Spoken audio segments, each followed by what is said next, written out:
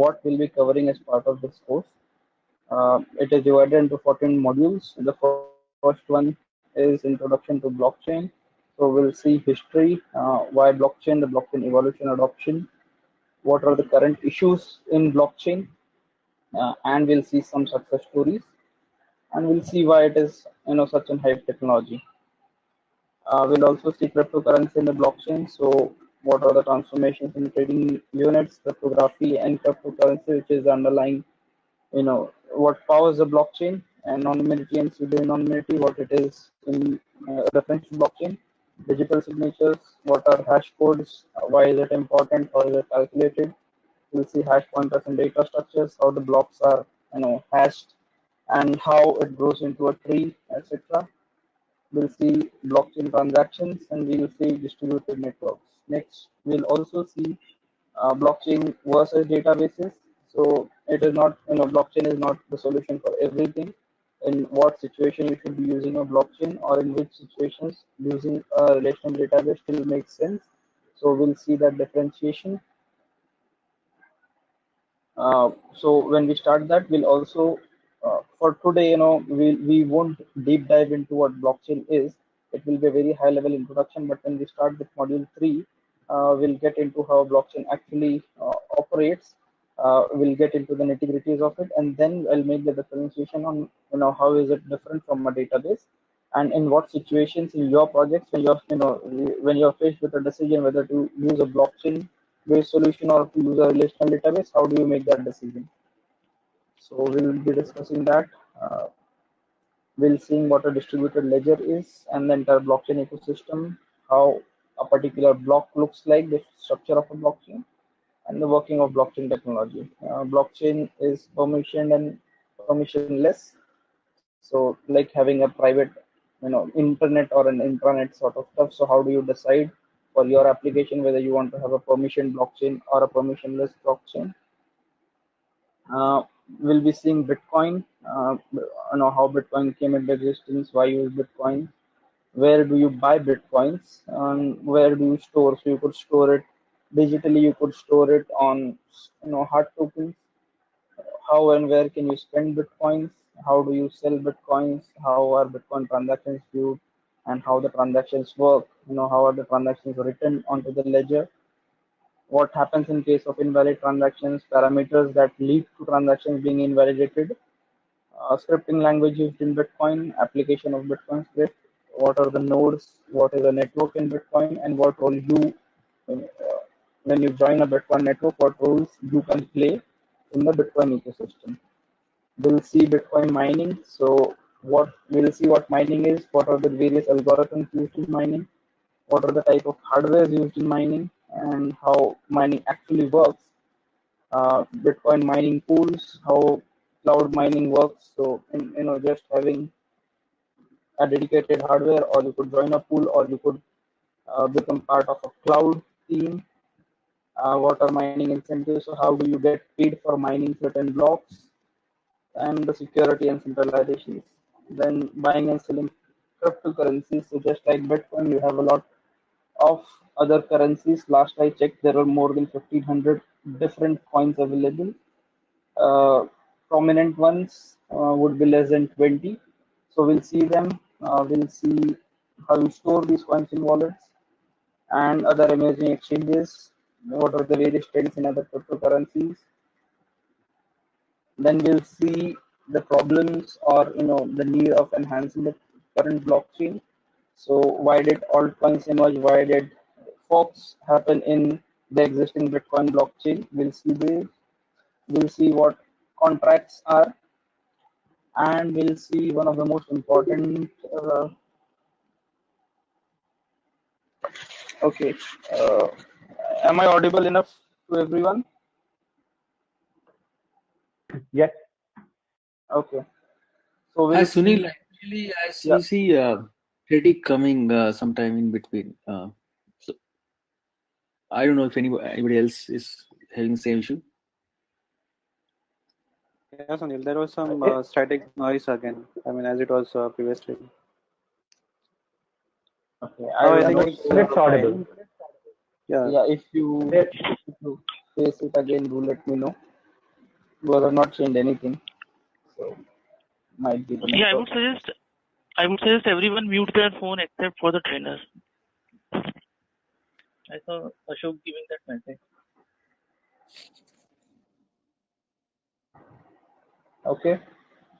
So Ethereum is one of the other important blockchain implementations. You have Hyperledger, you have other stuff. So Ethereum is the one that has picked up real big.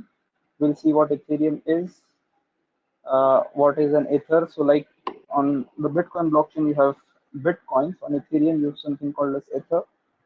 How to use Ethereum, the Ethereum ecosystem, the DApps or DAOs where you basically these are contracts that automatically get executed on a certain condition getting fulfilled. So we'll see what these are, and we'll see how Ethereum mining works. So it is different from Bitcoin mining. There are algorithms, like some algorithms are called as proof of work, some algorithms are called as proof of stake. So we'll see that Bitcoin works on proof of work, Ethereum works on proof of stake. So we'll see the difference between them and what makes sense to, if you are to use one of them in your project, what makes sense for you based on your available hardware, your available uh, processing capacity and the specific application. So we'll see that differentiation. Then Solidity is a language that is used in Ethereum. So we'll see an introduction to Solidity, contract classes, functions, conditionals. So it won't be a very deep dive session in Solidity programming because Solidity programming itself is a course in itself, right? But we'll see the basics. So you pick up the basics and you've got programming background, you should be able to start doing programs in Solidity. But obviously, if you don't have programming background, then you need to take a course specifically in Solidity if you intend to write Solidity code, because here in this particular course we won't be able to cover that in detail, right? uh, okay, we'll see how you debug and what is the future of Ethereum. We'll see private blockchain in Ethereum, how private and public blockchain, various blockchain setup platforms, how you use Ethereum to set up a private blockchain, steps, etc. Next, we'll see multi-chain. So multi-chain is another blockchain implementation. So we'll see an introduction to it. What are the privacy informations in multi-chain? How you mine in multi-chain? We'll also see the deployment of multi-chain in the next module. So we set up a private blockchain, create a blockchain, using multi-chain. We'll see some commands to interact with the blockchain that we've deployed. And towards the end, we'll see emerging trends. So this is more for people who are interested from business perspective, where the industry is going. So I'll take you through some cases, implementations that the financial institutions are doing, some of the cases from trade supply chain, and some of so most common use cases is in supply chain or in payments or in trade settlement, and there are other cases in terms of IP rights, right? So we'll see them. Obviously, you have land registry, capital market, banking system, use cases for government, etc. And on the last day, we'll see the innovations that are happening, potential applications, investment trends, what blockchain means for the fintech and the startup landscape, and what is the opinion of Deloitte, the central banks of various countries, regulators, and politicians in terms of blockchain implementation. So not everyone has the same view. Some countries have embraced blockchain with open arms. Some countries have gone right ahead and blocked implementation because they think it is too private. They cannot control what is happening there. It could lead to money laundering. It could lead to various other issues. Uh, Obviously, the fear is not unfounded. There have been instances like in the US, you had Silk Road, a website which used to deal in all kind of illegal stuff, and most of the payments were made using Bitcoin. So The governments have been trying to control it. Some governments have found a middle ground where they're not banning it thoroughly, but they are asking exchanges to share enough information so they can keep a control over it. So we will see all of that towards the end sessions. Next here, if you see, this is the training plan. So today we'll be covering only module 1, which is introduction to blockchain. It is not the full introduction. So we'll see in very short what a blockchain is, the current issues. We'll see some use cases that are already termed success stories, and tomorrow we'll see cryptocurrency and blockchain. We'll see the blockchain versus databases debate. Uh, Next week we'll see Bitcoin and Bitcoin mining and how you buy and sell cryptocurrencies.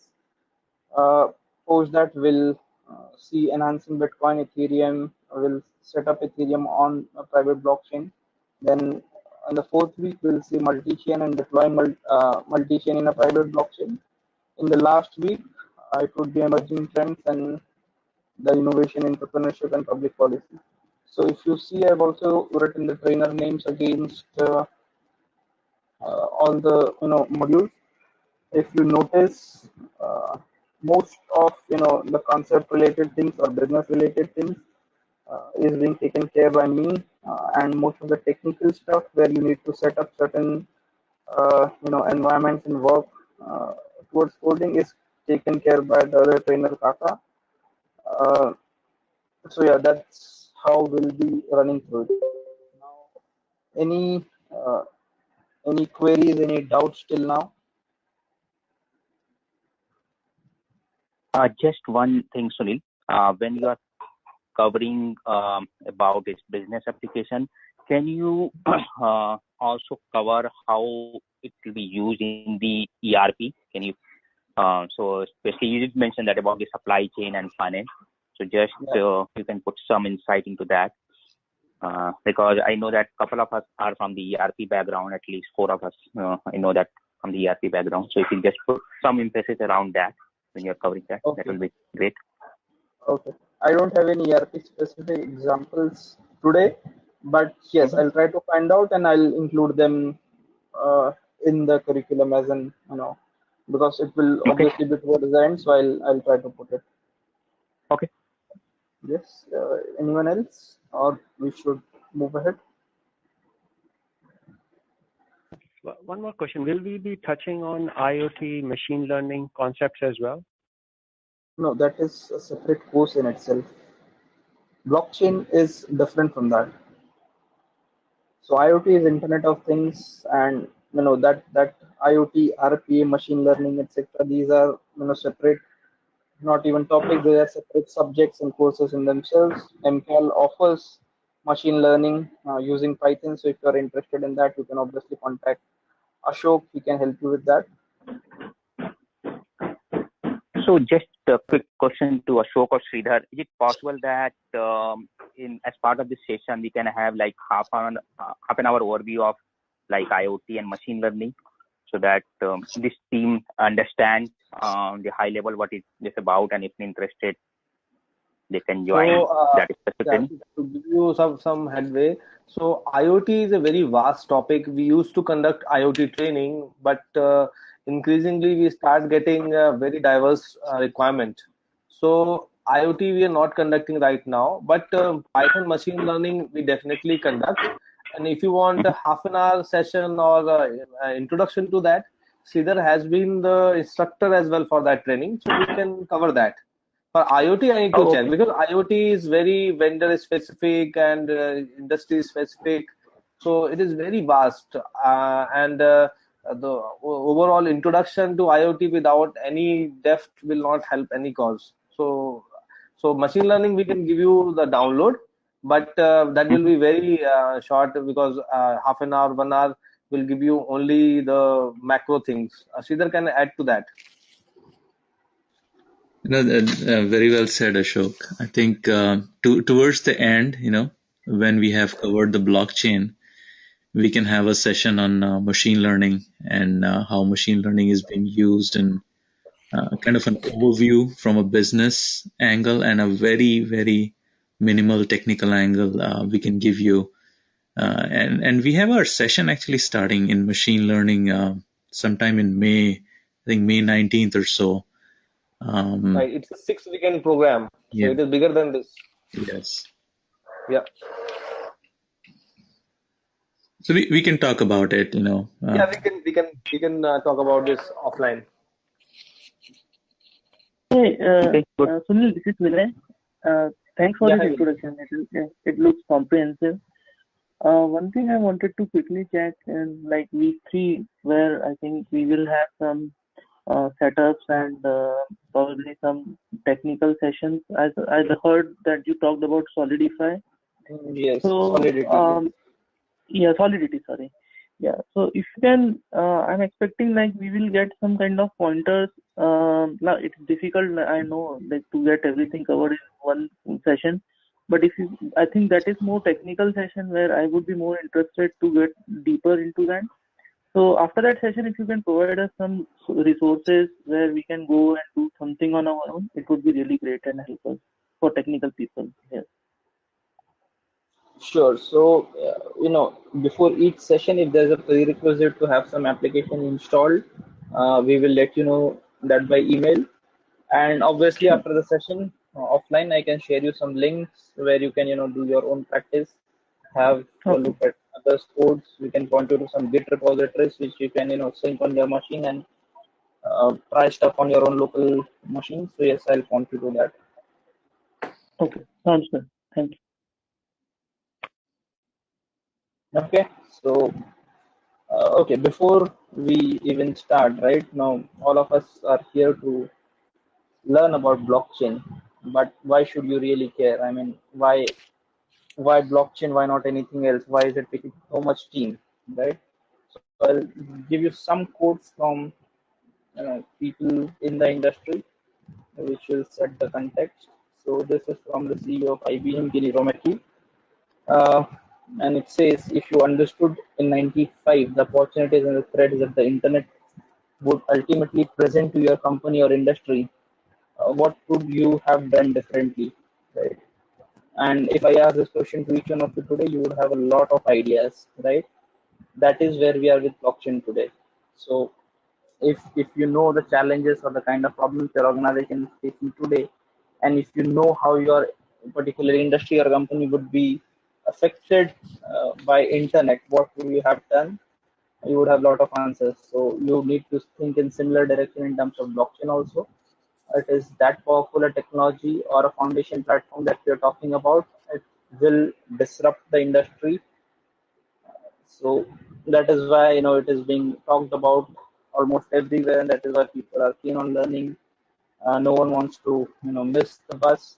So almost every financial institution that you'll meet, you'll see they have a team going playing around with their own blockchain implementations. People are forming consortiums. So a lot of spending, a lot of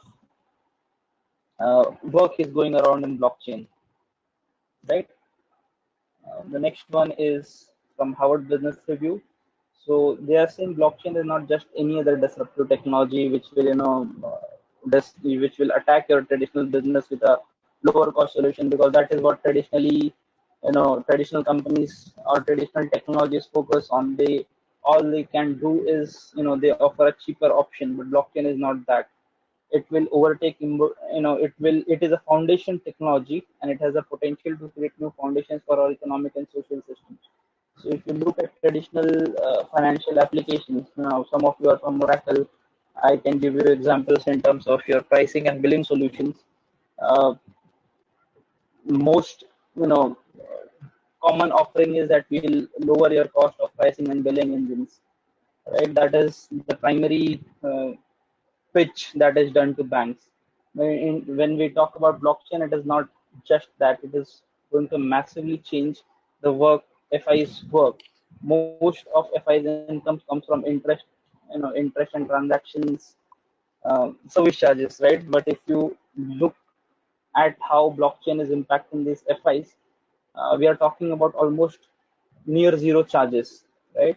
So a lot of income is going to be lost to these FIs if they do not get on the blockchain bandwagon now, they might lose a lot of their business.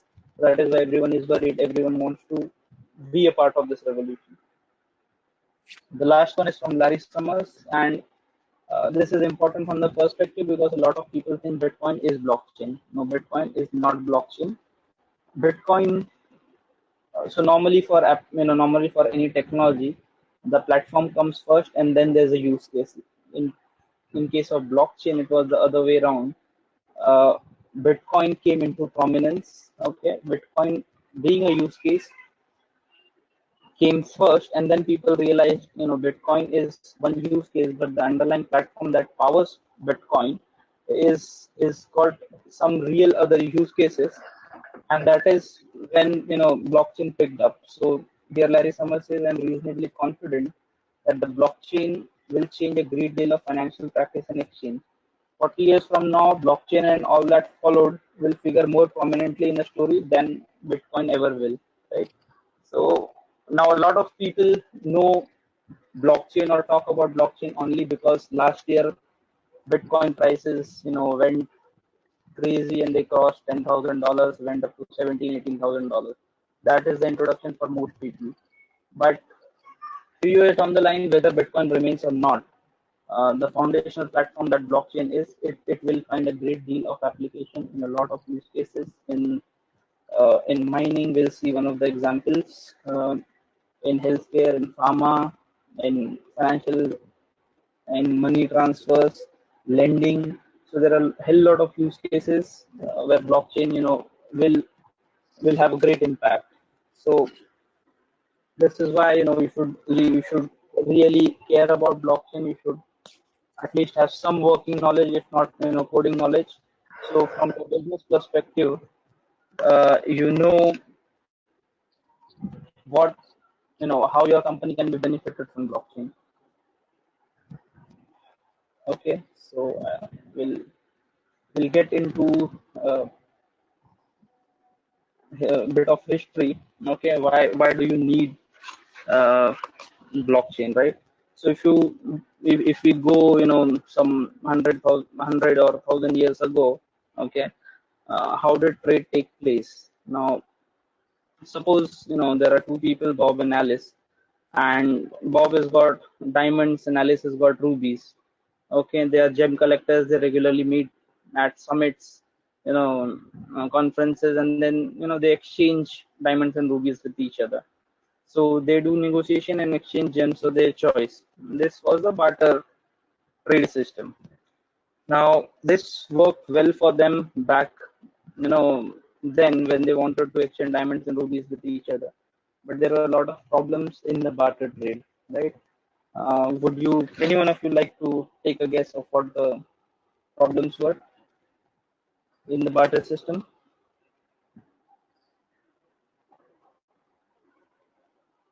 No one? Okay. So the primary thing is an exchange cannot happen in one of the parties does not have, a commodity or an item that the other party does not need, right? Uh, there is no settled common measure of value of the items or goods of exchange, right? Because you're trading a commodity for another commodity. Uh, you can never really establish a value. This year you've got a lot of diamonds. The value of diamonds will go down. Next year people need a lot of diamonds, but there's not enough mining for diamonds. The prices will go up. So there's no fixed value. There was no common settled measure of you've got a lot of diamonds but people don't need it. It has no value, right? Then there was difficulty in storing wealth. So if we talk about uh, consumables like grains and veggies, right, these also used to be used in the barter trade, but they cannot, these are perishable items, so you cannot store them beyond a certain period, right? So there was difficulty in storing wealth or purchasing power. You could not have the same purchasing power even if not utilize the items.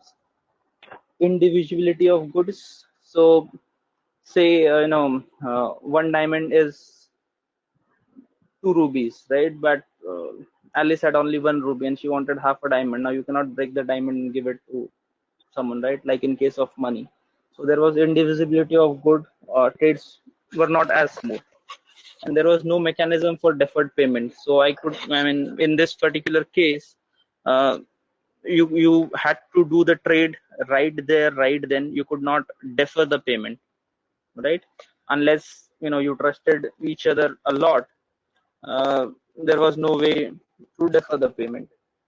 So to over a period of time, to get rid of these problems or overcome these constraints, they realized that they needed an intermediary, right? So how do we solve this problem? We get a third party. Now it is the same trade, okay? There's Bob, there's Alice, and there's a third party called Dave. Now Dave maintains a ledger, okay? And any trade that takes place between Bob and Alice has to be written on the ledger, right? So in this case, we can see uh, Alice owes 5 emeralds to Bob in Bob's ledger, right? In everyone's ledger, it is the same thing. Now here, Dave is a trusted party. Both Alice and Bob trust Dave. So whatever is written in Dave's ledger, they'll all agree to it, right? And this is so it solves the problem of deferred payments. Yes, deferred payments could be made because there's a trusted party who will vouch that yes, the trade took place, and this is what one party owes to the other, right? But Sunil, what do there you were mean by problems in this. Sunil? Yep. What do you mean by trusted payment? Means could you show the ledger entry which they are doing for future? No. So we'll get to that. This is just an example from the olden times, right? So when you had no physical currency, okay, when you are doing barter, in barter, like we saw on the previous slide, okay, there were a lot of problems in the barter system. Okay, exchange.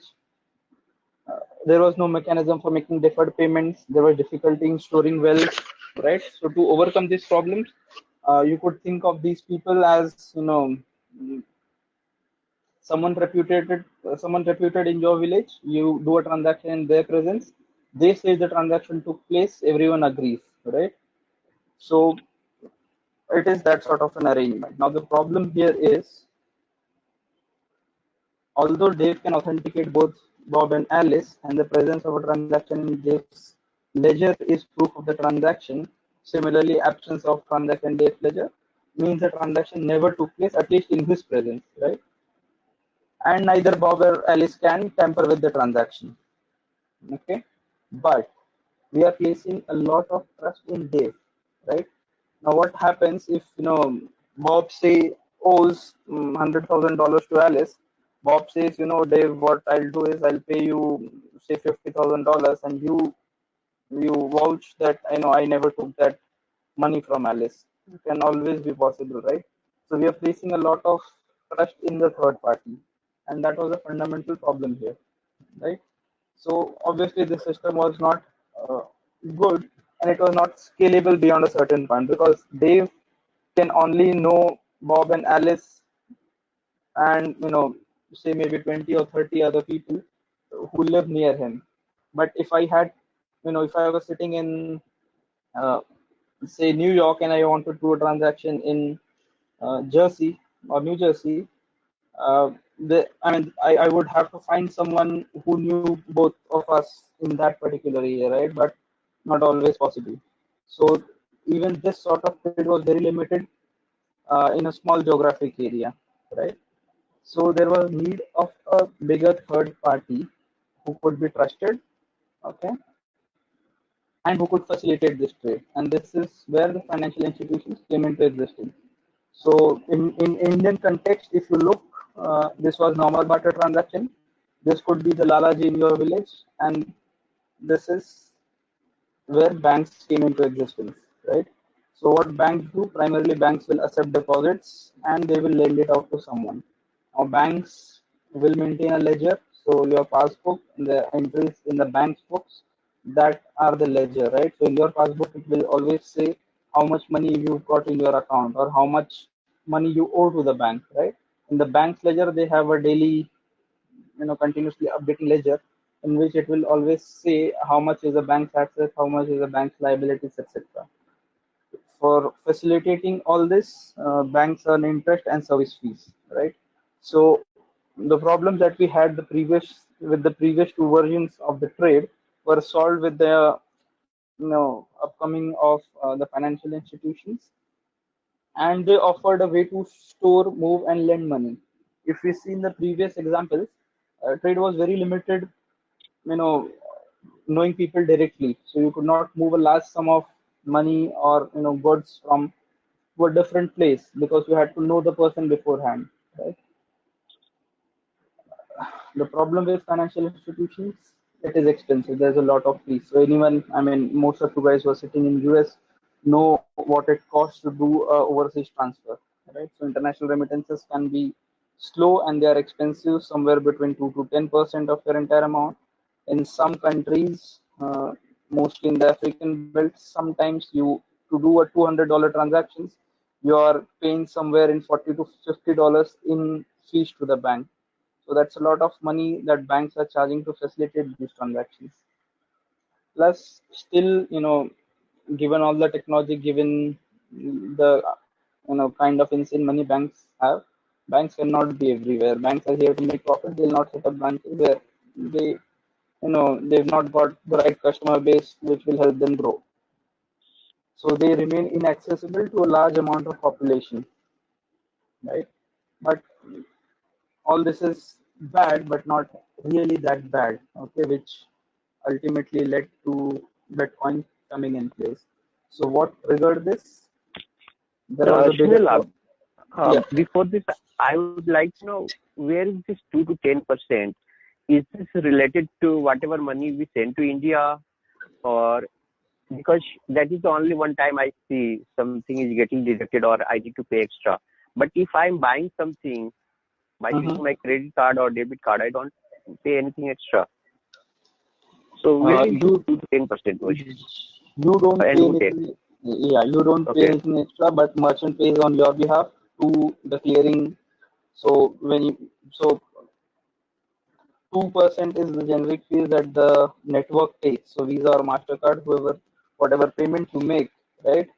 The issuing bank, the ordering bank, and network, everyone has got commissions in that. So any transaction that you do, they'll share that 2% among them, right? you mean Now, to say, suppose in restaurant, if I'm paying $20, out of that $20, if they are putting that receipt to bank, this yes. 2% will be deducted, and rest of the amount they will get. Is that happens?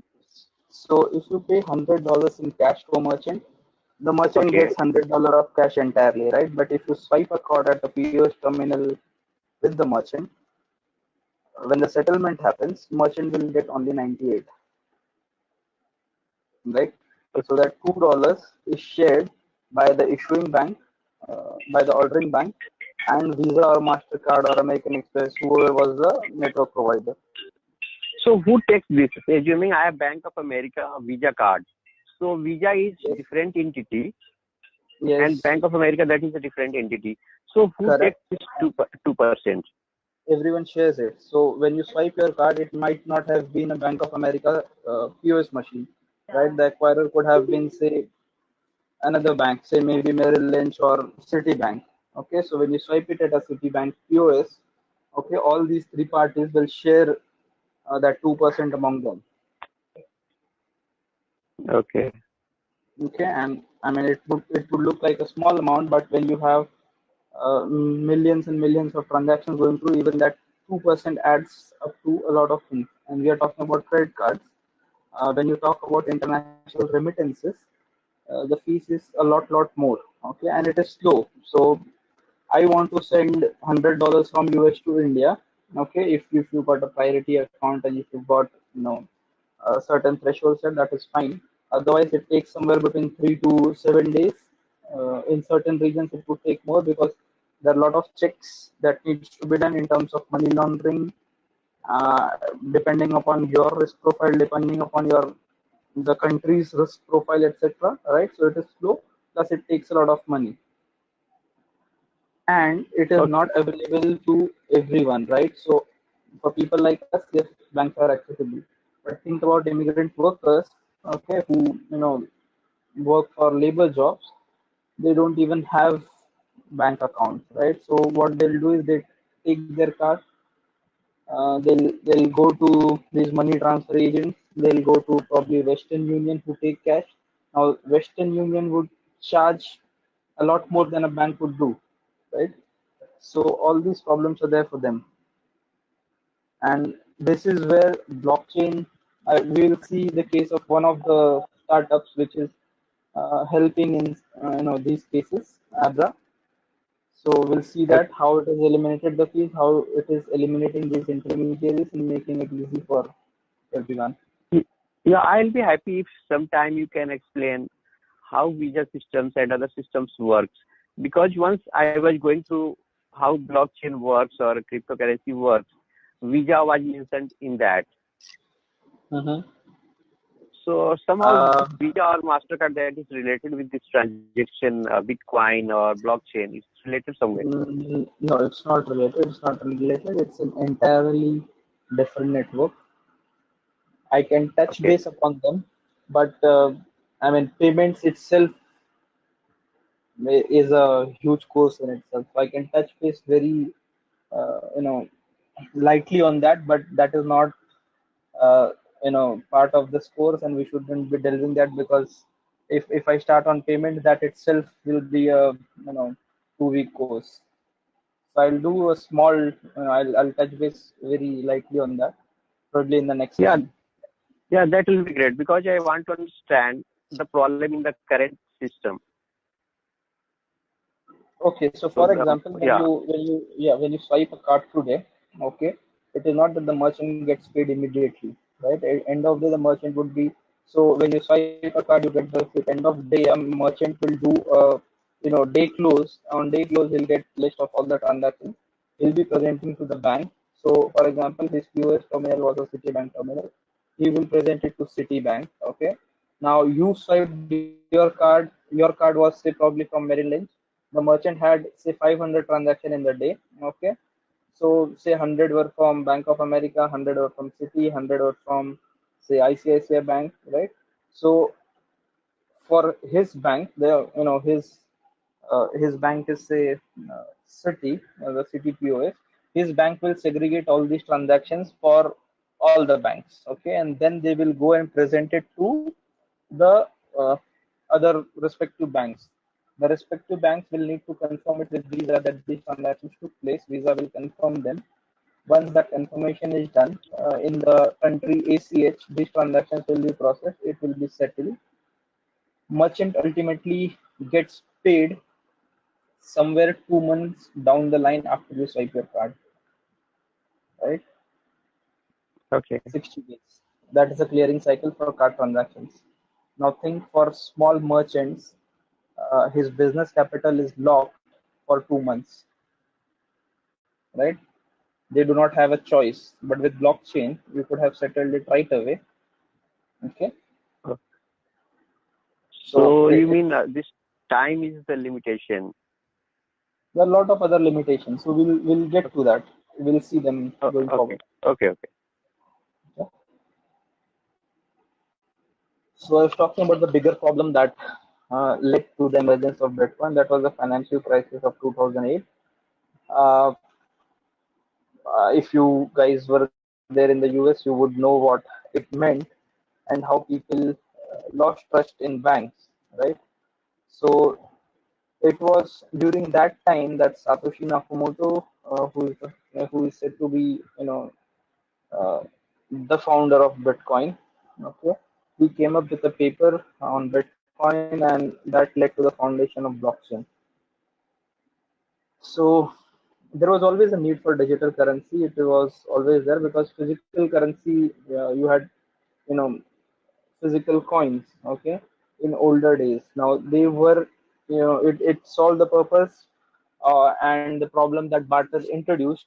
But if you had to say, pay 100,000 coins to someone in California and you were situated in maybe New York, carrying 100,000 coins would involve a lot of risk, would involve a lot of cost itself, and it would not be an easy process, right?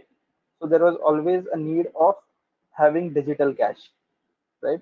So there were always people who tried different ways to solve this problem. The problem is the way internet is designed, it was never designed for digital payments, right? If I have to share a you know music album with you, I have it, I can share it with all of you at the same time, right? And everyone would have a copy, and that doesn't mean my copy got destroyed. So I've just created more copies. Can I do the same with money? So I've got $100. I send $100 to all of you. You all have $100, and I still keep my $100 original. No, right? I mean, it would lead to a lot of problems. So the internet was Uh, never designed for digital payments, Sunil, right? could you repeat this problem once again? Okay. So for example, I have a MP3 song, right? I want to give it to you. Okay, you ask for it. I send it over WhatsApp or attach it an email and send it to you. Okay. You have received the file. Now both of us have a copy of the file, right? Yes, Correct? Yeah. correct. Does it require me to delete my copy of the file? No, right? But in terms of money, if I have to send $100 that I hold currently to you, okay, that $100 have to be debited or deleted from my account, from my holding, from Yes, my correct. possession, correct? Correct. But the internet Yes. was not designed that way, right? So you could not get rid of intermediaries. That is why you had to have banks who would do this for you, right? So when you transfer $100 to say Ashok, okay, that $100 have to be debited from your account. It has to be credited to whoever you are sending it to, okay, and that is why you needed two intermediary banks. So your bank to debit it, send a confirmation to the other bank that I have debited it. I will send it to you. I take that guarantee. You please credit the other party, right? Correct. So you Yes. always, yeah. Now, because we had intermediaries, we had problem that intermediaries bring with them. So fees, charges, and time taken by them to confirm the transaction, etc. Right. So there was always research going on to get rid of this problem. Right. So 1983, David Chaum wrote a paper introducing the idea of digital cash. So he founded a company called DG Cash in 1990, and it was an electronic cash company. By 98, DigiCash filed for bankruptcy. They were not able to sustain the digital cash that they were producing. Uh, there were a lot of problems. You can read about it. The main problem that is called as double spending, right? So double spending is basically I order a transaction. Okay, so I order a good on Amazon. I have got $10 in my account. I order a $10 good on Amazon. Before the money leaves my account, before the transaction is settled, I order another $10 product on eBay. Okay, so I've got the $10. I've got only $10, but I've ordered $20 worth of product because at that point in time, I was able to show both the merchants that I've got $10 in my account. Right now, when the settlement happens, one of the merchants will be left unpaid because I had only $10. Right, so that was the problem that they could not solve. It is called as the double spending problem. Okay, so post DigiCash's failure, Nick Szabo was working with David Chaum. He proposed a system called Bit Gold, where participants solve mathematical puzzles, and in reward they get Bit Gold currency. This Bit Gold currency could be used for other transactions. So this is what led to the foundation of Bitcoin. Okay, so after that there was another paper written by YD called B-Money Anonymous Distributed Electronic Cash Systems. All of these papers are freely available on Google. I don't recommend reading all of them. You should read only the last paper that was written by Satoshi. It is called Bitcoin, a peer-to-peer electronic cash system. That should be enough to give you an idea of what problems existed and how they were solved by the Bitcoin blockchain. So in 2008, someone by the name of Satoshi Nakamoto published a paper called Bitcoin, a peer-to-peer electronic system.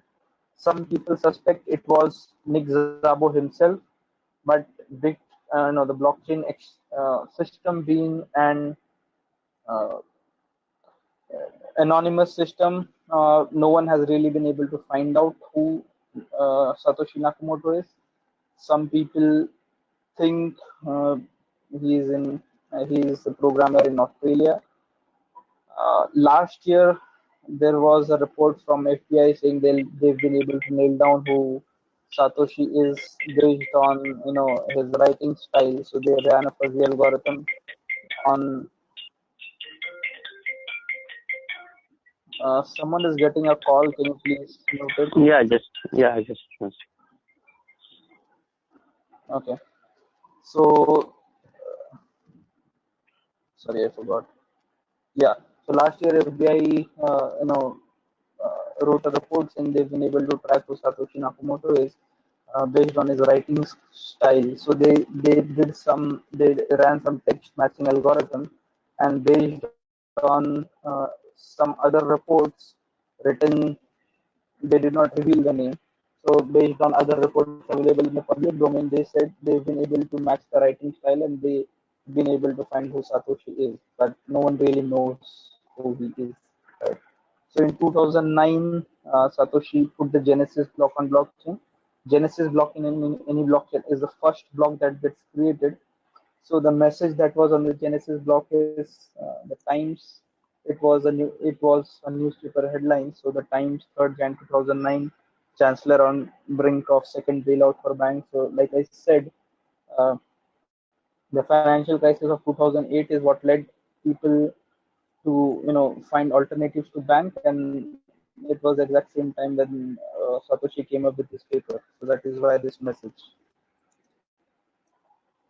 This is what the paper looks like. The PDF is freely available. You can download it. It was written in 2008 by Satoshi. This is the crux of the paper. The paper is I guess, 9 to 11 pages long. If you are interested, you can read it, or this is the crux of the paper. Now, people who are from the technical background should read it line by line. People who are not from the tech background, they should only read whatever is highlighted in blue. You would not miss any value by skipping the words written in white. Uh, they just add more technical value to it. I'll be reading it entirely, but when you receive this presentation and you don't want to focus on the tech part, you understand what is written in blue, and you should be good to go. So what the Bitcoin paper said is it is a purely peer-to-peer version of electronic cash. It would allow online payments to be sent directly from one party to another without going through a financial institution. Now, today, if you have to send money, even regionally, within your own country, within your own state, within your own city, if you have to send it online, you have to go through a bank. Okay, you cannot send it over Gmail, right? So there has to be an intermediary. Okay, Bitcoin suggests peer-to-peer directly from one party to another without any intermediary, without any financial institution. A trusted party, third party is not required to prevent double spending. So all the reason we require financial institution is to prevent this double spending problem. I should not be able to spend the same money at multiple places online, right? So that is why these banks maintain ledgers and they update your balance as soon as you do a card transaction or as soon as you do an internet banking transaction. When you That is why you require a trusted party, third party. But in Bitcoin blockchain, you don't require a trusted third party, and we'll see how. We propose a solution to the double spending problem using a peer-to-peer network. The network timestamps transactions by hashing them into an ongoing chain of hash-based proof of work, forming a record that cannot be changed without redoing the proof of work. So, Sunila, assuming, Yeah. sorry for interrupting. No problem. So, problem clear with the older system, time consuming and 2%.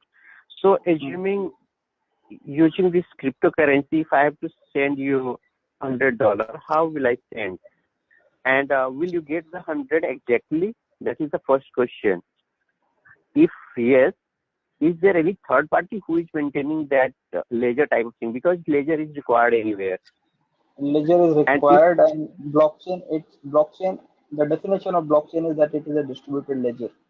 So blockchain itself is a ledger. Okay, so there is okay, ledger, so and we'll see all 100. that how that happens. We'll see that. Oh, We'll see okay, that. So so we'll just give I you would like to details later. understand. Yeah. If I'm sending you $100, you will get 100. Somewhere ledger is maintained. The person who is maintaining the ledger will need some money from either you or me, because on our behalf he is doing Correct. some So task. I agree, and we'll come to all of that. Okay, So I would say hold that question for some time. We'll get to all that. okay. Okay. Yeah. Now, how do we do this? So they are saying the longest chain not only serves as a proof of the sequence of events witnessed, but the proof that it came from the largest pool of CPU power. Uh, Even if you ignore that, I'll just read what's written in blue. So a majority of CPU power is controlled by nodes that are not cooperating to attack the network. What does that mean? That all of the people that are on the network, okay, they are good guys. We believe them to be good guys. They will not attack the network, and they'll only work for the betterment of the network. Okay, how that matters? Okay, why do we need good nodes on the network? We'll see the importance of that. So what the paper says is you have to have a lot of nodes, and all of these nodes should be willing to cooperate with each other. They should be willing to not attack each other. Okay. The next point is the network itself requires minimal structure. Messages are broadcast on best effort basis. So nodes can leave and join whenever they want, okay, at their will. But whenever they join, they have to accept the longest proof of work chain as a proof of what transactions happened when they were not there, right? While they were gone. So it is not necessary that if you are on Bitcoin blockchain, you have to be online 24/7. You can be gone for days, you can be gone for months, you could be gone for years, you could be joining right now. But when you join, your computer or your node will download information from the network, and that information is, I mean, when you download that information, you have to believe that everyone else has done their part, and you believe those transactions, right? So that was the paper in nutshell. Now, for some of you, this may still be confusing, so I'll try simplifying it a little more, right? So what we are saying in a nutshell is we have a peer-to-peer electronic transactions and interactions without financial institutions. We will have cryptographic proof instead of central trust. So banks or the financial institutions for the central trust. We put trust in the network instead of a central institution. So while we were talking about banks or financial institutions, all of our trust was placed in those central intermediaries, right? In blockchain, we do not trust the central institution, but we trust the network as a whole. So whatever the network agrees is the ultimate truth. Okay, does that make it easy? That explanation makes it easy. What the paper tried to say. Sunil, do we have some diagram as like earlier Bob, Alice, and Dave? Will not today, but we'll have it one of the sessions. Probably tomorrow, or in second week's first session. Okay. So yeah. This is not blockchain. This is about Bitcoin. We are just setting the foundation for that. When we come to blockchain, we'll see what a block is, what it looks like, how a block is placed. So we'll have a diagram for that. So, Sunil, we have covered basically problems, but still, I'm not clear. Okay, Bitcoin that is going to correct double spending and instant payment, but still I have some confusion as like means how it will go. As like I gave you example, I'm sending you $100.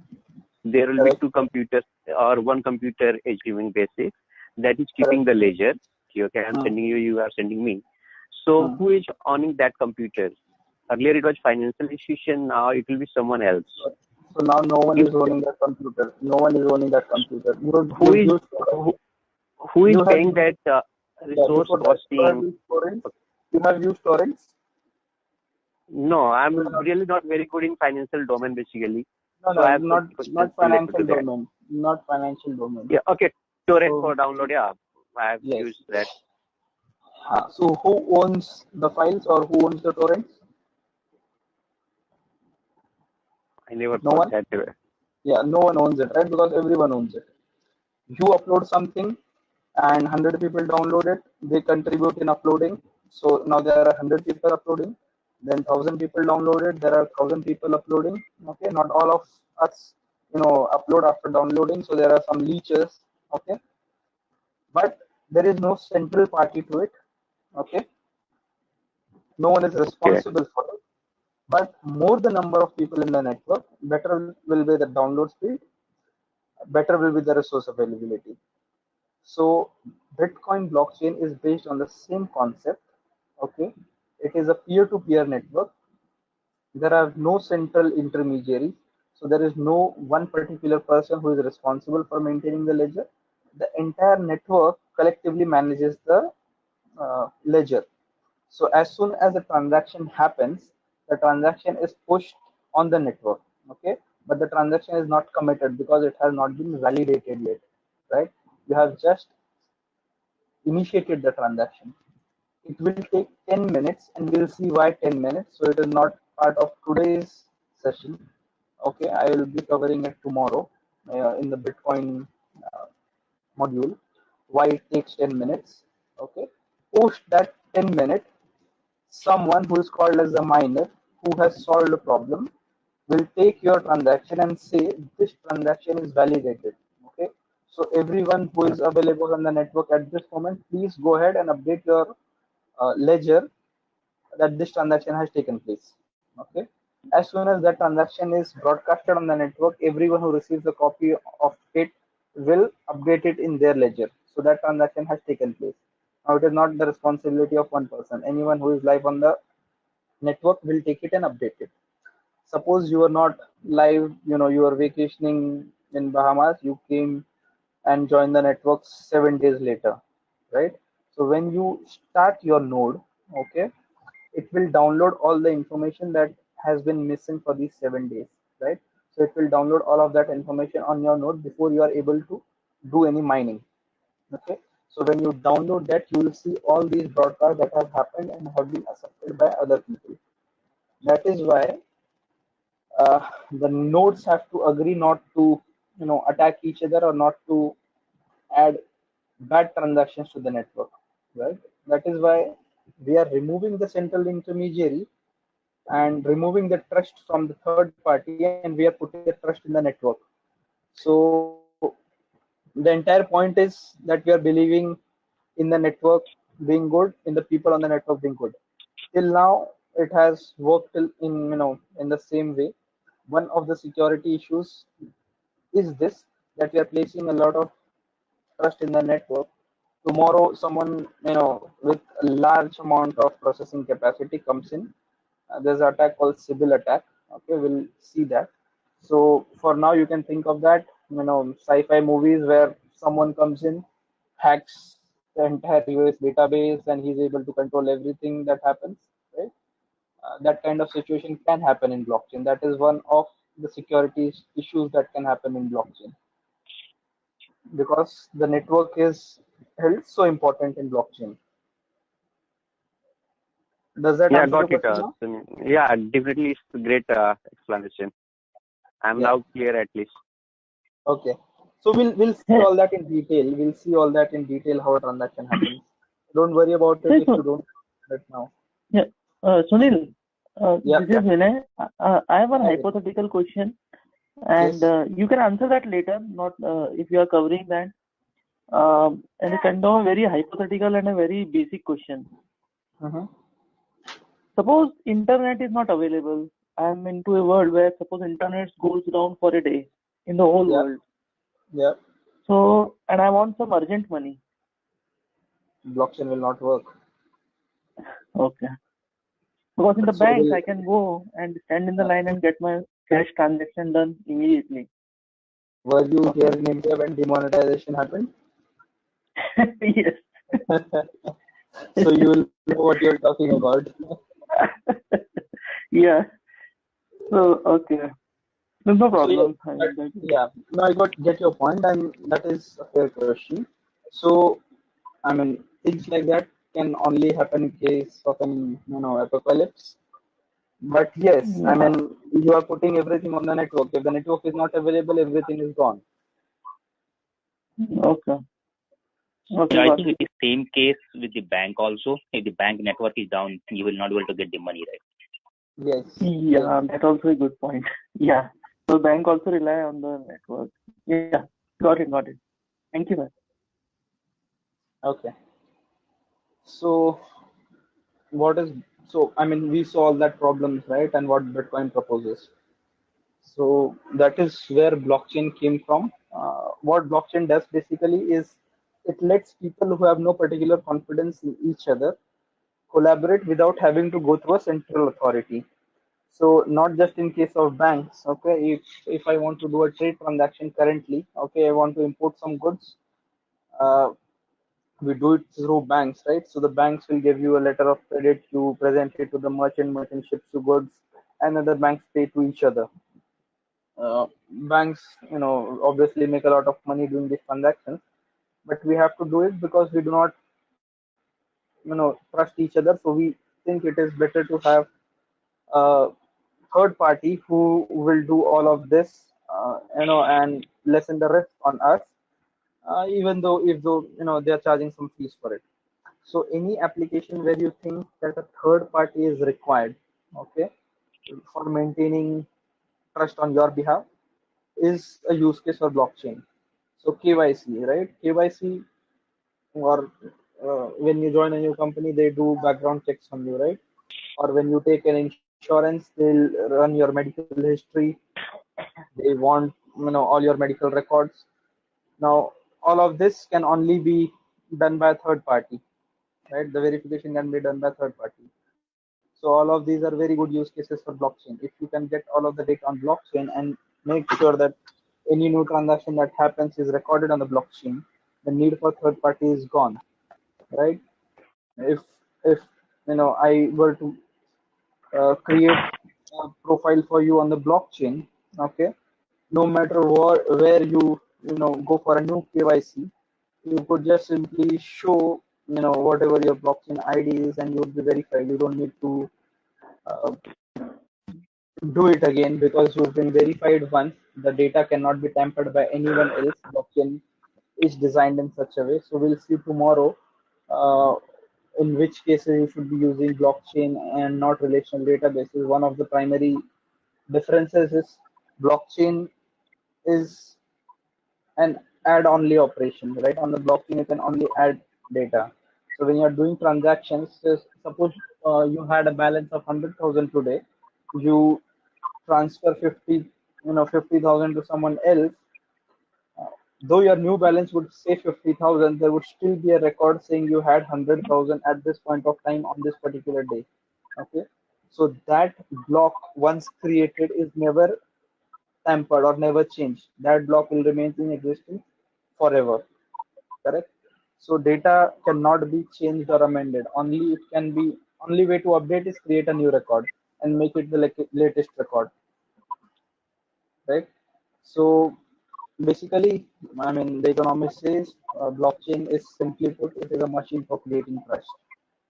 That is the simplest explanation for blockchain that you can get.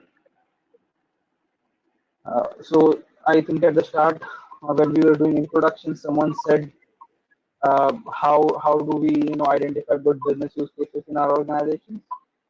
This is one of the most simplest explanations. If you have a process where you rely on some other third party to establish trust for your processes, you can replace that third party using a blockchain. Hey Sunil, I have one question about, discussing about, Bitcoin, and we are forgetting that, anything, when we are saying bank, we are saying also like, country is also involved in that. What I'm trying to Yes, say is, country own the bank, correct. and we trust on that. And the way it is right now is working is certain part of the bank is also owned by the country, each country, and they are Yes, getting benefited by that. correct. So how, if we will do this type of transaction like, cryptocurrency and all, so how that, that the benefit, the country is getting lost by that, how the country will control that. And That if you that see, every country want to control the money. that is a specific reason why you would see there have been a lot of regulations in stopping cryptocurrency transactions in the past year. A lot of countries have gone ahead and banned it right away, right? Yes, So yes, fair point, but yes, government wants to control. They don't want to lose uh, their share, so they will not let things happen. yes. And that may So cause a lot of problem, like, if we are not involving country also, like it may money laundering and anything can be go, correct, correct. And that, I mean, it is not that it has not happened. Yes, a lot of money laundering has happened. So countries that are specifically put on the sanction list by the US, if you see when Bitcoin picked up initially when it went to 7,000 levels, a lot of transactions were from Iran. So people were putting money in it. Yes, money laundering did happen, but you can't do anything about it. Sunil, So related to this, sorry, please go ahead. yeah. So related to this, I have one question. Assuming I am sending you $100, I'm going to Yeah. Bank of America. Bank of America is sending to you. But Mhm. if using the blockchain, if I'm sending and you can't get, Mhm. so to whom will I blame at that time? See, okay, good question. Thing is, I mean, whatever bank you spoke about, I forgot the name. So, for example, Citibank. Citibank will not send money on the Bitcoin network. Okay, on the Bitcoin network, it is only Bitcoins that are traded or transferred, right? So you will have to go to exchange, pay them $100. Exchanges which sell Bitcoins, right? Pay them $100. They will give you $100 worth of Bitcoin. They will be in your digital wallet. From that digital wallet, you can get the other party's uh, blockchain address and send the Bitcoin to them. Okay, so they will release it. They will get it in real time. Okay, there would be a certain transaction fees to it. Okay, but it is much less than what banks will charge you. We'll see what the fees are. Like in the current networks. Uh, so the transaction happens real time. Okay, the other party who receives the Bitcoin, okay, if he wants to cash out, he can sell it in one of the exchanges in his country. Okay, so he gets cash in his country in his particular currency. Now the same transaction in using banks would have been possible if it were an international transfer. It would have taken you 2 to 3 days, in excess of 3 days, to have sent it via the Swift network. Yeah, so my question is, Correct? in case of bank, if you are not getting money, I can go and ask bank why you have not got my money. And bank is responsible for that. Give me answer. What about this Bitcoin or blockchain? To whom will I ask Uh, you so why my coins has not reached to uh, you? so it is transparent, right? You don't have to ask anyone. You can just open the website for tracking it, whatever coin you use, and it would show you. I mean, it, like, in case of banks, okay, the money is debited from your account. It is not credited to the other party for 3 days. So you are in dark where the money is. In case of Bitcoin or any other coin, okay, it is not that way. Once a transaction is executed, the money will reflect in the other party's account immediately. Okay, it is not going through a series of banks and then ultimately getting deposited there. So either it is in your account or it is in the other party's account if you put the right address. There is no way that money is lost in between, unless Okay. you entered a wrong party's address, in which case the money will go to the wrong party. You cannot do anything about it. Okay, you'll still be able to see that the money left your account, it reached the other party's account, it was a wrong account. Okay. So So in fact, what uh, you said is one of the problems that banks or financial institutions currently have. Okay, they debit your account, and for days that money is not available anywhere, right? But in case of blockchain, that does not happen. yeah, correct. Yeah. Basically, I was going through. It is based on the hash, and it can't be hacked.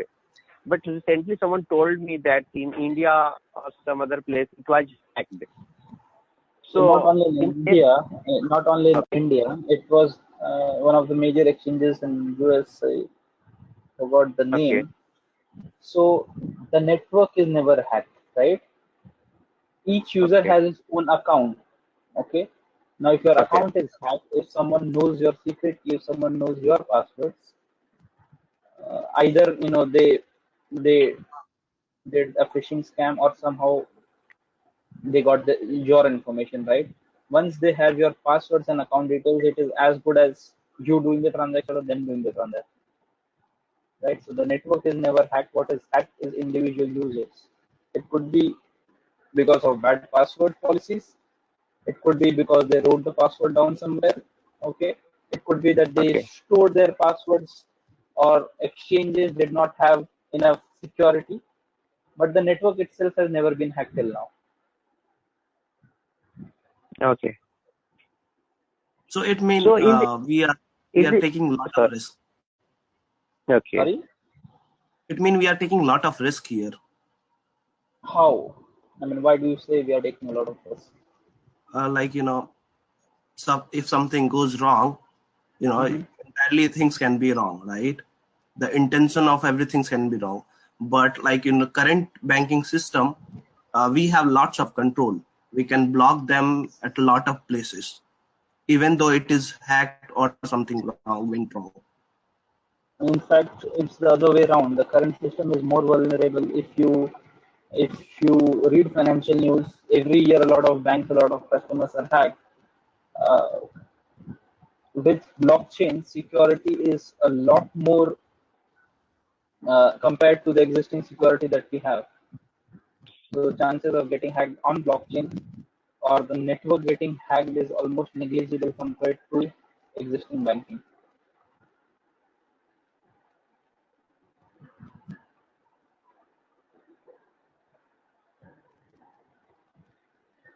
Hello? Yeah, service. I think so. You are getting the answer. Okay. So one thing more basically, as I have to send $100 to you, who Hmm. will give me cryptocurrency? Over some site I have to go and I have to purchase that cryptocurrency? Yes. Yes, so there are exchanges which trade these currencies. Like you've got stock exchanges, you've got exchanges for these coins also. Okay. In US, there's a famous exchange, Binance. There are a lot of exchanges. In India, you have Yeah, I CoinEx. think yeah, you are going to cover all of these things, right? In subsequent courses, Yes, right? yeah, yeah. Yeah. Sunil, yeah, I think Okay. yeah, let's move on. Okay. So basically, what powers blockchain, right? So these are the three things. One is peer-to-peer communication, the other is cryptographic encryption, and third is distributed network with a shared ledger. Now, if you see, none of them are unique or something that was invented or innovation. All of these have existed for ages. The only thing that Bitcoin or blockchain brought was put this in a way that it was unhackable. Uh, it provided all the benefits that we spoke about, right? So peer-to-peer communication, like I said, torrents we've been using for ages. Cryptography, we all know, has existed for a long, long time. Distributed networks, we all know, right? But putting all these three together in a way that we could share information without the need of a central intermediary is what the is what Satoshi did in his Bitcoin paper. Okay, so when you see this, these are the four building blocks of blockchain. You have a shared ledger, you have cryptography, you have a shared contract and you have something called as consensus, which we will see soon. Consensus is basically the protocol through which everyone on the network agrees that a transaction has taken place, right? So there are certain algorithms to it, depending on the type of blockchain you are using, right? The algorithm would be different and the consensus mechanism would be different. So in shared ledger will have history of all the transactions. Like I said some time back, it is an append only immutable path. So once a transaction is written, okay, it cannot be edited, even if it is an erroneous transaction that has taken place. Okay, if it is wrong data, even if it is wrong data, once it is there on the ledger, it is there on the ledger. You cannot change that copy. All you can do is create a new copy, okay, with the updated data. Okay, so that is why there will always be a huge audit trail of all the changes, all the transactions that have taken place on the ledger.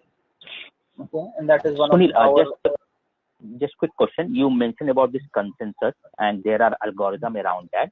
So, will you be covering the different algorithm, and in which situation, which algorithm will be applying? We don't. As part of your course? I will tell you the algorithms. We don't really apply algorithms, or we're not supposed to apply algorithms when you choose a particular blockchain implementation, right? For example, if you choose a Bitcoin blockchain, or if you choose a Ethereum blockchain, or if you use a multi-chain blockchain, these platforms themselves have chosen those algorithms, right? Okay. You automatically get it. Now, based on the type of transaction or the type of usage, okay, you will choose these particular one, and the algorithm automatically comes with it. So you're not that's what supposed to build or choose it. Yeah. Yeah, so that's what I want to understand. Like, there are 4 or 5 algorithms, so there are specific purpose why this algorithm is used versus this algorithm is used. Those kind of things you will be covering as part of this course, right? Yeah. Okay. Yeah.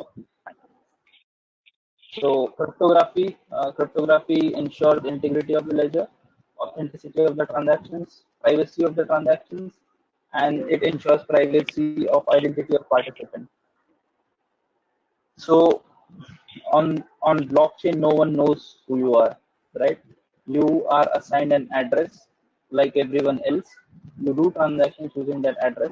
No one would be able to find who is behind that address, right? So it ensures complete anonymity. Shared contracts. So contracts are basically logic embedded in the ledger, executed together with transactions. There could be self-enforcing smart contracts. We'll see what smart contracts are. For now, you could, I'll give you a very simple explanation. So these are self-executable code that are placed along with your transactions on the blockchain. As soon as that condition takes place, okay, it could be a time-based condition, it could be an event-based condition.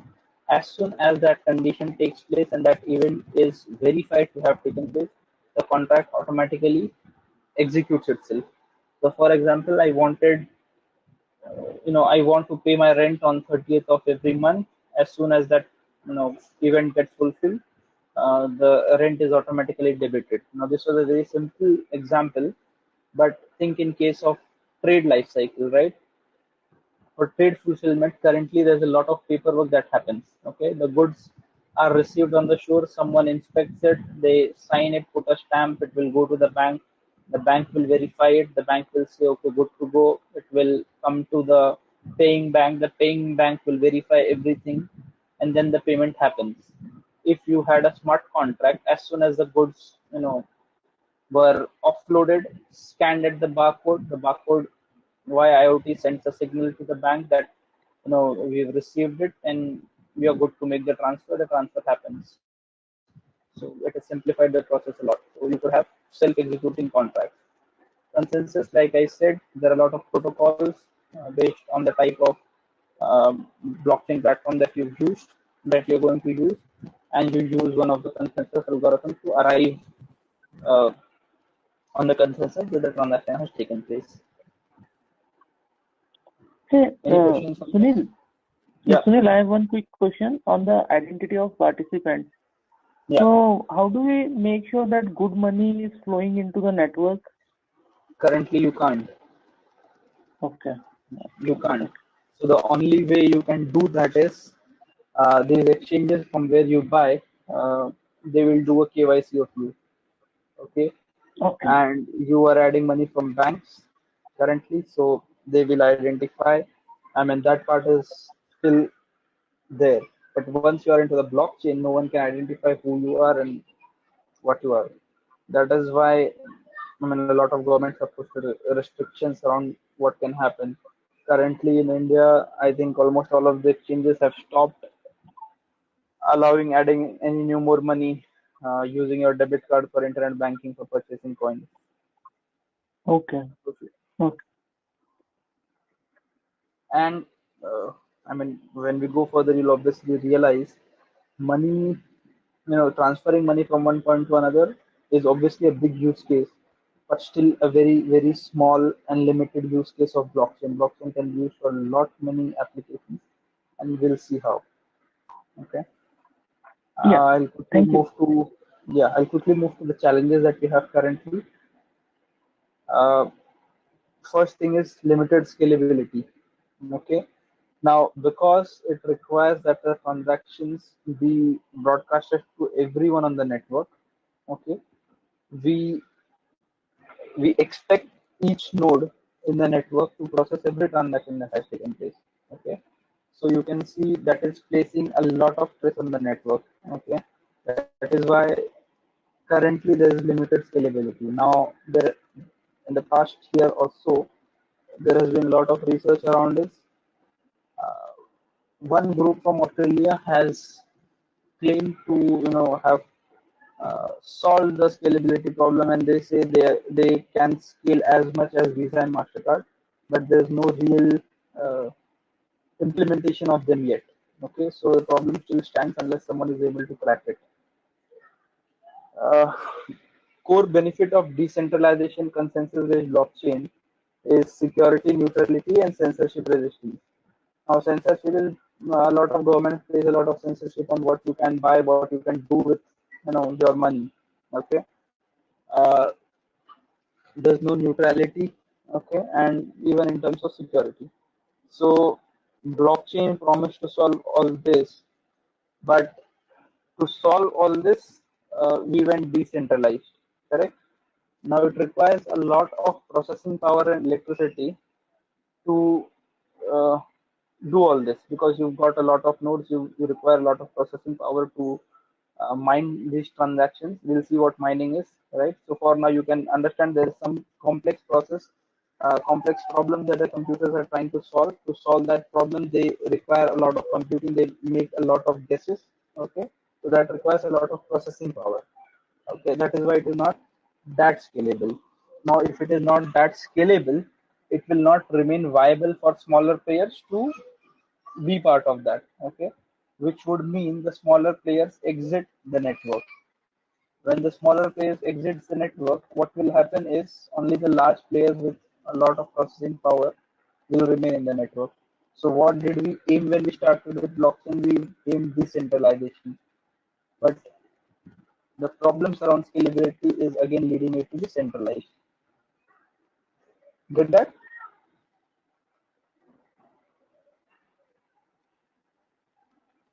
Hello? Mhm. Yeah. Yeah. Okay. So this scalability leads to two major problems. One is low throughput. Okay. So blockchains can only process a limited number of transactions. Currently, the Bitcoin blockchain processes about one transaction per second, and the technical limitation is 7 transactions per second. So you cannot on the Bitcoin blockchain you cannot do more than 7 transactions per second. If you think about the current banking systems or the current credit cards, debit cards, that is way less than what the current network offers. That is why we cannot mainstream Bitcoin payments for now, right?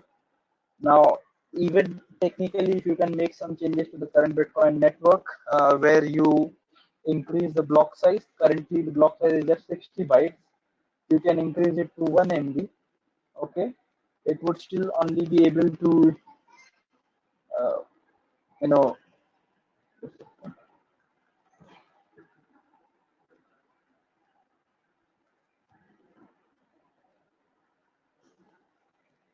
Yeah. So Visa typically processes 2,000 transactions per second. Okay. Twitter, you've got 5,000 tweets per second. At peak times, it is 15,000 tweets. Similarly, for Visa, it is 20,000 transactions per second.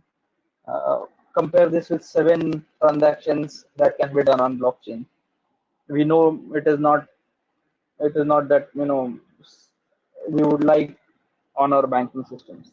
So there's a lot of work that needs to be done.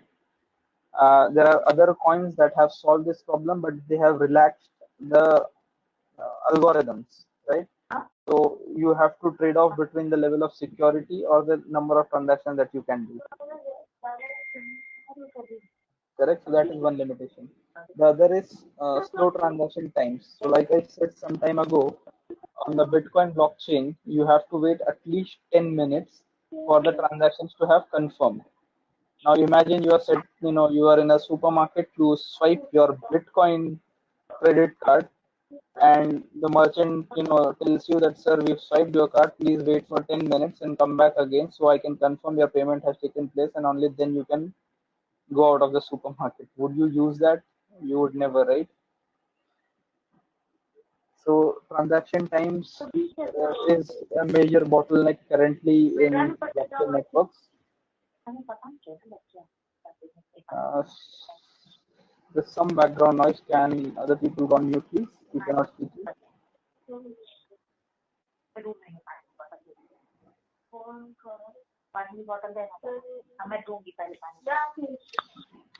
Sunil, I guess it is from your machine. Can you please go on mute? Yeah. The next is cartel formation. So this is a quote from Vlad Zamfir. He's a renowned Ethereum researcher. He says cryptocurrency is incredibly concentrated, right? So, and the same is about mining power. So a lot of, I mean, groups who have a lot of mining power, they control the cryptocurrency. So even in current markets, in the current world, we know that people will always form groups, will form cartels, and try to control things. Not just uh, money in any industry. You take examples of pharma, you take examples of IT, anywhere, right? People will always try to form cartels and control and manipulate the group. Uh, the same problem exists in blockchains also. So a person who's got a lot of money can purchase a lot of computing power, and he can control the network, right? So cartel formation is completely expected in our context, and we should be uh, aware about it. We should be constantly looking for ways to avoid from cartel formation happening. Uh, Two slides down the line, we'll see something called a Sybil attack. So we saw that for a transaction to take place, everyone on the network has to agree that the transaction has taken place, right? So the proof is that a majority of people on the node are agreeing. Now, if majority of the people on the node uh, are my own people, right? I can get them to agree to anything, correct? Because those are my people. So if I control more than 51% of the network, I can push fake transactions on the network. They will be validated, and because more than half of the people agree that the transaction has taken place, the transaction will be thought to have actually taken place on the network. So that is the Sybil attack, which blockchain implementations are. It is a major issue with blockchain implementations. The next is network size. So blockchains, like I said, we expect people to be good on the network. Okay, but that doesn't mean bad actors or bad people will not come in the network. When that happens, uh, you respond to it and you grow stronger, right? So someone does something wrong, you identify him, that person is kicked out of the network, but you cannot do it preemptively because we are offering anonymity, so we don't know who it was until he's done something malicious, right? So we can only learn and then respond to the attack and then grow stronger. This will require a large network of users. right? And if blockchain is not a robust network with widely distributed grid of nodes, you will not be able to realize full benefits of the network. So with a small network, it makes no sense to have a blockchain. You might as well stay on the relational database. You have to have a large network of users to realize the full potential of blockchain. At the same time, if the network becomes too huge, you will have people who will have ill intent and they'll try to cause some harm to the network. The next one is human error. So in a database, if there's a human error, you can always go ahead and update the data, right? A simple update command and you're sorted. But on blockchain, if something is committed once, it is committed for always, right? You can always add a new transaction, but whatever was written once cannot be updated or deleted. So the data that goes into blockchain needs to be of high quality, because this data, right from the genesis block to till date information, is always there on the network, right? So there is a storage cost associated with the network. If you're putting junk data on network, you'll be paying huge cost in terms of storage. So you need to be very careful of what you're putting on the blockchain. So the phrase garbage in, garbage out holds true specifically in blockchain. That is why you need to cleanse your data and make sure that only the perfect, correct, right data is being written on the blockchain database. The next one is size and bandwidth. So this data is from last year. It would have changed a lot by now, but even if you look at this data, Bitcoin blockchain last year was about 25 GB.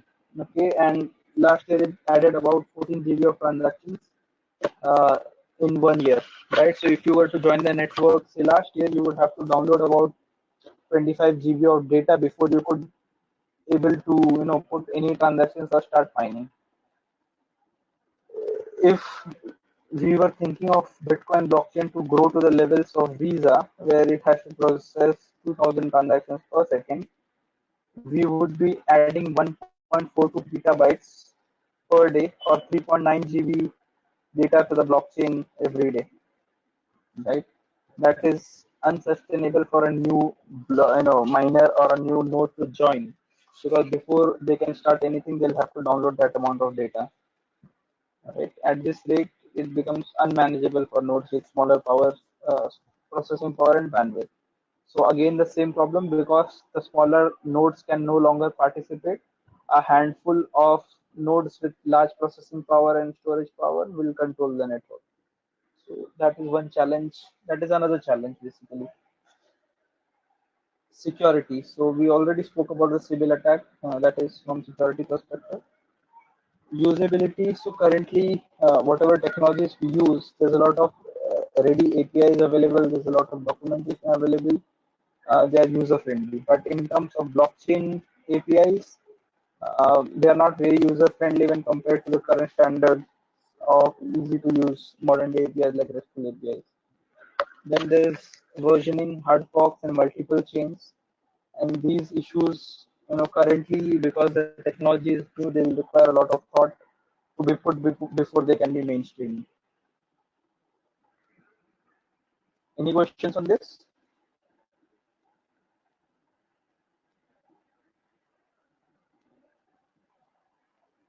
Hello?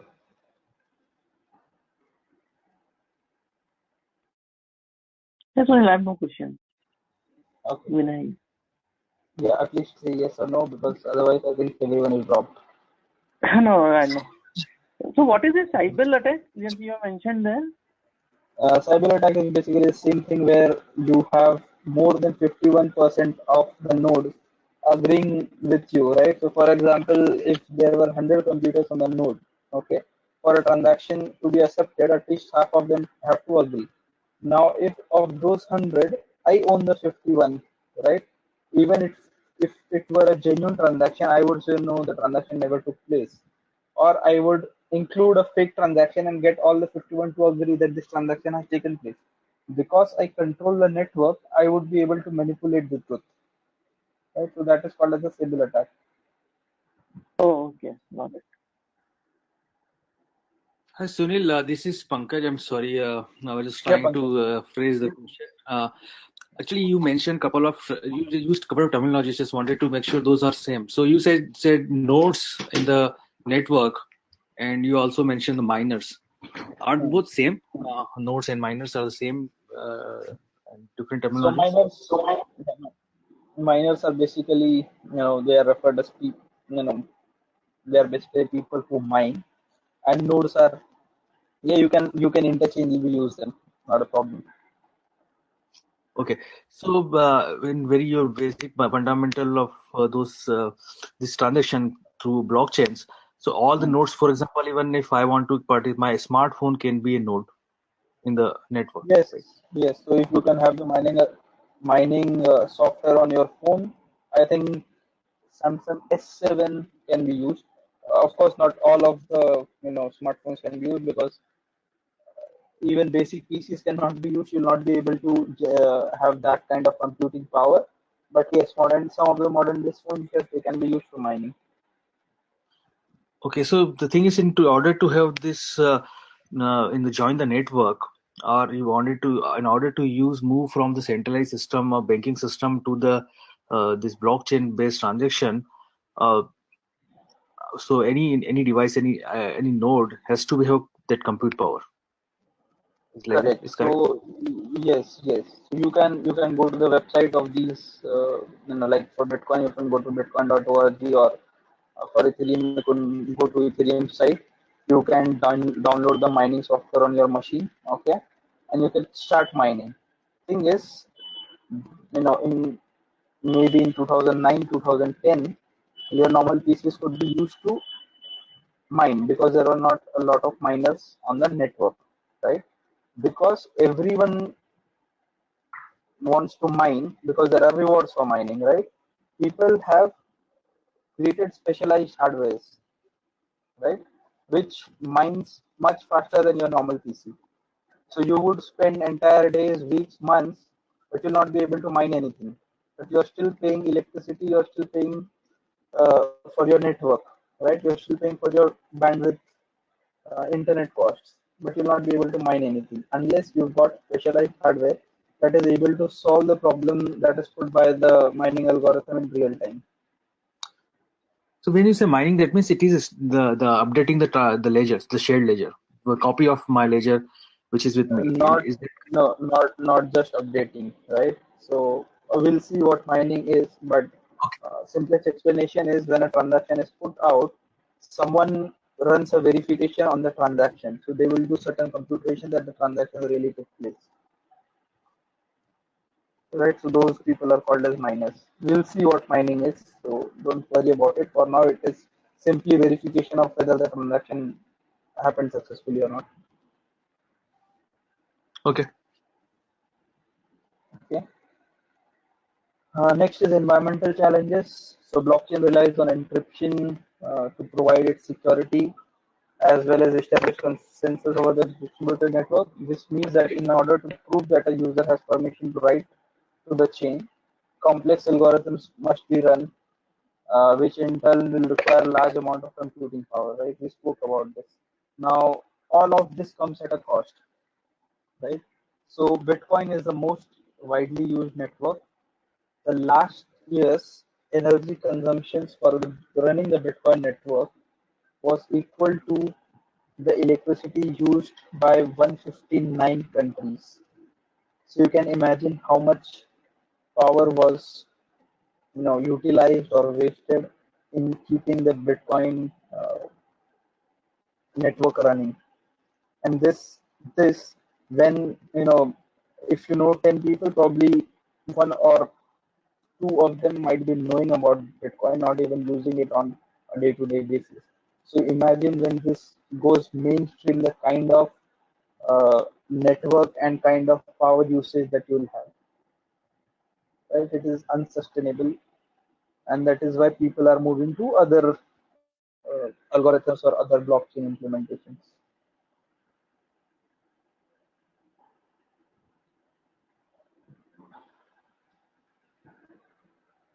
The last point is lack of governance standards.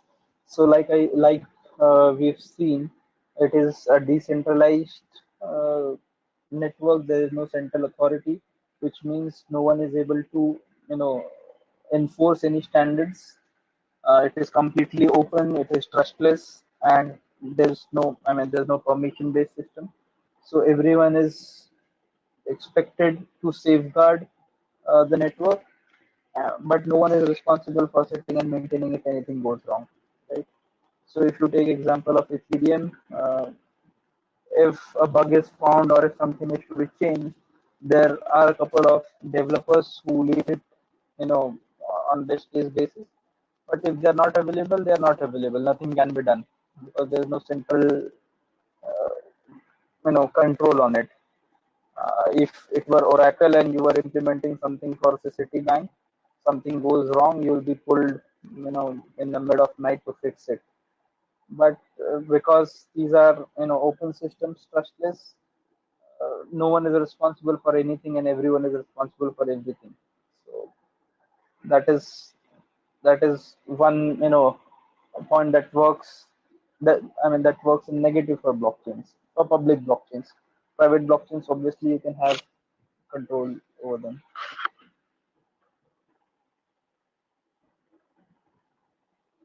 So, guys, what is the time? I think we'll just cover this slide and we'll cover the stories tomorrow because I think we are overrunning with the time. So, in terms of technical challenges, we have inadequate tooling currently. We don't have an ID like we have for modern day technologies, right? So, the current IDs they, that are there, they're not really that good. You don't have industry acceptable build and compiler tool. It is not very well documented and not easy to use. uh, you don't have a good deployment tool. Technical documentation is patchy, uh, not very easy. Testing frameworks, because we are talking about uh, a lot about finances. Okay, we are dealing about sensitive data. All of that we require a lot of security, but there are no testing frameworks that support it, exhaustively. So there are some testing tools available, but the kind of exhaustive testing that you have in your current organizations or your current project, that is not yet available in blockchain. Debugging is a pain in the current blockchain implementations. You don't have logging tools, you don't have security auditing. So when I talk about logging, yes, you do have audit trail of all the transactions, but it is not like a modern day, tool where you would be able to query anything. Here you'll have to traverse the entire tree backwards if you were to find the source of a transaction. Block Explorer analytics, you have block explorers for Bitcoin and for Ethereum, but you don't. That again is not very user friendly. In terms of analytics also, there's not much available right now. So these are technical challenges. Obviously, they'll be resolved, probably this year or in the years to come. But if you are thinking of an implementation for your organization right away, you have to keep this in mind that these are the challenges from the technical front also that you'll face if you are going for implementation right now. Uh, I've got 4 slides. Probably we can see it and finish it. So tomorrow we start with a new topic. Everyone is okay to stay, right? Yeah, we are fine. Okay. I'm fine. Yeah. So the next one is Abra. We spoke about Abra some time ago. So we all know a lot of people migrate from their countries, especially from developing economies to the Western world, to earn money and support their families. Right.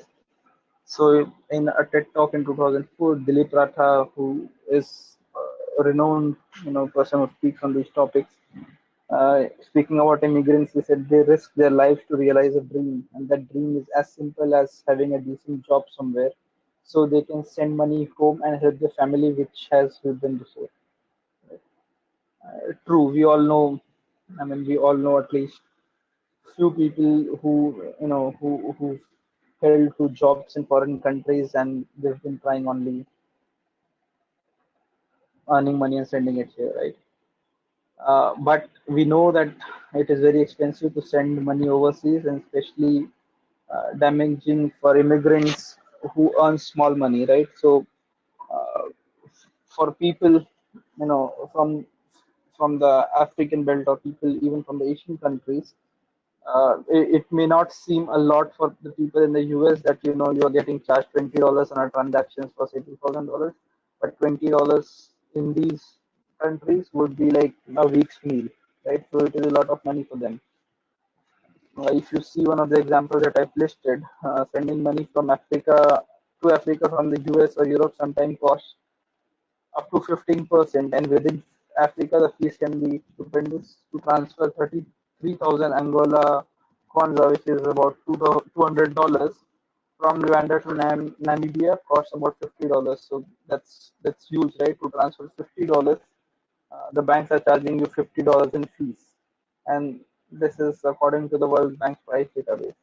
So that is crazy fees that the banks are charging, and because you have to, I mean, because these guys have no other options, they are paying these fees. Abra is an app that allows you to send money from countries that they are operating to these countries. So how they work is you purchase coins for Abra, okay, and you send it to your home country. In your home country, like you've got an app for Uber or Ola, you have similar app for Abra, right? So once your family receives the money, okay, they can simply see if there's a person available in the vicinity who would trade the Abra coins for real money, right? So like you can see the Uber drivers, you can see Abra tellers, right? So you can chat with one of the tellers, tell them that you've got these many coins and you would like to trade it at this particular rate. If you agree, the teller will come at your home, pay you in cash. Now this is particularly important for such guys, because if you've got family, you've got senior age people at your home, they are getting money at the convenience of their home. Compare it with Western Union or bank, wherein you transfer money today, you tell it to your folks back in your country that I've transferred the money, you should be able to receive it in 3 to 5 days. They walk into Western Union, Western Union tells them, the money has not arrived yet, you need to check it. uh, they come back home, call you, you go to Western Union, you again check with them, they tell you the payment is stuck for XYZ reasons. Please check after 3 days. After 3 days, again someone has to go to Western Union. So all of that problem is gone with Abra, right? And this is, I mean, just one application. There are many other applications which do, but Abra really picked up good, specifically in Canada, US, and Philippines. Basically, people remitting money from there to the APEC regions. So it has been a huge success story for these countries. Next is, the Dubai government is planning to put all of their uh, paperwork onto the blockchain by 2020. So they have a project called Smart City Dubai, and it is envisioned by the government there. So the current crown prince, he wants all of their, like the traffic department and the local authorities, the municipal corporation, all of the records to be put on the blockchain, so it is transparent to the citizens. Plus, they expect uh, saving of 25.1 million man hours per year, right? Right, just by putting these things on the blockchain.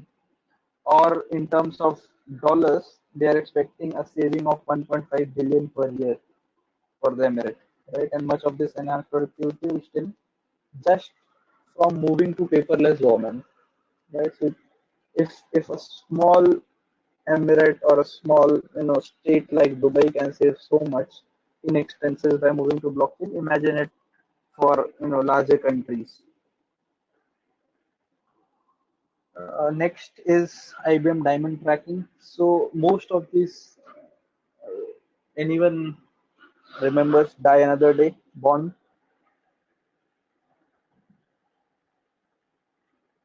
Guys, anyone? So the movie was about blood diamonds, right? Trafficking of diamonds.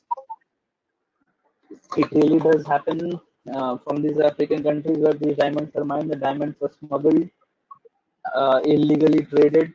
So there's a lot of corruption and there's a lot of money laundering that happens because of this, because the governments are not able to control uh, this illegal trading, right? So IBM uh, developed uh, diamond tracking on Hyperledger, that is IBM's blockchain platform. They tied up with Asahi Refining, which is one of the precious metals refiner, Ellsberg Diamonds, US jewelry retailer, and Lynch Garner, precious metals supplier, and the Richline Group, and few other, companies. Together, they formed something called as the Trust Chain Initiative, right? So now on Trust Chain, right from the time the diamond is mined, okay, it is assigned an ID and stored on the blockchain. Each time a transaction has to happen on that diamond, the transaction is put on the blockchain. So right from the time the diamond is mined from the mines to the time a ring is made, or a diamond ring is made of that diamond, the end consumer is always sure of the source of the diamond, right? So purity is one thing. The other thing is you can always be sure that you're not buying illegal or smuggled diamonds. You're buying the right thing. So trust chain is what one such example in the supply chain where IBM is doing it for these countries. And the last one is this. I'll play a video. Let me know if you are able to hear it. No, we can't hear it. Okay, you can still read the subtitles. So this is basically the World Bank food program, wherein they have the Syrian refugees. Okay, so what World Bank does is World Bank provides monetary aid to these refugees, right? Now earlier the local government could be corrupt, and even after receiving the aid from World Bank, they could, use up the money. What World Bank has done is set up a blockchain, got all these people verified, the refugees, and put them on the blockchain. Their retina is their password, right? So they could walk in to, uh, they don't need basically cash or bank account. They can walk into these refugee camps, get their retina scanned, and their daily food or whatever aid they've received, they directly receive it. So there's no other chance of some middleman taking their money. Now that is, I think it is a great initiative and a great implementation of the technology. Right? Earlier, no matter how honest a government you had, some middlemen, because there were a lot of middlemen involved, and you trusted them to be handling it, there was always a chance of corruption. But having put it on the blockchain, there's no trusted intermediary that you require, right? So when we started this session, I said one of the prime parameters is realizing whether in your organization's process or in your project there's a central intermediary, there's a trusted intermediary, and if you want to remove him, okay, or remove them, okay, blockchain makes a good case for you. So with this example, I think you would agree to it that there was an intermediary, there was no need of that intermediary, but because you had to establish trust, that intermediary was there. With blockchain, you don't need them.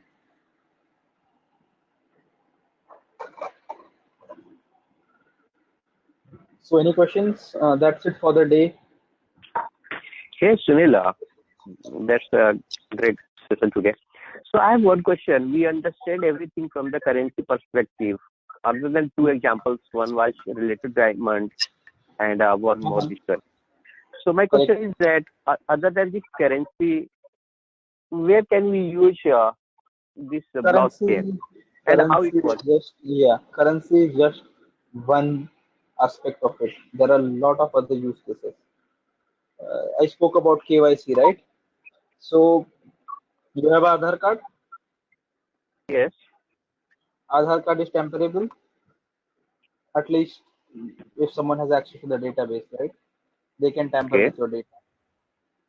Or if someone has your Aadhaar number, there was a huge cry about it last year, right? If they had your Aadhaar number, they could get your other details, right? If the Aadhaar network were built on blockchain, no one else apart from you would be able to see your data. So it is completely private, completely secure. It is anonymous. So just by having your Aadhaar number, no one else can get your details. Uh,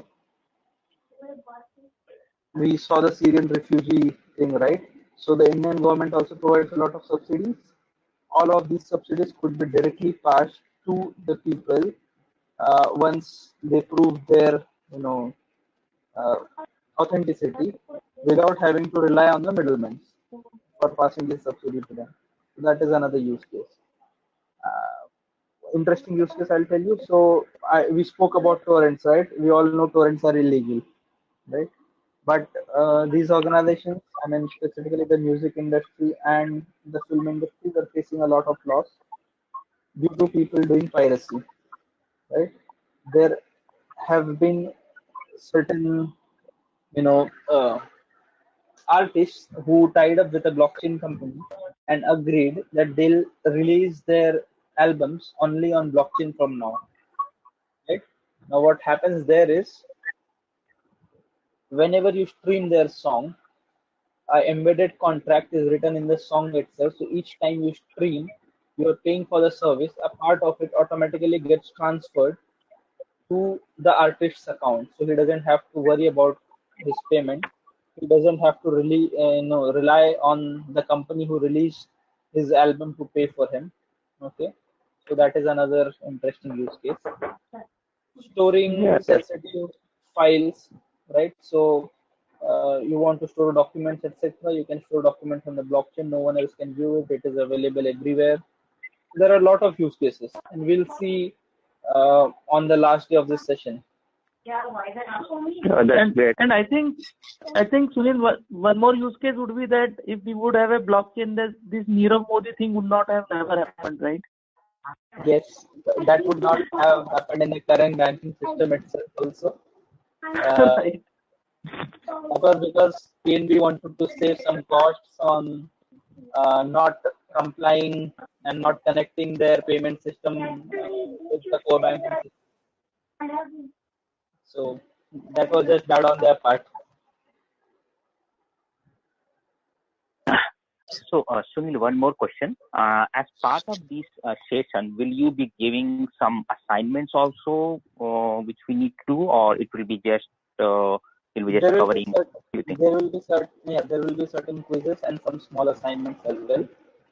Nothing for today because this was the first session. Okay. After tomorrow's session, probably on Monday or Tuesday, I'll hand out a small quiz sort of thing on email to you, so that you can revise whatever content we did. You can do some reading. So I will also pass some links here. You can do some additional reading, and you can complete the assignment before the next week when we start. Oh, okay. Okay. Fine. Okay, so if there are no further questions, we can close the call and we can meet tomorrow. I mean, I'll confirm with Ashok whether you want to meet early tomorrow or meet the same time, and from next week we meet at the revised times. So, All right. Sunil, So I think Sunil, one feedback basically. So could you put some more diagram, because this content I can't read when I'm listening you. So most time I can't do this. Could you put some more diagrams? Because content I can't read content whenever I'm listening you. yeah, that is fine. That is fine. And you will have diagrams when it is necessary. Today's was more of an introduction and theoretical session. There are really no diagrams that I can. Okay, that's great. And a little bit slow. It seems some fast for me because there are new terms, many new terms which I need to understand. Okay, so you can stop me right there when you feel we can take the pace slow. So just, I mean, that is why we need feedback from you. You cannot able to get something, just pause me right there and tell me to go slow. Because unless I hear from you, I think everything is good. Okay. So Yeah, and before we disconnect, this is Sridhar. I wanted to quickly touch base. I was out. I came back. How was today's session, Sharad and Sunil? And is there anything that? Mhm.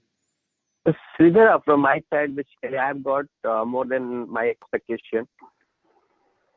So I'm really very happy with this session and hope so future will be the same.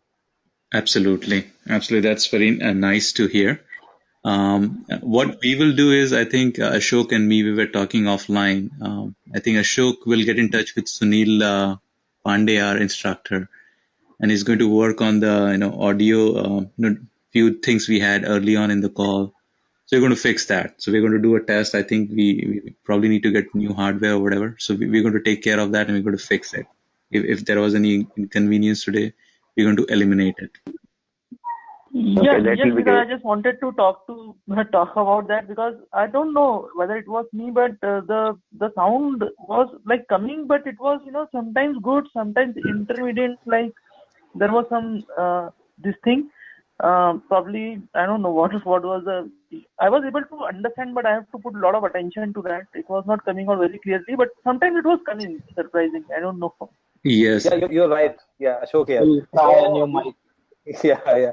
So we will test with another mic again, and Okay. after testing, we will use that itself. So because Okay. it was in package today. Sometime it is all right. Sometime it was some static noise.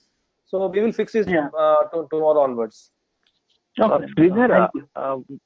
hey Sridhar, one more request. As you are going to upload this video or send videos to us, could you do noise resolution first and send us? Is it possible? So we do have a video editing software, and I'll try to do my best in Oh, seeing okay. and remove those. I'm not a very good digital person, but I'll try my best. There are some options there that allows us to tone it a little bit. I'll try my best. Okay, thanks a lot, Sridhar. Awesome. So, Okay, good. So, yeah, Sridhar, one more thing. As we discussed, I think if we whoever is planning to continue this, so can we start tomorrow at 6:30 a.m. Pacific, 6:30 a.m. to 9?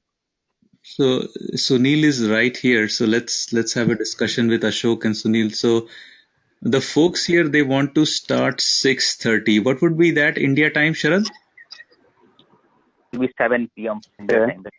7 p.m. your time. Would that be manageable? 7 p.m. India time. India time. Sunil, are It's you? okay for me. I'm Yeah. fine with that. Okay. Then it's great. Done. So tomorrow's session will be at 7 then, India time, and yours 6:30.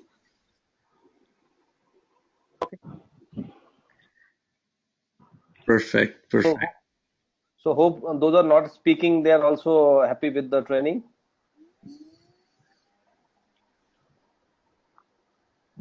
Yeah, I liked it. Sunil has shown a lot of patience in answering our questions. Thanks, Sunil. I liked it the way you have explained patiently to us. Thanks. It's always good to hear positive feedback. Yeah. I know this subject is kind of very complicated. Like everybody, I'm sure would have tried to understand on their own, but this complex. I mean, this attacks our basic fundamentals about how we have been used from our childhood about transactions and financials. So it's not an easy concept to first understand and then to explain. I know it's very difficult. So I liked it the way you have explained. Thank you. I think two people have left the meeting. Yeah, I think Rajiv has left the meeting. He asked that if he can send this video so that he can hear it offline. Yeah. And I'm not sure about the other person. So I think, yeah, Sridhar, from my point of view, I also like it. So I think at least 3% have confirmed, and let's see about the other people. We can check it offline. I'm not sure if Pankaj or other people is also here and they would like to say anything. So I have Sharad and Sunil Pathak as confirmed. Who is the third person? Vinay was the Vinay was third person. Okay. Okay. So if Pankaj, KK, and Upal, if you think you have made your decision now, let us know. Otherwise, you can let us know later by 5 p.m. your time. But if you have made your decision, you can let us know now. It'll be easier. We can send out the payment links and all that. And because tomorrow we have to start early, we're moving to 6:30 a.m. your time. It'll just help us in the logistics and stuff. Yeah, and by the way, Saraj ji is our leader here. He's conducting all these things. So he will let you know all the details. Okay. Yeah, Sridhar. Yeah, we'll coordinate and we'll let you know. Okay, perfect. Okay, thanks a lot. Could you drop now? All right. Okay, Thank you, guys. Thank you, guys. Okay, bye. Have a good night. Bye. Bye. Have a nice Bye-bye. day. India, yeah, so.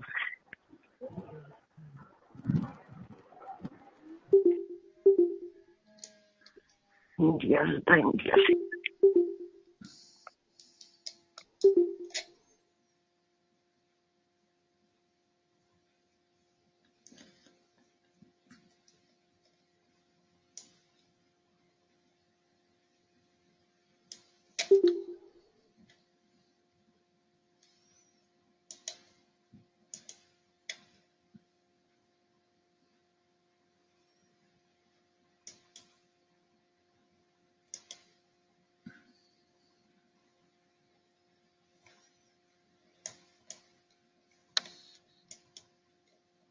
And you don't have to write it because that is inbuilt in the platform. Right? From your perspective, you won't be doing anything from the algorithm perspective. No, but if I'm developing my own blockchain, in that case, I have to choose the algorithm, and I need to understand which algorithm will work. And I will give you an understanding of what the algorithms are. When you develop your own blockchain, you're not going to write something from scratch unless you plan to do that and release a new blockchain on the ecosystem. Okay. Okay, that's fine. So when Hello. There's a lot of noise. Can others go on mute, please? Only those who...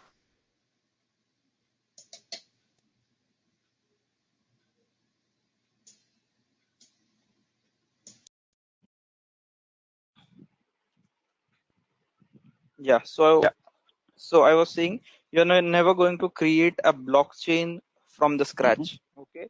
You're going to take the code available on their respective sites. So for example, Bitcoin, you can get it from bitcoin.org. For Ethereum, you can get it from Ethereum site.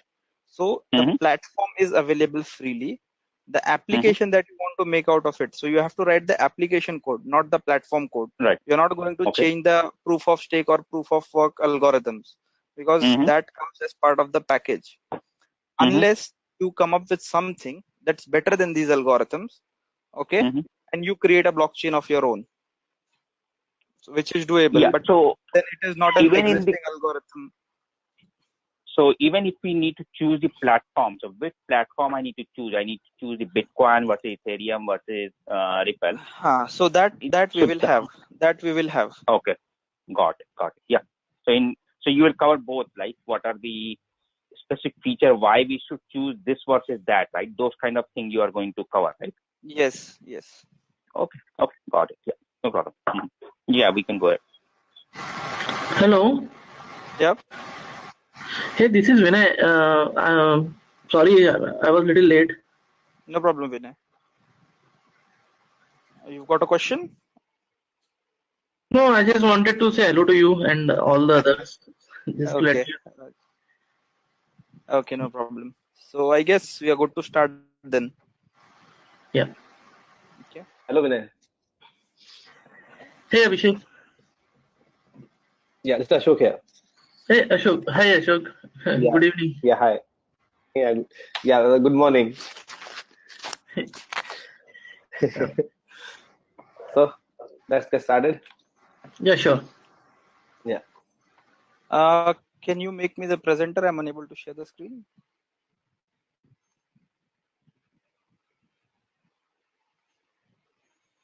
Do you see icon of a computer in the mic, computer, and video? Yeah.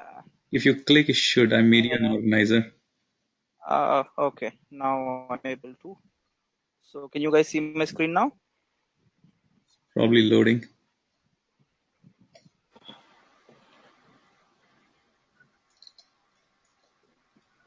Not yet. Okay.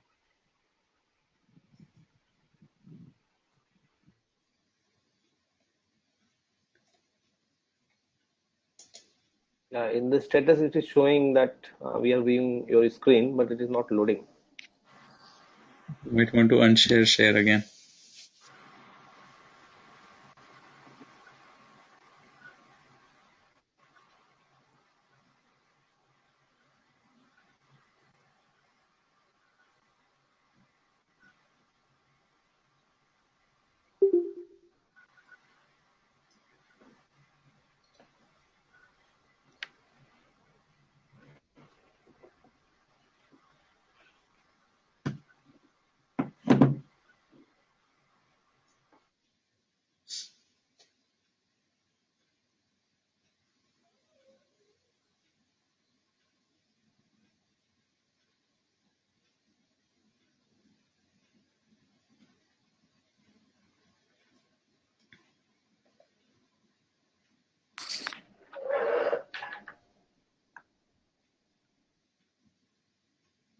Hello, Sunil. Are you there?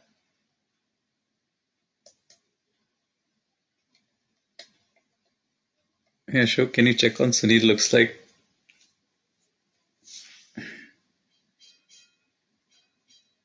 it shows offline in GoToMeeting for him.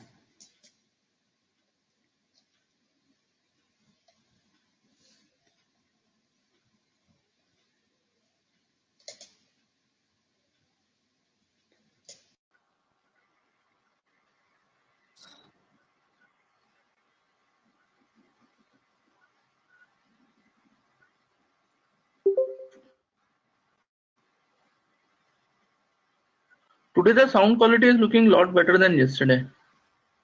Yeah. Actually, we have changed the headphone. The problem Oh, was with okay. headphone. Yeah. It was Bluetooth. Oh, I see.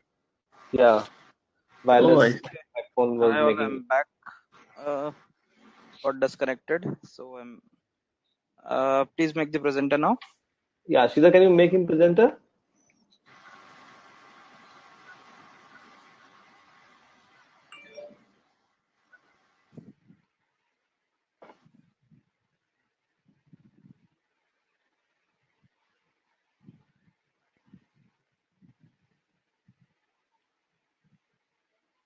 Hello.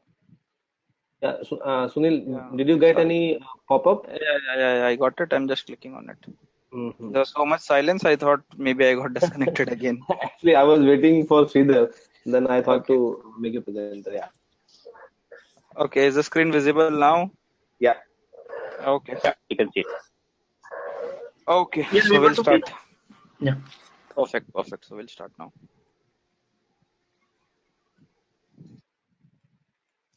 Okay. So yesterday we saw these topics: the history, why blockchain, the evolution, the open issues, and some of the success stories. Today we'll be covering cryptocurrency and blockchain. What is cryptography? What is cryptocurrency? What is anonymity and pseudo anonymity in blockchain? What are digital signatures? What are hash codes? What are hash pointers and data structures? How you can view the blockchain transactions on the web? What are distributed networks? And then we'll see a comparison of blockchain versus databases. When you should choose a blockchain or when you should choose a database in your particular application or at your particular projects. We'll see the key terms that people use in the blockchain world. So you have an introduction to this when you're speaking to people in the blockchain arena, you can understand what they speak and you are able to use the right words. We'll see the distinction between databases and blockchain. We'll see what a distributed ledger is. We'll see what makes up the blockchain ecosystem. Hello? Yes, Sunil, I'm able to Okay. hear you. Okay, no, I got it was a strange message. I got a message saying Sunil Pandey has left. Oh, okay. Okay. And then at the end, we'll see the blockchain structure. So the key components that make up the blockchain ecosystem. Okay, and we'll see the permissioned and permissionless blockchain. So the algorithm stuff that you're talking about, when to choose what, we'll see as part of this. Okay, so before we start, I would like to know from you all what is your understanding of what cryptocurrency is. So anyone would like to go ahead and answer that?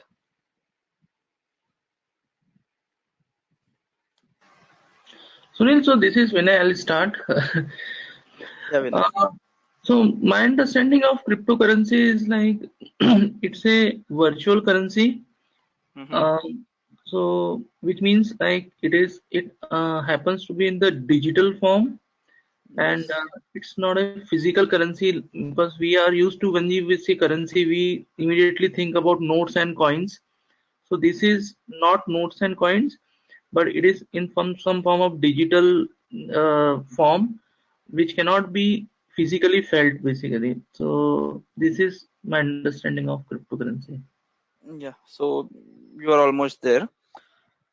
So yesterday we were discussing this. I talked about one major problem that the initial digital currencies had.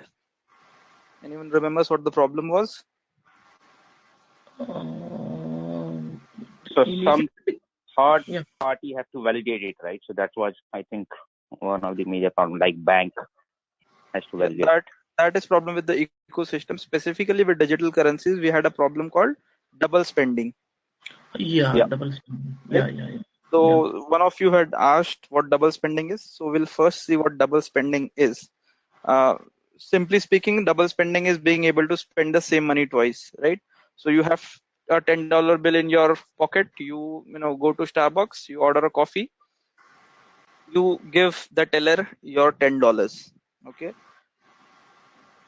Now there is no way you can spend the same $10 at a barista, right? Because that $10 has been spent unless you beat up the teller and take the money back. So in physical currency or in physical world, that is not possible. But what is digital currency? Digital currency is just another file on your machine, right?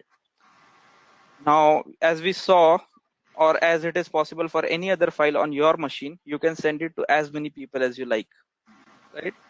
So with digital currency, there was always the underlying problem of double spending. A lot of algorithms were tried, but none of them successfully resolved the double spending problem. Okay, and that is why the initial we saw the evolution in history yesterday, right? David Chaum, Wei Dai, and these guys tried a lot of options, but all of it never succeeded because of this problem. So what double spending is, right? So say we've got Alice, we've got Dave, and we've got Bob. Alice has got a digital currency, say BTC 12345, and Dave and Bob are two e-commerce sellers on the internet. Now for them to be selling products, they've got their website set up, they have got a cart, everything is there, right? When Alice chooses a product, okay, she has to show that she's got that amount of money to purchase it, right? So what the sellers will do is just verify whether she's got the money or not. Okay. Now, if Alice initiates a transaction at the same time with both the parties, okay, Alice would be able to do the transaction. Okay. So that is the double spending problem. Okay. So in blockchain, okay, like we talked yesterday, you have a lot of transactions that happen in a particular duration. All those transactions are pushed to the network. Okay. Someone will take all these uncommitted transactions, make a block out of it. Then they run certain algorithms on it. Okay. And once the algorithm has been successful, we'll see what that algorithm is. Once that algorithm has been successful, the block would be successfully placed on the network. So when the block is successfully placed on the network, it is broadcasted to everyone who's there on the network. Okay, that marks the confirmation that the transaction has taken place. Now, in case of Alice, okay, say Alice spent the same coin. Okay, initiated transaction, send the same coin to Dave and send the same coin to Bob, right? So say there were a lot of miners in the network. Okay, they picked the transaction B1A. Okay, in which Alice had sent the money to Dave, right? And there are other pool of miners who pick the transaction B1B, in which Alice is supposedly send the money to seller 2, which is Bob. Okay. Now, once B1B block is confirmed on the blockchain, okay, the next block will always have a reference to the previous block. So if B2A is to be created, it has to point a reference to B1A. So remember, in data structures, we had something called as linked lists, correct? Yeah. Yeah. So in a linked list, there's always a pointer to the next Previous next date. node. Yeah, correct.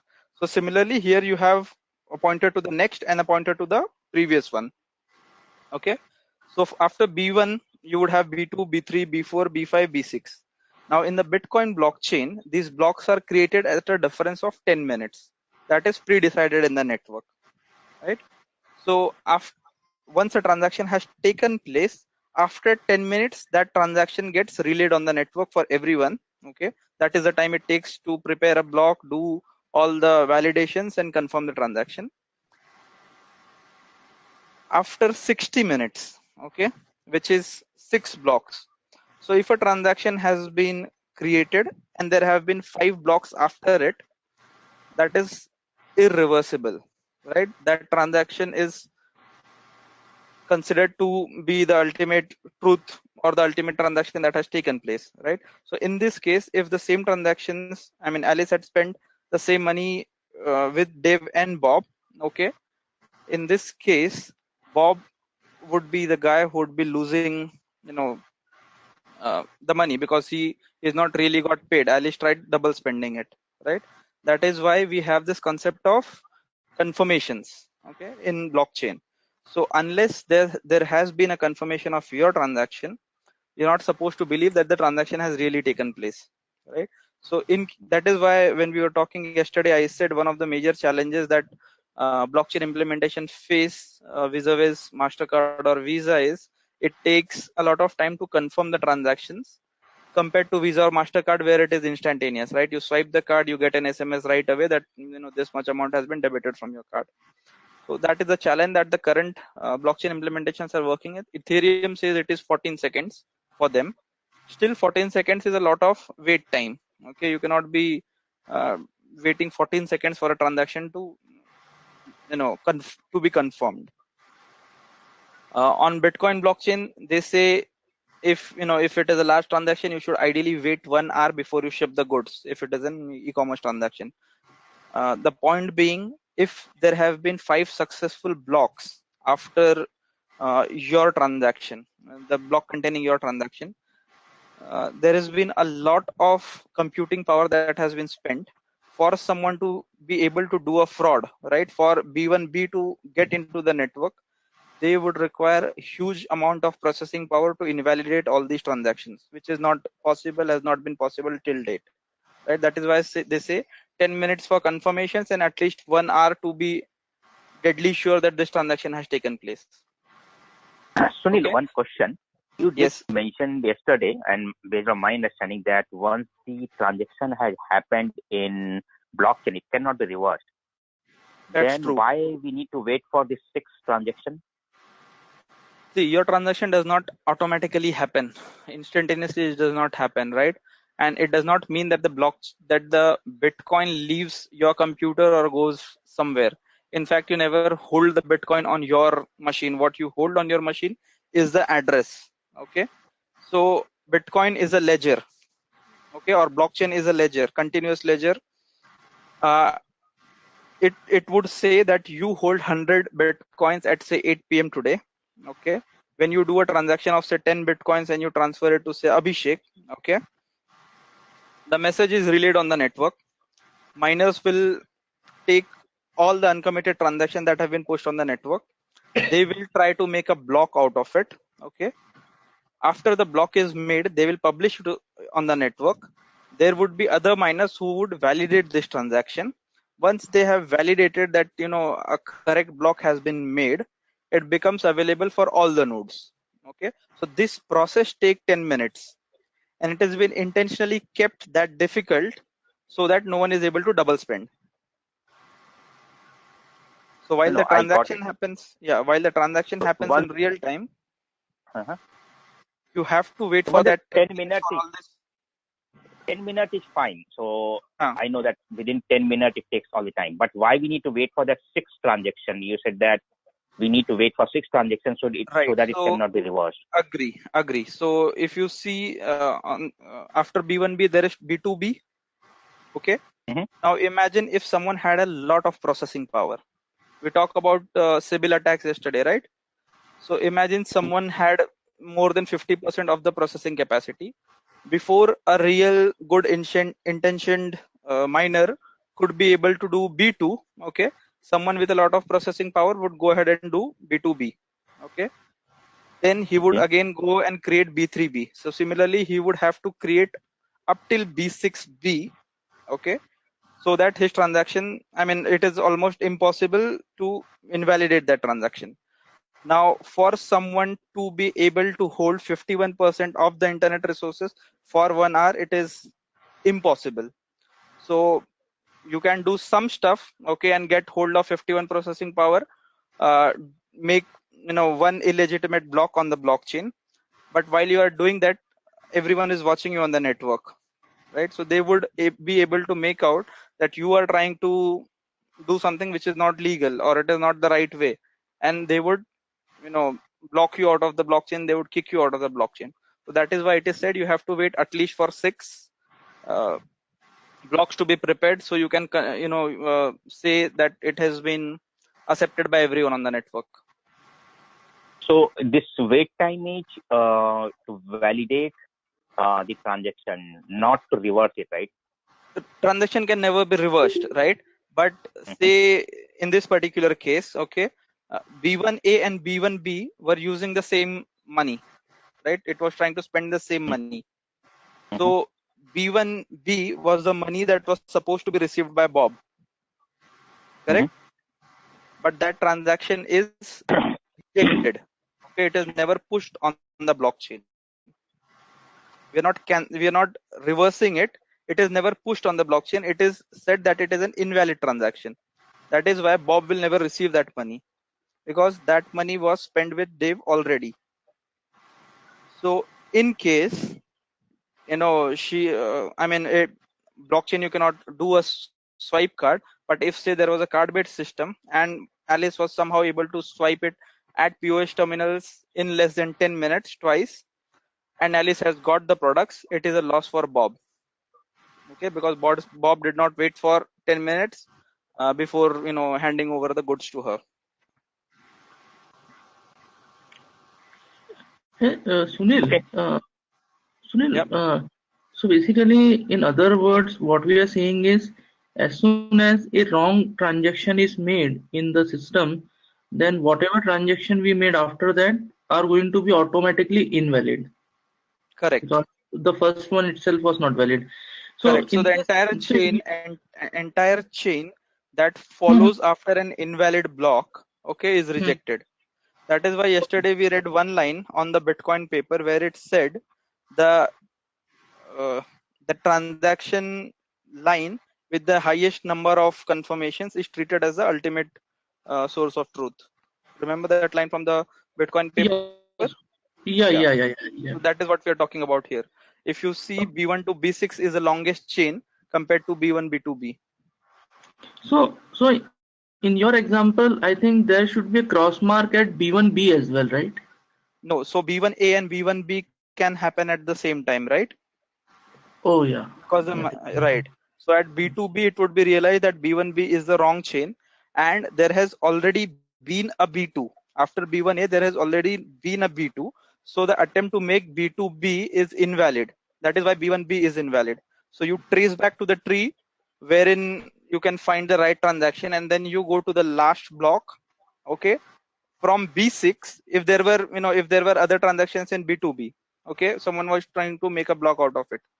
Now they can go to B6, take the hash of B6 and put their transactions in B7. So you have to always follow the longest chain in the block.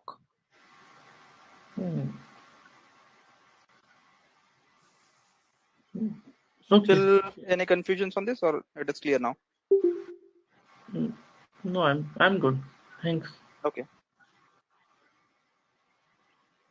Is Sunil having some problem? Hello. Yeah, Sunil, I can see you are typing something in the chat. Okay. No, it's okay. So assuming at first minute, Alice is buying something from seller 1. Correct. And second minute she is trying to buy something from seller 2. So that second transaction will be successful at the second minute or not? Or will it wait for the first transaction to be successful? Correct. So no one is stopping them from, or no one is stopping Alice from doing as many transactions within that 10 minutes as she wants, right? Okay. Because for that 10 minutes, she does hold the money. Okay. But after 10 minutes, when the first block is prepared, the first successful transaction that is picked up will go through. Rest of the 9 should be rejected. So as sellers, you should not be shipping the products before you've received the confirmation. If you ship the product without receiving the confirmation, then you have not followed the rules and you'll be making a loss. As simple as that. Oh, okay, got it. Okay. So in that case, okay, I'll ask in future. No, sure, go ahead. I mean, let's clear it right now. So instantly through banks, we can buy many things. Here I can also buy. Correct. So no, leave it. I'll ask in future. No, it's okay. You can go ahead and ask now.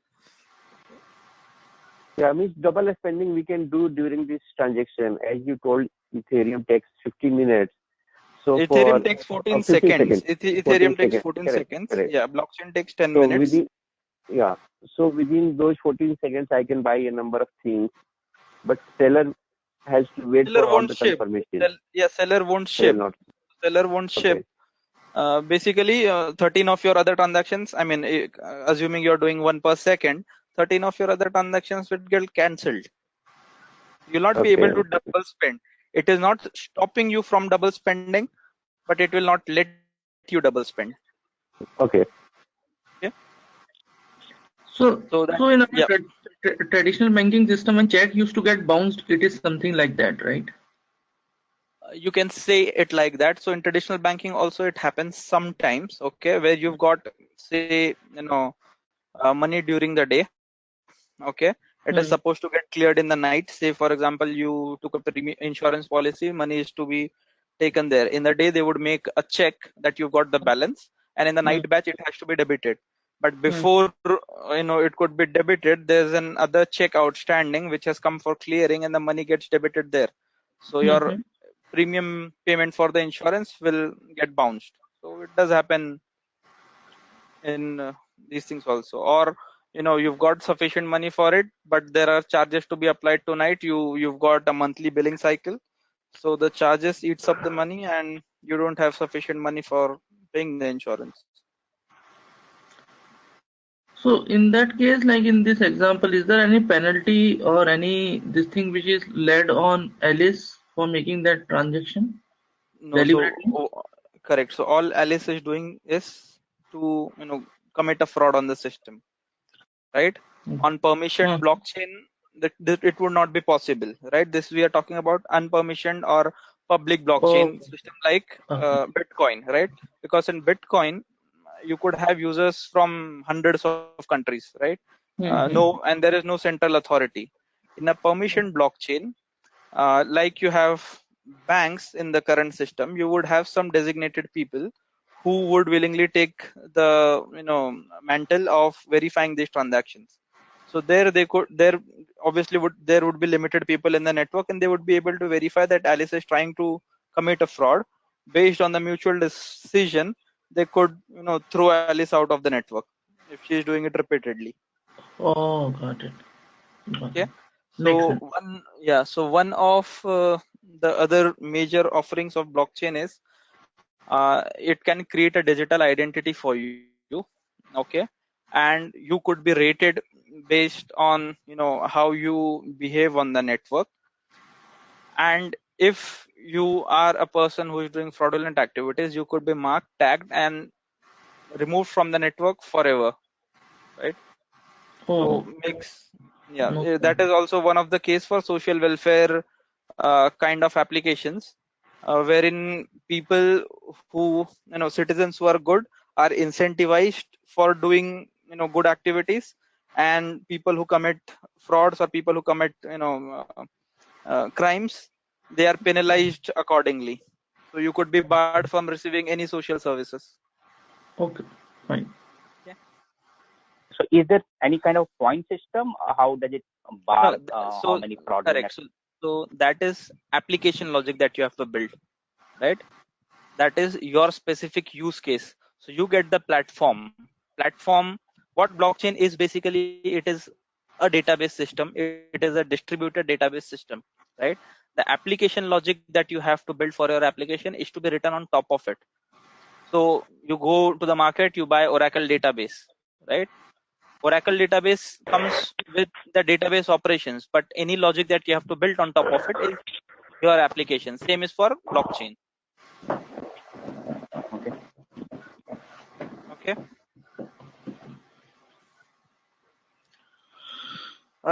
So in this particular case, why can the merchant be assured? Because to be able to double spend this money, okay, the sender has to go back and reverse all the transactions in the 6 blocks that have been added after a transaction, which is impossible because they would require control of 51% of the resources for complete 1 hour.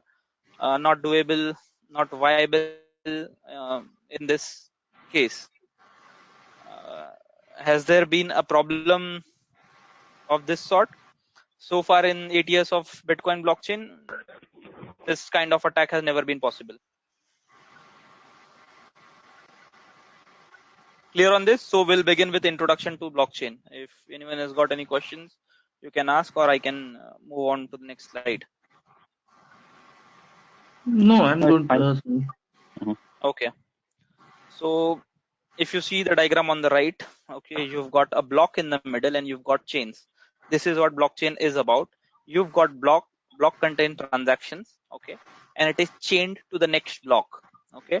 So there will be a long list of blocks chained next to each other, okay, and it will always be the case that it is sort of a linked list. So when you have the latest block, okay, you can take the hashes, return it for previous blocks, and you can traverse to the first transaction that ever happened on the blockchain. So if you go to the site Bitcoin Explorer, you search Google for Bitcoin Explorer, you'll be able to see all the transactions that are happening live right now. I will show it in today's session.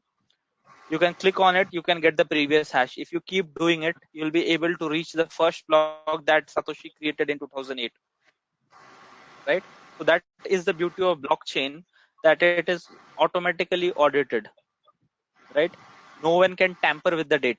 Once it is there on the blockchain, once a transaction has been confirmed, it is available forever, correct? So blockchain is a continuously growing list of records called blocks, which are linked and secured using cryptography. Each block typically contains a cryptographic hash of the previous block, a timestamp, and the transaction data. So by design, blockchain is inherently resistant to modification of data. Like I've been saying from yesterday, you cannot edit anything on the blockchain. If you put garbage data, that garbage data is going to remain forever, for you to see your mistake. So blockchain uses a lot of cryptography. As we saw yesterday, it is based on 3 main principles: peer-to-peer, cryptography, and a distributed ledger, right? There's something called as Byzantine generals problem. We're not going to see it today because it does not make that much sense. But if you've got spare reading time, do Google it, okay, and you realize one of the major problems that blockchain solved. Okay, basically, to give you a very short intro of what Byzantine generals is, Byzantine used to be a general who had several platoons which used to help him in a war, but he did not trust these armies to coordinate and attack the enemy, right?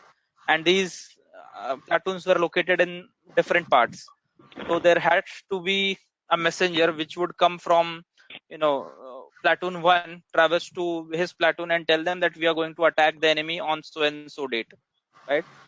Now the other general also doesn't trust this party, so now there has to be a acknowledgement, right? Okay, we've received your message and we are also ready to attack on so and so date. Now that the acknowledgement has been sent, the party sending the acknowledgement needs acknowledgement back saying that I have received your acknowledgement. Okay, same goes. So this goes in a cycle, right? You would never be able to attack the enemy because you don't trust each other. You keep relying on the acknowledgements. So this was a problem that was not solved for a long time, okay, because there was no trust. So either you had to have a middleman to create the trust, okay, or Byzantine's problems would not be solved. So blockchain solves that by placing the trust in the network itself. You broadcast your message, everyone verifies it using some complex processing, and then pushes it on the network. Once it is there on the network, everyone believes that this is the transaction that has taken place. So read about it. It is an interesting read. So Sunil, you mentioned three things. One is the peer-to-peer. What was the other correct. thing you mentioned? Cryptography and distributed ledger. So these are the three types, or what? Not three types. These are the building blocks. Three attributes, basically. Yeah. Okay. For blockchain. Yeah, for blockchain. Okay. Okay, so this is what a typical block looks like. Okay, so say this is snapshot from one of the blockchain implementations, wherein we are looking at block 9, block 10, and block 11. Okay, so if you see the hash in block 9, okay, 00009998 something, right? So in block 10, the previous hash, that is hash of block 9, will always be copied. Okay, similarly in block 11, the hash for block 10 will be copied. So say if you're at block 100 and if you want to trace the lineage, you could always keep checking for the previous hash and you would be able to reach the genesis block. The other components are something called as nonce. Bear with me for some time. I will explain what nonce is. Then there's timestamp, the time at which the transaction was committed. And then there are the actual transactions. So actual transactions could be Sridhar, transferred X amount of bitcoins to Sunil. Sunil spent this much bitcoins at a merchant location, and that sort of transactions, right? So group of transactions are put in a block, and rest of the things like hash, nonce, timestamp, etc. is calculated based on a fixed algorithm. We'll see what that algorithm is. So clear with this linked list sort of structure? Yeah. Sunil, good point. All the timestamp are same, so this is not an actual message. I've created it just for explanation's sake. So yeah, the timestamps would be different. I just copy pasted the values. No problem, that happens. So no problem. The diagram makes things really very clear. So one more thing I quickly wanted to verify. So I see all the transactions to be same in these three. I'm assuming like in the second one, in block number 10, there would be transactions which would have happened between block 9 and block 10. That's correct. That's correct. Okay. That's correct. Okay. So these are just, transaction number 1 to transaction number 10. There could be, so each block is 60 bytes. Okay. Now, depending upon the data in that transaction, you could be having, say, 100 transactions in one block, or you could have just 3 transactions in one block, right? Because size of the block is limited. So the amount of data that you can put in the block is limited. Oh, so these are the transactions which happened in that particular block. Oh, got it. Correct? Okay. So we'll do some. I'll quickly move to the next slides and come back to these. So we'll see what cryptography is. We'll see how blockchain addresses work. We'll see what cryptocurrencies are. We'll see anonymity and digital signatures, hash codes. And on this slide, all of that will add up. So whatever we study between these 4 or 5 slides, all of it will show how a transaction on blockchain works, right? So it might seem like it is, disjoint, or you're getting information which is not adding up. But when we come on that slide, it will all make sense. Okay. Yeah. Yeah.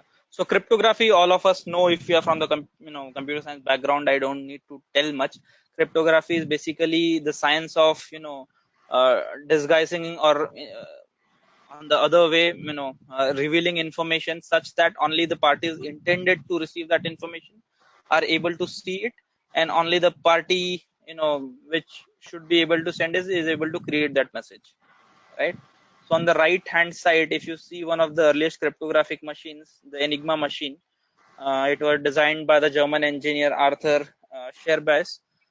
This was the machine that was used by the German army for passing messages between their various armies that were deployed in various countries.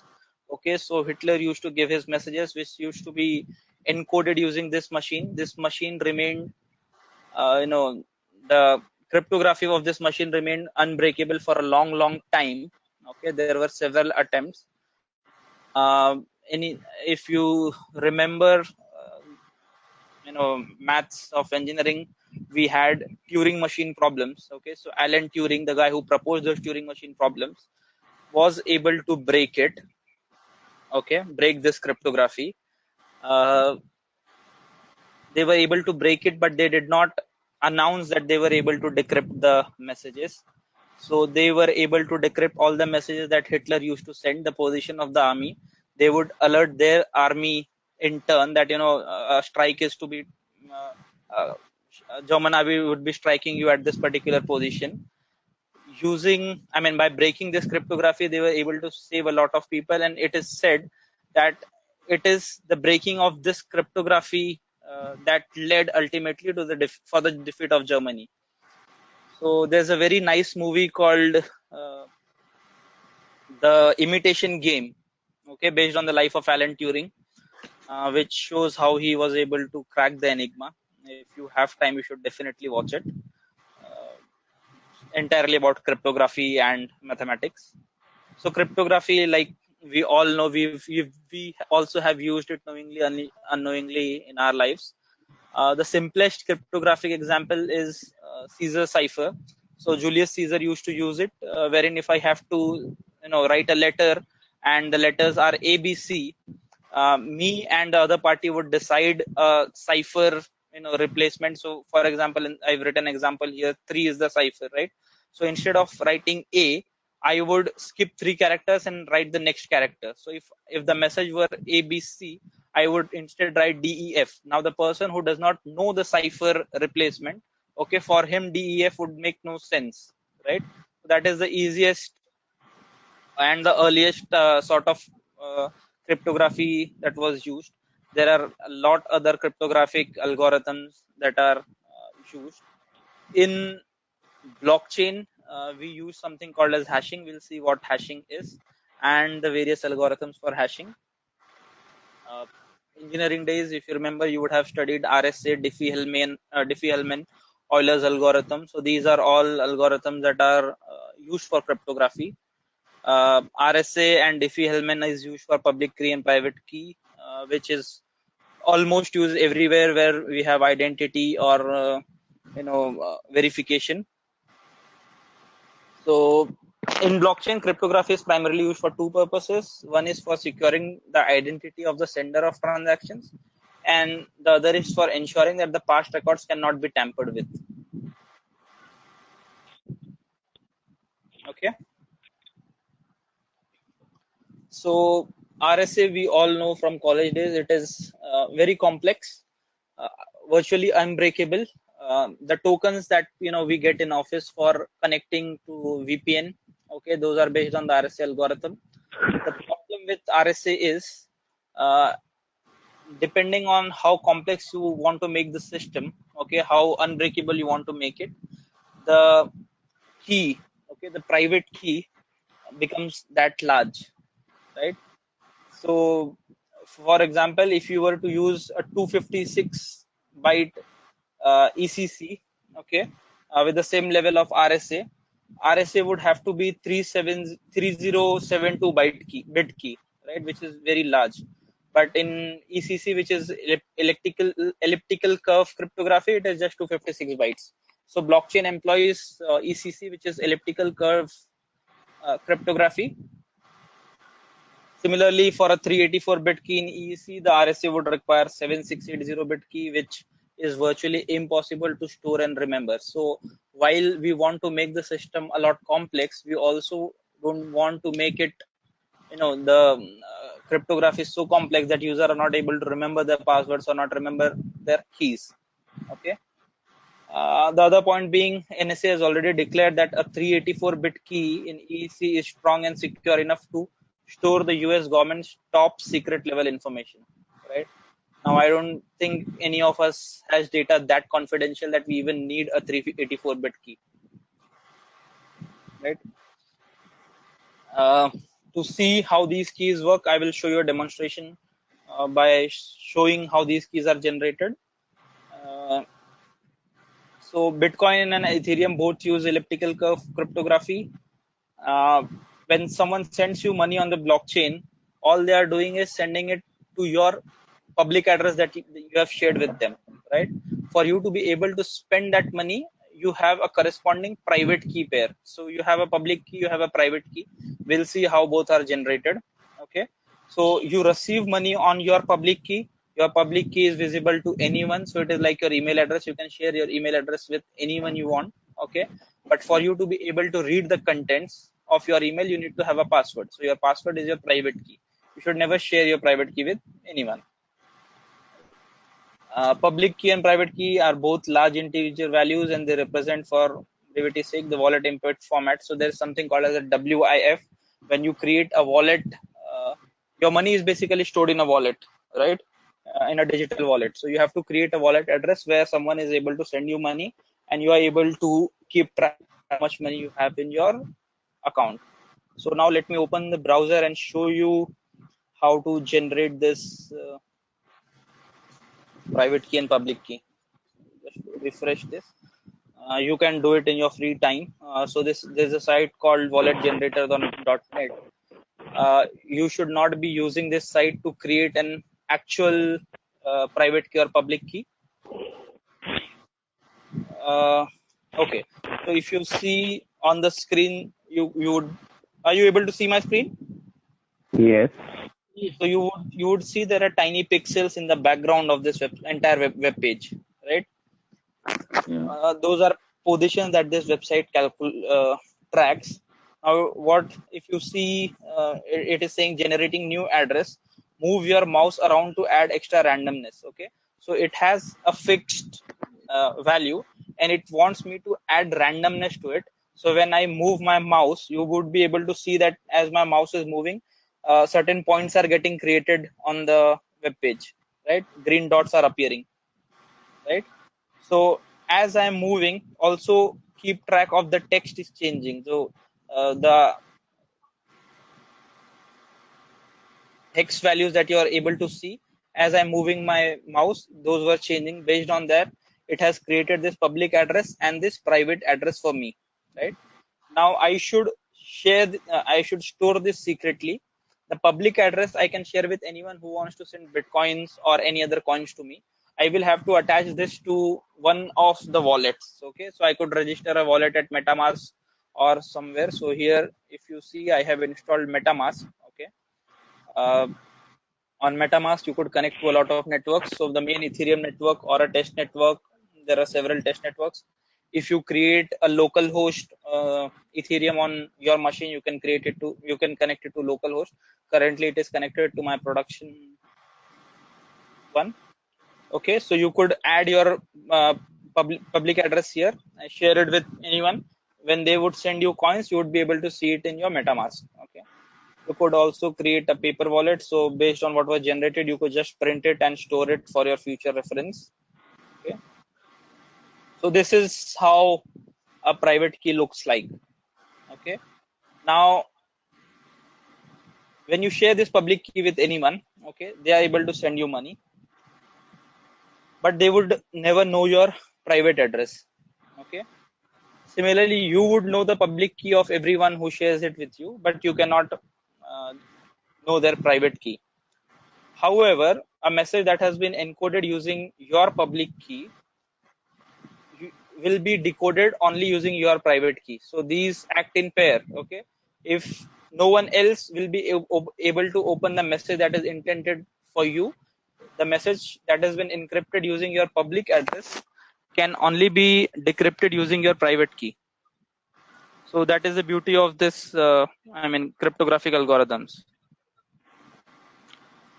So, will my public key be given to all the participants, like when a transaction is happening?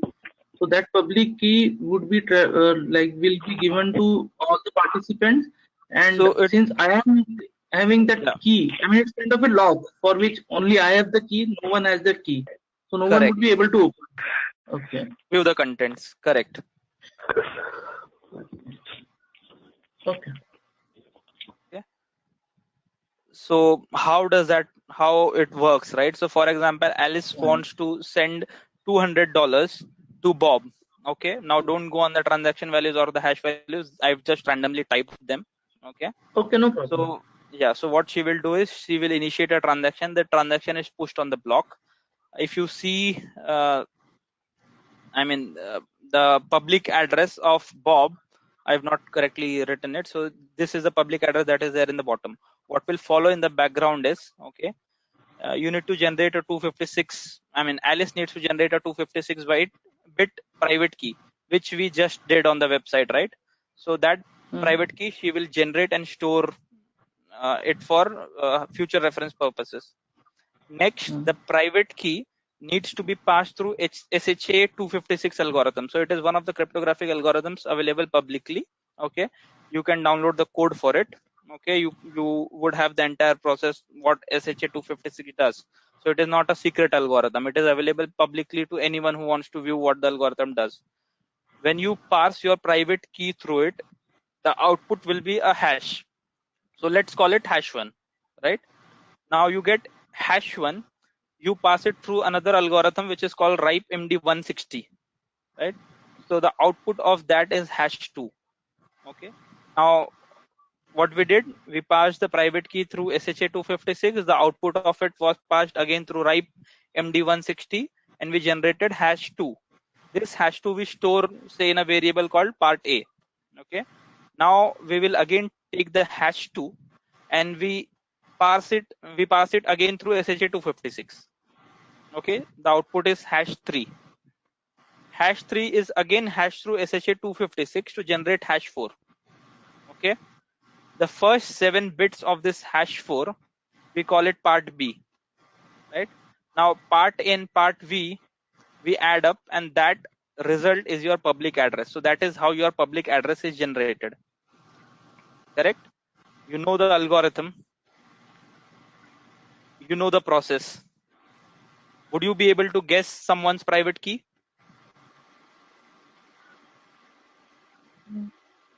The entire algorithm is available to you, right? You could just backtrack it and you can generate the 256-bit key that we provided in step 1. Should be possible, right? Because you know the algorithm and you know all the steps that have happened. Right, backtrack and probably yes. Yeah. So read the answer there. You could do it. It would only take you 4 followed by I don't know how many 0 years to complete this calculation backwards. And we're not talking about normal computers. We are talking about supercomputers trying to break this stuff. So that builds your confidence in blockchain, in the cryptography of blockchain, how secure the system is. Yesterday we had some questions around, how secure it is. So it is this secure. Unless due to a human error, okay, or human stupidity, you unintentionally share your private key with someone. or lose it. You've written it on a piece of paper and lose it. In which case, no algorithm, no computer, no security can save you, right? That's So right. it is unhackable in terms of the security is providing, but it does not account for human errors. So one more question. This public key and private key need to be generated only once, right? It doesn't need to be generated for Yes, each transaction, yes, right? yes, Okay. yes, correct. But there's another angle to it. Okay. Uh, say you generated one private key and one public key. Okay, and this is very hypothetical example. You want to remain anonymous on the blockchain. You never want to be traced, right? But if you're using the same public key, okay, and tomorrow you do a transaction at a merchant, okay, so the merchant will have your public key. Now, obviously, to ship the products, you will give your actual name, your actual address. That also goes on the blockchain. So you are ultimately exposing yourself on the blockchain. So if you are dealing in kind of applications where you want to remain, remain a ghost on the network, it is advised that you generate a new pair of private key and public key each time you do a transaction. Not needed in real life, but just a precaution. If you really want to remain anonymous, you should try to create a new public key private key pair each time you want to do a transaction. So, so Sunil, I have one quick confusion here. So Yep. basically, if you look at your first step, it is like generating a 256 private key, and Correct. from that private key, my public key is derived. That's correct. So when I moved my mouse randomly over the screen, okay, I was generating my 256-bit private key. Okay. Now, for someone to be able to have the same private key as me, he would have to, using this tool, right? There are other tools also to generate. So you could generate is using passphrases. So most common way is if you register on one of these websites, they will ask you to type 12 random words. Okay. They will pass those 12 random words through an algorithm to generate your private key. Now, what are the chances of someone moving the mouse on the screen exactly the same way for generating those many dots and be able to match the same pattern that I did? Very less. Even if I want to do it myself, I won't be able to do it unless, I really spend years trying to master the movements, right? For someone to be able to come up with 12 exact words or phrases as me, again, it has to be a very, very big coincidence that, all the 12 words match in the same order that I have spelled. So they make it very difficult for someone to guess your private key, right? How your private key was generated. That is why one of the biggest disadvantages of this much security is, consider the current scenario. Okay, you have got say $100,000 in your account. Okay, online banking. Say the bank doesn't support branches, doesn't support ATM, so there is no other way you can get the money out. You forget your password. You would be worried, but you would not be worried that much, right? Because you can always reset the password. You can go to the bank, tell them I forgot my password, please verify me and let me generate a new password. On blockchain, if you've forgotten your private key, okay, if you've lost your private key, that money is gone forever. There is no way it can be recovered. I see. And this has happened with people, right? So people in the initial days when Bitcoin did not matter much, okay, it was $3 or $4, people bought it say for $200, $500, and they forgot it. Okay, when they realized now it is $7,000 or $10,000, they wanted to retrieve that money, but there was no way they could retrieve it because they'd forgotten the passphrases that they had used. So in banks we call as something called as NPA, non-performing assets. So these are non-performing assets in the blockchain. Whoever forgets the Yes, private key. yes. I These see. are lost assets. No one can claim them. So, Sunil, it's a little bit confusing for me. Okay. Yeah. So suppose you are sending money to me, Correct. or I have sent money to you. So what Correct. will you do? You will give some passphrase. Based on that passphrase, a private key and public key will be created for you. That public key, you will send me, send money on this public Correct. key, Correct. and for me also, I will. So you Do will I need also to have create a, yes, you will private also and have a public key for me? exactly. So for anyone to be able to participate on the blockchain network, they will have to Okay. have these two addresses. Okay. Public address is for the external world. Okay. So that they can send you money or they can verify it as you. The private key is for Okay. your own use. Okay. So for me, because I have to send money to you, I will generate also my public and private key, That's and correct. then only I can send money to you. Exactly. Okay. So why this public and private key do I need if I have to send money on your public key only? But how do I verify the money is coming from you? Okay. So it means with that transaction, my public key will be attached. Correct. So not your public key will be attached. You will encrypt the message using your private key. Okay. And I will decrypt it Okay. using your public key. Okay. Okay. So that will let me know that it is indeed you.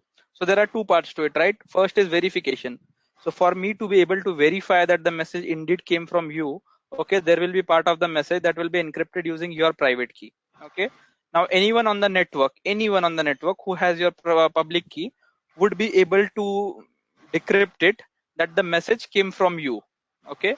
But the actual But content of the message, no, we are talking about identity here, right? So me and everyone on the network is able to verify that the message indeed originated from you, right? But the actual content of the message would be encrypted using my public key. Okay. So others on the okay. network would not be able to decrypt that information. That information only me can decrypt using my private key. So it serves for both the purposes. I've been able to identify the verification. I've been able to verify the identity of the person who initiated the transaction, and the actual message Okay. was encoded in such a way that only me, who is the intended recipient, is able to verify or read the message. But one more thing. Yeah. Whatever public key I have shared, Hmm. how someone can know that it's me? I have not given any information over that. So I don't need to know whether it is, whether it is Pankaj or whether it is Sunil or whether it is Abhishek or whether it is Ashok. For me, you are just an address, Okay. right? So you share your address with me. We do transactions on that address. You could be having 100 addresses. I don't care. As long as Okay. we to use addresses to interact with each other, okay, and you agree that you would receive, you would sell me goods if I send money on this address, I would trust that. Okay. It means simply keeping it simple.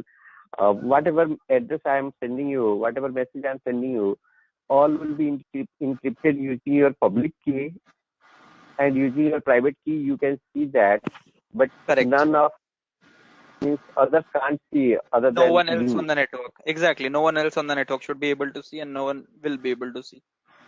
Okay, that's great.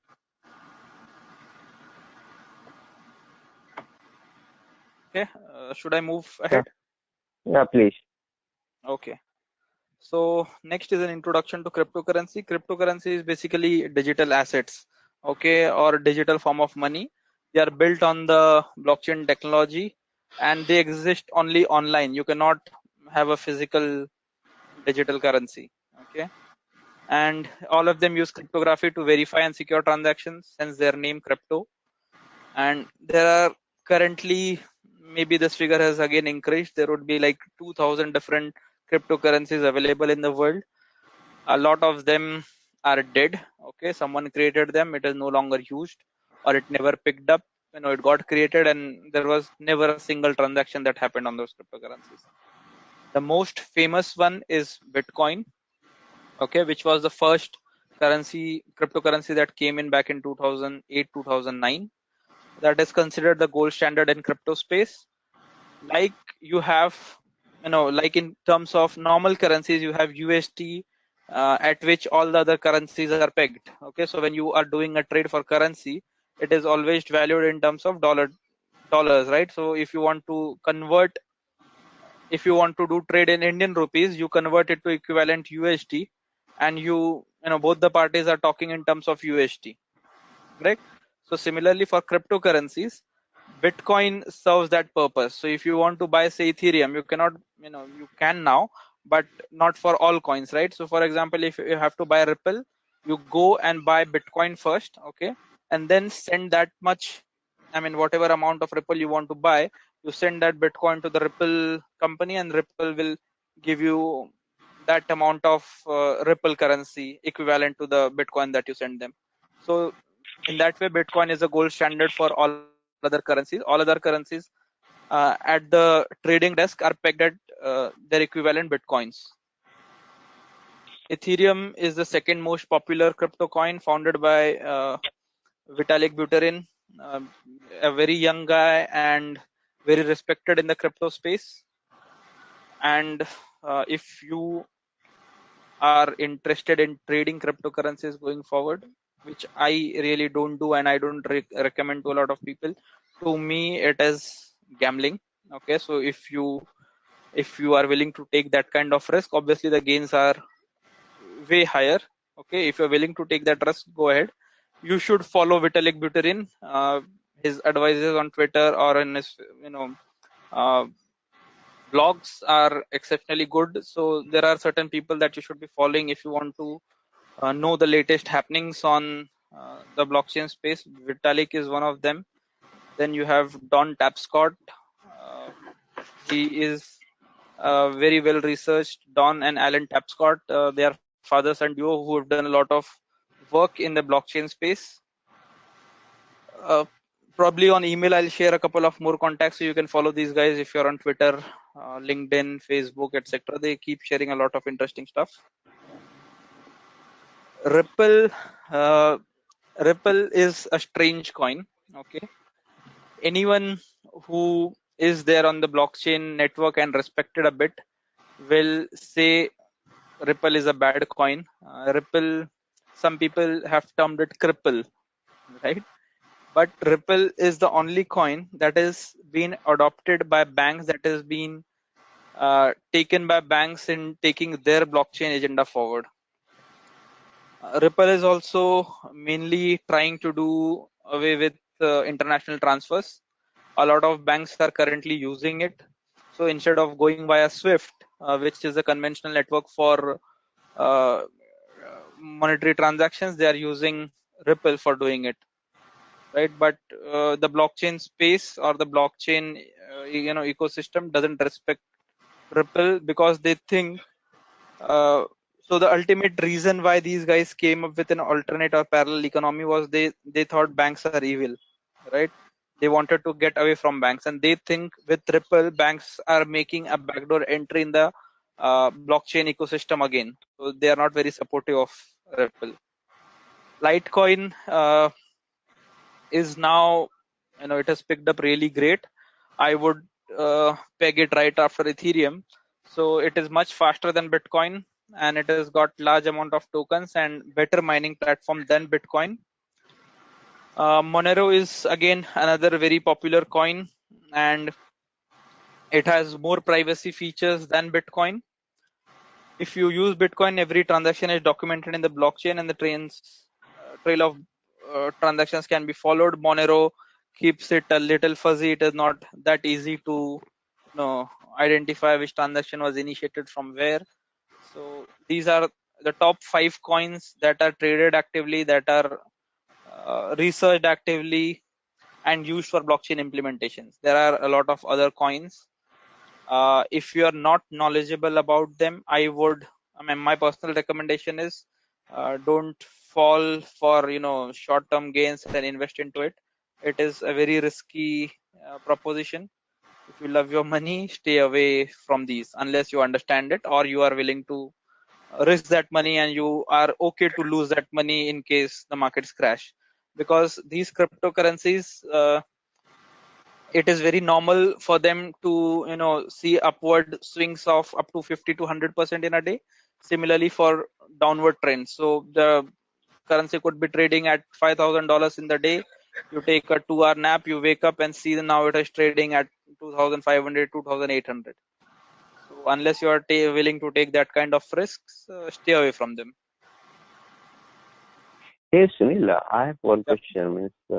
Not very clear to cryptocurrency. Hmm. So I understand $100. What does this mean? I can buy 20 gallon of milk or this amount of some goods. Good question. Good question, and I And get where you're getting, right? And there is no inherent value that cryptocurrencies offer. Okay, it is only hype. It is only hype that is driving these prices, right? So Bitcoin, it is said, I mean, it is by design, there cannot be more than 21 million Bitcoins. Okay. Now it has become a scarce resource. Everyone knows that there can never be more than 21 million Bitcoins. So whenever that is exhausted, I will not be able to buy any more Bitcoins. So I should amass as many Bitcoins as I can now. Okay. So they will pay more price for it. Okay. That is how Bitcoin went to 17,000, 18,000 levels, right? But there is no yeah, inherent value. Tomorrow, the government can come forward and say Bitcoin is banned in the US, in the China, in Korea. These are 3-4 major markets where it is heavily traded, and you could see Bitcoin trading at zero because there is no inherent value. So the only way they are having value is because people are willing to pay more for it. They see value going forward, and that is why they are ready to pay that kind of money. But like fiat currency, uh, like it has the backing of gold or the backing of respective countries' governments, Bitcoin, or for that matter any other coin, does not enjoy that backing from the government. That is why I repeatedly keep saying it is a very risky proposition. Venture into it only if you are ready to lose the money. There are crazy gains, but then you could lose everything overnight. okay, so I have one question basically. So as I know, India can print only this much amount of rupees because it has put so much amount of gold in the World Bank somewhere. Correct. So that World Bank is controlling how India can print notes. In What fact, about it this is not. It cryptocurrency? is Who is not. printing? It is not okay. So both points. It is not World Bank that decides. In fact, US does not deposit any gold. US keeps printing dollars when they want. There is no actual backing. Uh, Cryptocurrency, on the other hand, when a block is placed on the network, okay, each time a new block is created, new Bitcoins are created by the platform. So whenever a miner solves a block, 12.5 Bitcoins are released and given to the miner for the effort that he has spent in mining, right? Earlier it used to be 25 coins. Before that it used to be 50 coins. So every 4 year this amount gets halved. Okay. So for example, today a miner is getting 12.5 coins. Probably the next review is up in 2 years. After 2 years, once the review is done, from that day, a miner would get only 6.25 coins for solving a problem. Next year it would be half of that. Next year it would be half of that. So by 2040, there would be no more coins to mine.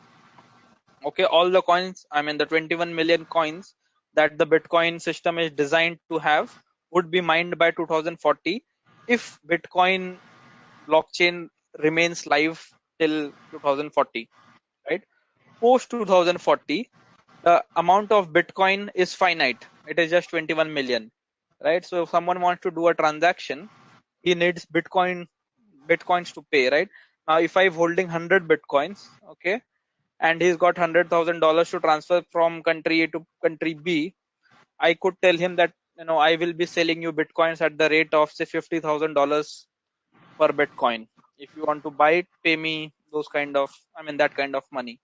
That is the only reason people are trying to stash Bitcoins for now. So exactly this I want to understand a starting base case from where okay this is the X amount of Bitcoin from where now we are starting. People can buy our coin. Could we have some diagram where we can see in the next session or any time? What was the initial stage? So at initial stage, there was a time when someone traded 10,000 bitcoins for a pizza. Okay. So what does a pizza cost in US? $20. It's around. Yeah, so at some point of time, $20 or $30, whatever was the worth of pizza, was traded for 10,000 bitcoins. So whoever made that trade, and if he kept those bitcoins, he would have made probably Sorry billion. for asking, Sunil. Sorry for asking so many questions. Yeah. But from where he got those 20,000 points, and from where he got those points? Correct. So initially, when Bitcoin started, right, like I said, when you solve a mining problem today, Fine. when you mine today, you get 12.5 coins. When it started, it would have been probably few hundred coins whenever you solve a problem. Okay, Okay. and the problem. So whenever this review happens, right, 4-year review, at the same time they also increase the difficulty of the problem. So Who when increased? it is a block Bitcoin group, right? So Okay, there is some people who group. are, Okay. like for Ethereum, you have Vitalik and his team. For blockchain also, there are certain people who decide that it is time to increase the difficulty for miners. Okay, so at the initial stages, the difficulty was not there. You could mine it using your personal computer, right? So people mined, people bought. There was a time when it traded for a few cents. Okay, when it first hit that one Bitcoin equals to $1, it was big news. And Yeah. then Bitcoin rose from 2,500 last year to 17,000, 18,000 levels. Okay, and now today, suppose I want to buy some bitcoins using dollar, I can buy that. But Yes, after getting those points, again, I want my dollar back. Can I get that? yes. Okay, So, that. yes, what you can do as a week exercise is create an account on Binance or Binance is very famous in US, but there are other exchanges Coinbase. also. Yeah, Right. Coinbase. You could So create it Sunil, there. I can show you. Yeah, So probably we can So meet that. afternoon. I can show you. It's a Oh, that will be great, sir. Thank you. I'll catch you. Okay. yeah. So you guys can show it to each other. And just to get a feel of it, I would still say, go ahead and create an account. Don't invest any money unless you really understand it. Okay, or invest very small amount that you're ready to lose if you do certain trades, but get a hang of it, how it works, and you will be able to connect what we are speaking here um on the actual blockchain. Sunil, this is when I have just one basic question. Yes, Vinay. So you were saying that there is a group which is controlling and which is increasing the complexity of algorithms every 4 years. Yes. So this is again going back to the banking where No, there is a no, central no, no. system which.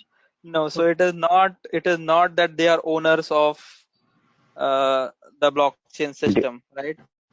These are people who are contributing from the community. It is not that they have certain stake or what they say is finalized. Okay. Okay, and it is by design in the platform itself. It is not that they can say, instead of halving it, instead of making it 6.25, make it 1,500 so that I can mine and I can make profit out of it. It is the way Satoshi designed the blockchain system that it will automatically reduce it to half. Okay. Okay. So next, these are the various attributes of a cryptocurrency coin. I've taken it from Blog Geeks. It is a very good site that you should be referring to keep yourself abreast with new information that is coming in the crypto space. Any cryptocurrency transaction is irreversible. So basically, after a confirmation of a transaction, it cannot be reversed. We've seen that.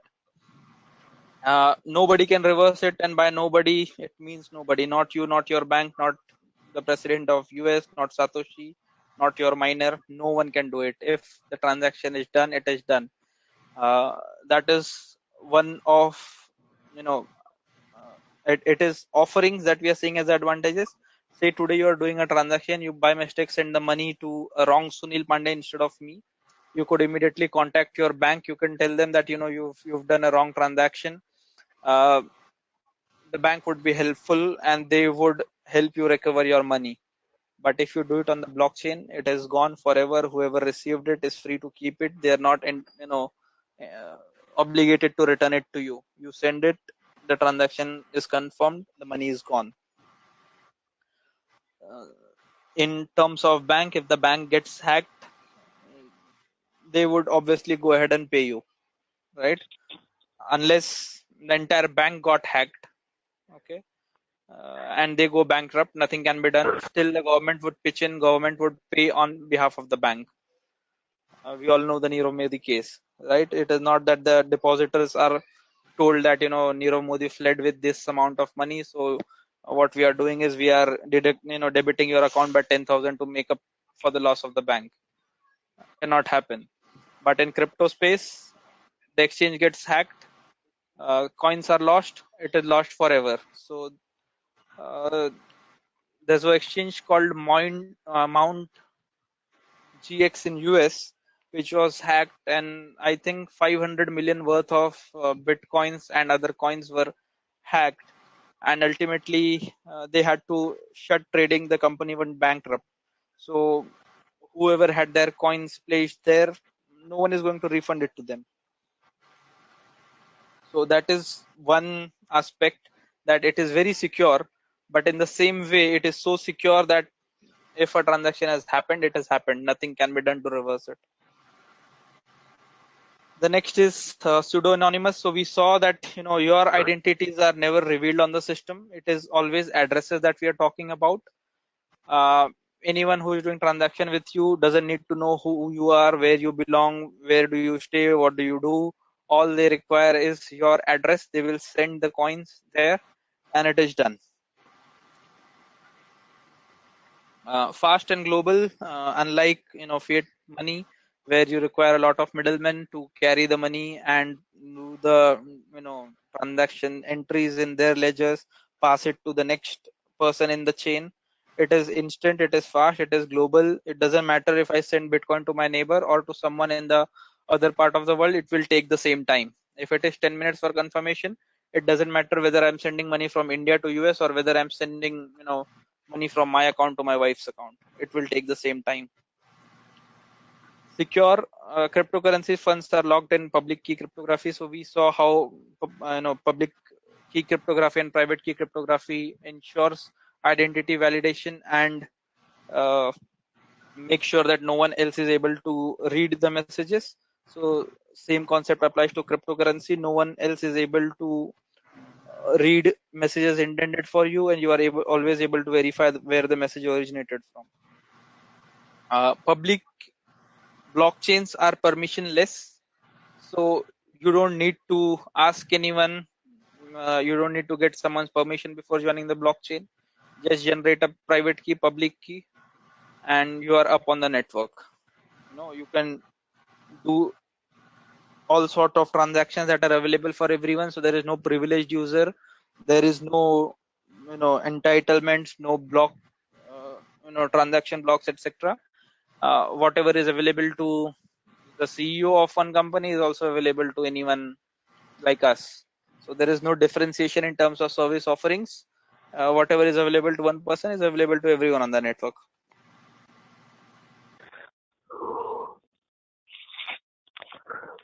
Clear on this?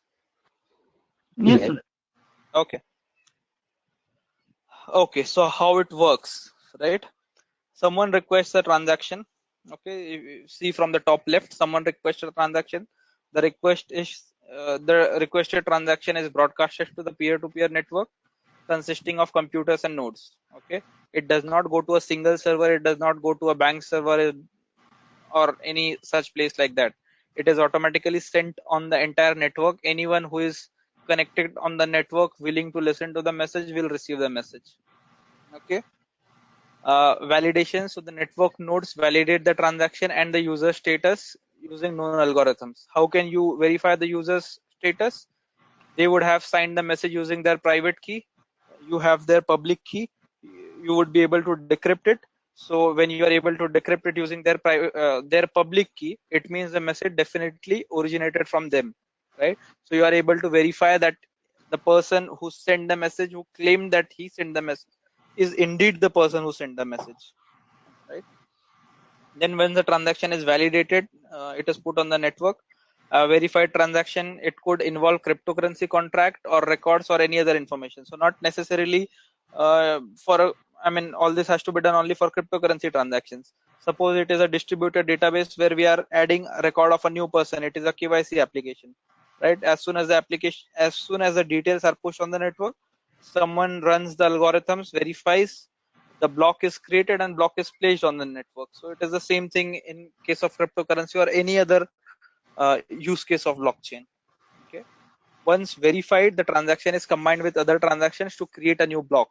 So it is not that one transaction will create one block. There will be a group of transactions that have happened during that duration, which fit the maximum block size. Okay. If there are transactions more than the worth of maximum block size, then those transactions will have to wait. Okay, so new block is created and the block is then added to the existing blockchain. So you take the hash of the last available block, keep it as the previous hash, you generate your new hash, which becomes the next hash available for the next block that is being created. So this is the entire cycle for the transaction to be completed. Now cryptocurrencies, it is medium of exchange created and stored electronically on the blockchain. And Bitcoin is the best known example of cryptocurrency. We've obviously seen the other coins. Like I said some time ago, cryptocurrencies have no intrinsic value, right? So you cannot redeem it for any other commodity. It is only the perceived value. Okay. So if a person has got gold and he values Bitcoin, you could tell him that, if you give me 10 grams of gold, I would give you, say, half a Bitcoin or 2 Bitcoins, depending upon whatever the value is currently. I think it is $7,500 currently.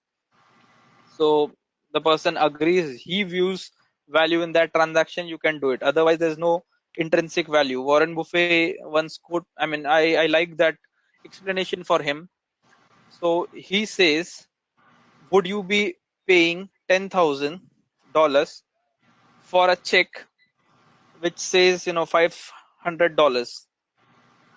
If the check is created in, say, a very good paper, if the check is signed by someone who is a very renowned personality, would you trade for it? No, because no matter what differentiate the check, who signs the checks, or which bank is going to give you the money, the amount that is entered on the check is the ultimate intrinsic value of that check. If it is $500, it is $500, no matter who goes to encash it. But Bitcoin does not have any intrinsic value. And what purpose does Bitcoin serve? Transaction of money, sending money from point 1 to point 2, sending money from account A to account B.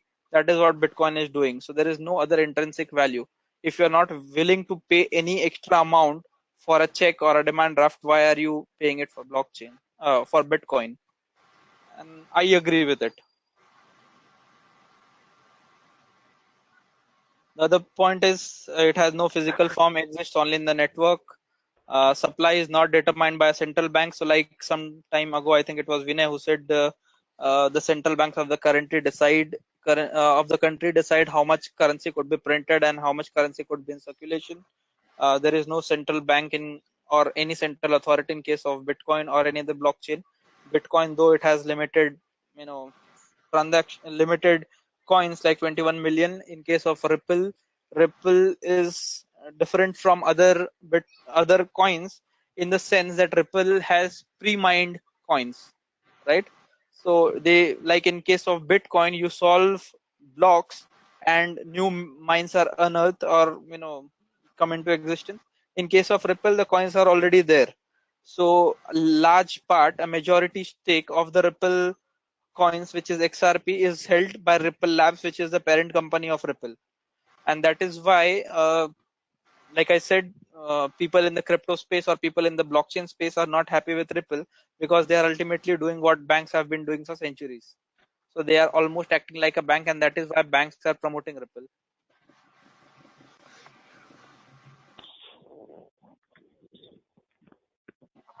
Anonymity and pseudo anonymity, we've seen that it is ultimately only the address that gets sent on the network. No one knows who is behind that address. If you want to remain anonymous forever, you could be creating x number of addresses every day, and you could encash your dollars or whatever money from these addresses. No one would know who is really behind that uh, obscure address on the internet. If you see at the bottom, I've pasted transaction view of one of the transactions. So that is the address on which the money has come. If you see, it is 0.199 BTC, the balances. Post that, there have been 16 confirmations. We saw about confirmation some time ago. So this information is available publicly. I will go to the Blockchain Explorer website and show you. Okay, but I cannot make out from this information who is the person who did this transaction.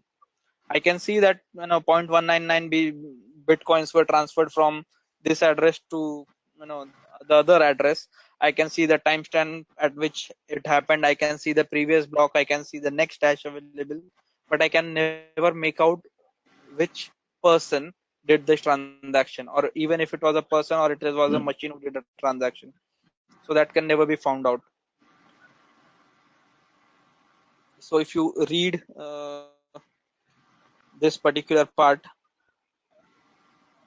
I'll just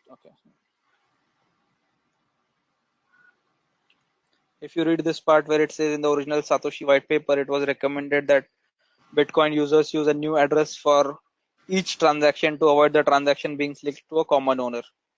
This would be equivalent of writing many books under different pseudonyms. So authors write book under pseudonyms so that no one knows who actually wrote them.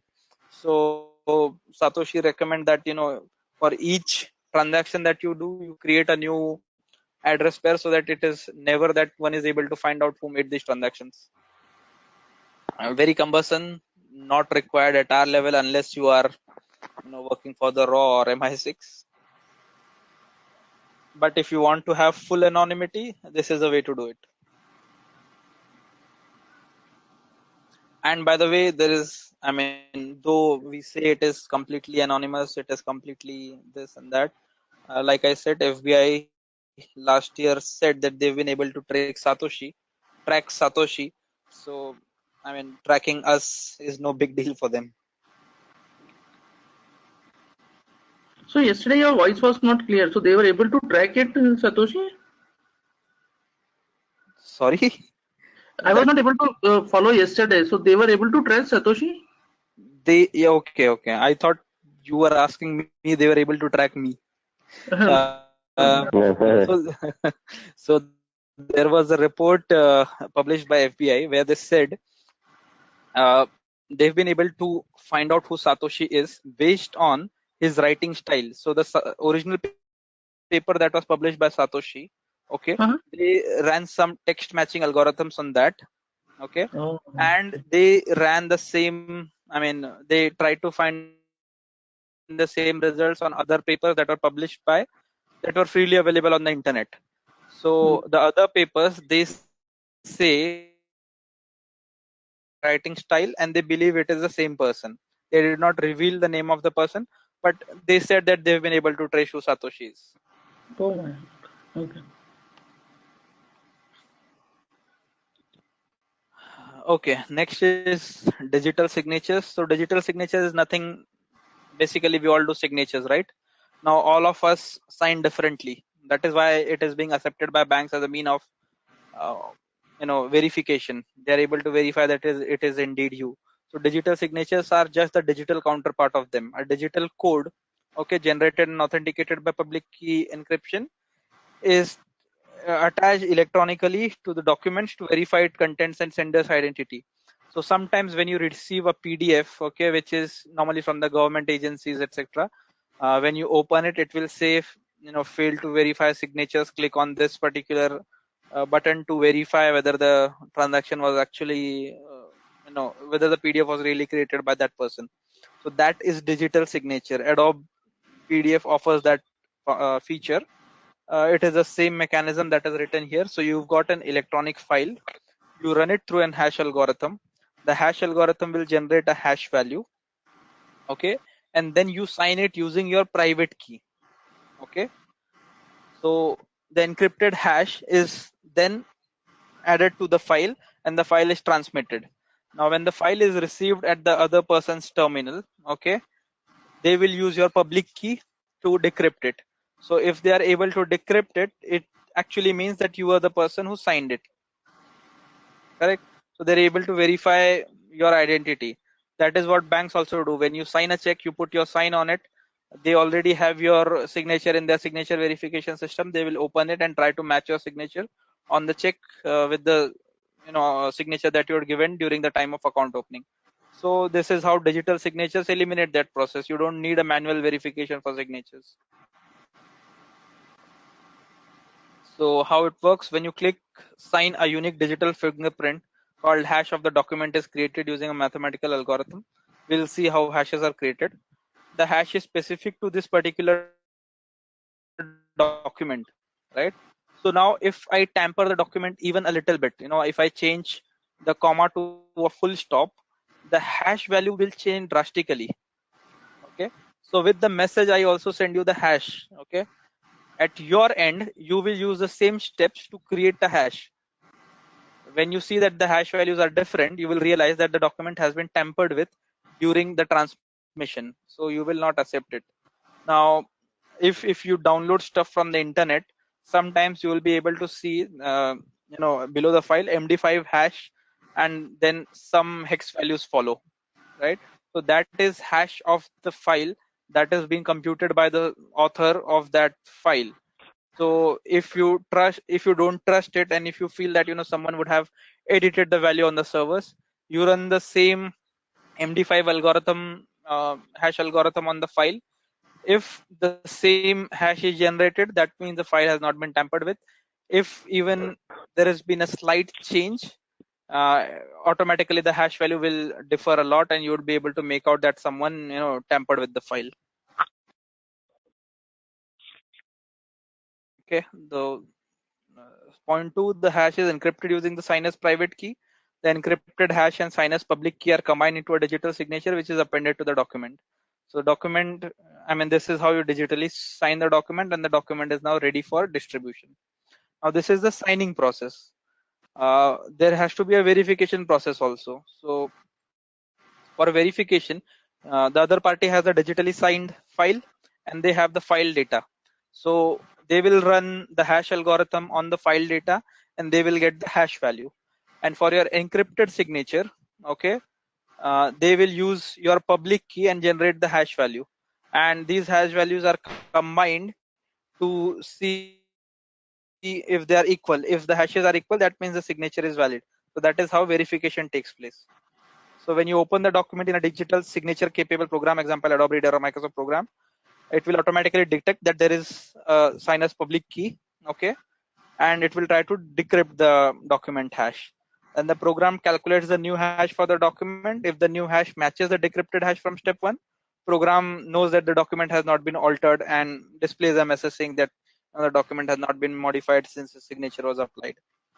And that also validates the public key used in the signature belongs to the signer and displays the signer's name. So this is the same concept that is used for transaction signing and identity verification in blockchain. Now we've been talking a lot about hash codes. This is how a hash code works, right? So SHA-256 is one of the hashing algorithms that is used. We saw when we were creating the public key address, right?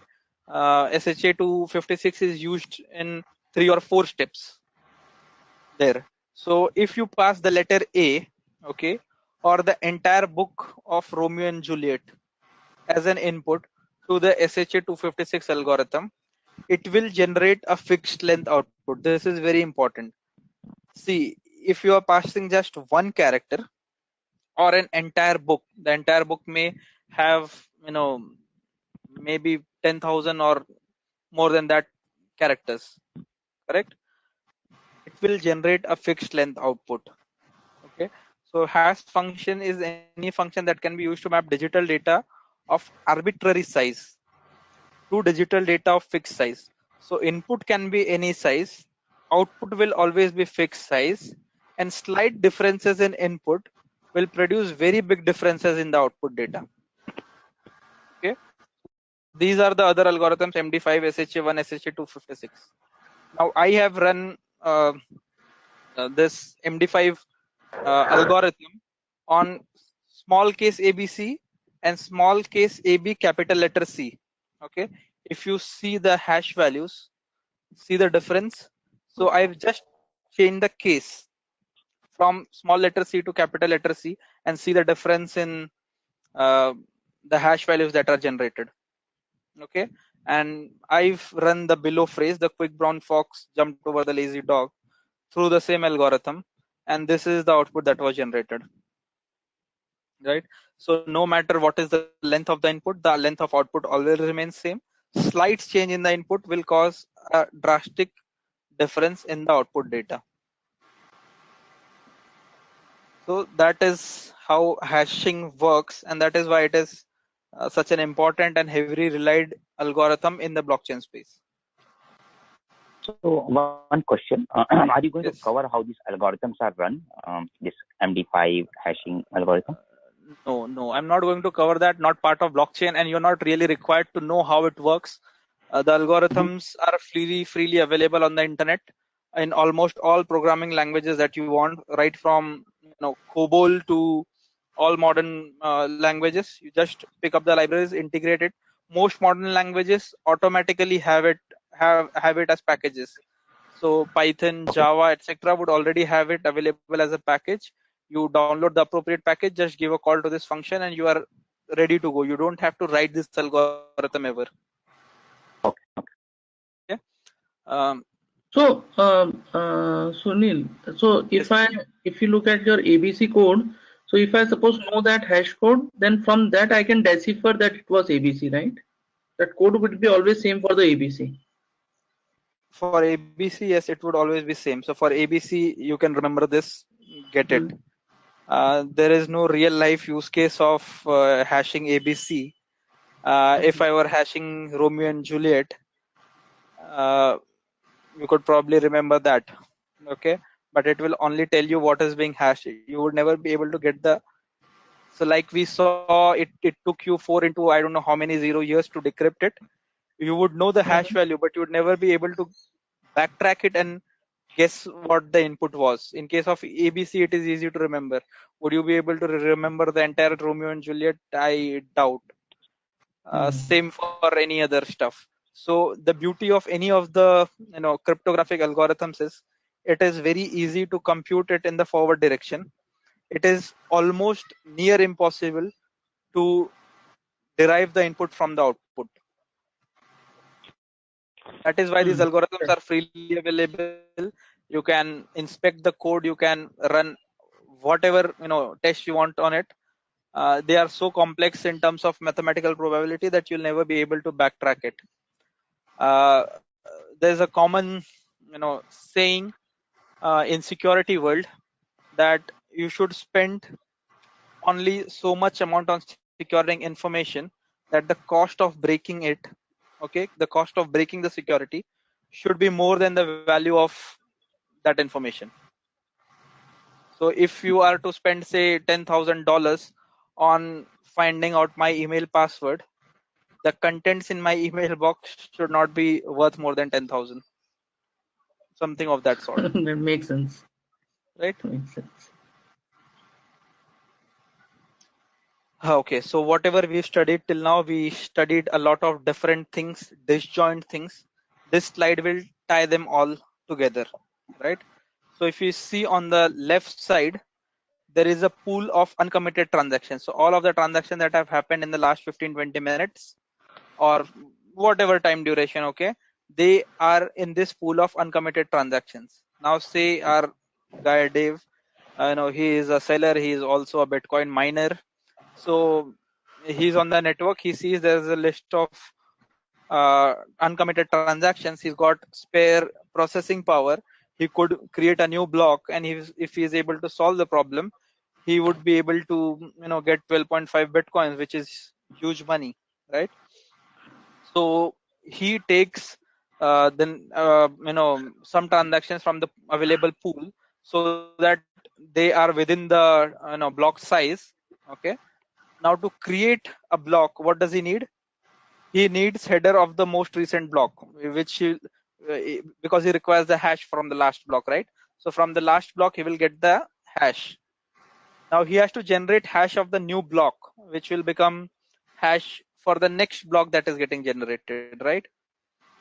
So he needs to generate that. To generate that, he needs something called as nonce. Nonce is basically number for one's occasion. We'll see what that means, right? Now let's focus on the diagram in the center itself. So he has proposed new block of transactions. He has header of the hash of the last block. He needs to create hash of the new block. The hash of the new block should be such that it is less than the target value, which is specified by the blockchain implementation. Okay. So if he is able to generate a new hash, which is less than the target value, he has been able to solve the proof of work. Proof of work is a solution, right? We'll get to what proof of work is, but for now think that it is a puzzle. Okay. And he's been able to solve the puzzle. If he's been able to solve the puzzle, he should have generated a hash which becomes hash of the new block. Okay. Now how that happens? So one of the tests is called as 5 leading zeros test. Okay. And don't go by the values that are written here. These are just example values, but the algorithm works exactly like I would be explaining. Okay. So say header of the previous block was DFGD3434. Okay. What follows? In the proposed block, the transaction read, this is a test message. Okay. So what will he need? He will need the previous block. He will need the current, hash of the message, and he needs to find something called as nonce. So he guesses a random number, say 115465. Okay, and he runs through them through the hashing algorithm, and the hashing algorithm generates this particular value. Okay, the value is 001200124. Now, does it have 5 leading zeros? It does not, right? Which means the hash number is not less than the target value. See this? It has to be less than the target value. So 6 zeros would have been fine, but at least 5 zeros we need. Okay. So what he will do is he will increment this number. He will try 115466, or he may be good at guessing and he would directly try 786594. Okay. Whatever way he wants to do it. Okay.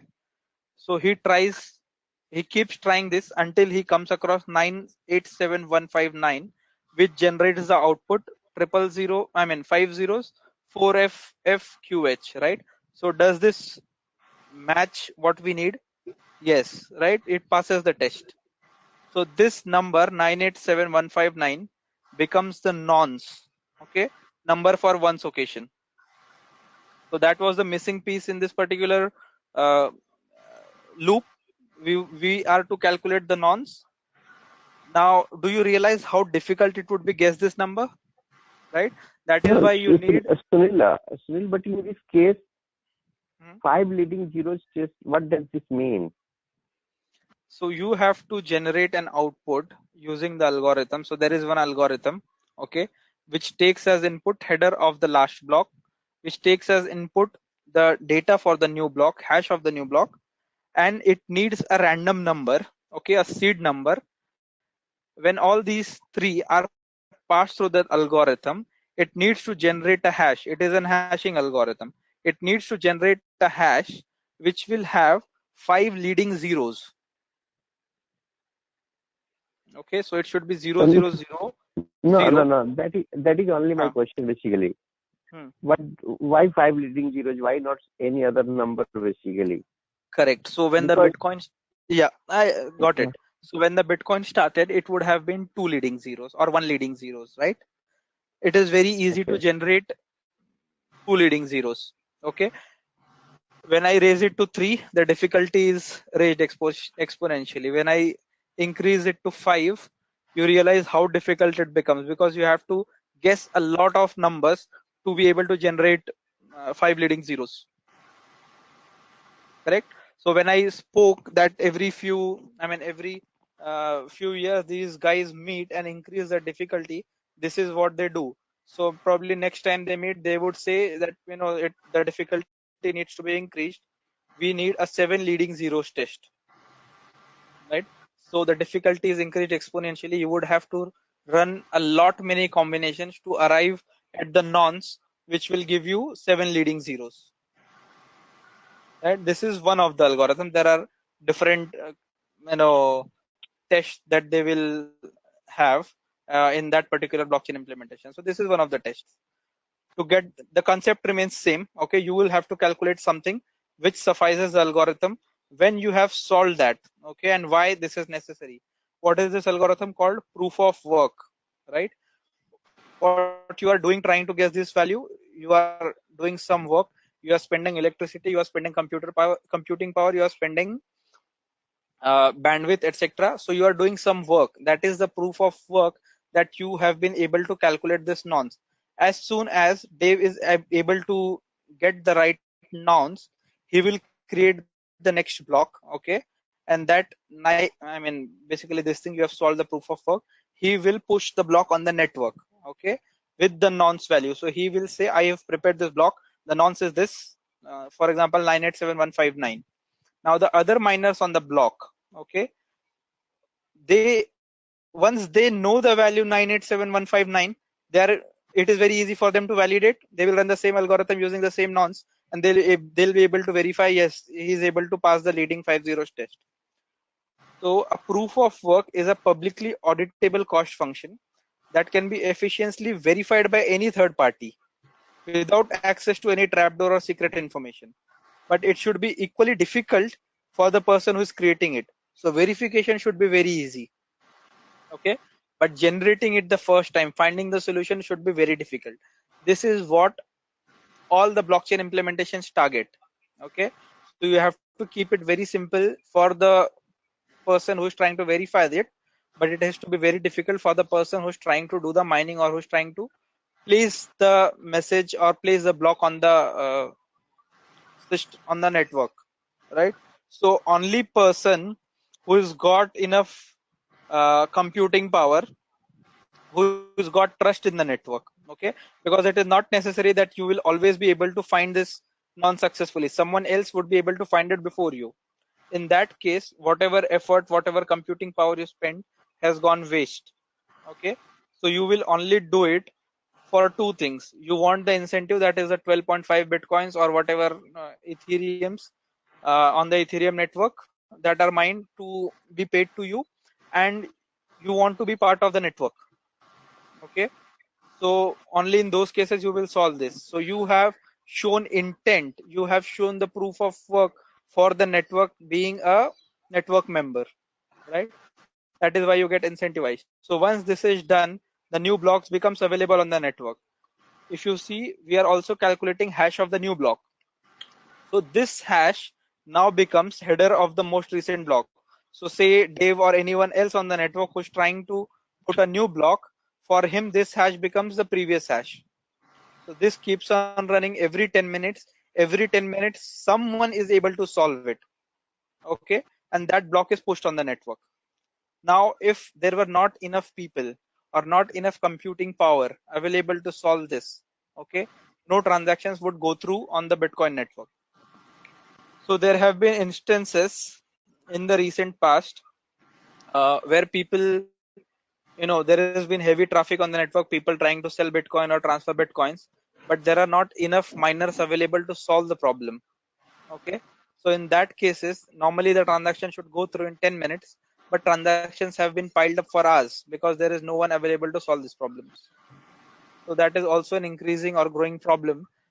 For example, say me as a miner, right?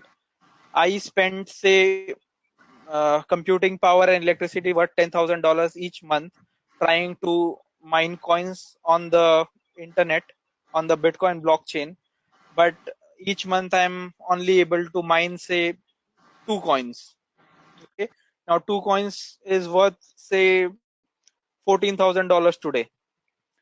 Would I still want to continue, doing all this hassles and headaches for $4,000 might make sense to me, might make not sense to someone else.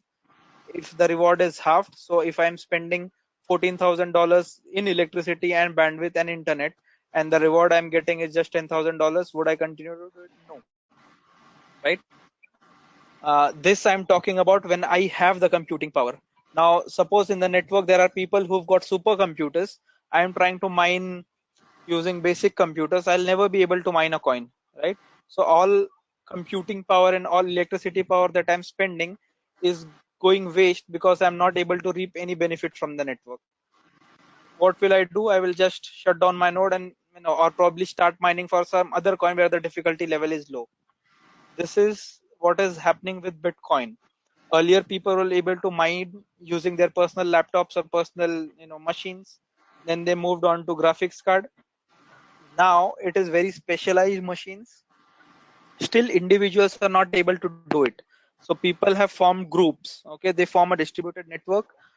They will all be connected to each other. They will combine their processing power and then mine these coins. Okay, so this is what a blockchain transaction look like.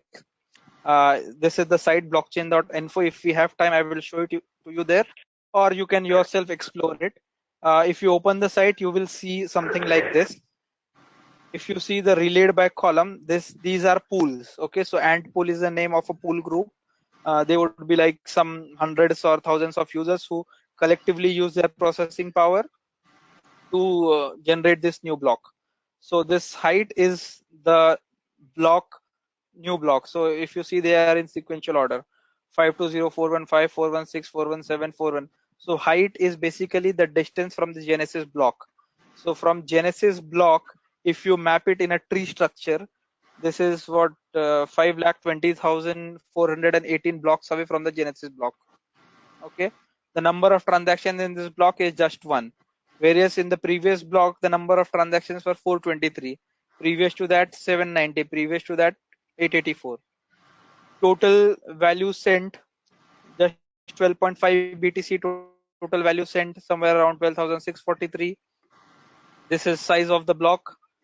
This is weight in terms of how much processing power was spent on that.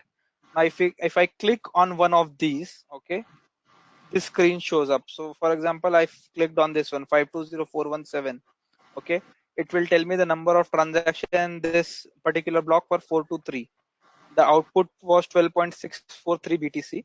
Estimated transaction volume, so all the transactions that were in that particular block was 308 BTCs. The transaction fees for solving this particular block was 0.09 Bitcoins. Height, we've seen what height is. Timestamp of the block, the received date, relayed by the mining information. This is the difficulty level. So if you can see, it is very, very difficult. The bits, size, weight, version. So this is version of the blockchain.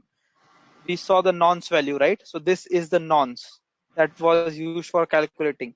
So anyone who wants to verify whether it was really solved can simply use this nonce to verify. Reward of the block, so 12.5 BTC was reward. So like I said, currently every block when it is solved, 12.5 BTC are released. This 12.5 BTC would have been shared by everyone who is part of the ant pool, right? So divide this 12.5 with whatever this amount is, that will give you the number of people that are there in ant pool. So everyone got paid 0.09 BTCs. In terms of hash, this is hash of the current block. This is hash of the previous block. Merkle tree is the binary tree structure. So hashes of all the blocks are stored in a Merkle tree. Anything changed in data even by 1 bit, we saw in hashing, the Merkle tree would not match. So we would come to know that someone has tried to tamper with the transaction. Now this is for Bitcoin blockchain. Similarly, you have a site called etherscan.io, which lists similar information for the Ethereum network. So all of the fields are almost same. And this is the detailed version of one of them. Here you can see the name of the mining pools for Ethereum. So if you see Ethermine, it is one prominent mining pool which is solving most of the Ethereum nonce. In Ethereum, there's a concept called gas. Okay, so when you put the transaction for processing, you specify how much Ethereum you are willing to pay for your particular transaction to be prioritized, right? So instead of relying on a free miner to come and process your transaction whenever he feels like, you put a certain fees upfront that if you confirm my transaction, this is the amount of fees that I am ready to pay.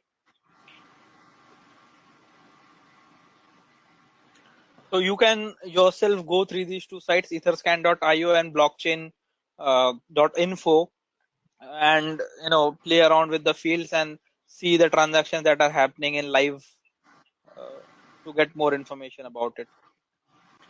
Now, why all of this is important? Why is blockchain important? This is the Gartner hype cycle for emerging technologies. Gartner, they need no introduction, right? So each year Gartner produces this graph wherein they list the hype cycle for emerging technologies for this particular year. This is the map from the last year. If you see, blockchain is listed right here, where it is entering the trough of disillusionments.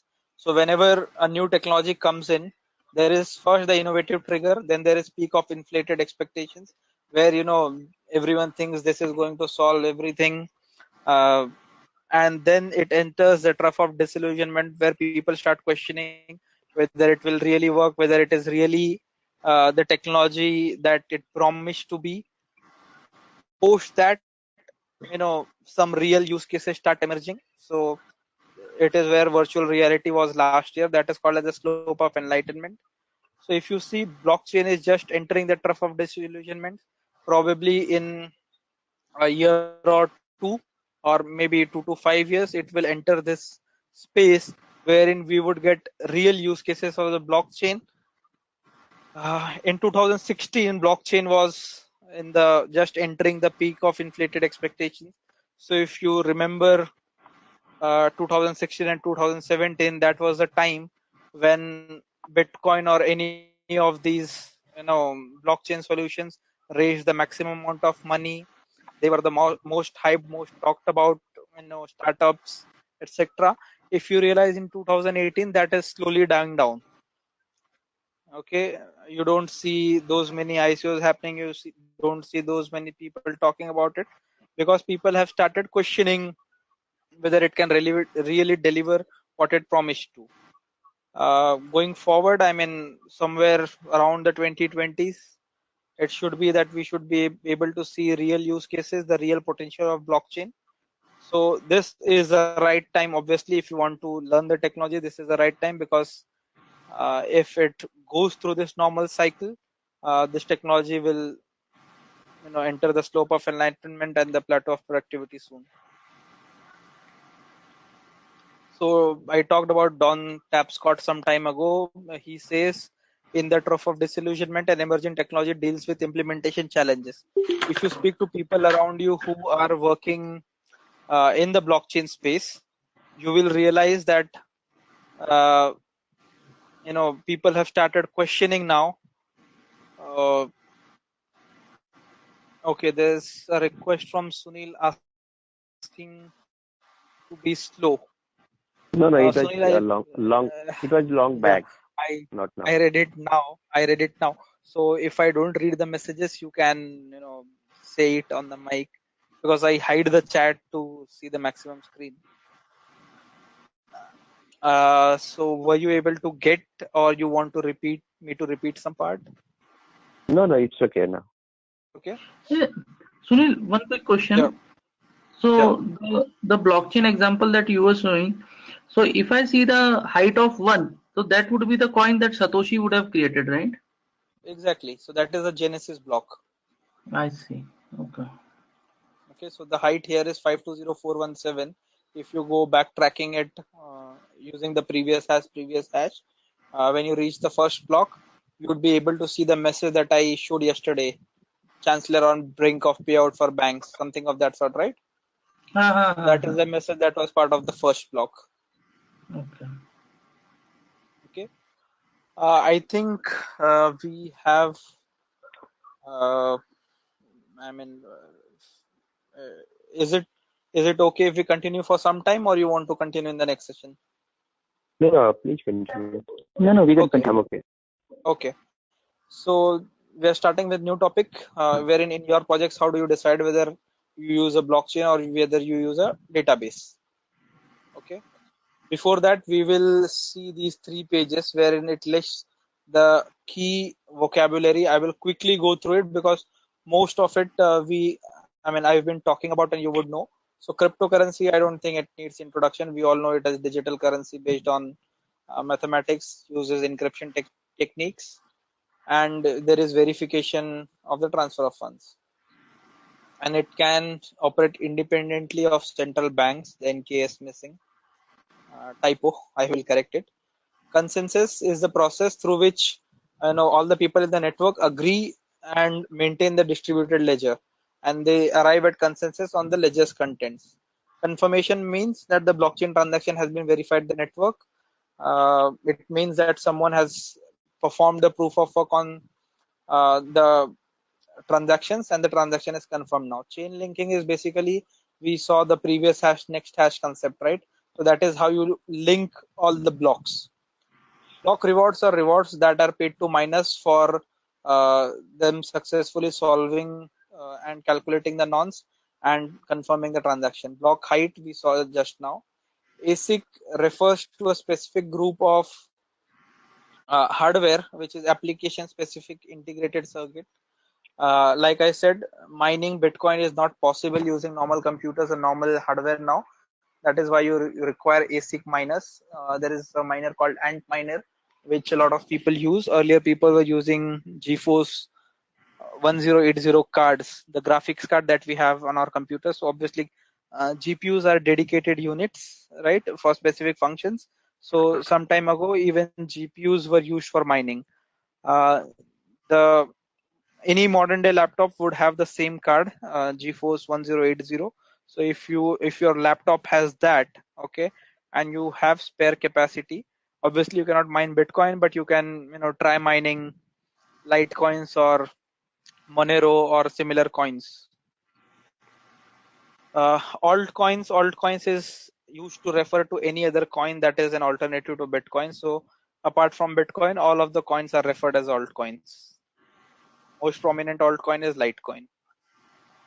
Initial coin offering, so like you have IPOs for offering shares before a company is listed. Similarly, you have ICOs wherein companies who are trying to raise funds will sell their coins for a specific amount in terms of dollars. So it is like you fund the company in its initial days and you receive coins before the coins become available on the network. So sort of IPO. Hash rate is the number of hashes that can be performed by the Bitcoin miner in a given period of time. So we saw that calculation of nonce and generating new hash, right? When you buy mining hardware, you measure the performance of it in terms of hash rates.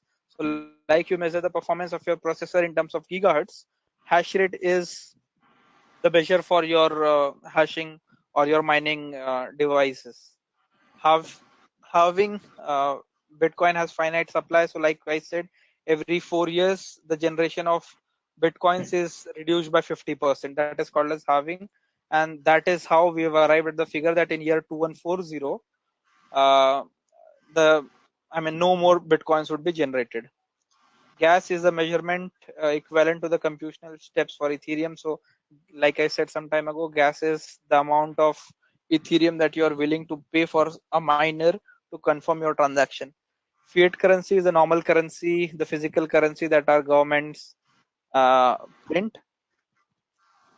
Digital identity is your online identity. Ether is a native token in Ethereum. DAO, an important concept. So DAO is basically decentralized autonomous organization. Now, in a company, normally it would be a private limited company or a private limited company, public limited or private limited company. So the company has directors, the company has stakeholders.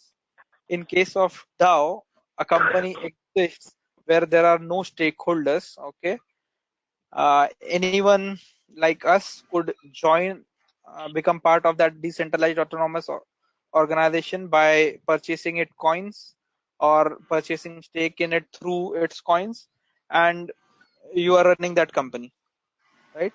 So all of the rules are in set in the blockchain of that particular DAO. No one needs to make decisions. So it is like smart contracts are already coded as part of that DAO. Similarly, there is something called as DApp, which is called as decentralized application. It is completely open source, operates autonomously, no entity controlling the majority of its tokens. So on Ethereum blockchain, you are able to create DApps, any app that you want. It is like an ecosystem, like Play Store or the Apple Store. You are able to create your apps, place it there. Anyone who becomes part of that, the rules automatically apply to them. So pre-coded contracts. Satoshi is the smallest unit of BTC. So it is like 100 millionth of a single Bitcoin. That is the level of, the lowest level till which you can divide the Bitcoin. Okay, like you have, a dollar, $100, cents, etc. So this is the smallest denomination for a Bitcoin. Digital wallet, we all know. Transaction fees, we all know. Transaction block is collection of transactions. So we've seen that how a transaction is placed. Token is digital identity. So basically coins are also called as tokens. Smart contracts, we know. Proof of work. So I said there are three kind of algorithms, right? Proof of work, proof of stake, proof of authority. Proof of work is used on Bitcoin blockchain. Proof of stake is used in Ethereum and few other. Some algorithm, implementations tweak them, so they reduce the difficulty. Private blockchains or permission blockchains use proof of authority. So in proof of authority, there are nodes, designated nodes, who are identified that only these nodes can confirm transactions, right? So they have authority to uh, arrive at the consensus. So whenever a new transaction is placed on the network, these nodes will pick it up, confirm the transaction, push it on the network. So Ripple sort of uses this, wherein they've got banks which transfer money using the Ripple coin XRP. So these designated nodes from the bank, these are the bank servers. They act as the consensus making party. That algorithm is called as proof of authority. Private key, we all know. Node is any computer that connects on the blockchain network. Similarly, there's something called as full node. So node can be anyone.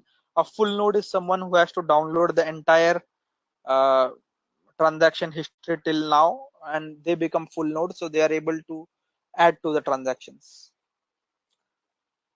Okay, so this is a huge list. I've tried to cover almost most of it, but obviously there are more words that are used. There are a lot of jargons in the blockchain world, but knowing this, you should be good to go. You should be able to hold a conversation with anyone in the blockchain space. Database versus blockchain. So database, all of us know what a database is. A relational database, it is a row versus column thing. You've got primary keys, you've got sequence records, right? So database is always in a client server architecture. The database admin will decide who has what rights, who can create new records, who can update records, who can read records, who can delete. So the CRUD rights, create, update, read, delete, right? In database, data can be easily modified or deleted. Distributed database is suitable for an organization where all users trust each other and do not want to keep duplicate record of the same data. Blockchain, however, comes into play when the entities cannot trust each other. So the entire point of blockchain is we do not need a central intermediary, or we do not need people to trust each other. The trust is in the network itself. Again, in a database, an intermediary maintains a private database of records. In a competitive marketplace, you do not want to share information with each other. You want the information to remain confidential. So businesses, like banks, will prefer privacy of a centralized database than blockchain that is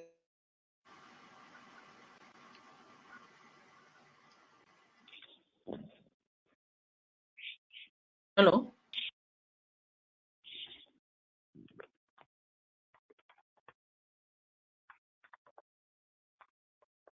Hello.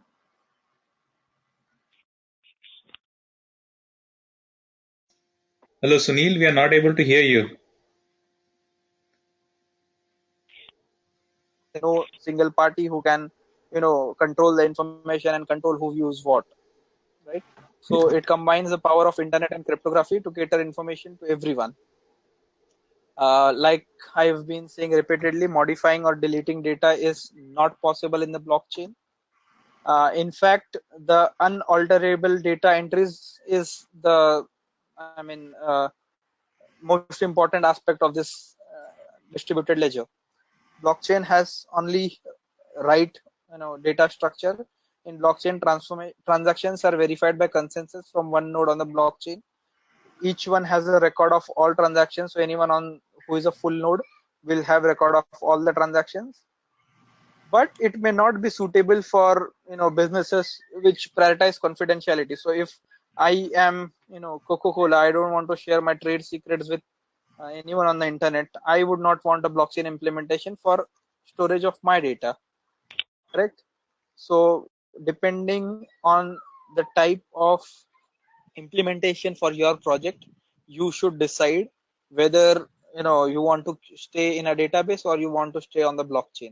The technological benefits may be there in blockchain, but if you want confidentiality, you may want to go with distributed database or a centralized database, relational database at your workplace. Sunil, your voice was broken for a few minutes, so might we have missed.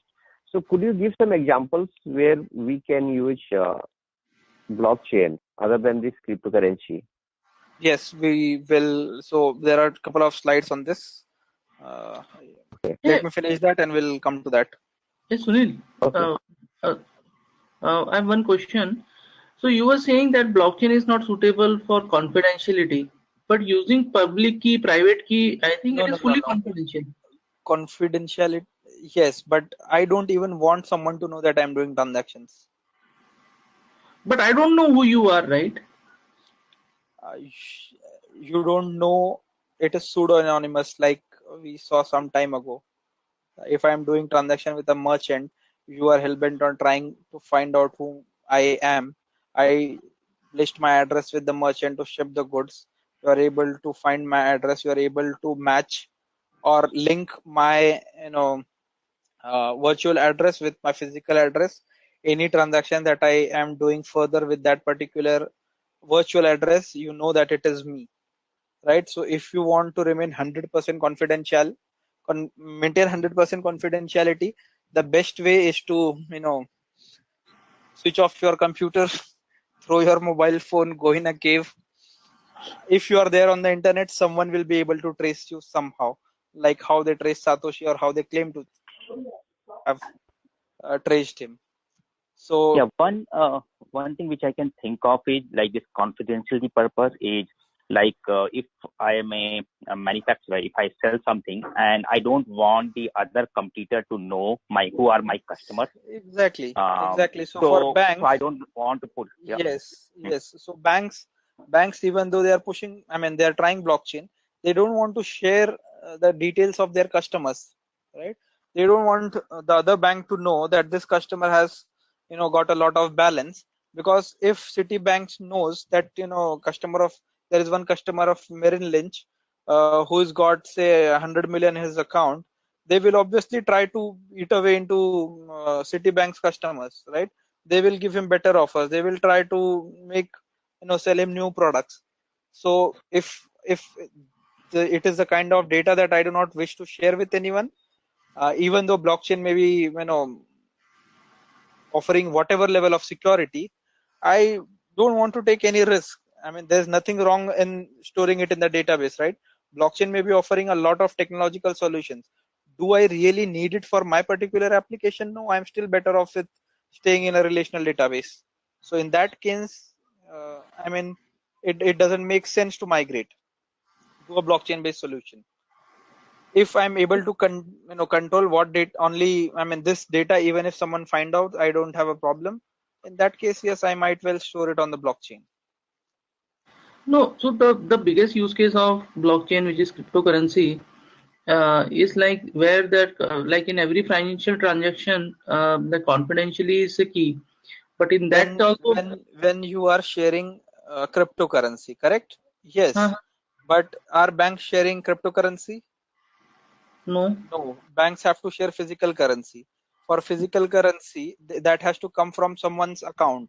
For right, that to come from someone's account, that person has to be identified. Banks maintain all that information. When you are making payment to a person in the another country, there are certain laws that apply, right?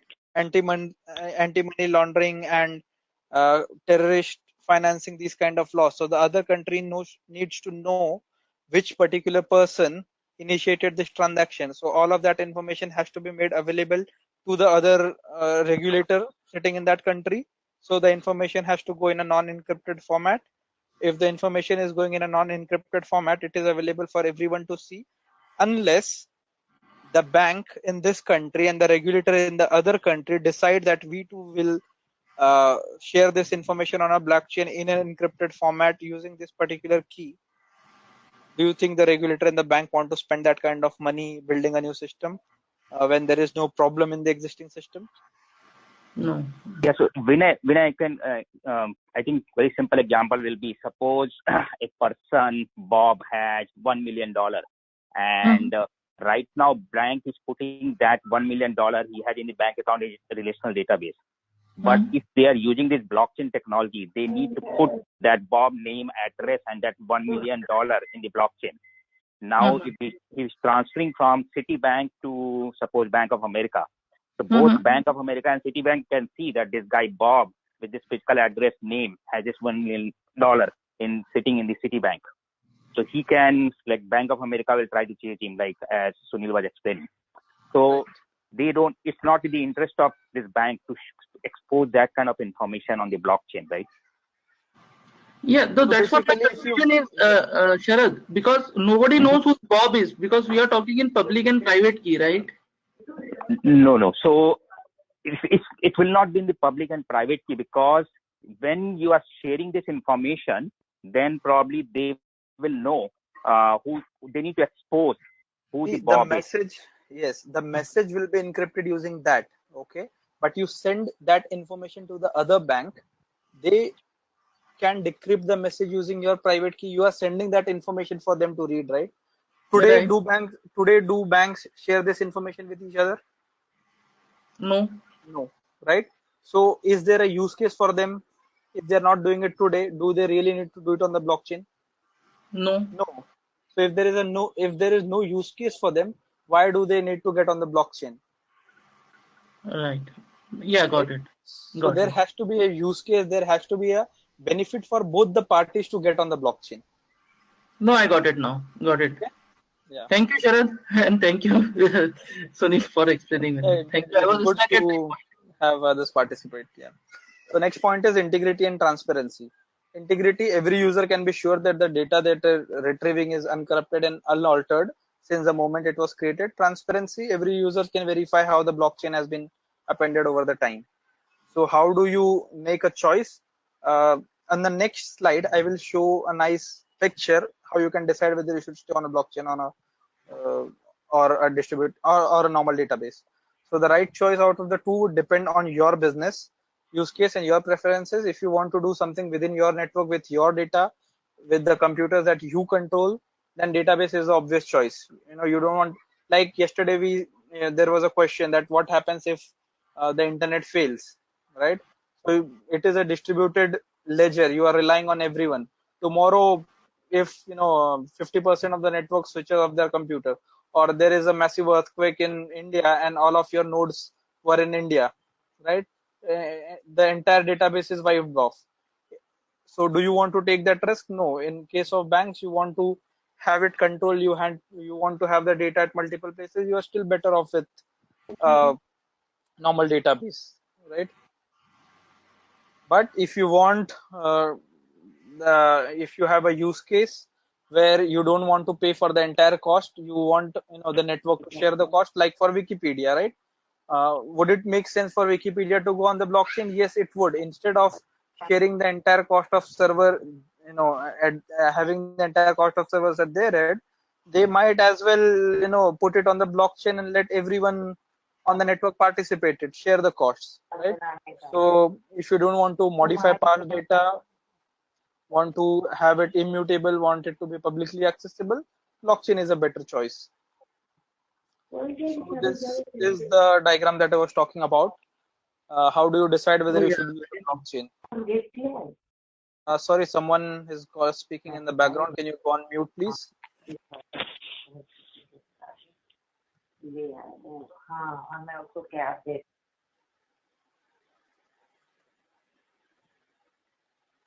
Sunil, do you have a right to mute everyone? I think you should. No, I can't see that option. I can't see that option. I think someone did in the beginning of the call. I think probably Sridhar. I think Ashok or Sridhar has that. But you should be like teacher. You should do that. I am only seeing option to mute myself, which obviously I don't want to do. No, please. Can you check that attendees tab on the GoToMeeting? If you expand that. Yeah, I am on the attendees tab, but I don't see an option to mute everyone. At the bottom, do you see all mic which is red and all mic which is green? Just at the. I can only see that Ashok has been muted by the organizer and no one else. At the bottom, do you see a band right above chat? No. Like in white. I mean, there's no option to unmute.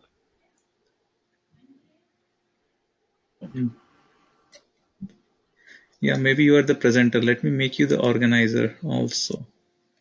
Yeah, so that Sunil can mute everyone. I would like him to have that power so that he can mute when he's speaking. Yeah, can you see now, Sunil? Do you see any difference in the attendees tab at the bottom? Do you see mute all, unmute all, invite? No. Okay. Okay, figure out later. No problem. We'll figure it out. Yeah. Yeah. Okay. So, how do you decide that? Does my use case involve a database? No. I should not be using a blockchain. Yes. So, will there be numerous users updating my database? Yes. Then I go for a blockchain. No. Then I should be using a centralized database. Now, do these users need to trust each other? If they don't, then I should utilize multiple copies of a centralized database. If the users need to trust each other, then are there problems caused by the use of a central third party? No, then use a third party intermediary. Sunil, Yes. 1 second. In this block, you said that does the user need to trust each other? And Correct. if they don't trust each other, then in the no case also, I think we can use this blockchain, right? So there are two types of blockchain you mentioned, public versus private, right? No one is stopping you from using it right at the first step itself, right? Even it does not involve a database, I still go ahead and create a blockchain. No one is stopping you. So this is talking about the best practice. Okay. Recommended. Okay. Yeah, recommended. But no one is stopping you. Even if you use a blockchain in case you don't have a database requirement, you could still go ahead and deploy the platform. No one is stopping you from doing that. Okay. Okay. So are there problems caused by the use of central third party? No. If it is no, then use a third party like we've been doing in case of government agencies or banks or central banks, etc. If there are problems, then do transactions depend on the or interact with each other? If no, then use the master slave database. If they interact with each other, then you should be using blockchain. Now, most of the implementations, and there was a stat somewhere I read that there were 26,000 startups in the last year on blockchain, and 92% of them are dead by now because everyone wanted to do something on the blockchain, but they're not looking at the real use case. So you have a problem. The first choice is go and create something in blockchain. But if it is not required, your solution will not sell and your startup will die. So this is a nice handy list to decide whether you should be doing something on the blockchain or not. So in this, right, Sunil, I have now one doubt, and Yes. you have to clear that. So if you look at Bitcoin, right, in the Bitcoin, how do transaction depend or interact with each other? You have the previous hash and next hash. No, but You if say have I am transferring, say, from my Bitcoin from me to say Sharad, so Sunil has no interest in that, right? It is Sunil. Sunil Like, has no interest, that is right, but the block in which your transaction would be placed, okay, depends on the previous block, and the next block that would be generated, you are generating the hash for it. So the transactions are dependent on each other. Oh, like that doubly linked list that we talked about. Yes, correct. Yeah, right. Okay, distributed ledger, we've already spoken a lot about it.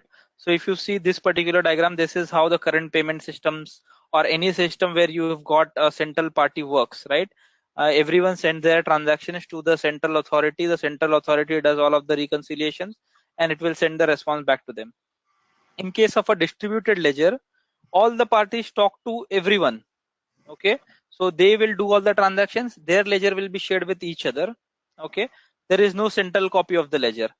In this particular case, if I had to see what is the current status for user A, what is his current balance, I could come and look at the central ledger, okay, instead of having to look at these 4 ledgers. Here everyone has got their individual copies and they keep sharing it with each other. So that is what a distributed ledger is. It is a type of database that is spread across multiple sites, countries, or institutions. The records are stored one after the other in continuous ledger. Distributed ledger data can either be permissioned or unpermissioned, right?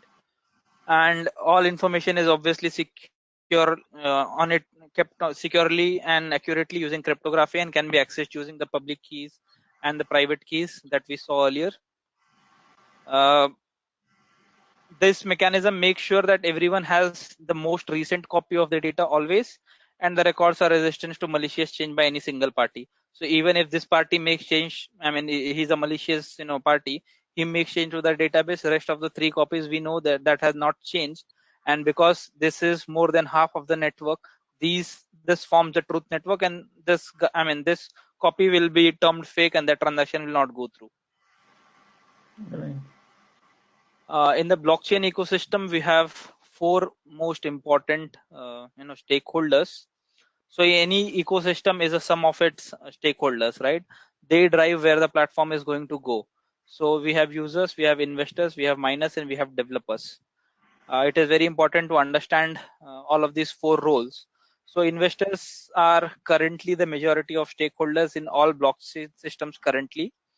And that is the reason why you would see a huge volatility in terms of the prices of the coins being traded. So like I said some time ago, it is very common to see a coin going 10x in a month, or a coin losing half its market value in a day or in a week, because these investors have put huge amount of money. There are certain slangs in blockchain world for investors, so they are called as whales, right? A whale signifies a huge mammal, right? So these are people who've put huge amount of money in blockchain. Okay, so they can drive prices like anything. So if I want to pump the price of say Bitcoin, I will start purchasing, and the Bitcoin is trading at 7,500. I will start purchasing it at much higher prices. So automatically the market price for that coin goes up. So I will drive it to a point where it becomes too high, and then I will at that instant sell all of my coins. So for example, I'm able to drive it from 7,000 to 9,000, and at that point I've got say 50,000 coins. I sell out all of it and I cash out. Now because there has been a lot of coins available for sale, the price will drop. So retail investors like us, who bought in the hype, will be left with coins purchased at high prices which no one is willing to buy. So these whales, these people referred as whales, are able to drive the market. Okay, like in stock exchanges, if someone was able to, if someone was trying to do that, you have upper circuit or lower circuit. Below, I mean, after that point, that stock cannot be traded for the day. Okay, because there's a central authority trying to see that no one is able to manipulate the prices. But that check is not there in the blockchain ecosystem. No one is monitoring it. That is why it is a very risky proposition to trade blindly in these coins. Next you have miners. So miners are the guys who do all of the hard work, who prepare the block, who verify the transactions and put it on the blockchain. So in order for a blockchain to function and maintain its integrity, it needs large number of independent nodes. These nodes are nothing but the miners. The people who own these computers are called as miners. Since the integrity of the blockchain is directly related to the number of independent nodes on the network, there also needs to be some incentive to mining. People are not going to do mining for free. It is not charity. They are spending huge computing power, huge electricity bills for these, so they would need some incentives. So like in blockchain, I mean in the Bitcoin blockchain, if they are able to solve a particular block, they get 12.5 Bitcoins. Similarly in Ethereum, they get gas, paid in gas, right?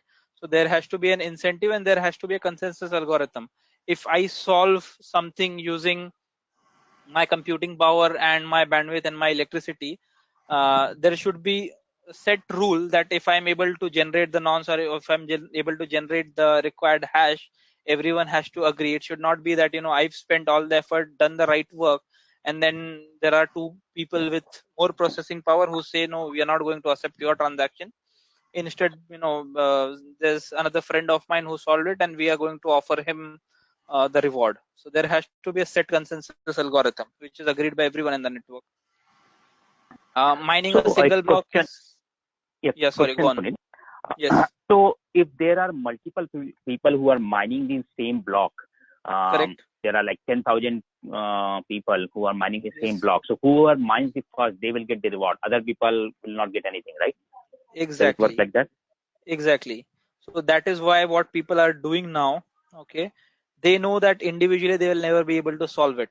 Okay, so let 100 or 1,000 of us come together, connect our PCs in such a way that it becomes a giant supercomputer, and we collectively solve it. And if we are able to solve it, we share the reward. Okay. Okay, Got it. so that is the But next still, line that I was. there will be group of people. Suppose even if these 1,000 people come together, there are other groups come together. So Exactly. even That in is that, happening. there will be one Yes. group will win, other group will Yes. not get Yes. anything, right? So Exactly. whatever computation, whatever power they did, everything gets wasted for them, right? Wasted, right. That is why it becomes difficult for individuals to keep mining, because they will never be able to mine anything, and that is a wastage of resources from their side. So they will stop mining. So does When we this saw the algorithm doesn't support that if the one group page started mining, it will ask the other group to wait and start? No. Okay. No. Okay. Mm-hmm. So it is who solves this first. Okay. Right? Okay. Got it. And like we saw on the blockchain screenshot, just let me complete this and then you can ask your question. So like we saw on that screenshot from blockchain.info, you could have seen there were names of people who solved it, right? So the names were like Ant Pool or Ethereum Pool, right? So these are name of the pool. So people have come together and formed these pools. Yes, there was a question.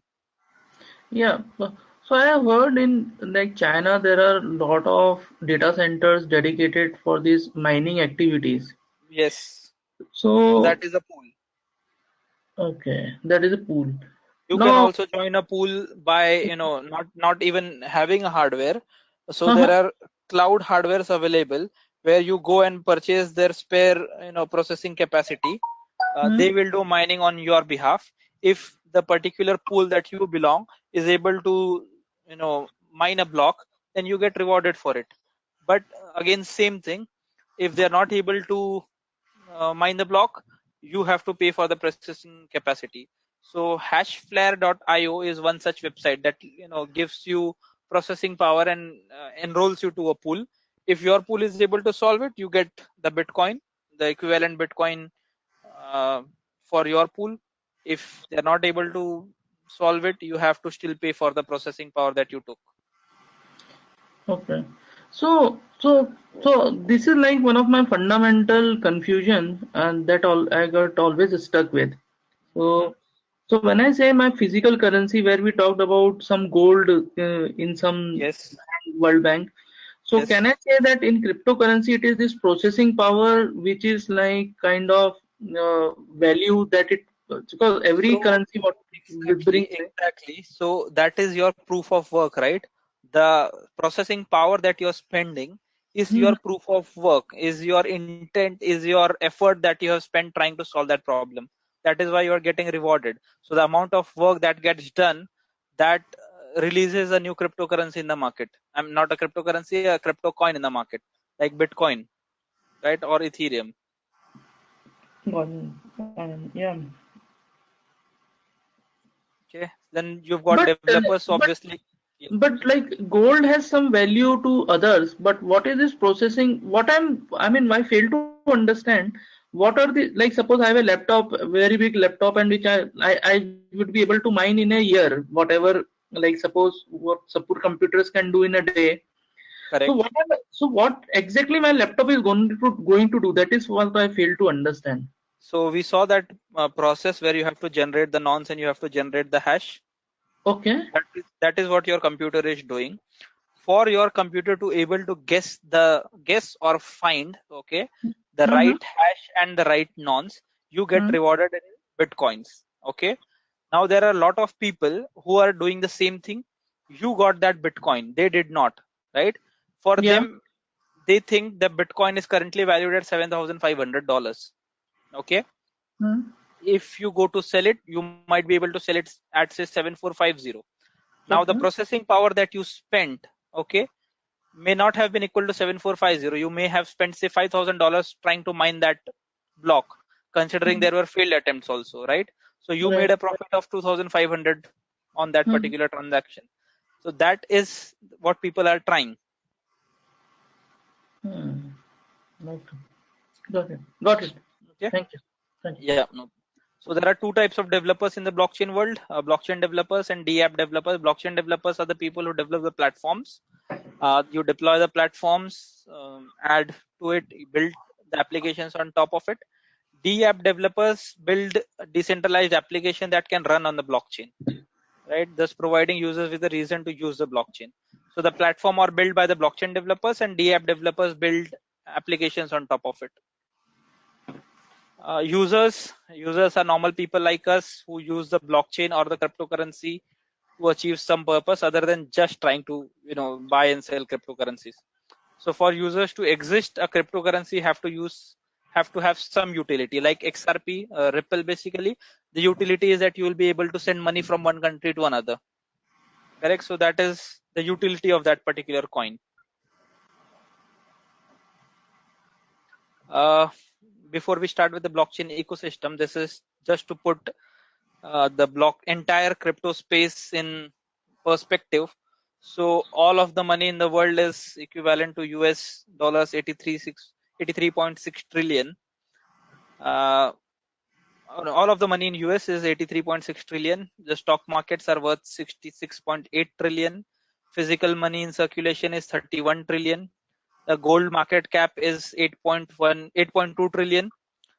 Similarly, Apple is valued at 730 billion, Amazon at 402 billion. All cryptocurrencies combined is just 100 billion, of which Bitcoin alone is 41 billion. So you can see how small this market is as of now in comparison to what we already have. Larry Page, Google's founder, is almost equivalent to the entire Bitcoin. Bill Gates is almost twice that size. Okay, so blockchain structure. Blockchain consists of three core parts. Block, so list of transactions recorded into the ledger over that 10-minute or whatever period, like for Ethereum 14 seconds.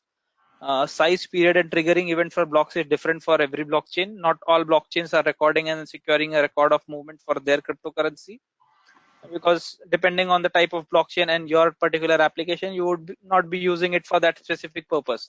In that case, it does not matter that you have to confirm transactions every 10 minutes. You could do it at end of day, you could be doing it every minute, depends on what your use case is. Chain, basically the same hash concept. So that is how the linked list works. That is how you are able to traverse back in the history right till the genesis block. That is how, if you want to investigate a transaction, who started this transaction, what happened to the money, where is that particular Bitcoin now, you can traverse forward in that direction from that point. So the chain ties the entire ecosystem together.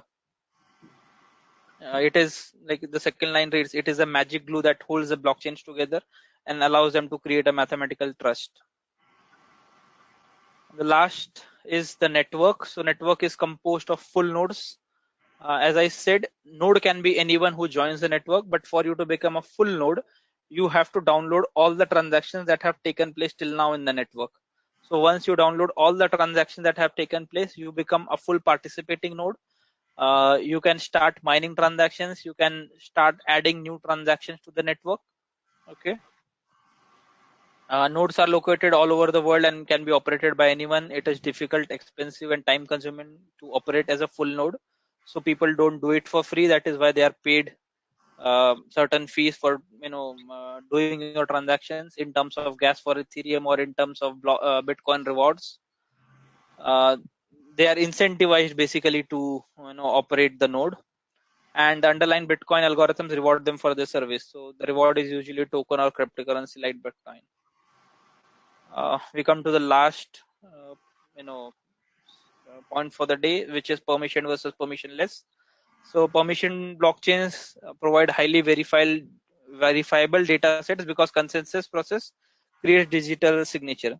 So permission is where you control, which is where most of the financial institutions are playing with.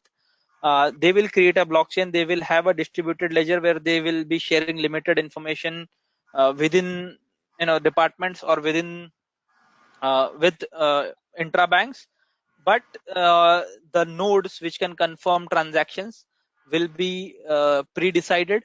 These nodes will be the bank servers. They will decide who has what access.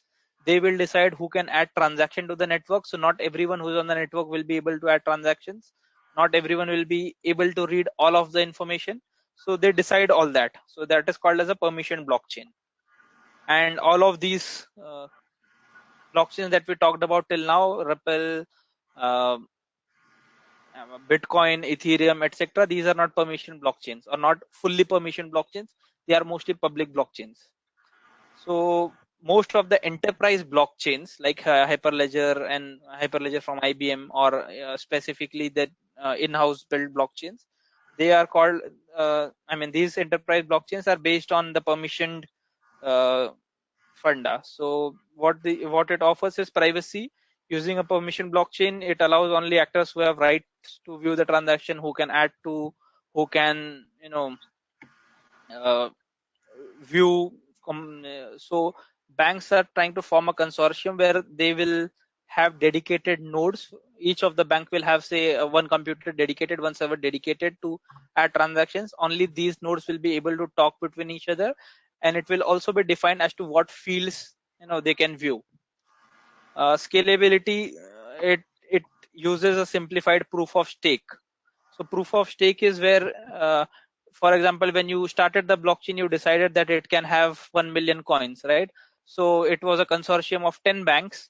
One of the bank owns, say, 50% of the stake, right? So it would have, of the 1 million, it would have 500K, correct? So it is that particular bank server which would get 50% of the problems to solve. So the mining reward or the fees reward would be shared 50% by this particular bank because their stake is 50%. So that is their proof of stake. The more stake that you have, the more transaction fees that you will be generated, getting paid. Fine grained access control. So in a permission blockchain, it allows you to restrict access to the data within the ledger. R3CEV is one such consortium where most of the large banks, Citi, HSBC, and I forgot a couple of other names, JP Morgan, all of these banks are part of R3CEV Corda. So this is a consortium where all of these banks are trying to share information with each other, and it is restricted access. Permissionless blockchain, so the Bitcoin blockchain or the Ethereum blockchain where there is no one single owner, and it is so large that it cannot be owned. The purpose of unpermissioned ledger is to allow anyone to contribute to the data to the ledger, and everyone is in possession of the ledger. So today you decide you want to become part of the Bitcoin blockchain, you can go ahead, download the entire data that is available right from the Genesis block, and you could start mining new blocks. No one is stopping you from that. In a permission blockchain, you cannot do that. In a permissionless world, you do not have to prove your identity to the ledger.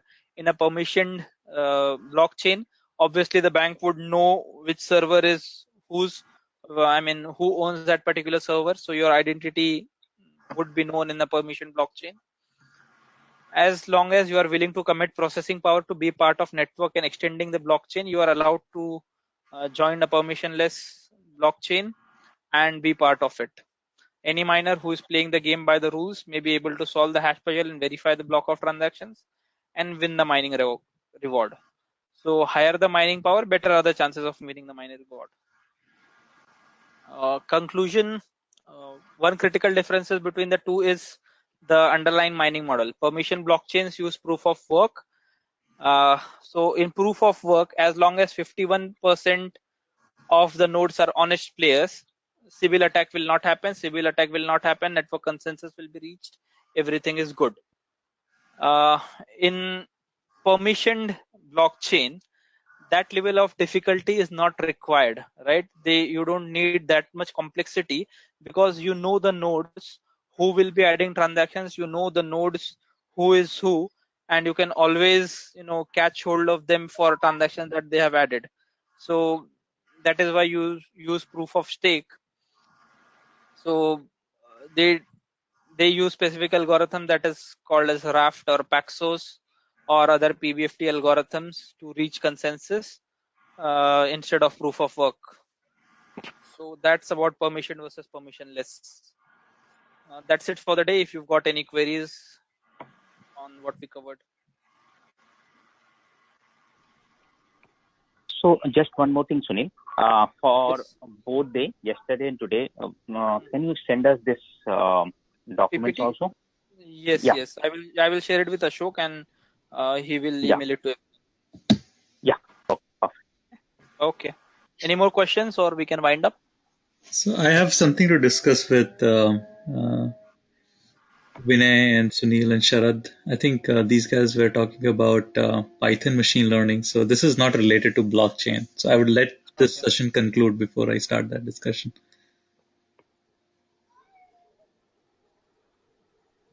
Yeah, I mean, we can conclude for today. I mean, I have nothing.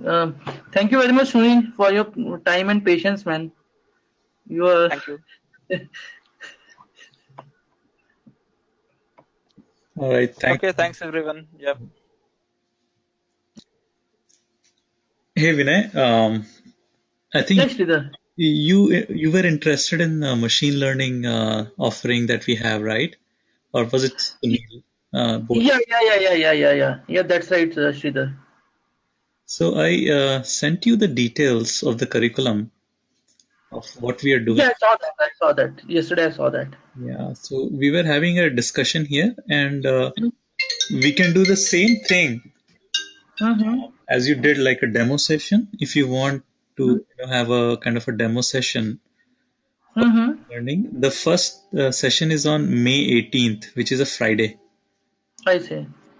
So the machine learning batch is from your time. It will be Friday evening and Saturday evening. Yeah, I saw it. It is 7:30 to 9, I believe. Yes. Our PhD. Yes. Yeah. So let us know if you're interested to join that Friday session as a demo session and see what it is before taking a call. We'll be more than happy to arrange it. Sure. Thank you, Sridhar, for that and sending me that information. I'm definitely interested in that. I'll definitely try to make a point to come on that 18th. And I'm assuming most of the participants there would be from India because I assume would be Friday, I mean Saturday and Sunday morning there, right? Yes, yes, you're right. I see. No problem. I don't have any problem with that.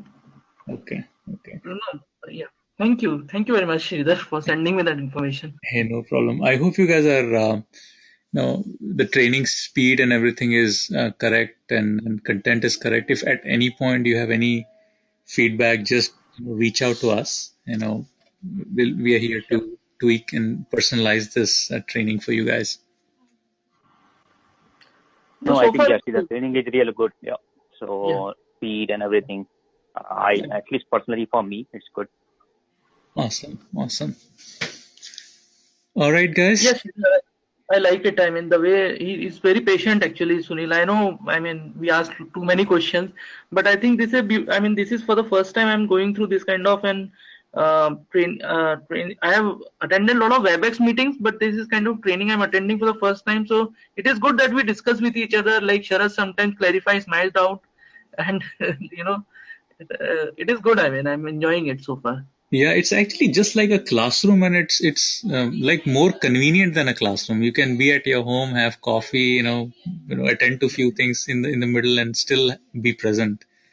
So Yeah, we have had pretty good feedback, for our session. yeah, And yeah. Sunil is a pretty well researched person in this topic. He teaches in big banks and stuff. So you guys have a pretty good guy, and you can check other people who are doing this course. Our course is very comprehensive and very competitive.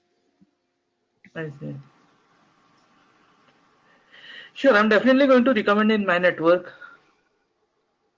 That'll be very helpful. At the end of the session or sometime during the session, I think Ashok might reach out to you guys for some sort of a recommendation or testimonial, and we would need your permission to put those testimonial on our site. So that'll be highly appreciated if you guys can do that, if you liked it, of course. Yeah, sure. Okay, guys, thanks for your time. Have a Thank you. wonderful rest of the day. Thank you very much, Okay, Sridhar. thanks. Bye. Yeah, bye.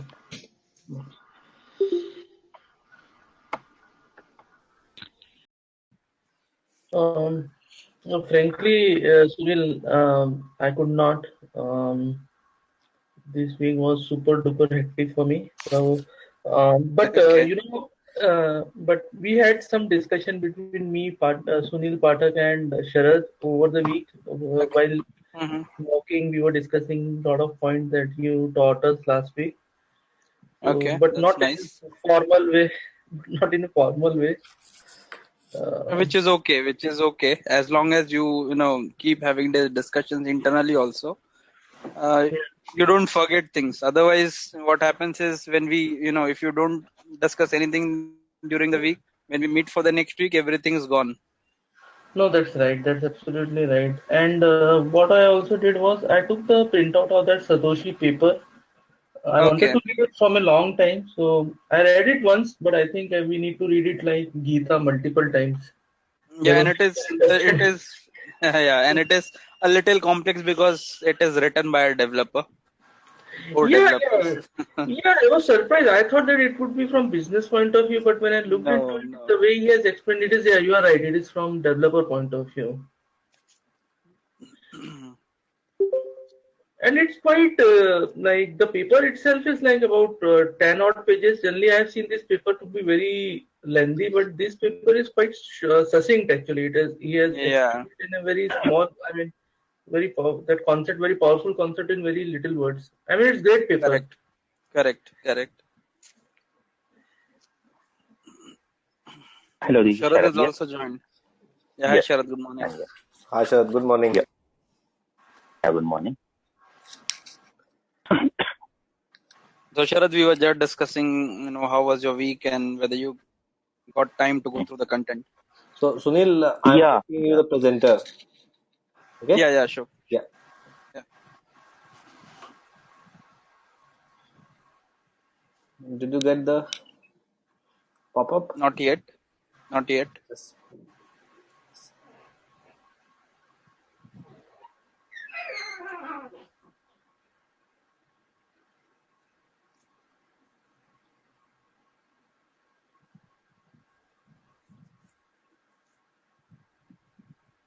Now? Hello. Still no. Wait, just a second. Let me check. Okay. Now you will get it. Yeah, Yeah. got it now. So are you able to see my screen now? Yes.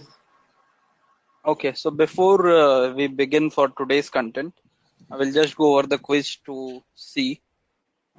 So did you all try to solve it, or you haven't seen it? You didn't get time? yeah, I went It through was that. pretty simple. Okay. Yeah. So we can go through. Okay, then let's just discuss it. So the first question, what is blockchain? Can you tell me your answers? So, yeah, I put the first one, distributed ledger. On A, first one. Okay, so that's the right answer. Yes. What is cryptography? So what did you I guys think this is choose? also first one. First, Yeah, first one. Okay, that's also but right. my question is this the right description for this cryptography?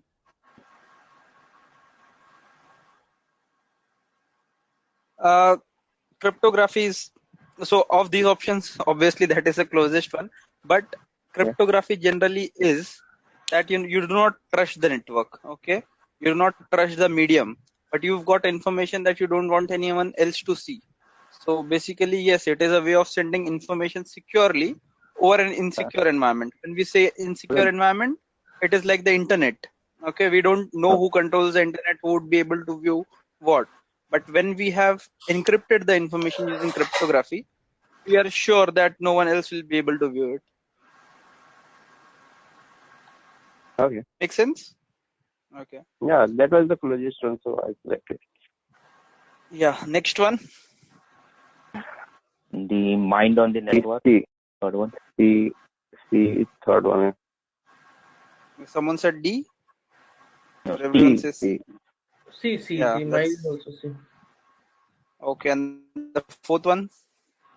D, the last one. Yeah. For others also think it is D. Yeah, D. Four. I'm not aware of four Satoshi. Yeah, so I'll go with D. Okay, the answer is D, and we did discuss it that it is Yeah. 100th of the millionth of a Bitcoin. Okay. So it was sort of a memory question. So if you had revised, it would have been very easy. But yeah, it's okay. Next one. D. D. Who can contribute to the Yep. network? Yeah, that was simple. Yeah. Sixth one. How do Bitcoin nodes working as miners make money? Again D. Mining. D. Yeah. Correct. That is a mining reward. Next one. C. C. What is a node? C. Yeah. Computer on the blockchain. C. Yeah. Correct. What is a miner? C. D. It should be D, I think. Yeah, it is D because it is not a Sorry. person who does. Sorry. Yeah. Yeah. D. Yeah. Still waking Ninth one. C. Yeah, no problem. C. Where do you store your cryptocurrency? Wallet. Yeah, that's correct. And we'll see the type of wallets today. So there are different type of wallets. Which one? What are the advantages of a specific one? We'll see that today. And the last one. Fourth one. Yes. So we saw this. Any transaction that happens, it is irreversible. If the transaction has happened, block has got confirmed, you cannot do anything about it. So that transaction is there for eternity. So I think all of you did fairly well on the test. It was designed to be a little simple because it was the first one in the series. So going forward, the complexity will increase a bit. Okay. So Okay, so before we go yeah, on this the 10th question, I was having some discussion with one of my friend who is in financial domain. okay. So this transaction irreversible. So what you are saying is like it's fine when your network is kind of not very widely accepted and people have just started using. But he says that at some point of time he envisions that these transactions were reversible or negative. Generally, what happens is like if I transfer you $100 by mistake, then bank will do a -100 credit in order to again reflect it back. So you were saying at some point this may be needed in the blockchain or in the Bitcoin world. If you're going to Uh, cover later, you can cover. Otherwise, no, you no, can just no, yeah, no. So I will answer it right away. okay. In banks, yes, it does happen, right? Yeah. Why does it happen? Because bank is a central intermediary who Yeah. controls both the parties. Now today, for example, if you were to send, say me and Ashok both have got accounts in ICICI Bank. You Yeah. wanted to send money to Ashok, but by mistake you selected my account number. Okay, Right. money has come to my account. Now Yeah. you call up ICICI Bank. Your account was also say in ICICI Bank. You call them up and tell, this is a mistake that has happened. I wanted to send money to Ashok, but by mistake I've sent it to Sunil. Yeah. Okay, so ICICI, takes care of debiting my account, putting it back to you, and then you send the money to Ashok. Okay. Legally, okay, if the money has come to my account, I'm not bound to return it to you. Okay, Right. there Right. might be other problems that I would have to show the regulator what is the source of this money. Yeah. I might tell that I provided some services, or you had taken cash loan from me, Yeah. you're returning it through the bank account, so I'm not bound to return that money to you. Okay, Exactly. but You're not legally because bound. bank is the central intermediary, yeah, so because bank is a central intermediary here, also they would not go ahead and directly debit it without my permission. So they would call me, even in this case, they would call me and tell that transaction of this nature has come on your account. It was a mistake by the you know uh, originator. So we are going to debit it, and I would say yes. Only then they would go ahead and do it. Okay, without my permission, they cannot debit my account. But still, I would not say that it is my money, you cannot debit it. Then I would be asked to produce proof saying that it is indeed my money, you owed it to me, and that is why you have. No one wants to go take that route, and that is why people agree to have the transaction reversed, and that is how banks play this role. Now, by design, Bitcoin does not have an intermediary, correct? Right. So if a transaction has happened, it has happened. There is no way it can be rolled back. Your only respite is uh, if in some way you could contact the other party and tell them, which is not possible because you don't know who the other party is. Like it is like those earlier days of prepaid mobile recharges where you input one digit wrong and someone else's mobile gets recharged. You cannot do anything about it. All you can do is call up the guy and tell him, by mistake I've recharged your account, could you do the same for me? If he agrees in good faith and it does it for you, okay. Otherwise, nothing can be done about it. The transaction has happened and it is irreversible. So on Bitcoin blockchain, for now, there is no possibility of that. Where it can happen is in the permission blockchain. So the permission blockchain would be set by financial institutions or people who trust each other, right? So they would also have a central node, okay, which would be processing these transactions.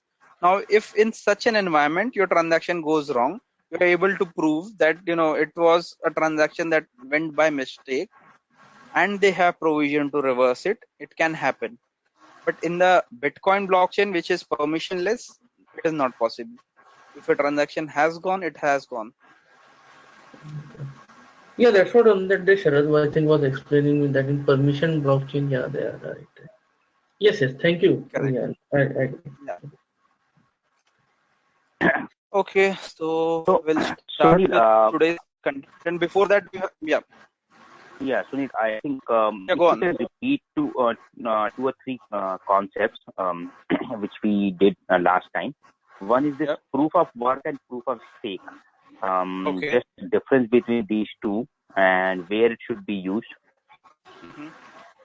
So proof of work is you prove to the network. Okay, in both the cases, you are part of the network. In proof of work, you prove to the network that you are acting in the best interest of the network. You are dedicating your processing power, your bandwidth to solve the problems so that the next block could be mined. Okay, so that is why it is called proof of work. You try to find the hash and the nonce, right? We saw what is nonce. So you work very hard using your resources to find the next nonce and the next hash. Okay, that is your proof of work. When you announce the nonce and the next hash, you've proved to the network that you have done a lot of processing to arrive at that particular nonce and the hash address. So that is proof of work. Now in proof So of that is stake, okay, done through computer only, right? So yeah, obviously, actually, obviously. okay. Okay. Proof of stake is, so for example, we designed a new blockchain. Okay, say let's call it MCAL coin. Okay, so we deployed the MCAL coin on the blockchain network, and we decided MCAL coin can have, say, 1 billion coins, and for now we are releasing 10 million coins, of which we are distributing it to say 20 top guys. Okay, we identify those 20 guys. They pay certain amount to me. Okay, it could be in USD, it could be in any other method, and the coins are equally distributed among them, or depending on who made the higher payment, the coins are distributed to them. Okay, like it happens in Ethereum. So say one of the participant, of the 10 million, one of the participant holds 2 million coins. Rest, someone holds 50K, someone holds 100K, that sort. Now when, say, there are 200 transactions to be processed on the network, okay, depending on my stake in the network, okay, I will be allowed to mine those networks. I will be allowed to mine those transactions. Okay. So if I am the person who is having, say, 20% stake in the network, I will get reward of 20% transactions. So you are kind of a reservation. It's kind of a reservation system. Yes, that is why it is called proof of stake. You have a stake in the system, okay, and you mine based on that. So that is why it is called proof of stake. Okay, and both of these are possible in permissionless and permission both blockchain, or just permissionless blockchain? Yeah. So permission is different. I mean, permissionless is different. That depends on who gets to mine. Okay. So you could decide that, no, I'm going to use one of it. I mean, permission or this one, but I'm still going to use proof of work, right? So you would still identify which nodes in permission. You would still identify which nodes are allowed to do this. But to keep the complexity high, you would have proof of stake or proof of work.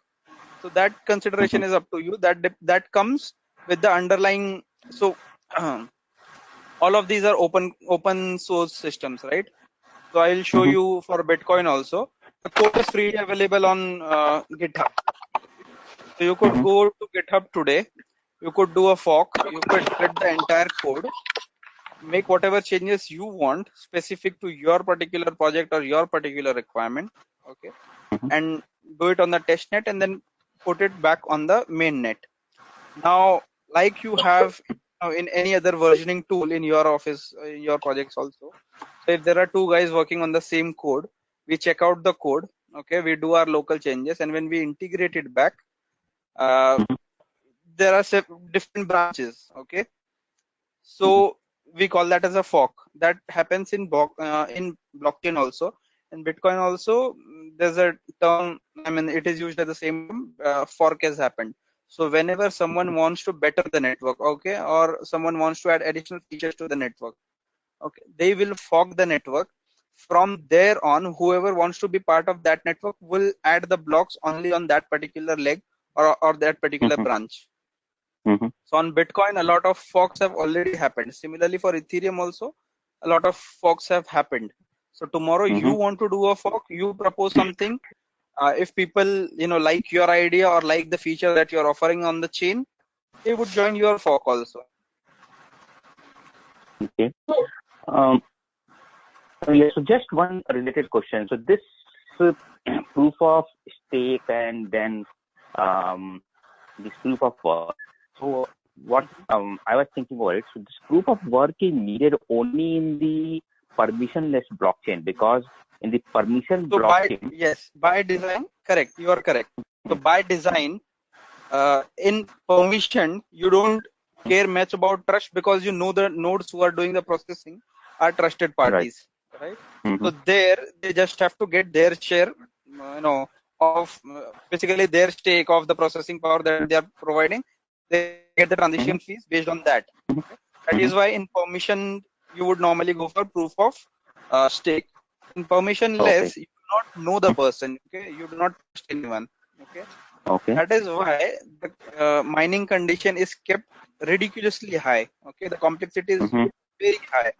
So unless a person is genuinely interested in earning the mining reward, okay, he would Mm-hmm. not go there, because otherwise he would be spending a lot of resources getting nothing. Mm-hmm. Correct. So that is why it is kept as proof of work there. When you show the intent, when you show the work that you have done, the resources that you have Mm-hmm. spent, that is when the network recognizes your effort and you are rewarded for it. Unless there is Okay. incentive for the person doing mining, okay, he will Mm-hmm. not do it, because if I want to mine using my personal PC today, I would not be able to mine a single coin. Okay, So even in if I keep it summary, running for the entire day. yes, in summary, we can say that the proof of work is needed in the permissionless and proof of stake is needed in the permission. Is that the Correct. right statement? Okay. Yes. Yes. Got it. So, And yeah, go ahead, Vinay. no, no, go ahead, sir. Please. Go ahead. Yeah. So the other question I had was this DApp. So DApp is like our mobile app or something like that, so where we can develop some application. Yes, it is like a Play Store where you can develop your own, applications, can be used by others. Not as intuitive as an, Apple Store or an Android store, but it provides you with a platform. So like what Play Store also Mm-hmm. does is, right, it provides a Mm-hmm. platform where you can publish your application and anyone who wishes Mm-hmm. to use it can use it. So similarly for Okay. DApps also. Okay. Okay. Got it. Okay. That's all from my side. Yeah. Thanks for that. Yeah, someone else also had a question, I think. Yeah, so this is Vinay. So, like I have heard that there is a lot of blockchain implementations currently happening. Recently, I have read that Andhra Pradesh government is implementing blockchain for all Yes, their land records. So, correct.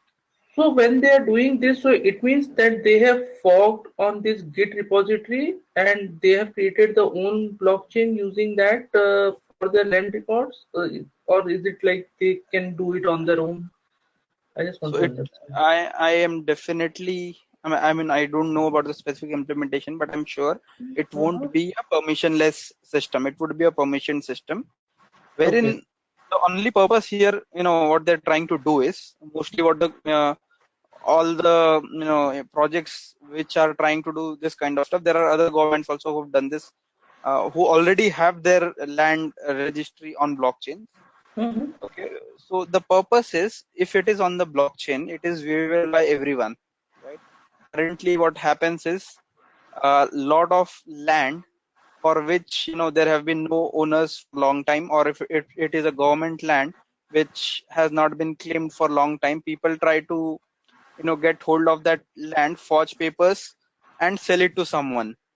Right. It takes long before it is identified that a fraud transaction took place, and it is usually the party who paid the price for buying it who ends up losing all the money because the land never belonged to the person who sold it. Right. So to get rid of all those problems, also I'm not sure if anyone of you have experience buying properties. I mean, it is a lot of legal trouble, wherein the lawyers or the legal counsel will go through the land record for decades.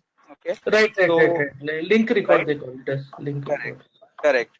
So you have to have transactions of, the title deeds for all the parties who held the land. Now, Exactly. a lot of times these papers go missing, or Right. even if they don't go missing, paper deteriorates after few decades. So it becomes very difficult to find out what is written on the paper or who the correct owner is, or paper sometimes gets destroyed. So to be able to find that record again from the government records is very difficult. That is why they are trying to put it on the blockchain. If it is there on the network, it is available forever. Okay. Plus, as blockchain offers as a feature that it is immutable. So not anyone can come and make changes to it. Okay. Plus, like we saw in case of, in today's case, world case also, that it has to be a link record. You always have to have a history of who held that land, right? Blockchain offers Right. that by default because you cannot edit a transaction. You can always make updates to it, right? You can add a new record, but the same record can never be changed. So I hold the land today, tomorrow I sell it to you. The same record will not get changed. Instead, a new record would be added that the ownership has been transferred from me to you. Similarly, if you transfer it to someone, so that record is always there and it is always traceable to whom the land belonged. Hmm.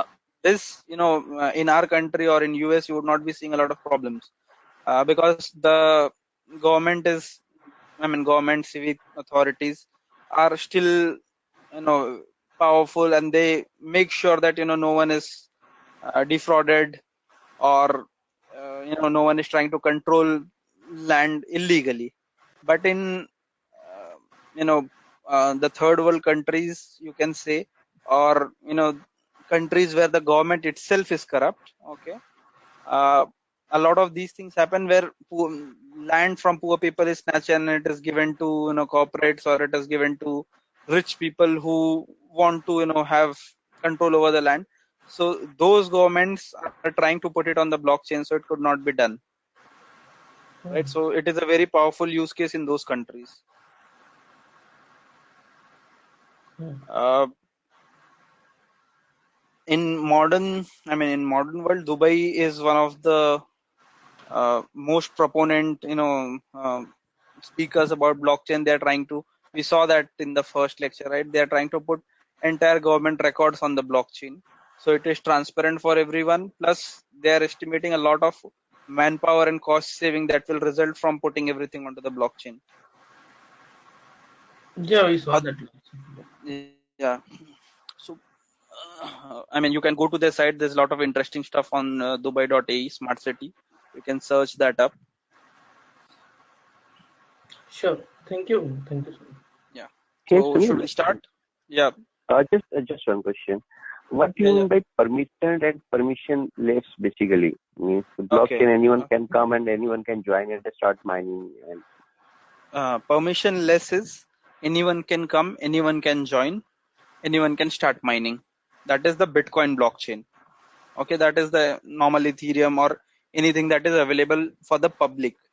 Permission is when I don't want everyone to come and do these transactions, okay, or have uh, rights to add a transaction. They can view what is there on the ledger, but I don't want them to be able to add a transaction. Where these cases will apply is a consortium of banks, right? So there are 10 banks who decide that we do a lot of transfers to the through the local clearing house of the country, or through Swift or any other mechanism, or checks. Basically, I draw a check on other banks, so they have to pay it through the local clearing house. Instead of going that route, we 10 banks come together, form a consortium, form a blockchain that only 10 of us can access, and we will share the transaction details over the blockchain with each other. Okay. our customers can come and view the transaction. So they will be able to view that the transaction has taken place when they initiated it, but they cannot do any other updates or additions on the blockchain. Not everyone in our banks also will have access to it. So for example, you have HSBC, you have Merrill Lynch, you have JP Morgan, etc. in the consortium. Okay. HSBC will appoint one of its servers. So it will whitelist that only if a transaction is pushed on the network from this server with IP this, etc. Only then you accept it as a transaction from me. Apart from this particular node, if anyone sends a transaction saying this transaction is from HSBC, please do not accept it. Okay, because from my side, the permission is only for this particular node. Similarly, other banks will also do it. Okay, so they are trying to control who puts the transaction on the network. That is permission blockchain.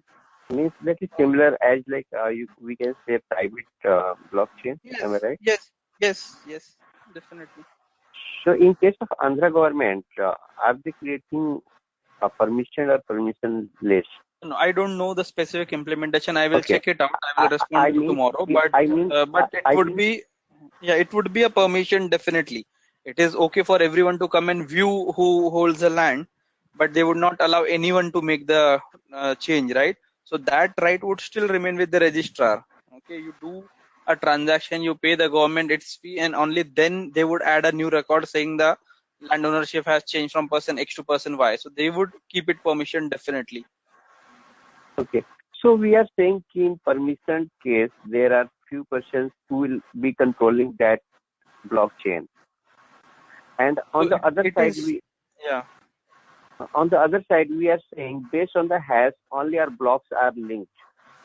So if assuming there are 10 persons they are controlling, they can go anytime, they can change the hash of the previous block. Am I right? They will not be allowed to change, but still say, you tweak the implementation in such a way that you can go ahead and change the hash of the previous. You have to go back, you have to change the value. Correct. Create another hash and add in the current node and next node. That's all. Agree. By design, I mean, then it no longer remains a blockchain. Okay, but consider you still allow that in your particular implementation. You had that option where you allowed the particular node to go back and make the change. One, everyone in the network would be able to see which was the node who went and made these changes, right? Second, it was a permissioned blockchain by design, by defined it that way. It means those persons will have the ownership of that blockchain in another way. Yes. Okay. So it is like your bank going, today and updating your balances to an incorrect one. Can you do anything about it? No, because they are the custodians of the data. But will they do it? No, they won't do it, because you would find out, you would raise complaints, and they would get penalized by the regulator for it. Okay. So in future, we are going to create our own blockchain somewhere, means using Ethereum or something else. Means as like what I'm expecting in this course, basically. If I have some company, X company, as like Honda or Oracle or whatever, and I want to create my own blockchain, how will I create? If I have X, Y, Z employees. Got it. We will see it definitely when we start with the Ethereum. We will show you how to set up an Ethereum blockchain. Okay, that's great. Easiest way, is today. I mean, even if you want to create a blockchain today, just Google Microsoft Azure Ethereum deployment. Okay. Like an email sign up. It is as simple as that. So it is one click on the Microsoft Azure platform. But we will see that later. We will also see the basic vanilla Ethereum, how we install that and how we can create our own coin, right? So we will see example of that. How you create. No, Sunil, I'm not interested in the coin, basically cryptocurrency. For my system, I want to create blockchain. I got it. Okay. But the coin will only be created on the blockchain, right? I cannot create a coin outside the blockchain. So we will see you create your own blockchain and then you create your own coin. Because the coins are transacted on the blockchain itself, right? So we'll see that. Okay, that's great. Thank you. Yeah. So I guess we should start now. Yeah, please. Okay, so today we'll see only about Bitcoin. We will not cover even this in entirety today. Basically, the scripting part we will not start today. We'll start that tomorrow. It was supposed to be covered today, but I'm refreshing my node, and it is still saying it will take 6 hours to download the entire data. So that is why we will not be able to do it today. But we'll see examples of scripting tomorrow. We'll just touch base on scripting today, and remaining part will continue tomorrow. Okay.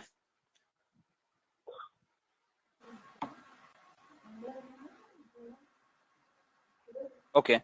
So we've seen a bit about Bitcoin, but we'll go more into the history of it and why Bitcoin, is needed. So we saw all the problems that were there with the earlier trading systems. We saw the problem with the banking system. So basically, charges and the time it took. All those problems exist, but there's an even bigger problem. We don't realize it because how much ever we would like to say that we are not among the creamy layer of our population. Thing is, we have access to these services, right? For us, banking, we don't see it as a privilege to have banking, but a lot of countries, banks don't exist. Even if they exist in very few places. So a lot of the population is excluded from the financial system. Uh, if any of you have been reading news about India, you know that when the last government came in, they had a lot of push on financial inclusion. They wanted everyone to have an account. Okay, so by doing that, you bring all of the population in the financial, um, in the financial ecosystem, right? So they also get benefits of it. The risk that they have by keeping the cash at home or not being part of the banking system, that all is mitigated when you get included them in the financial system, correct? Government subsidies, government aid, etc. If you don't have a banking system, these people who are the ultimate beneficiaries of this system, if they do not have accounts, the only way it was possible to pass them was via middlemen. Now these middlemen eat up a lot of the aid that is supposed to reach the end user. So that is still a big problem in a lot of countries. Okay, and it is not possible to open a bank account for everyone. Uh, Not even for the government, not even for the private banks, because even to maintain an account, okay, open an account and maintain an account, it is a lot of cost. Even for large banks like HSBC, I know it for a fact that it takes several dollars per account just to keep the accounts running. Forget the transaction, just to have the accounts in the database. That is also got an cost attached to it, right? Because each customer that I have in my database, it takes up certain space, okay, on the database. It takes up certain processing power. I have to keep a lot of other things running for it, statements, etc., whatever, right? So all that has got cost attached to it. Now if I were to open a branch in a remote place, okay, I would need a lot of infrastructure. I would need manpower. I would need network connectivity, furniture, etc., right? All of that is also a cost that is spent by the bank.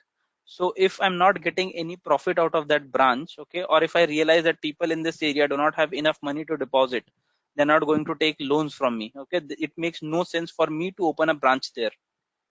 Okay, now in some countries, there are government owned banks, they would go ahead and open a branch in that place. Okay, now that branch is not going to make money for them, but being the government, they still keep running it in loss. Is it the best way? No, but they've not got any option. So all of these problems led to a lot of people remaining excluded from the financial system, not getting the benefits of this banking system. that was a major drawback that exists with the current banking system. Plus, even in the current banking system, you're not sure that if you are a depositor, okay, you may be able to see your balance on the your passbook or on the online account. But if say tomorrow there's a panic, that this particular branch is shutting down and everyone comes to withdraw their money, do you think the bank will be able to pay every single of its customers on that day? Never. No matter which bank it is, it will never be possible, because they do not keep that kind of cash. Okay, they'll not be able to arrange it. That is what happened in Greece a couple of years back. Okay, when people wanted to withdraw their money and there was no cash with any of the banks. So that is because banks do not keep. If I accept $100 of deposit, okay, by law or by the banking laws, I am expected to keep somewhere around 27% of it in deposits, and with the regulators, everyone, I'm allowed to loan out remaining. So whatever it comes to 73 or 77, whatever, okay, that amount I'm allowed to loan it. Okay, so if all of my depositors come today and ask me to return their deposits, I would never be able to do that, because I have lent that money to someone else. Okay, and I have to do that as a bank, because that is the only way I can earn interest or earn more money on the deposit that I'm keeping. So that is another problem. Plus, banking, opening a bank account requires a lot of documentation. Now, homeless people or people from villages, etc., they do not have any documentation. They do not even have their own identity proof. So for them, opening a bank account is never an option. Even if they've got money to keep in the bank, they cannot, because they cannot open an account. So they have to keep the cash at home. Your accounts could get frozen for a variety of reasons. The IT department decides to do it. Now, legally, it is all fine, but the proponents of free market or the proponents of Bitcoin thought that this was not a fair measure. Okay, my account should never get frozen. If it is my money, I should be allowed to use it in any case. Similarly, payments can get blocked, censored. So a lot of sanctions are placed on a lot of countries which indulge in unfair trades, or they indulge in terrorist financing, or they indulge in money laundering. So payments get blocked and censured. Now, it does not happen that only those customers are blocked. Some of the countries, it is blocked at the country level. Okay, like Iran or Syria, you cannot send money there from majority of the banks. Now, even for a genuine person trying to send a money, it is a lot of problem if he's trying to send money to these countries. So the proponents of Bitcoin thought that this is not fair. There has to be a system wherein payments are not blocked or censored for anyone. No privacy, same thing again. All transactions are monitored. All of us would agree that it is a good thing, but again, they think that it is not fair for my details to be scanned by the government. My government should not have that data. Personally identifiable information is distributed all over the internet and hosted on insecure. So we've seen a lot of cases where banks got hacked, servers got hacked, and a lot of personal information was lost. Sometimes monetary losses have also happened. So these people, they don't think that it is it is a good idea to be part of that system. They want to remain anonymous. No one should be able to know my personal data on the network. Last problem we've seen, payments are slow, expensive, and not always visible to the customers. You make a transaction and the other party does not receive it. You keep calling up the banks. They don't have an answer where the money is stuck. Then a ticket is raised. Someone from the IT will investigate. The IT will give you feedback after 3 days. So you don't know where the money is for these 3 or 5 days.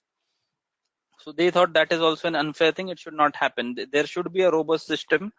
There should be a system in which there is utmost privacy. No one else should be able to see my data. There should be no intermediary. There should be no one who is charging fees.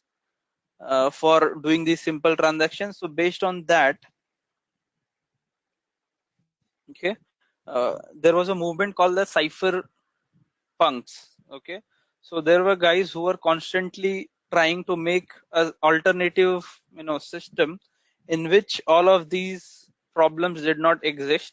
Okay, and they would be able to make payments to each other without going through a middleman and without their details being shared over the network. So we saw some of these examples or these names in the first lecture also. So Hashcash started by Adam Back, then we had B Money, Bit Money by VD, and then we had Arpaw, then we had BitGold, which was started by Nick Szabo. Ultimately, they went bankrupt. So all of these guys, they were a group of technologists, right? And they would, their purpose was to achieve privacy and security for payments on the internet for everyone. Okay, and the only way they could do it, or anyone could do it, by using cryptography. Okay, and there had to be an anonymous currency which was not controlled by the state but by laws of cryptography. A major push to this was the 2008-2009 economic crisis, wherein everyone wanted the Fed to audit the books, to get their books audited. But a lot of people thought that it was bad idea. No one should be auditing the Fed's books, which these people thought were unfair. That it is our hard-earned money which is placed in the banks. The banks have lost it due to reckless lending, and now there's no answer to it, and no one wants their books audited as to where this money was lost. So it is not a fair thing.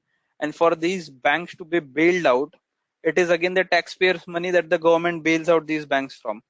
So it is unfair to the taxpayer that, due to someone else's mistake, they have to be taxed for it.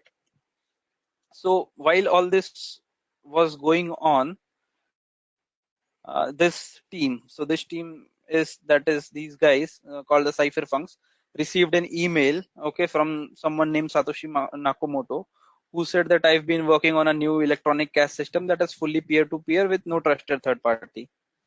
And the paper is available at this particular location. Go ahead, read it, and the main properties, etc. We saw what the paper was, right, last time. Hello, you guys there? Yeah, we are listening. Yeah. Yes, Sunil, right there. Yeah. Okay. It was it was a long silence. So, okay. So when this note arrived in 2008, okay, people started, taking it seriously, because the main problem that existed in the network was the problem of double spending. Okay, and this paper claimed that it had already solved double spending. So if you read the paper, you would see that it starts with the same thing. It talks about double spending, and it talks about how it has solved, and how it will use cryptography. It also gives you the probability at the end, etc. Right? So 2008 this paper came out, and 2009 Satoshi himself started the network and put the first Genesis block on it. So we saw this one. I'm not going to repeat it. I've just kept it for continuity's sake. We'd seen this last time. So that is how Bitcoin came into existence. Okay. At the start itself, it was decided that it would have a limit of 21 million coins. Okay. So it was kept deflationary in nature. Now our current currency is affected by inflation. So $100 today will not have the same value in, say, 2019. So even if the dollar bill remains, still reads 100, the prices of commodities have changed. So the value that $100 hold today will not hold the same value in 2019. Similarly, the value that the dollar had, say, in 60s is not the same value that it has now. But in terms of Bitcoin, it is said that since it is limited in nature, okay, the value will always go high. It is deflationary in nature instead of inflationary. Earlier, even our And Sunil, currency, how it will happen? yeah. So earlier, even the normal currency that we have, the fiat currency that we have, okay, it was bound that, for example, if the Reserve Bank decides to print 10 million worth of dollars, they would have to deposit exact amount of gold in the, with the central bank. This happened in the US for some time, and then the government decided that it is not necessary.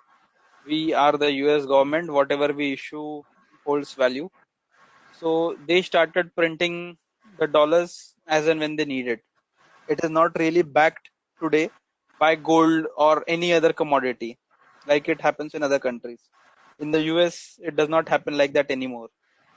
I mean, not now, it has not been happening for a long, long time.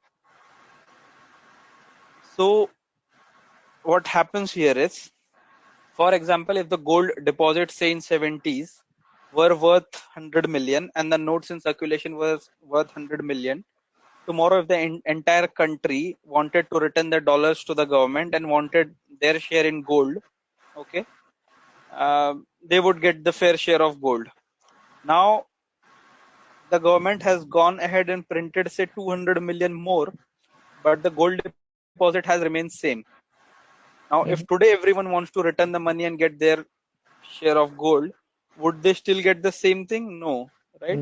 Now, because the Fed has been printing dollars without depositing gold in the deposits, the value of money that each one of you hold has gone down, because you'll be getting lesser amount of gold, right? So the more number of bills that they print, the lesser the value of that dollar bill becomes. Correct?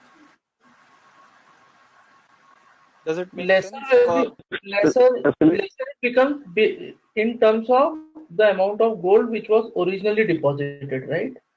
correct. So not, I mean, that is one example. So for example, anything, you take a normal demand supply example, right?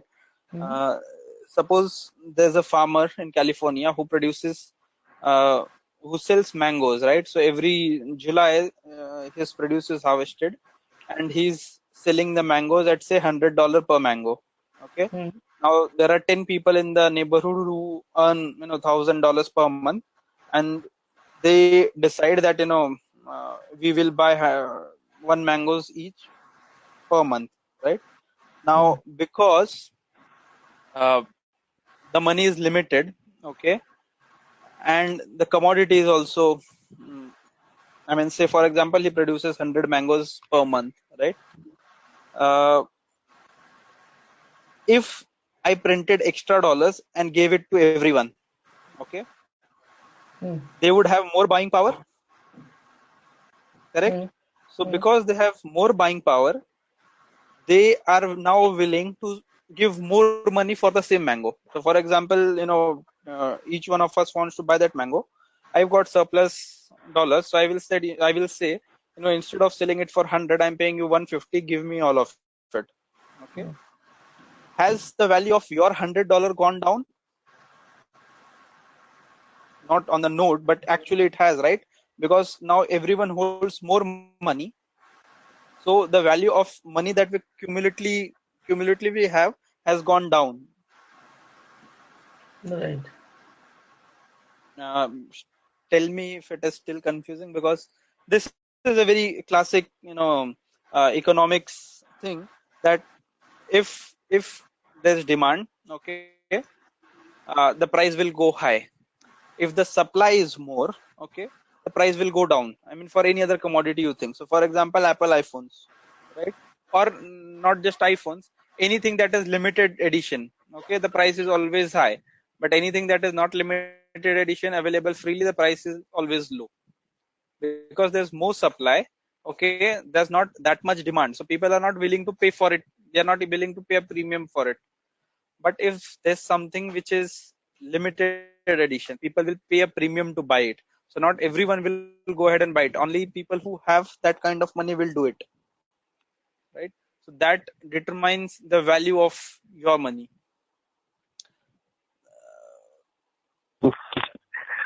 Similar, basically, one of the question which I've been struggling for a long. Why government prints money basically? Depositing gold, printing money. So, and because government is printing, value will go down. That's clear. But why more and money government will print? Government will print more and more money because money is required in circulation. So government wants to buy, say for example, oil from Iraq. Okay. Now they have to pay something to Iraq in exchange of the oil that they are buying. Either they could trade with some other alternative. So for example, Iraq needs, say for example, wheat. Okay. Iraq needs a lot of wheat and it has got oil. So it is older days trade. Okay. Iraq would say that, for each bag of wheat that you give me, I will give you 1 barrel of oil. Okay. Now that would make sense in the earlier days. Okay. Now the price of wheat is not constant. Okay. Say for example, in one of the years, America's farmers do a very good harvest and they've got surplus wheat. Okay. A lot of wheat. The price of wheat will go down. Now for US to be able to exchange that with Iraq, they have a lot of wheat. Can they give as much as wheat they want and get the oil to store? No, because Iraq wants only a limited supply of wheat that for that particular year. So they will not take all of the wheat. Okay, they will only take as much as they want and give you oil only for that particular amount. You have got a lot of wheat in your country now. The price of wheat in your country will go down because you have got a lot of supply, but there is no demand for it. So you will have to sell it at a cheaper price. Correct? Yes. So similarly for any other commodity, if the supply is large, okay, the price will go down. Same happened with oil prices, right? When the US was dependent, or for that matter, all of the countries were dependent on the Gulf for oil, the oil prices skyrocketed. But when US started its own drilling and its own, mining for these in their basins, the prices went down, and that is why the economy for most of these countries which are dependent on oil collapsed. So that is how demand and supply works. If the supply is large and there are no buyers, the price will go down. If the supply is limited, okay, but there are a lot of buyers, the price will automatically go up. Okay, so there were a lot of buyers for the dollar. Okay, how can the US government provide dollars? Because dollar became the de facto currency in which all of the trades took place, right? For example, I want to go and buy something from China using Indian currency. Now they don't trust the Indian currency because it does not have the same respect as the US dollar, right? So what China would say is, let's agree at a price for this commodity. I would be able to sell it to you at $50 a piece. Okay. So now India would have to go to the US and tell them, look, boss, I want to buy, these many US dollars. So US would tell them that, I've got this limited supply of dollars. If you want it, the market price is 68. I would be able to sell it to you at 68.5. The Indian government, having no option, will tell them, okay, fine, I will pay you 68.5 rupees per dollar. Okay. So US government gives Indian government the dollars. Now Indian government will take these dollars and give it to the Chinese government for whatever goods they want. Okay, and take the goods. Now the dollar that the Chinese government has, can they use it in their country? They cannot, right? So they will have to return it to the US government. Now how can they return it?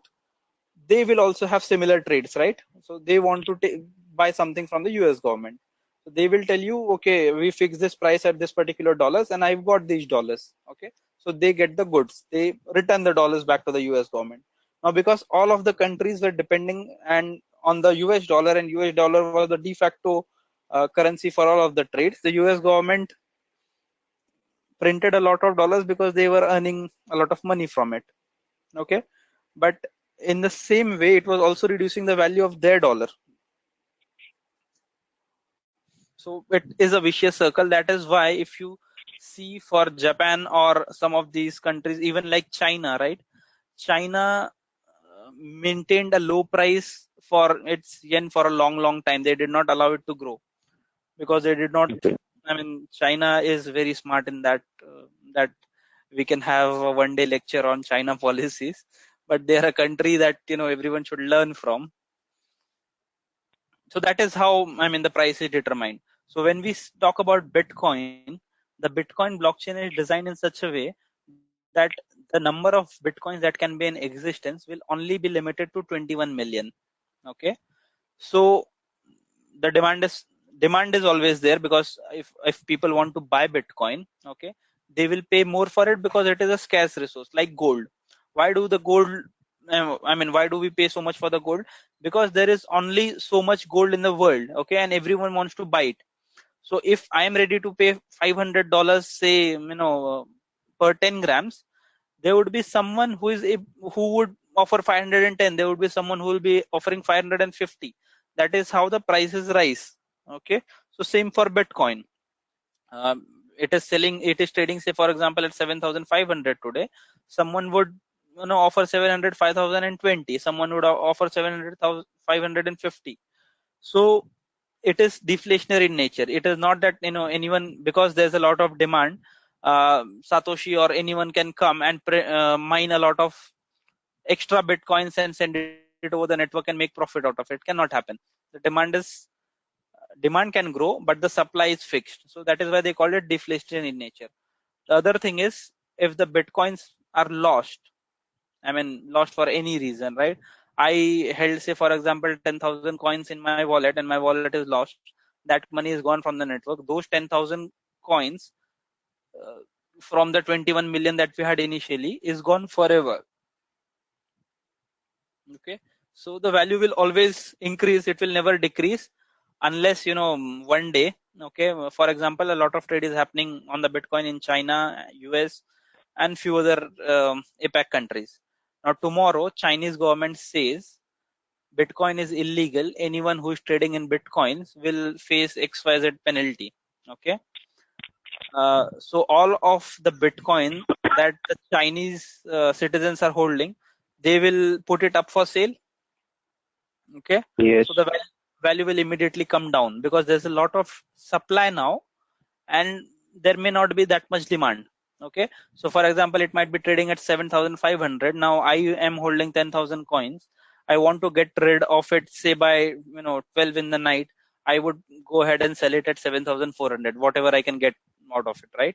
So as soon as the supply increases and the demand is not there, the price will come down. So that is no, that is how stock trading works. That is how any trade works, right? That is the same principle that applies. So that's the same principle that applies for cryptos also. When you go to any of these exchanges and you see the price chart, you will see that it changes every second. So as soon as there are people willing to buy more based on any news that comes in the market, so it has been stable this year. If you were following the prices last year, a lot of people used to put a lot of news on Twitter and Facebook. So as soon as there used to be a news like HSBC partnered with Ethereum, okay, so everyone knew that it is a big move. Go ahead and buy Ethereum because Ethereum will grow in value. So on the same day, you would see a lot of spike in Ethereum movement. Next day there is a news saying Chinese government has banned use of Ethereum and you cannot use Ethereum. Now a lot of people will dump their coins at any price available because they want to get out of the network. So the price goes down by 100, 200, $500 in a day. That is how the price movements were happening. Recently also Indian government came up with a directive saying all of these exchanges have to stop trading, stop allowing buying using credit cards and net banking. Now because there was a confusion, people did not know whether the government is letting it stay legal or not. People sold it at whatever prices that they got. So that is how the price fluctuation happens.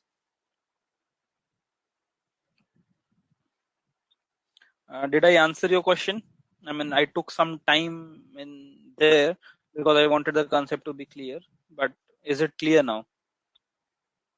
Yeah, it's clear. It means right now, Bitcoin, whatever the value it holds, if some Yeah. government is promoting, it will go high or due to some other reason. Exactly. Because this is virtual. Correct. It's not Correct. as like gold or silver which you are holding permanently. Correct. So it is same as gold, just that it does not exist physically, right? So our Exactly. dollar or our rupee bills that are backed by the gold, okay?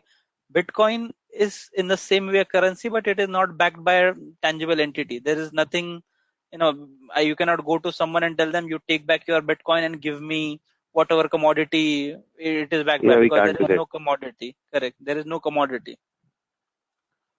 So A there are lot many of sorry. yeah, go on.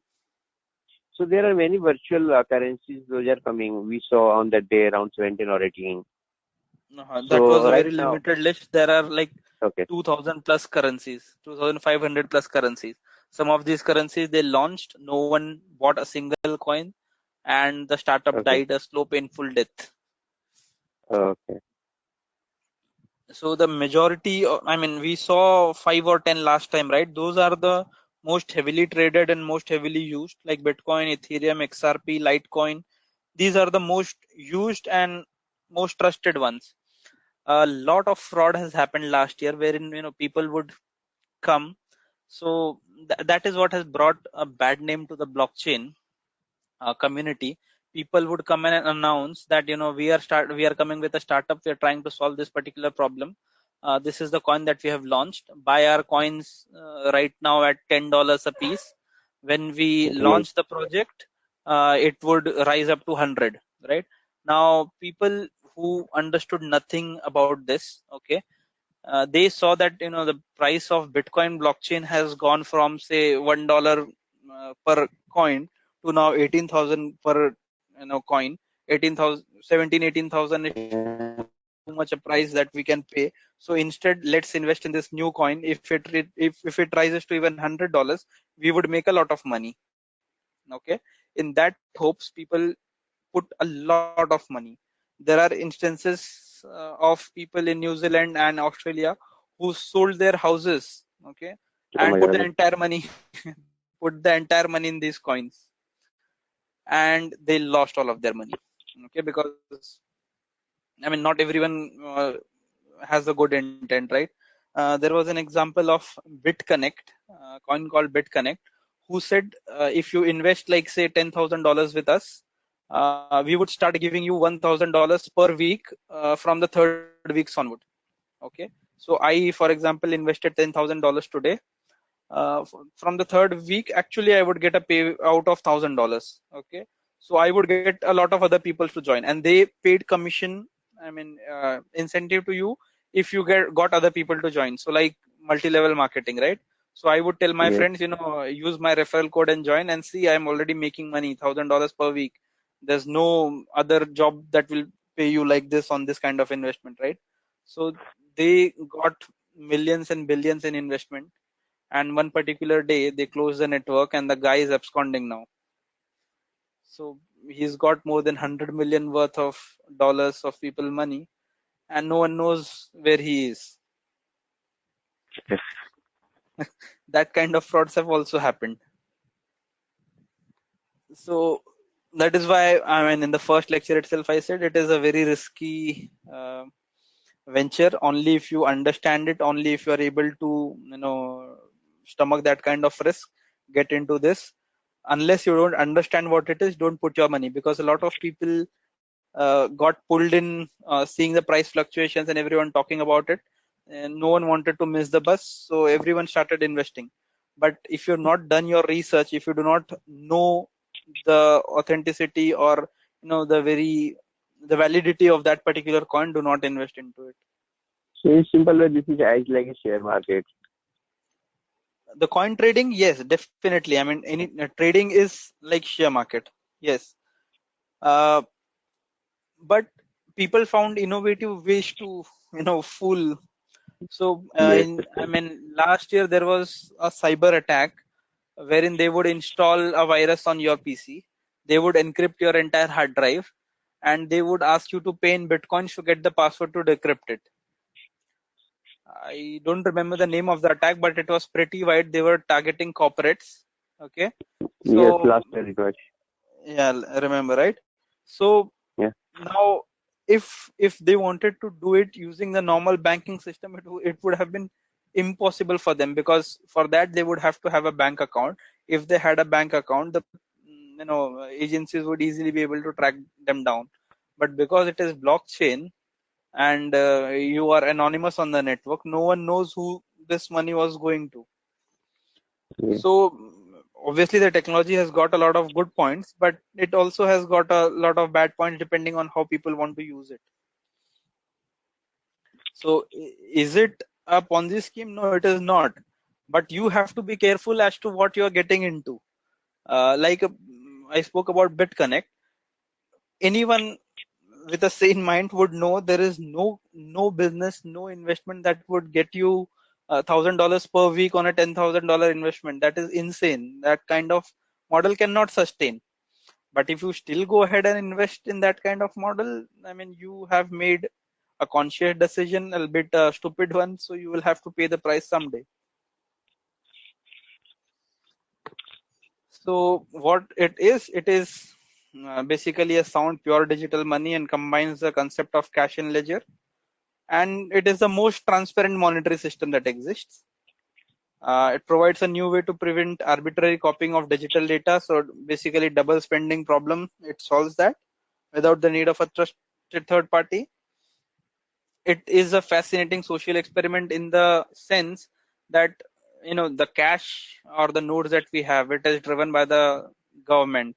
We trust the government, we trust them as the big brother who will take care of. I mean, you take a genuine note to a shop and the shopkeeper cannot deny you that I will not sell you goods for this piece of paper.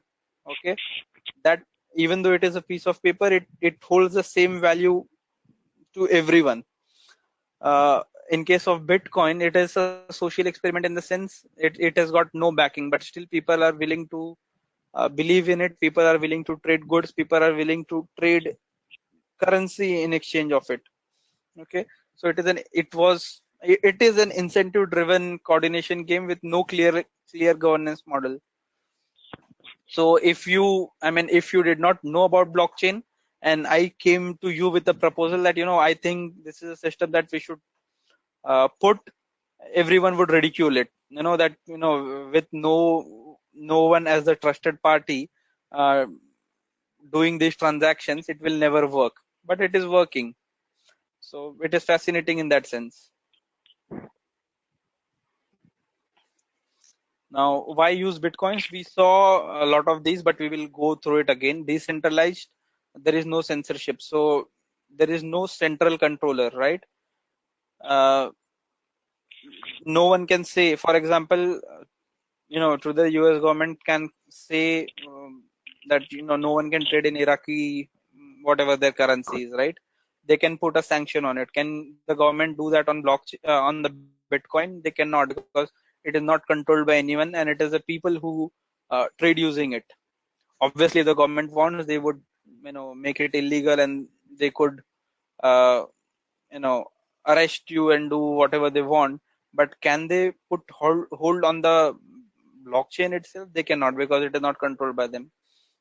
The other thing is it is a global currency, so it is available to everyone across the globe and not bound to any particular jurisdiction. For example, US dollars bound to US. Okay, legally you're not allowed to take the currency out of the country. When you're traveling, you should not be taking it. A small amount is fine. If you take a large amount, you'll be caught at the other country's airport or your country's airport itself. It is a bearer asset in the sense same as cash, right? Whoever holds the cash, it is his money. Okay, only advantage here is cash can be stolen, can be seized by anyone. In terms of Bitcoin, it is not that easy, and whoever owns the private key to the wallet in which that Bitcoin is, okay, is the ultimate owner, so no one else can snatch it away from him. Now it is an advantage. It is also been proven a disadvantage in a few cases in US, wherein so there was a marijuana farmer and some people were keeping an eye on him that this guy's made a lot of money. So they made a plan to mug him up, and one fine day they found that chance, and they asked him to for whatever amount of dollars. This guy said, I do not have any dollars with me, and they continued torturing him to the extent that he almost died. And the guy was actually saying the truth because this guy was dealing in bitcoins. Okay, so all the payments that he was receiving by selling that marijuana was in bitcoin, so he did not have any physical cash. Now it proved bad in his case, because if he had some cash, he would have not have to endure that torture. So I mean, both sides of the same coin. Yeah, Sunil, and I just have one request. I believe that some of these are pretty repeatedly. We have already seen it. So if everybody think we can go a little bit faster on these. Sure. What So do you guys think? yeah, I'll go quickly over it. Yeah, Permission. that's a good point, Sharon. Sunil and Yeah. These are Yeah, basic point, concepts, right? We have already seen it. Correct. So permissionless, open to everyone, transparent. We all know deflationary. We spoke about a lot today. Integrated payment system, in the sense that it the platform itself offers you payment system, unlike our current banking system, wherein with cash and checks you do not have an integrated payment system. The payment system comes from outside, and that is where a lot of intermediaries come in. Trust is minimized. You don't have to have a third party to validate. You don't have to rely on the third party. Now we start with where and how to buy and sell bitcoins. So we saw how bitcoins are created, we saw the features of it, etc., everything. But if today you want to go ahead and buy a bitcoin, how can you do it? So the first thing that you'll need to do for buying a bitcoin is to create a wallet. What is a wallet? Basically, it is a public key private key pair. We saw it last time on the wallet generator website. How do you create a how do you create an address? So similarly, you can create a wallet to do that. So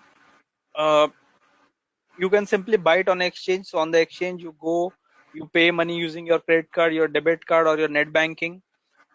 There are several ATMs that have now come up. So you go to those ATMs, give money to the ATM, okay, deposit money in the ATM, and then show your physical wallet address to them, and the Bitcoin would be transferred to your address. So we'll go step by step. First is to create a wallet. You will need one, basically whatever your preferred method of purchase. So it could be an online wallet, or it could be a desktop wallet, a mobile wallet, or an offline wallet, such as a hardware device. Most important part of your wallet is keeping your keys secret or safe. If your keys are lost, that coins are lost forever. There is no way to recover it. Unlike in banking system, where you can call and say forgot password or whatever. If your password is lost, it is lost for eternity. You can never recover it. And there have been instances where people had thousands of dollars worth of bitcoins, and they forgot their private key, or they forgot the reset phrase, okay, and they're not able to recover that money now. So if you know your public key, you'd be still able to go and see your public key and see that these many bitcoins are lying there, but you cannot initiate a transaction because you do not know your private key or your passphrase. So that is why it is recommended that you keep it very safe. You can open an account at the exchange. So there are a lot of exchanges like Bitfinex, Coinbase, Bitstamp, or Poloniex. Most of these are founded in the US. You can go ahead and open an account with them. It is as simple as opening any other onboarding, basically. So in the last year, a lot of things have changed. Governments have tried to tighten the noose. Earlier it was as simple as you could provide your email address and your select a password. Nothing else was required. So no one required your name or street address or anything else. Now because the government has made the KYC restrictions a lot harder, you have to provide a lot of information like your name, address, telephone number, email address, uh, your photograph, your identification ID, so something like a passport or uh, social security number, etc. Depending upon the type, depending on the country you are, the local identification number, etc. So all of that has to be provided to the exchange. Most countries, owning a Bitcoin is either treated as a commodity or a property, or at some places it is considered as a security. So you'll also have to pay tax on the gains that you make. If it is considered as, if someone gifts you it, the whatever the taxation that is applies on tax on gifts, etc., you'll have to pay.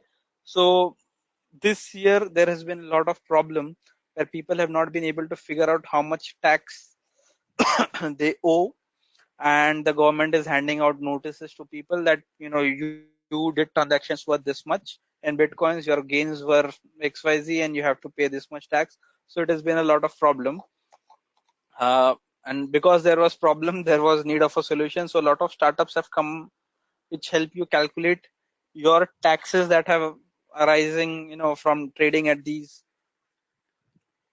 using bitcoins or ethereum or whatever coins that you're dealing with. So I mean, yeah, a lot of services are offered in that arena also. Hey, Sunil. Yep. As you discussed with Bitcoin, this is similar to share market. We are going buying some shares, and Yes. whatever benefit we are getting on that, we have to pay the tax. Is this similar in Bitcoin, or is there anything else? No, it is Because similar to that. Yeah, It is because similar to on that, the but okay. it depends on country to country. So some countries treat it like securities similar to stocks. Okay, so there you have to pay these short-term or long-term gains depending on the trading that you have done. Some countries treat it, some countries treat it like property, right? So whatever laws apply for property tax, the same laws will apply for Bitcoin also. So depending on what your government identifies the Bitcoin or these coins as, the tax liability is decided accordingly. That is why there is a lot of confusion among people which particular bracket this falls in. Now for normal taxation, you would go to a CA and ask him, this was my income and this is my whatever outgo, my investments, etc., how much tax should I pay? Because there is not lot of clarity even to those guys as to what to classify the Bitcoin gains or the Bitcoin holding as. Taxation has become a lot of problem in a lot of countries. I've got friends in US I've got friends in US who are having nightmares. Yeah, who are having nightmares trying to compare the their tax liability, and because no one wants to be on the wrong side, people are paying a bit of excess tax. So whenever they get the right computation, they can claim the refund, or even if they don't claim, they don't want to be on the right side with this, on the wrong side with this calculations. So yeah, and the third one is you can buy it with cash. So in the US, you've got local bitcoins. Platform like local Bitcoin, where there, you could reach out to other individuals who are holding bitcoins and they want to sell it. So you can go to them and exchange the bitcoin for cash. You have Liberty X that lists retail outlets across the US, at which you can go exchange cash and get bitcoins.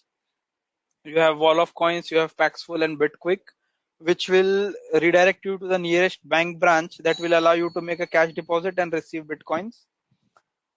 Then you've got ATM machines that send you Bitcoin in your wallet in exchange of cash.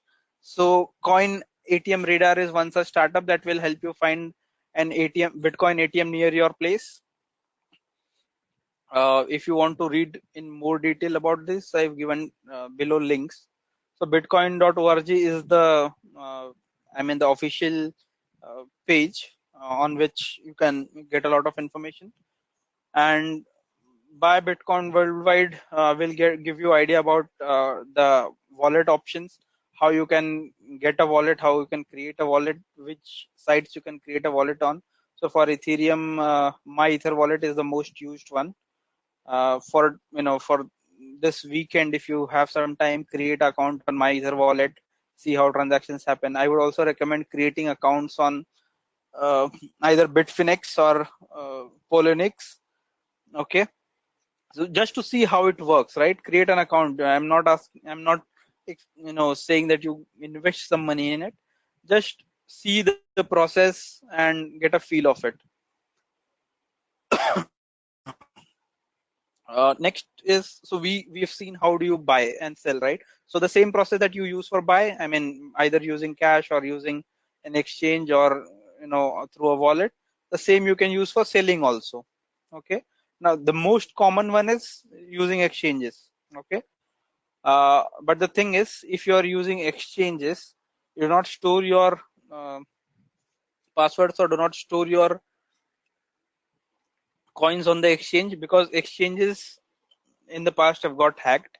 If the exchange gets hacked and your bitcoins are stolen, it is gone. The exchanges will not reimburse it to you. In case of smaller failures, there have been instances where the exchanges have paid say 50% or 60% or whatever was lost to the customers. There was a case for Mount Gox wherein they lost some 500 millions or something. The startup shut down, they could not pay it to anyone, and the money was lost forever. So do transactions through them, but once the transaction is done, store it on a physical wallet, on a hardware wallet. So don't store your private key there, keep it out somewhere else, so that even if the exchange is hacked, because your private key is not there, no one is able to do the transactions. How to store bitcoins? So storing also is got, you can have it a desktop wallet, you can have a paper wallet, you can have physical coins, or you can have a hardware wallet. So what these are, desktop wallet is basically you installed an application on your desktop. uh, just let me show it.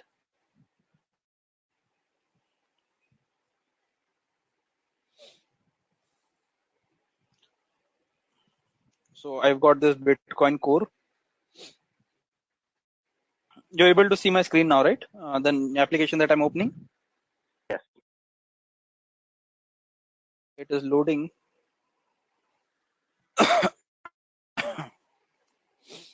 So if you see, I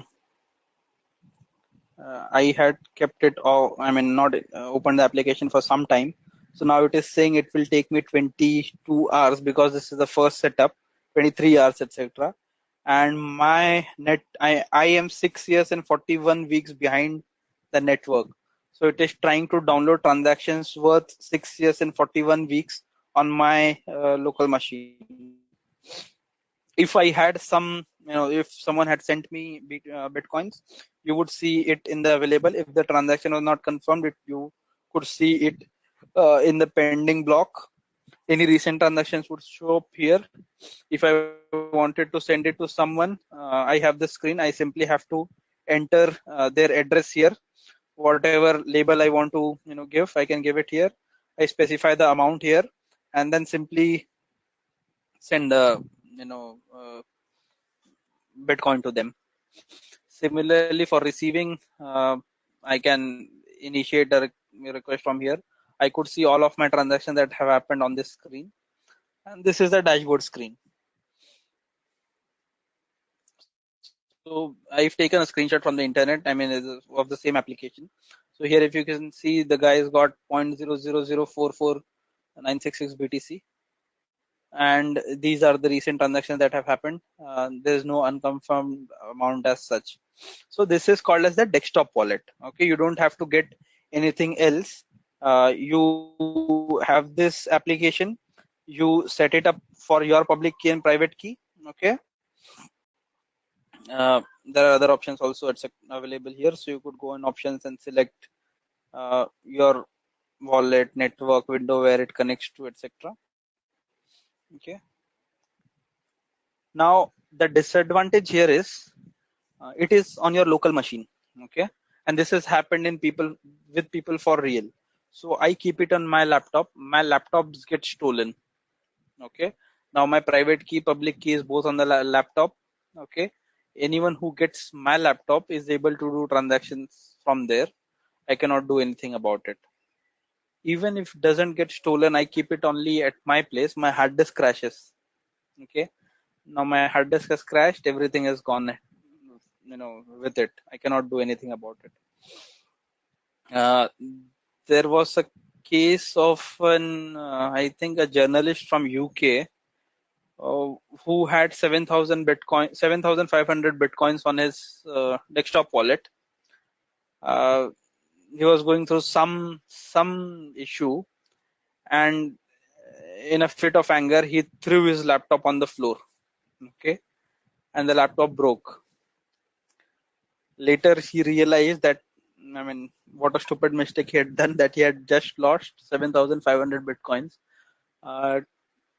Became a classic case of why you should not store your bitcoins on your desktop, because anything can happen to your desktop and it can be lost easily. Your PC crashes, it is gone. Your PC is stolen, it is gone.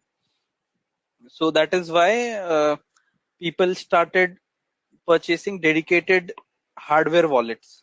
So these are USB like tokens. We'll see on the next screen. So that thing getting stolen or that thing getting in someone else's possession is reduced. Not as easy as your desktop failure. The simplest one is paper wallet. So last week when we saw walletgenerator.net, where we generated that public address and the private address on the same site, let me show it to you.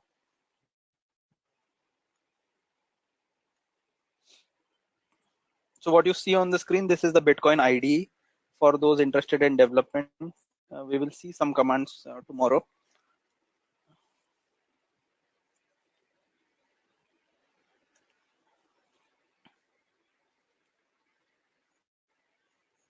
Okay, I'll quickly move the screens for it to generate a wallet address.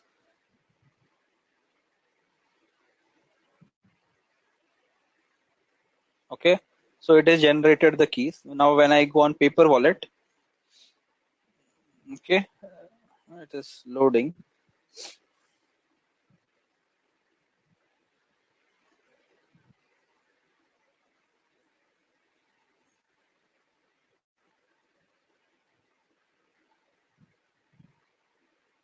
Okay, so this is called as the paper wallet. Okay, so basically you just take a printout of this.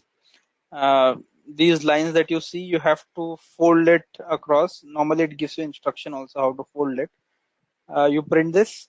So the public part of it is always available, and the private, you fold the paper in such a way that it is never visible. Okay, and you keep this paper with you whenever you want to receive a payment. You simply flash this public key to whoever is making that payment to you. They scan the QR code, okay, and make it on your public address. You want to initiate a transaction, so this part is visible only to you. It is hidden the way you fold the paper. You can use your private key. So it is as good as keeping a paper printout with you. The problem with this is if you keep it in your wallet or keep it at your desk, someone gets access to it. As good as they have your account.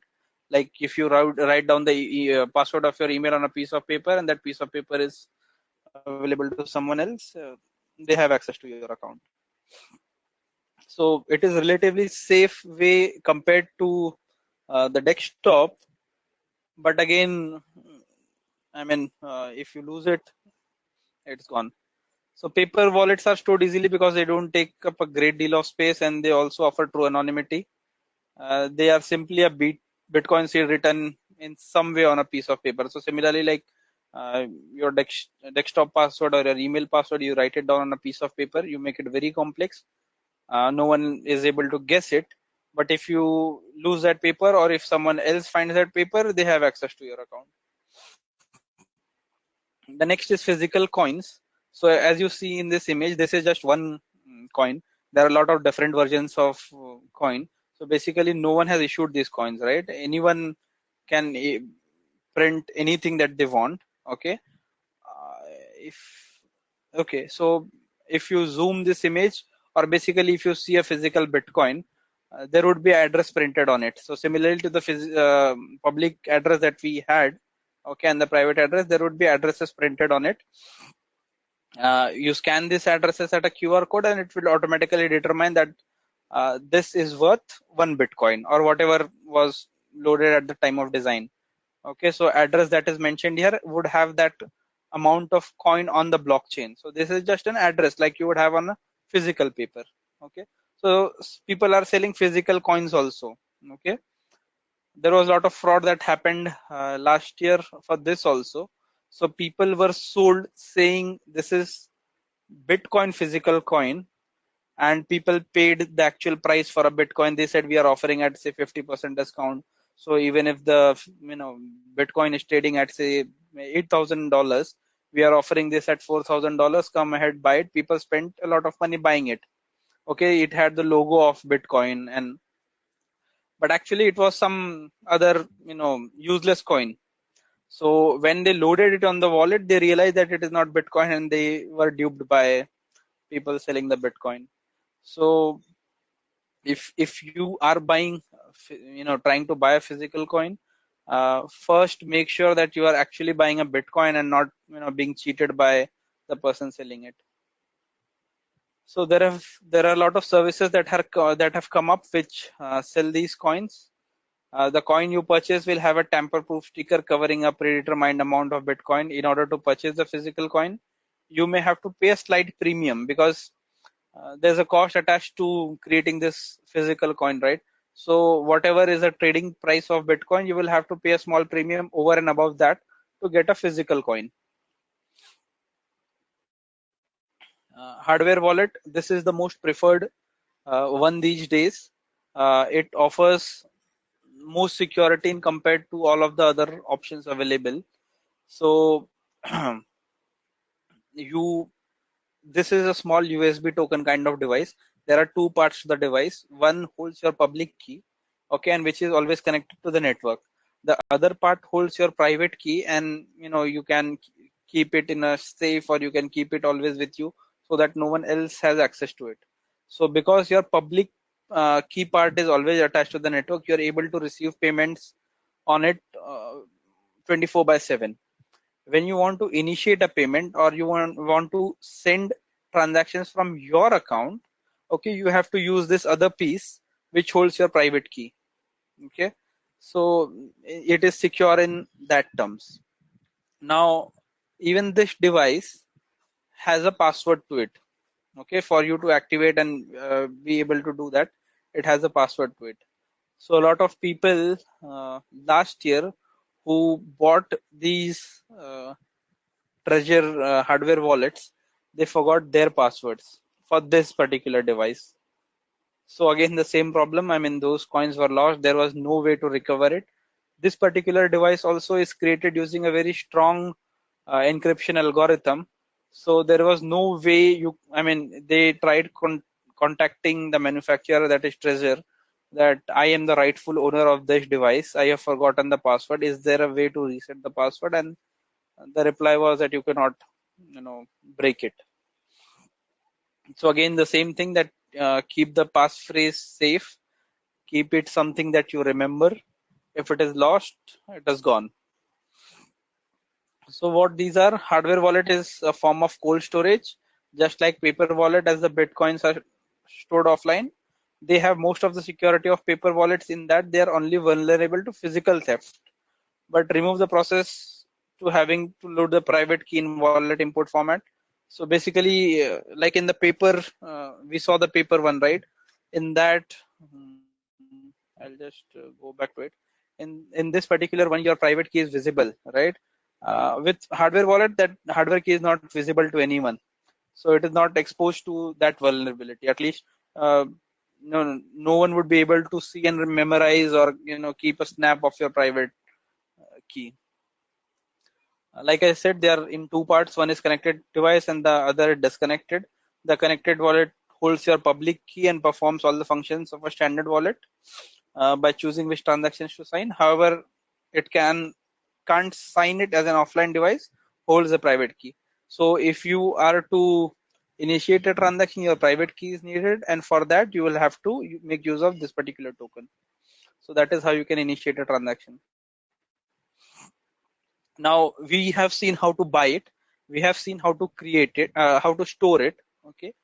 But say we have purchased the coins from an exchange, we have kept it in a hardware wallet, or we have kept it in the desktop, or we have kept it in a paper wallet. But how do we spend this? So during the last year, a lot of retailers, so it is said that there are more than I guess 40,000 retailers which are accepting Bitcoin payments. So I have not listed, all of them. I've listed some of the major retailers in the US that you can transact using Bitcoins. So initially, when the Bitcoin was picking up, a lot of retailers had started accepting it, but soon, after that, initial burst died down, a lot of them have retracted it and not accepting payments. Still, there are major providers. So, for example, if you want to purchase gift cards, there is Gift or e-Gifter. For travel or hotel bookings, you've got Expedia, you've got Cheap Air, Surfair. If you want to, book a ticket to the space, you've got Virgin Galactic, which accepts payments in Bitcoins. Microsoft started accepting Bitcoins last year in its app stores. So you can download movies, games, app-based services using Bitcoins. In entertainment, we spoke about it last week also, that some musicians have started releasing their new albums on the blockchain platform itself. So each time you stream their songs, they automatically get paid for it. Okay. Overstock is one of the biggest retailer that started accepting Bitcoin since 2014, and the founder of Overstock, Patrick Byrne, is one of the biggest proponents of the technology. He believes in it, and that is why Overstock has been accepting payments from 2014. You want to buy gold, you've got Sharps Pixley, you've got AppMax, you've got JM Bullion, who will take Bitcoin and give you gold bullion. For food, you've got Pizza for Coins service, which will deliver pizza to you in exchange for Bitcoins. For edutech, you've got universities and a couple of New York preschools that accept Bitcoin. There are some legal and accounting firms which have started accepting payments in Bitcoin. There are a lot of charities which are accepting Bitcoin, such as BitHope, BitGive, Fidelity Charitable, etc. If you want to find offline stores near you, there are startups like Spend Bitcoins or CoinMap that give you the listing of all the retail stores around you that will be accepting Bitcoins. So these are some places where you can spend Bitcoins. Obviously, you've got exchanges if you just want to sell it. If you want to exchange it for goods, the choice is limited, though it is growing day by day. So till now we have covered whatever. I'll just go back to here. So whatever was mentioned here, we've got scripting language and applications of script that we are not covering from today's module for today. So we'll see the nodes. We have seen the various roles that we can play in the Bitcoin ecosystem last week. We will just see the nodes and network. We know what nodes are, but we'll just go through the last diagram, and tomorrow we will see the scripting thing. I have one so question. This is last slide for the day. Yeah. So there are some cases when the Bitcoin can be lost, right? Yes. So what will happen to those Bitcoin? Because there are 21 million fixed Bitcoin, right? If somebody had lost those Bitcoin, then what will happen? It is just lost. It is just lost, and even in the current state, I think there is 1.58 million Bitcoins for which there are no owners. So it is like it has gone in a dark hole. You know that this Bitcoin exists, but there is no owner to it. No one can use it. It cannot be, you know, uh, you can forced back into the system. So it is, you can see it, but no one can use it. So it Okay. is for similar cases. I mean, someone lost their PC or forgot their passphrase, or they, mined it. So there are few cases. In fact, I have one of my college buddies. He started mining in the early days. Okay, and he did it for, just for fun, because no one back in 2009 or 2010 thought that it would pick up much value, right? So they did it just for fun, and one fine day they got bored of it, so they uninstalled the application and they formatted that hard drive. Okay, and now when they realize that it is of so much value, they have their public addresses. So from that they can see that they've got, say for example, 10 bitcoins on their address, but they don't remember their private key, or they don't have their wallet now. So they can do nothing about it other than just boasting about it among friends that at one point I had 10 bitcoins. Apart from that, nothing can be done about those coins. Okay. Okay, so if you see this particular diagram, on the left hand side you have a wallet that originates the transaction. So that transaction is sent on the network. All the nodes which are full nodes receive it. One of the nodes will, for that particular transaction, it will call as a super node. So it will receive the transaction and create blocks and push it on the network.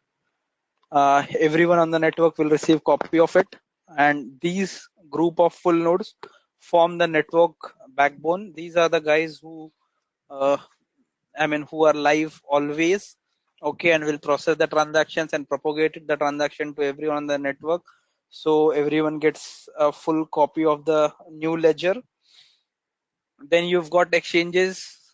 We spoke about exchanges some time ago. So these exchanges keep track of, they allow you to buy and sell bitcoins. They act there could be payment processes. So payment processes are basically nodes or services that will allow you to initiate a transaction. So all these people or nodes put together form the network of blockchain. Node is basically any client that is running the Bitcoin software. So when I showed you this particular application some time ago, I showed you the Bitcoin wallet application, right? This when I download, so it was showing me that I am downloading 6 years worth of data. When I have downloaded all of that information and I keep live, and I also become part of the network for propagating information, my PC is also as good as a node. Okay. When it is downloaded all this data, it is saying that synchronizing with network 6 years and 39 weeks behind. When I have downloaded this 6 years and 39 weeks of data on my machine, okay, that is when I become a node, a full node on the network, right? So any transaction that is happening from there on, I will get a real-time update. I will update it in the ledger on my particular PC. I obviously don't want to do it because it will take a large amount of storage space on my laptop. So that is why I just closed it. I wanted to show it. That is why I installed it today. So if you really want to become a miner, you'll have to download like 40-50 GB worth of data, because like we've been saying, right? Uh, Everyone who's there on the node will have data right from the Genesis block to the transaction that is happening in real time. So it cannot happen that you join and you keep track of the transactions only from here to the future. You have to download every single transaction that has happened in the past. So that is why when you start that application, it start downloading everything. So that is how the network of Bitcoin, or for that matter for any blockchain, works. Sunil, could you go one by one and moving your mouse on the screen so that we can see? I want to understand the red Sorry, dot. I lost your Hello. Yeah. So there's no specific meaning of that coding. Red dots are basically, yeah. I mean, everyone is a node. Okay. Just to I mean, basically these are the end users, right? So the green ones are the users, and these are the nodes which do propagation of the transaction. But that doesn't mean that they cannot initiate a transaction. So for example, this guy is mining for now, but if he initiates a transaction, then he becomes a green dot. So there's no meaning of, I mean, the color coding Okay. specifically always, right? You can, when you initiate, you are the initiator or the person who is initiating the transaction. You can be miner at the same time. So you get other people's transaction, you can mine it. And Last Sunil, slide was, yeah, sorry. Yeah, go on. are we going to cover how to mine or not in today or tomorrow? How to mine, I will show you the software. How to mine as in you don't have to really do anything, right? You just install the software and let it run. No. I mean So, to say, as you gave the example of your friend, he was doing in 2008 for Bitcoin. So I will correct. So I will tell you, I mean, the software that you need to install for it, specific hardware that you can get. So maybe I'll put what I'll do today is I'll put a couple of slides on the specific hardware that are being used currently for mining. If you are really interested in mining bitcoins, you can purchase that hardware and put it to use. I will put that up. So if you are interested in that, I'll put up a slide on it. Not a problem.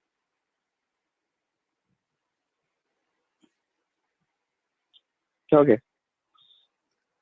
The last topic was various roles you can play in the Bitcoin ecosystem. So we already saw that in the day 2 of lecture. So you could be, you could be a developer, you could be a miner, you could be an investor. We had those 4 roles, right? So I'm not repeating it, but those are the only roles that you can play in the Bitcoin ecosystem. So from today's, from today's perspective, there were 2 topics that were to be covered, which was on the scripting part, but because I could not get the ID running in time, I will cover it tomorrow. I will just give you a glimpse of how, you can get your hands dirty if you are interested in that stuff. So where is it? Yeah, so this is the Bitcoin IDE. So it works on the principles of stack. The scripting is a bit different. So for example, in C++, you would have add 1, 2 or add 1 space 2. So in any other language, it would follow this format where you give the keyword and then you give the values, right? But in Bitcoin, it works the other way. So you have 1, you have 2, and then you have operation add. So you do this and then you click on run, right? So if you see on the right hand side, that is what is happening. So if you see it step by step, first thing is 1 is pushed in the stack, then 2 is pushed in the stack, then the addition operation happens, and you get a successful execution, successful message, and the first 2 things that were put on the stack are popped out and just the result is kept. So 3 is kept in. So that this is how the ID works. Sunil, Coding what is the is use of this scripting? so basically for you, not necessarily required, okay, but if you want to understand how the Bitcoin is coded, okay, I'll just show you one document. So when you initiate a payment, right, there are certain things that happen in the background. There are certain services that are called. So your public address, your private address, and all of that has to be part of the message, right? Okay. Correct. So for the transaction to be put on the network, You have to give that information, who initiated it, whether the person who initiated is the right owner of that particular Bitcoin. So you have to sign it using your private key. So all that information has to be part of the message. So there are a lot of APIs that are provided by the Bitcoin documentation. You can read the Bitcoin documentation. I will show you where you can read it. So for example, if you see this one, right?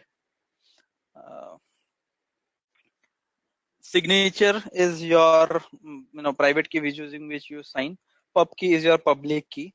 So here it is trying to so all of the functions that you have in the Bitcoin blockchain start with an OP underscore. So OP underscore DUP or OP underscore hash 60. So for example, if you want to hash, I'll just show it to you here.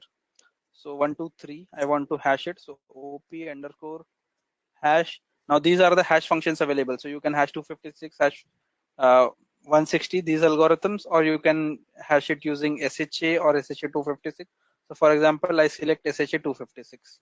Now if I click on run, okay, it does whatever is required in the background, and it generates this particular hash key, right? So if I were to pass 123 to SHA 256 algorithm, this is the hash code that it would generate. Now we saw the processing, right? Let me open it up for you. Okay, this is today's. I don't remember they saw it on day 1 or day 2. Just quickly go through it. This particular one, right? So you have to calculate the nonce, you have to calculate the hash value, okay, these things. So how do you do it, right? So in the Bitcoin blockchain, all these services are provided. Okay, when you become a miner, it is automatically called and it tries to generate the hash, it tries to generate the nonce, right? So if you were to integrate, for example, you have a local application in which you want to integrate Bitcoin's payment. So you have to have an API with them, right?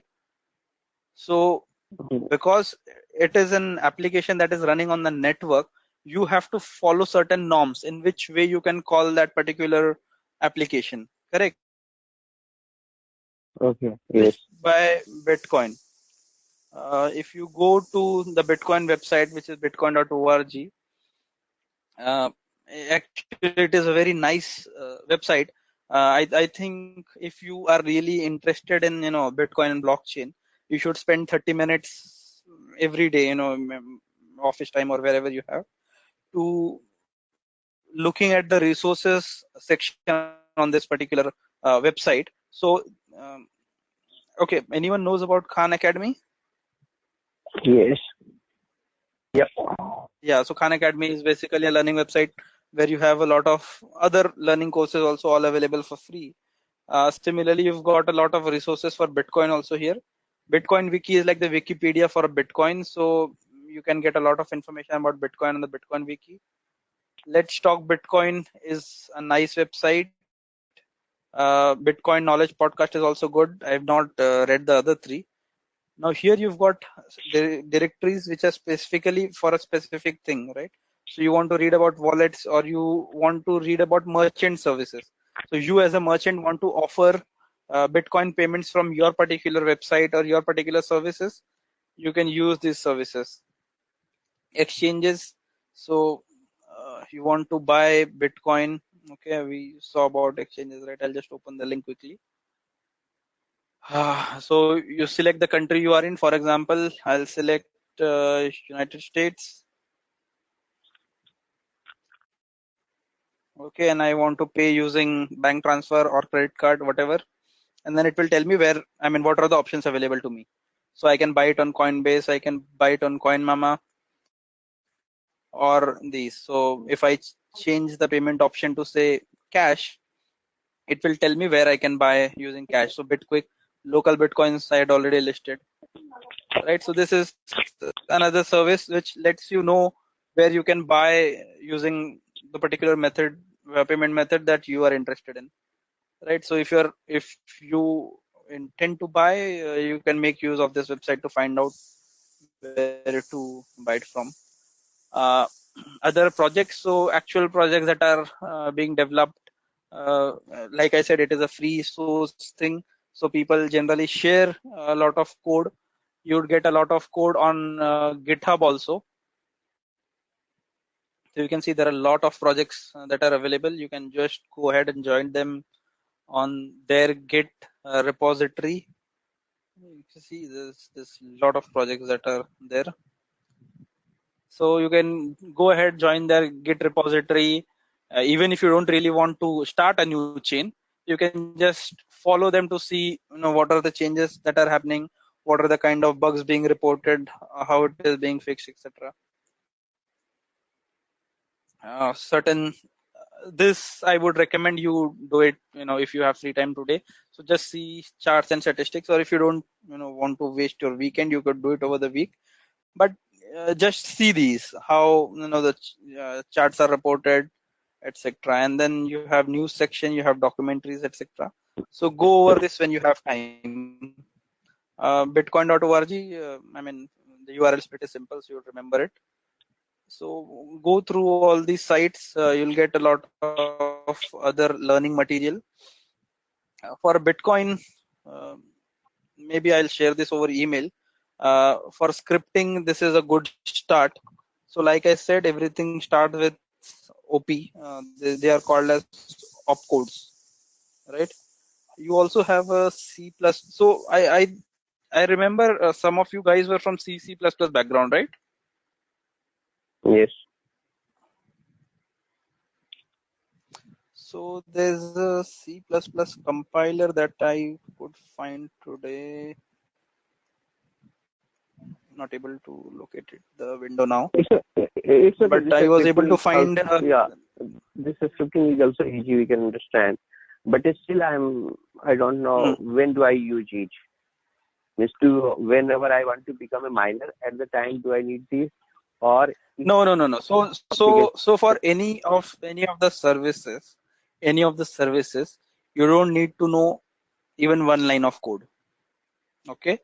If your expectation is not that, okay, if you just want to be part of the blockchain, buy, sell, initiate payments, receive payments, spend the bitcoins on buying a commodity, sending money to someone far off in a different country, you don't need to know a single line of code.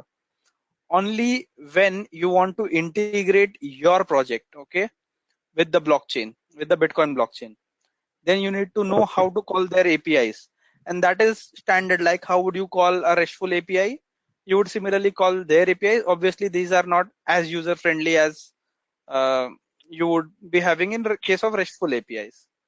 Other than that, you don't need to know any piece of coding. I mean, there are a lot of people I know who have zero computer background and they're trading in Bitcoins.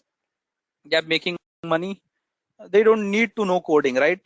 That is, I mean, all that you need to know is how to make a trading strategy. How do you do technical analysis? Because there is no fundamental analysis.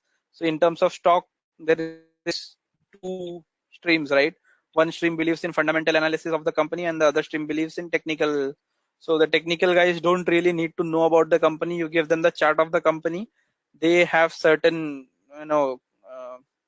chart formations. Some of them is called as head and shoulder, neck formation, double dip formation, etc., etc. Right? You hear these terms from these stock trading guys.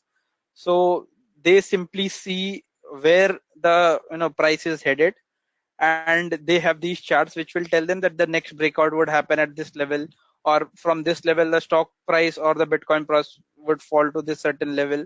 So it is a certain algorithm. It is some speculation also based on the previous history, etc. But that is how these things work. So for doing these things, obviously you don't need to know even a single line of code. That is not expected. Only if you want to do certain coding or integrate in your particular project, then you need to have understanding of how the scripting works, etc. Sunil, we will be covering suppose if we want to become the blockchain developer, so we'll be covering those things, right, as part of this course. I will. So, like I said, I will show you how to set the. How to become part of the network. How can you set it up? But we'll not go in depth. Development as such, because if you want to do it, that itself will be a course in itself. So we can spend some But, time. I will give you pointers. Yeah. Okay. Sorry, go on. Yeah. So in the first day, you did mention that there's another person, Kaka. He was going to all the technical Yes, part. yes. He will. He's going to cover that. Yes. So, okay. So we are still going to cover it, right? But it is not going to be like a programming course where, a normal C++ course where we start with what variables are, what functions are, then I define it for you, then we write a program. We don't have that much time, right? So we will show you how to start with that. Obviously, because you guys are from the industry and you have programming experience, you don't need that much hand-holding. You just need pointers, and then you can do it, yourself also. Right? So we will show you how it is done, and you can take it from there. Okay, fine. Okay. So that's it for the day. If you've not got any questions, we can end the session for now, and we'll continue tomorrow. Okay, sure. Is there anything like we can cover today, because some of the portion which we are trying to cover tomorrow, can we pull some of those portion today itself, because we have almost an hour left, or you want to cover it? Do we have an hour left? 25 minutes. Yeah. Oh, sorry, 25 minutes. Yeah. So it is designed in continuity. I would not want to break that and start today. Tomorrow stuff is also not very heavy on the content. I have planned it in that way only to make sure that it flows in a certain flow that you don't get lost. So we'll do it tomorrow itself. Okay, I'm fine. Okay, Sunil. Okay, if that is the case, can we start? Actually, yeah. Sorry. Sunil, go ahead. Yeah. So basically, yeah. Okay. My question is, still I'm on the base case where I have to design a blockchain for my industry or for my application or whatever store. Mm-hmm. So from where I will start and how I will start basically. So Ethereum, that is only one option, or means I want to understand. So Bitcoin database versus blockchain. In database, okay, I have worked in PayPal, so I know how transaction works. As like Correct. For every user, I am going to put, okay, this is the address, that is the user information in one domain. Another Correct. that is related to transaction. Okay, this person has transacted this amount at this time, and this is the current balance. Correct. So now I want to transform the same in database, or do I need something extra for blockchain? See, blockchain is just the platform. So whatever happens in your specific arena or your specific business, right? So for example, your business will have customers, okay? That information you can decide whether you want to keep in the blockchain or whether you want to keep in database itself. What blockchain will give you is a platform where you can upload information or where you can share information which can be viewed by anyone who has permission to view it. So it could be a permission one, it could be a permissionless, depending on which implementation you go. So take example of Bitcoin. Okay. Now, for example, you are my first cousin. Okay. And we obviously are on very friendly terms. And there is a medical emergency in my family. I want, you to transfer, say, $10,000 to me. Okay. Now, we can do it using the normal banking system. Okay. But it would take too much time for that money to arrive to me. Okay. Instead, we both agree to use the Bitcoin blockchain. So you set up an account on one of these exchanges. I set up an account on one of these exchanges. you transfer that $10,000 to one of the exchanges. So, for example, Poloniex, and you buy bitcoins worth 10,000 from there. And that 10,000 bitcoins you send to my address. Okay, I receive it on my account, and then whatever exchange I have in India, my account with, I will sell the bitcoins at the prevailing rate and get the INR immediately. Okay. So basically, Sunil, I was going through Ethereum in depth basically. At the Yeah. same time, I found a Hyperledger, that is the umbrella project. There are a number of projects. So I get lost Whoever in is middle not speaking basically. can go on mute, please. अब बस Hello. School जाके मुझे test देना है और फिर admission तो हो ही गया है.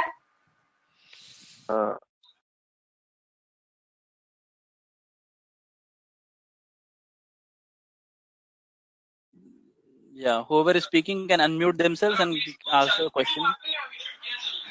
Vinay sir. Hello. Hello. Sorry. Now it's clear. Yeah, yes. Someone is saying that about Ethereum. Yeah. So Sunil, I was doing in depth about the Ethereum, smart contracts and other things. At the same time, I found okay, from the Red Hat side there is Hyperledger umbrella project. So behind under that there are a number of projects those are going on. So correct. Hyperledger is another blockchain by IBM, and it is of the permission nature, which IBM is targeting at corporates or banks. So they will sell the Hyperledger as products to these banks. So basically, they are providing the platform with these APIs available. Okay, like any other service, right? So they are providing you the platform. You decide your business logic on top of that. So what are the services that will be available? What are the services that you need in a database, right? Think of blockchain as a database, as a distributed database. Okay, so you will have add services, you will have inquire services. Now blockchain by design cannot have update or delete. So you have to have mechanism or APIs to do these services on the blockchain. So that is what Hyperledger will offer. In terms of security and cryptography and all this information, obviously it will have its own architecture or design. They will be using these same algorithms because SHA-256 or RIPE-MD or RSA, right? These are industry proven algorithms. No one is going to break their head writing new algorithms because it does not make any sense, right? These algorithms are industry proven. They cannot be broken. You would need a mathematical genius to come up with a better version of it. So no one wants to spend that is research part, that is not implementation part. Sunil, coming to the more basics basically. So assuming this is the course you are taking, me, Vinay and Sarad are taking this course you are giving. So if I transfer the same on the database side, I know, okay, this is I'll create a server and then whoever wants to see, they can see. But only edit permission I'll give to you. Correct. And other than that, I know who is Sunil Pandey, this is his number, this is his address, and this is his ID. So if this ID is coming, I will give you the right permission. You can write in my database. But other than R4, anyone can see. Now coming to these three, me, Vinay and Sarad are developers. We can write on top of these some API. So if people want to get page number 5, they will get the only page number 5. So the same, if I want to transfer in the blockchain, how will I proceed? So on blockchain, okay, you have blocks. Okay, what is blockchain composed of? It is composed of blocks, right? What does block have? Block has transactions. Okay, that transaction can contain anything. It can contain a book, it can contain a monetary transaction, it can contain Wikipedia, anything, right? In a permissioned case, okay, I will have an attribute, say visibility for that particular block, right? Now I could set it as per user role. So for example, in the same case, right, you had 3 developers, okay? At the development time, it was decided that there would be roles, like for example, manager super manager, developer, etc. Right now, there are certain transactions that I want only developers to view, or developers to view all of the transactions. For managers, I want them to see a specific type of transaction. Or, for example, there are a lot of managers that belong to different geographic regions, right? So a particular manager who belongs to this region should be able to see transactions only for his region. Okay. So I will give him access to only those transactions, and that can happen only in permissioned blockchain. We studied that, right? In permissionless, everyone is able to see everything. So Hyperledger is a permissioned implementation because it is targeted at specific industries. So mostly they have these they are offering it to banking institutions and corporates. So there it will be permissioned one, wherein the data in these blocks or the transaction in these blocks will have so I forgot the term, what we call, so yeah, entitlements, right? So user groups will have entitlements, okay, which will allow them to see that specific data. So other than them, no one would be able to see it. Similarly, the super nodes or the designated nodes will have entitlements to add records. So no one apart from them would be able to add records on these blockchains, right? So a super node would have access to read everything and add transactions on the data. But a normal node, okay, like me or you, would have only access to read the blockchain or read certain information on that particular blockchain, but we would not be able to add any transactions on it. Okay. So that is the Hyperledger. There are a lot of other, these things. So when you sorry. Yeah, go on. So taking case of Ethereum, if I want to design the same on Ethereum, can I do this? And if answer is yes, so what will be the content of each block? For taking the base case, day one, slides was only option for us. So other than that, you told me at some place there will be permissions. Where will be the permissions? No, inside Ethereum the block or outside the block? No, so okay, let's again go back to that, right? If you want to be part of the global Ethereum, okay, which is there, then you cannot put permissions on that because that is already decided. Okay, that Ethereum is in place and it is for everyone to use. Anyone who wants to use Ethers, transfer Ethers, can be part of that network. But the Ethereum code, okay, or the platform code that we say, right? The platform code is available for everyone. Okay, so you could take that platform code for your organization and make it a permissioned one, right? So you will have to then tweak the code to work. So it is like for Oracle, right? Now Oracle offers a lot of products, ERP, pricing, banking, etc., everything, right? It offers a platform. On top of that platform, when you guys do the implementation, okay, the implementation details or the specific requirements that the client has, that is taken care by the client by building business logic on top of the platform. So similar for blockchain also. The basic blockchain offering is a platform. Whatever logic or complexity that you want to build on top of it is local to you, that you will have to build. And when you have to build that is when you need to know these endpoints or these APIs or how the scripting language, etc. If you want to be part of the global offering, the global blockchain, then you don't need to know any coding. It is available there. You just become a part of it by registering. Yeah, no, not an user basically. After this course, I want to be whether I can design a blockchain for organization or for any simple case. Yeah. Railway reservation as we were doing in the colleges. Only for 5 tables like that.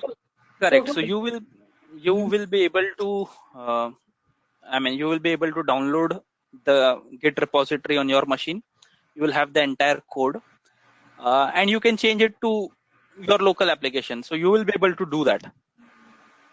Okay, means I'll be able to know what do I need to change. Correct. At least. Okay, that's great. Yeah, Sunil. Actually, Sunil Pandey. Actually, so yeah, I agree with Sunil Pathak. So basically, what I am really looking for is see, blockchain we have been talking about, and I think we in general know about some fundamentals. So what happens is like if we make our hands dirty and design some very simplistic blockchain, then it becomes very like what do you call very easy to understand, and then we can join the dots. So I Correct. have also yeah. Yes. So in the coming weeks, obviously, because this is just the second week. No, right. Yeah, in the coming weeks, obviously we have that, and we have that outline already, right? Where we'll be doing the practicals. So Yeah. we will be doing that. We will be setting up a blockchain. We will see how we interact with it. We will also see how we establish a RPC endpoint and how do you connect with it. How do you interact with that particular blockchain, right? So that blockchain is just a platform. When you send a message to it, it will respond to you, right? So all that we will be able to see, but we will not develop a blockchain. We will interact with a blockchain. No, right? The we are not blockchain going is a to develop the platform. blockchain. Agree. Yeah, Yes. correct. So yes, So for yes, that, I the rest think of the so stuff we will do. in the curriculum there is Ethereum already in our curriculum, which we will going to cover sometime. Correct. Yes. Yeah. So I know. Yeah. Yeah. So we can take the Andhra case, and similarly we will try to make on top of this Ethereum. I will ask whoever will take care you, or there is one more question, Kaka. So we means okay. there are only 4 persons. Yeah, only there are 4 persons. They have done 10 registry in past. They have all the documentation. Okay, these are the documents. And as Sarad has sold to Sunil has sold to Vinay on this amount. Based on this, only 10 or 15 use cases. We will try to make our own. Okay, this is the Andhra government has made similar to this one. Okay. I cannot promise that we can have the Andhra government case itself because we don't know what they are, but we will have a similar one. Similar, exactly. Yeah, so we will have use cases. No problem. I will ask Kaka to include it. We will have use cases. We will have a couple of use cases, not just one. So you will get a feel of it. Yeah. So because basically, on the website, I was searching somewhere. It was only $35. If you will pay, you can create a voting system based on blockchain. $60 for some marketing type of thing. Yeah, that is not a very. I mean, that is a very simple use case. Voting was one of the most commonly developed use cases for proving POC for these platforms. So yeah, I mean, Sunil, what happens is like if we make a small simplistic blockchain or develop it, and Sure. Go get your point, and we have that in the further sessions. No problem. Okay, so Sunil, last question. What are we going to cover tomorrow? Otherwise, I will go on the first day demo. I will take everything. If there is anything which we can go on the early, okay, means whatever we are covering tomorrow, can we get few pointers? Okay, these are the software I need to download or prerequisite type of thing basically. Tomorrow also we don't have any demo as such. Okay. It will be in the next week. But like I said, whenever we are to use any softwares or these things, you will be intimidated in advance. So you don't need to worry about it. We will let you know much in advance. You need to install these or have some idea about this. So we will let you know that beforehand. So there is one module, Bitcoin mining. So tomorrow, can I learn how to be miner? Yes. Okay. So we will talk about hardware, we will talk about pools, and we will also learn about how you can be a miner and how you get the incentives. Okay, that's great.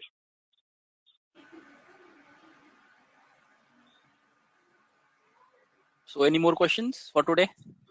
So Sunila, one more question. Sorry for asking more. Yeah. So I was going through BitTorrent last week. We discussed BitTorrent. So now I understand right now what is BitTorrent basically. Correct. So in BitTorrent or P2P network, I seen every node is not connected to every node.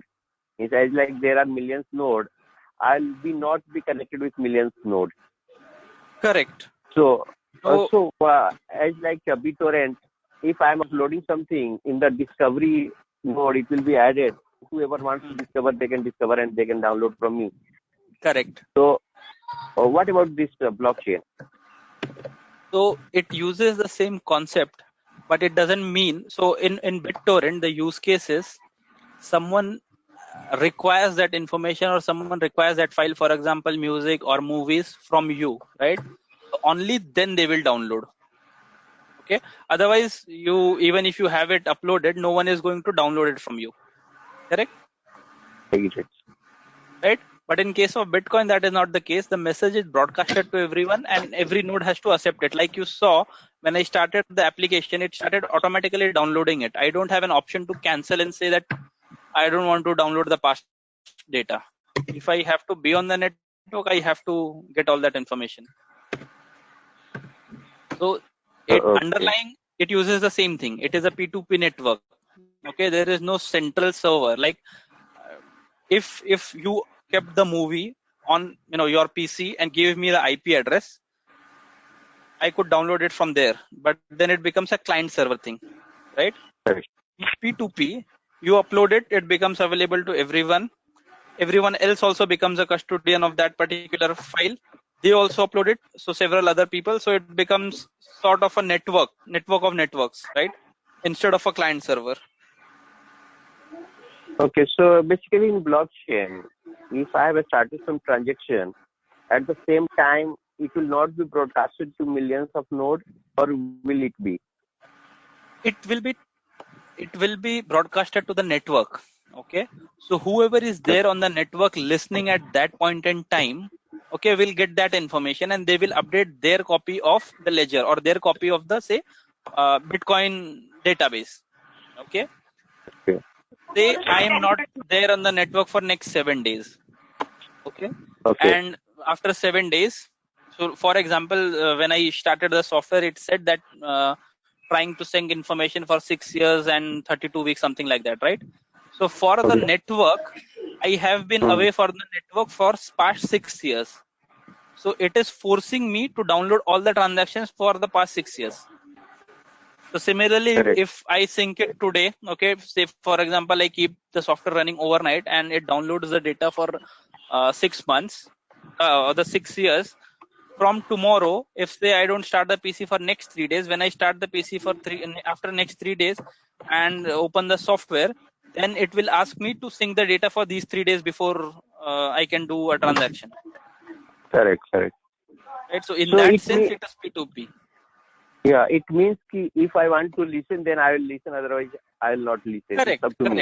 So if you, yes, that's right. As like Uber, basically, if someone is on, they will get that request. Otherwise, they will not get. Exactly. So if you see this highlighted line, it says the network itself requires minimal structure. So you don't have to have a client and server structure, or you don't decide who has to be up always, right? Messages are broadcast on best effort basis. Nodes can leave and rejoin the network at their will, but accepting the longest proof of work chain as proof of what happened while they were gone. So this you do not have an option saying that I was not there on the blockchain for past 3 days, so I'm not going to believe what you guys said. I will do my own mining and determine whether this transaction was successful or not. You don't have that option. If someone did the mining and put the result on the network, you have to accept it. Good. Correct, sir. So, Sunila, one more question. So, basically, if assuming you, me, Binay, Sarath, four are on blockchain networks, I'm sending money to you. So, at the same time, I'll broadcast that I'm sending to Sunil Pandey this amount. Exactly. So, everyone is listening. Yeah, so let's make it a little more, say not just 4 of us. Say, for example, there are 40 of us. Okay. Correct. You are sending money to me. Now, for the current day or the current moment, okay, all of our ledgers, local ledgers on our local machines are updated. Say I have a balance of 100, you have a balance of 20, Sharad and Vinay and Ashok have a balance of 50, etc. Right? So everyone has this information. Just give me a second. I'll have water. Yeah. Yeah. So when you initiate a transaction saying you are transferring 20 USD or 20 Bitcoins or 20 rupees to me, you create that transaction, okay, and send it on the network. Now the transaction is on the network, but the transaction has not taken place. So that $20, Bitcoins, INR, whatever, has not left your address. Okay. Now say there is Kaka on the network. Okay, there's the other person Kaka on network who is acting as a miner. So he sees that there are 5 transactions lying uncommitted. Okay.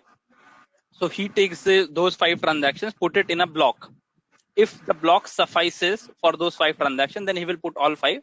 If it doesn't suffice, so whatever is the maximum number of transactions he can put in a block, he will put in the block.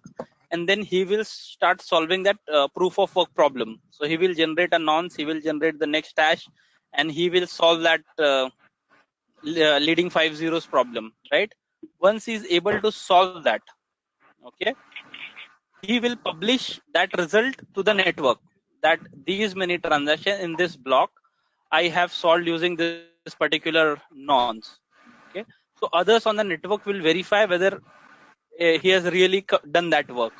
Okay, once Okay. that is established, okay, that means that the block can be placed and it is confirmed. Once the block is confirmed, so what is confirmed as part of the transaction? That you sent $20 or 20 Bitcoins to me. Okay, once the block is confirmed, everyone on the network get that information that the transaction of 20 Bitcoins from you to me was initiated and the block has been confirmed. So everyone will go to their local copy of the ledger and update. So they will deduct 20 Bitcoins from your address and they will add that 20 Bitcoins to my address. Okay. So Correct. everyone does that operation locally. That is how it remains as a distributed database or a distributed ledger, in the sense that no one party is doing this ledger entries. Everyone goes and updates their ledgers. Okay, so in another way, we can say if there are 10 pending transaction or 15 pending, because not only Kaka is miner, we all can be miner at the same time. Exactly. So this is one transaction I have sent to you. So assuming there are 10 transactions, so this will be pre-designed rule that for every 10 transaction we have to create a block, or what, there will be some set of rule. Otherwise, Kaka will be always first. For every transaction, we will start creating blocks. He will not be. So that is why it is kept at such a difficulty level that it will take at least 10 minutes for a new block to be mined. So to generate that nonce and that hash address, he will have to spend at least 10 minutes of processing capacity with a very high, processing power at a very high hash rate. Okay. So that is why a new block is mined every 10 minutes. Okay. So in the next 10 minutes, whatever the transactions are pending would be put in the next block. Now say a block can have 10,000 transactions, right? But there is no limit on the number of transactions that we can do. So for example, it is a very peak hour. We do 20,000 transactions in this next 10 minutes. Okay. But still the block can have only 10,000 transactions. So the remaining 10,000 transactions will pile and remain in the pool of uncommitted transactions. Okay. It means whenever here we see pool of uncommitted transactions, right? Yes. Yes, a new block is placed on the system. It means every 10 minutes we will wake up, we will take 10,000 transactions. Everyone will try to create 10,000 is just a number that I said. It is not 10,000. But yes. No, it's okay. X amount, whatever, X number. Yeah. So everyone will fight to create a new block. Validate block. Once more than one person can also get the nonce, they will send a broadcast to everyone. Okay, this is my block I have created, and others will create validation. And if there are more than one, based on the proof of work, we will decide who is the correct one. Proof of work and the first person, right? So for example, I started solving it, you started solving it. Both were able to generate a nonce, okay? But whoever first put it on the network and it got verified, so his chain becomes the valid chain and the other person's chain becomes becomes invalidated. So And last one, we correct. saw this double spending problem. Where is that slide? This one. So B1A and B1B, this situation comes in, right? So for example, I produced B1A and you produced B1B. Okay, both of these are valid blocks, but because I produced B1A first, okay, someone will take the hash of this one and prepare the next block B2. So if someone followed B1's hash and produced B2B, it will become invalid because we will see that B2 is already created, right? So transactions in B1 also become invalid. Okay. And Sunil, one more thing. Basically, I read about the smart contract. We have discussed sometime last week also. There will become a smart contract. Correct. So in Yeah, it is Ethereum, in there is a smart contract. correct. In So Ethereum, there's a smart contract concept. Smart contracts are basically self-executable piece of code, right?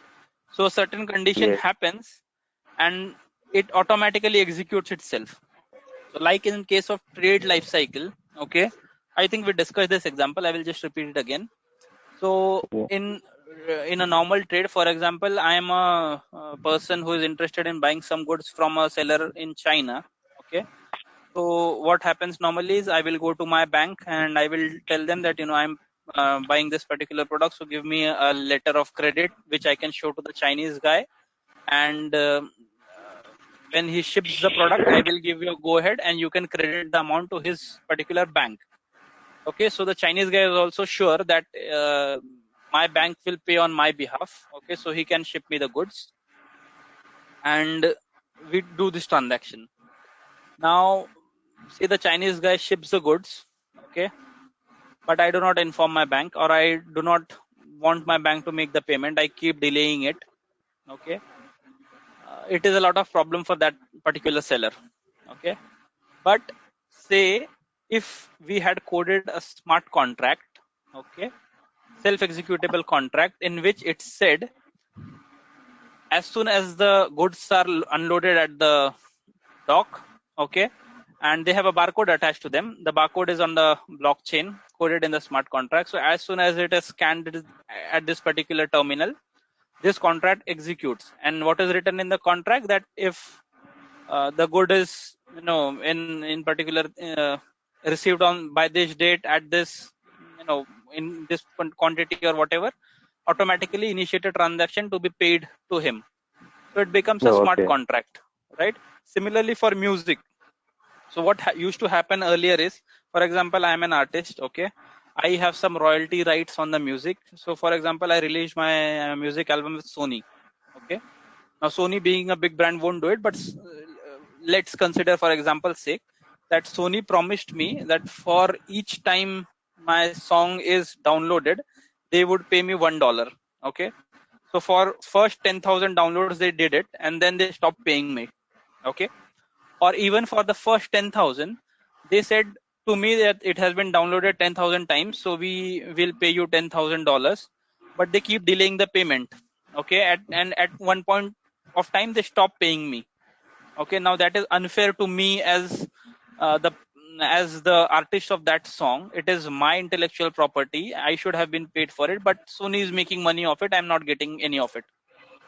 Instead, like we saw some example today. Instead, if I release my music on the blockchain, and as part of that MP3 file or whatever format that we have, a smart contract is coded that as soon as that song starts playing, okay, say we had a 20/80 sharing ratio wherein I get 20% of the fee for that song being streamed and Sony Yes. gets 80%, right? So you as a Okay. user, okay, for you it doesn't make any difference. You come to the site, you see that you can listen to this song by paying $1. Okay, so you make the payment using your card or whatever mechanism, right? And when that $1 is paid, automatically it is converted to that much worth of coin. I get 20% of it, Sony gets 80% of it. Now there is no way Sony can hold my payment. There is no way Sony can deny my payment, right? So Okay. it is Okay. coded as a smart contract as part of that file itself, as part of an executable in the music itself. And that a smart contract will be on every node. Exactly. Yes, so it will be part of the file. As soon as the condition matches, it will automatically execute. No one has to take care of. I mean, no one has to. No. Just one second. So your music album MP3 actual file that is different other than our contract. So in the contract, basically what we will code, okay, if this MP3 is played, then do this Automatic. action. Am I right? Exactly. Yes. Okay, there will be some way around to attach these two things, a smart contract Correct. and that file. Yes. Correct.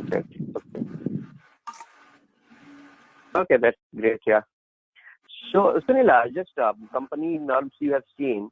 So one side there is Ethereum platform I have seen. Other side I can see Hyperledger that is permission. So which one should we learn, or basically same for both? Only minor thing differs. Exactly. So you need to know the basics, okay, of how the platform works, because it is rarely that you will be developing the platform. Your organization will decide a platform, okay. You will download the code for that platform, deploy it, okay. Interacting with it, you will have documentation for that particular platform. So for Hyperledger, you will have documentation for Hyperledger. For Bitcoin, I showed you the documentation today. For Ethereum, you have documentation for Ethereum. So it is not that you learn the platform and it will automatically know about the other. So for that particular platform's documentation, you will have to do some study. But if you know the concepts, then it is very easy. Exactly. Okay, that's great. Thanks, Sunila. Just one more question last, sorry.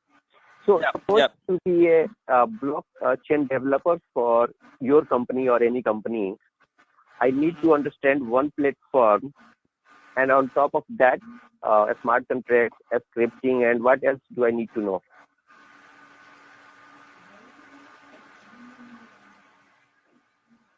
I didn't get your question. Okay. So you need to know the platform. I want to be blockchain developer for your company. Assuming you have X company. So okay, got your point. So maybe for I you, have an infographic. Got your question. Maybe I have an infographic. No, not this one.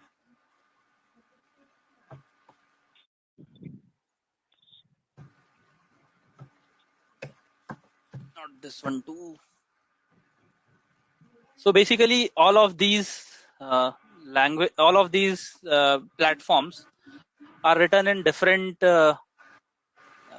languages. So some of them are on Python, some are on C++, some are like Ethereum is on Solidity. So to become a developer of that platform, you will have to learn the development language of that particular platform. Okay.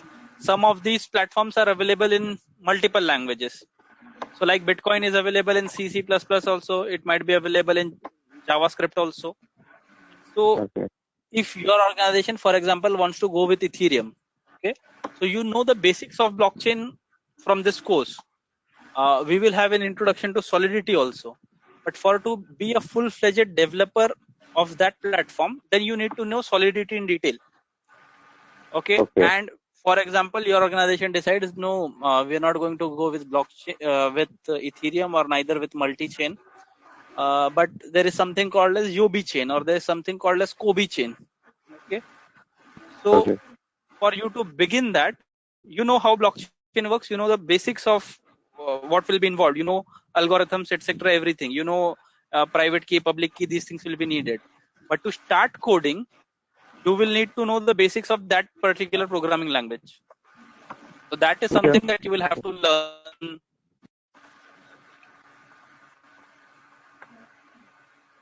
I am unable to find that infographic, but that one lists the language and the particular platform. So I will show it tomorrow. I will try to find out and show it tomorrow. So there are like 15 or 20 famous ones, and they have their programming languages listed. So obviously it is impossible for a single person to know all of them.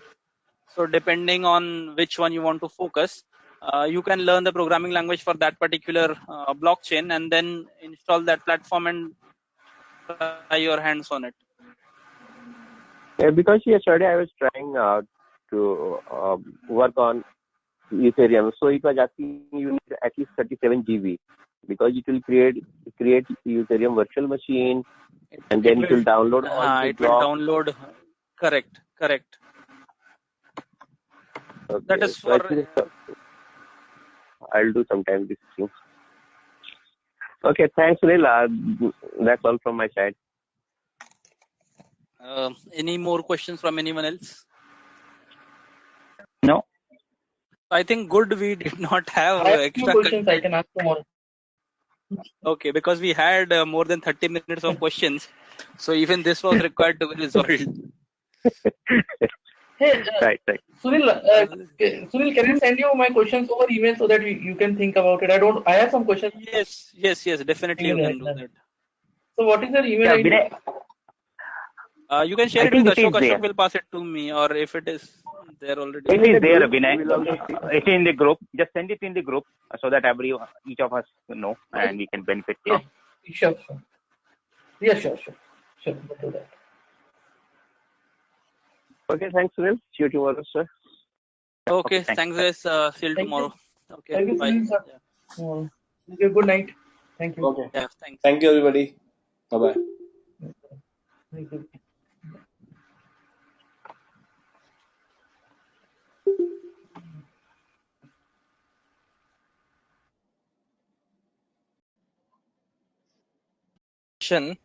For next 2 weeks, they can go deep dive into. Okay. So we just reorganize the content. Okay, no, sure. So, Sarad and Sunil, can you hear us?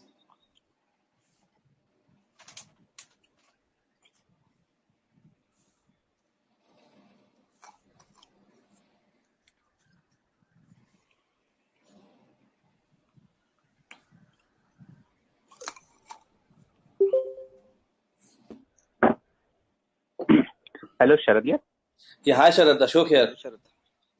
Hello, Ashok. Yeah, Good evening. good morning. So, I think Sunil Pathak was the first to join. Sunil Pathak, can you hear me? This is Ashok here.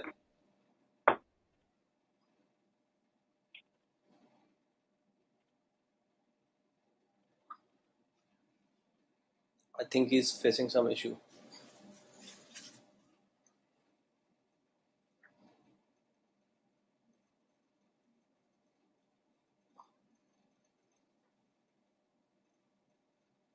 So, Sunil, I'm making you the presenter. So, you can start the discussion likewise. So, let me make you presenter.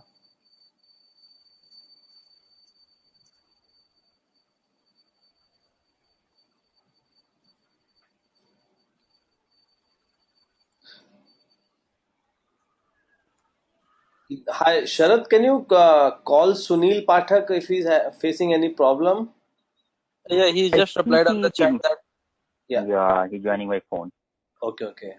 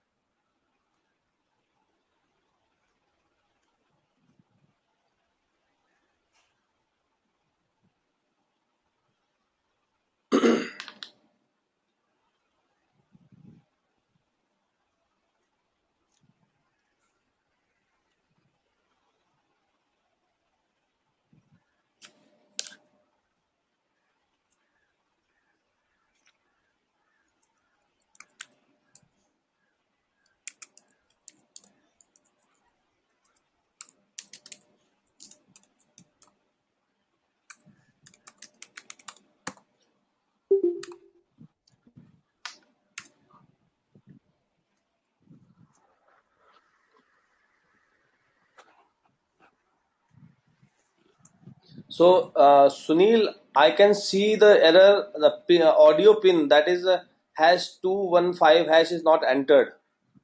So, can you put that pin there? I'm just typing it here, okay?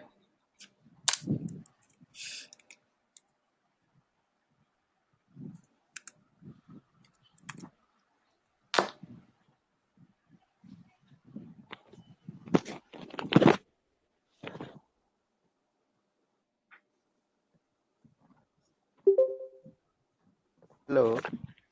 Yeah, hi Sunil. Yeah, Sunil. Yeah, Yeah, we hi. can hear you. Yeah. Oh, So okay. Thanks a Okay. lot. Now I am with computer. Okay, yeah, thank you. Okay. I don't know why my phone is not working or some other issues. no issues, no. So one more person is to join, I think. Vinay. Vinay, yeah. Yeah, he will be joining in 2 minutes. So you can Okay. Sunil Pandey, you can start the discussion and take it along. Okay. Yeah, sure. Yeah. Sure, Ashok. Yeah, Sunil, before you start, we just had some feedback for yesterday training. So what we felt that the yesterday training Yeah. was very high level training. So Uh-huh. we already know about the blockchain and other things, and we already know its fundamental. So basically now, I think, as you know, that some of these people are hardcore coder, right? We wanted to go deep and understand more about that. Yesterday training was more on the high level, like what some stories and other thing, right? It will not help Correct. us, right? If you think from the career Mm, perspective, mm, it's good to mm. know about those stories, but how it will help us to take this training and put it into our career or anything, I was not able to relate it.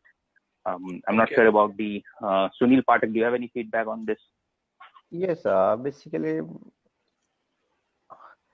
these are 3 sessions, but still I am at the same position where I understand the blockchain, but how to use that, how to code, where to use. There are many questions which I have still with me. So agree, knowing Bitcoin, that's good, but no one is going to listen me.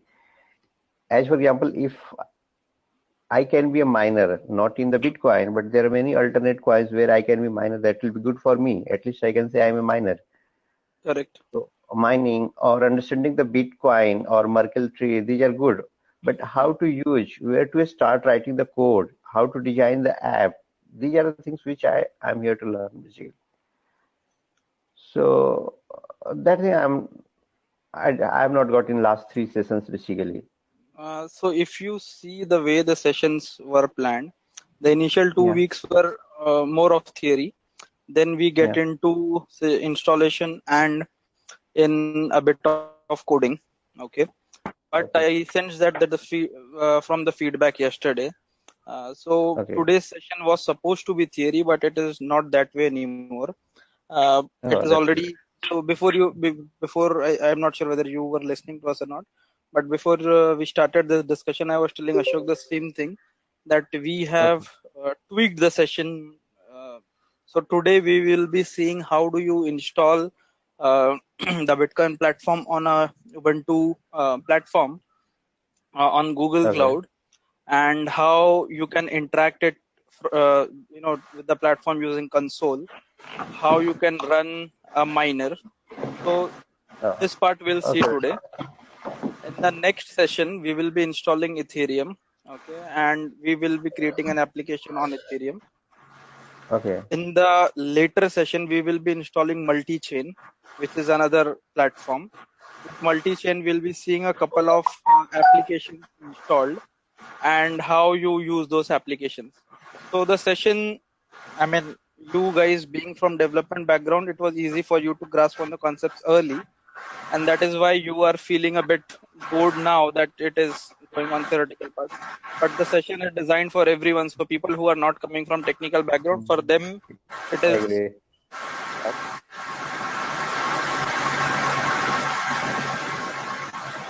I'm getting a lot of noise. Okay. Okay, it's better now. So, I mean, whatever this thing that we'll be covering today was supposed to be Me day too. day 1, week 3, but now we'll be covering it today itself, where I'll show Okay. you how you install the Bitcoin platform on a Ubuntu. You can do it locally if you have a Ubuntu installation, or you could do it on Google Cloud. You install a miner, you issue some basic commands to the platform and get response from it. So that part we'll see today. Now, if you have Okay, very that's good. specific Yeah. feedback, yeah, if you have very specific feedback, I would suggest you write it. I mean, you write it jointly in an Okay. email and send to Ashok and me, and we can see what we can do about it. Because this is an introductory course. This is not a specifically designed programming course for any of the language, because it is not possible to do it.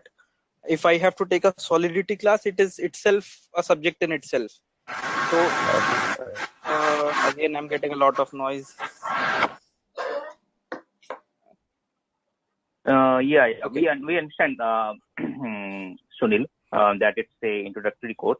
But now, given the audience we are left, earlier it was a broader audience. Now the audience we are left, it's basically we are probably interested to go more deep and keep our hand That dirty. is why I've tweaked the content for today, Yeah, and so if we you will can keep brief it it little. focused. Yeah. And we will keep That way it it will be good. focused on the tech side for the next week completely. Okay. Right. So you get a flavor of it. But obviously, this cannot be a full-fledged development-led course, because it is not designed to be that way. If we were interested in a sole development course, we could pick one particular blockchain and then deep dive into it. Here we are learning the Bitcoin blockchain, Ethereum, Multichain.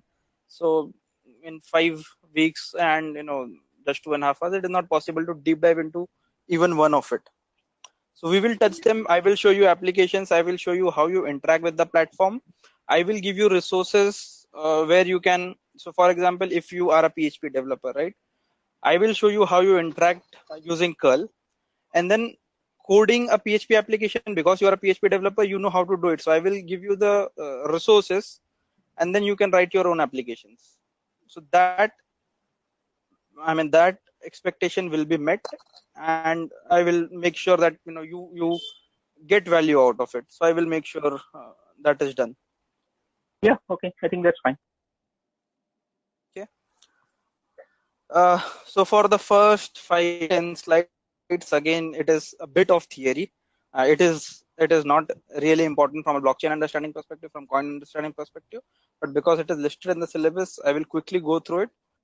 After slide 8, this is where we start installation of a Ubuntu on a Google Cloud platform. Anyone of you who has worked previously on Google Cloud or AWS? No, I have not. Sunil Pandey or Vinay? Sorry. What was the question? So the question is, any of you guys have experience working on Google Cloud or Amazon AWS or any cloud platforms? Yes, I have worked. Yeah, I have some understanding on Google GCP. Okay. But I have done it some time back, so cloud platform changes very quickly, so I don't have a lot of deep understanding. Yeah. Not a problem. So I will show you how you can create an account on Google Cloud, how you create a virtual instance, then how you get that machine running, how you get an SSH to get the applications installed. So we will install the Bitcoin blockchain platform, and then from the bash terminal itself, we will issue some commands so that we get replies back from the Bitcoin blockchain platform. So that we will try to cover today. After that,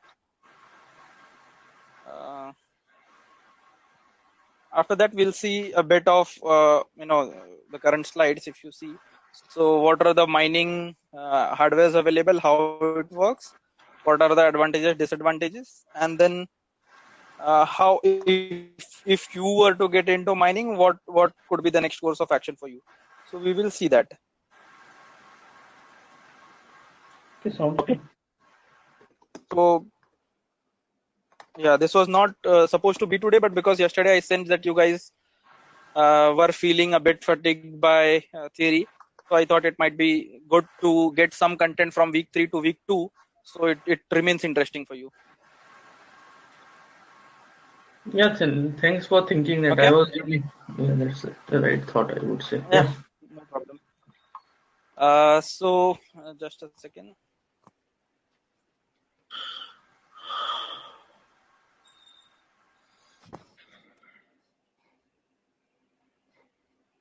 Okay.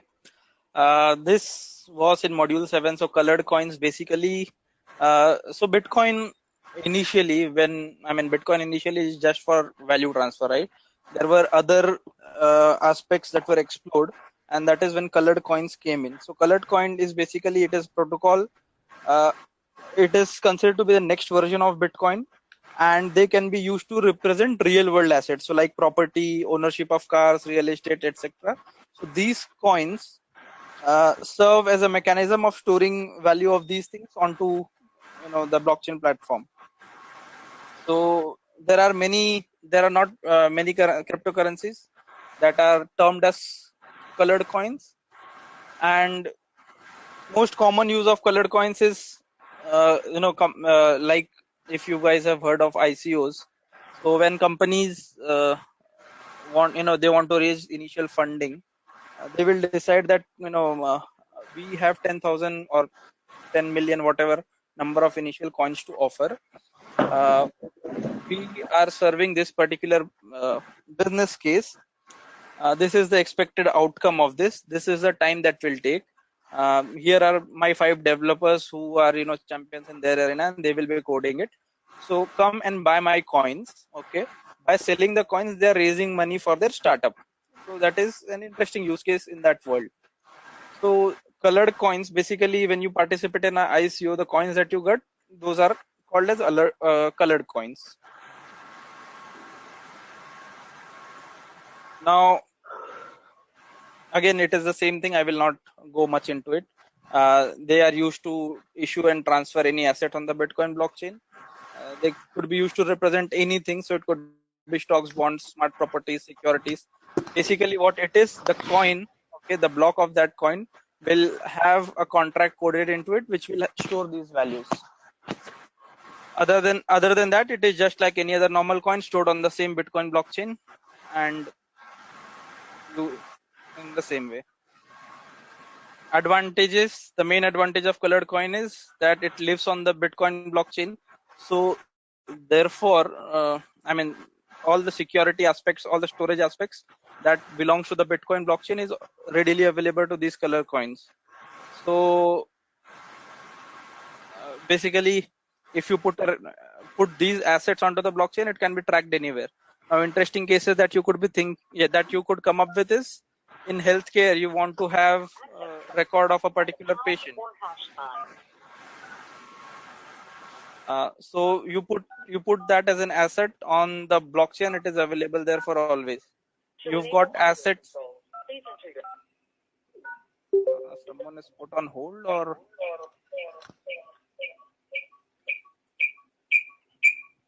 it seems Sunil has dialed twice. Sunil Pathak. Yeah, basically I'm getting. Sunil So Pathak, are you? Hello. Sunil, you have dialed twice because you are hearing echo, I think. Okay, I think now it seems to be fine. Okay. Can you hear me? Yes, we can hear you. Yes. Sunil. Can you go on mute if you're not talking? Yeah. Okay. Good. Okay. So those are colored coins. Altcoins are basically any other coin that is other coin than Bitcoin is termed as altcoin. So you have a lot of other coins like Litecoin, Monero, Dogecoin, Vanchain, etc., etc. So all these coins that are alternative to Bitcoin are termed as altcoins. Now, difference could be, they employ a different method of proof of work or a different method of proof of stake. Some employ a combination of them. Some use easier, mining algorithms. So that are the differences. Other than that, the concept remains same. The type of implementation remains same. So whatever we saw for a Bitcoin blockchain or for a normal blockchain, the concepts remain same for altcoins also. It is just that they would have different level of privacy. So some coins claim they are more secure, more private than Bitcoin. Some coins are for regular usage, so they do not have that much of privacy or other restrictions, etc. So depending on the type of implementation, you can read the white paper for that specific coin and see whether it makes sense to you and for implementation. Otherwise, the underlying concept for it remains same for all of the coins. Okay. this is a website wherein you can go and check all of the list. I've taken screenshot from it. So if you see, there are a lot of coins and there's a category also. So for example, Scenario, Add Shares, Add Token, Add Join, these are all related to AdWords. So basically the business case of these companies would be related to advertisements, and they are issuing coins for that, right? Similarly for apps, so these companies would be developing apps. I'll just open the website and show. So there are a lot of them related to finance, and some of them you might have seen also.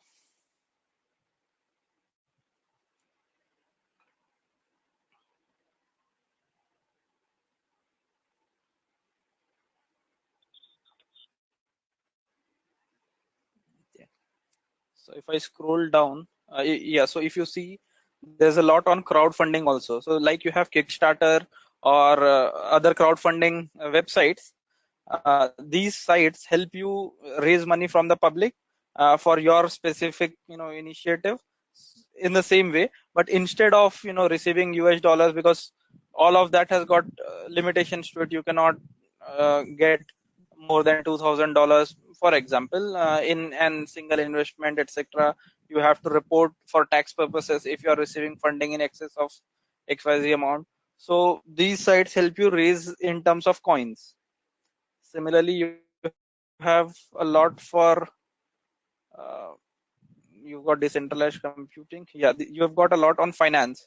So these coins, their use cases would be based on financial use cases. So some of them would be money transfer, some of them could be peer-to-peer lending. So peer-to-peer lending is also a big use case in the blockchain world. You've got blockchains which help you trade power. So for example, you've got a large solar panel above your house, you are generating excess electricity. You could sell your excess electricity to someone else using power chain. So there's a company called Power Chain which employs a blockchain which helps you do that. Then you've got a lot of startups offering coins for gambling, etc. So you can go through the list later. I've just put it for reference and I've provided the link also. Okay, I will straight away start with installation. So for those who are new to this, you are recording this, right? Yeah. One comment. I think Sunil Pathak was saying that AWS is free for 1 year. So instead of Google, can Google is also, AWS, so if you see on the right hand side, they're giving a $300 credit, and it is free for 12 months. Oh, okay. The same thing. That's fine. Yeah. So basically, if you go to this or on the Google website itself, you search for Google Cloud Platform, it will give you this particular page. Okay. So on opening this page, you will be able to see that you've got $300 free credit for the next 12 months. Okay. So you select the country. Okay. I am getting a lot of noise. Can others go on mute, please? Yeah. Okay, thanks. You are recording this, right?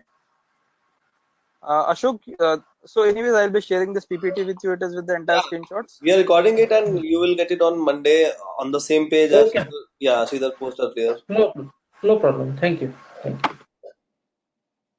Anyways, this is step-by-step screenshot. So even with the PDF or the PPT you receive, you should be able to do it. So so Sunil, you keep posting the link in the chat as well. If you want them to, okay. No, I have it on the PPT. I purposely put it on the PPT. Okay. So when they receive it, they will have all the links. Sure. There are certain other links also which I'll be sharing in the week, so they can revise some of the content and look at the codes written by others. So I will share that. Sure. Okay. So you click on agree and continue. It will give you another page. You fill in your personal details and okay, just see. Don't use my card for any other purpose. So you have to provide a credit card information, and it is just for verification. They will not charge your card even after the duration has expired, right? It will not auto renew. So you will get an email on your Google account saying that your account has been disabled because it is due for renewal. Only when you agree to renew it, your card will be charged. Otherwise, your card is not charged. So you put a valid card there, click on continue, and then they will send in confirmation or verification email to your account. Okay, so your account is created at this page, but the email will read that your account is disabled for security purposes, etc., etc. Click on this particular link. So when you click on that link, it will again open a page, okay, and it will ask you to enter your mobile number, etc. You will have to upload two things, and this billing account ID that you see here, this billing account ID will come to you in the email that Google sends you. Okay, so you copy that, paste it here, then you upload a government issued ID, and then the same credit card that number that you entered. So you hide the CVV, you hide the name details, etc. They just want to see the last 4 digits. So click a photo of your card, just the last 4 digits available, and upload it. After you do that, you will get an email saying we require 24 hours to process, etc., etc. But it doesn't take that time. So I created this account today morning, and within the next 15-20 minutes, I got an email saying that your account has been verified and you are good to use it. So that is the max time that they claim it will take, but it doesn't take that much time. It happens fairly quickly. Okay. So yeah, like I was saying, you hide all the information either using a paper, your finger, etc. Just the last 4 digits have to be visible. So you click on submit. When you click on submit, it will give you a message saying that thanks for submitting verification information, will be notified by email, etc., etc. Right. Once your account is verified, okay, you get the other email from Google saying the verification is done. You click on that, it will take you to the dashboard of the Google Cloud. Okay, so you click on that dashboard, okay, and on the left hand side you've got a menu bar. When you click on menu, you will get a lot of options. So what do you want to do there? On the right hand side, it is your profile information, notifications, and other stuff that you can do. The current highlighted part is select a project. So there you can create a new project. If you've got existing projects, you could start those projects. Okay, so we'll see here. Okay, I'm not sure whether you're able to see it, so I will use the mouse pointer.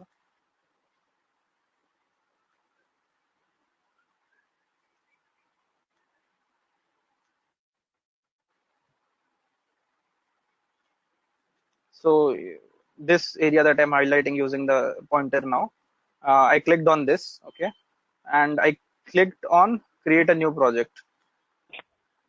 Okay, now with this pointer, it doesn't help me. Hey, Sunil. Okay. Okay. Yeah. I think your screen sharing is slow. You're saying sometimes it's stuck for me. Yeah. No, it was not stuck. No, and I'm on the right page. It was not stuck. When I select the other this thing to highlight, okay. Yeah, and I click on next, it doesn't happen. So I have to go back and select the earlier pointer. So that is why it was stuck there. Okay. So basically, doing all this, we want to get a Linux machine. Which one? Correct. You are preferring? Okay. I will install a Ubuntu 16.0. Okay. You could do this on a Windows machine also, but I'm taking Linux example because that is what mostly you'll get in organizations, and the support out for open source is much more compared to Windows. So this being a new technology and not many readily available resources for help, it helps when you start with open source to get help from the community. No, got it. So basically, I was thinking, why not Docker? Anyway, so our intention is to get a Linux machine. That's fine. Yeah. So you give any name for the project, okay, and click on create. It will give you this next screen where it is launching a new project for you. It will complete like in 2 or 3 seconds. Yeah, someone was saying something. No, I was just thinking, can we?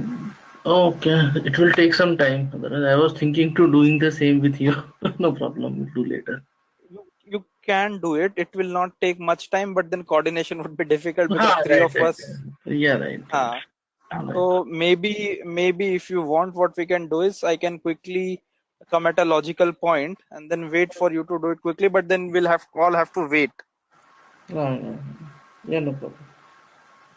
I think we'll do it And, later. So once we see yeah, your and work, we anyways, can you do it will have later. the screenshots available to Yeah, you, yeah, no so you problem. can do it in your free time. Got it. Yeah. Sorry. Okay. So considering after a few seconds this will be created. Okay. When you click on it, okay, this becomes a hyperlink. So when you click on it, this console becomes available to you. So you can see the project name that I had selected. That becomes the project name, project ID, project number. You have a lot of other default apps and options available to you. If you go on the billing, etc., you'll be able to see how much of the free credit you've been able to utilize for now. So since this is freshly created, you see estimated charges as ₹0. Okay, so you have this available. Next is you have to include, start installing APIs that will help you support, with the blockchain. So first API that would be installing is Google Compute, right? So you click on enable APIs and services here. It will give you a search bar. You click search compute. So you will get this first one, Compute Engine API. Click on that. It will install. So click enable on this particular Compute Engine API. It will take a few seconds and it will install the API. Okay. It will say billing is required. So you say enable billing and go ahead. It will take it from the free credit that you have available for first. Okay, so here you can say it is saying enabling API. Once it is enabled, okay, it will also have its own dashboard where it will tell you how much traffic is there on this particular instance, etc. Right? So this was the duration when I was doing the installation, and this is when it started. So it started recording the API. I mean the usage, see traffic usage, right?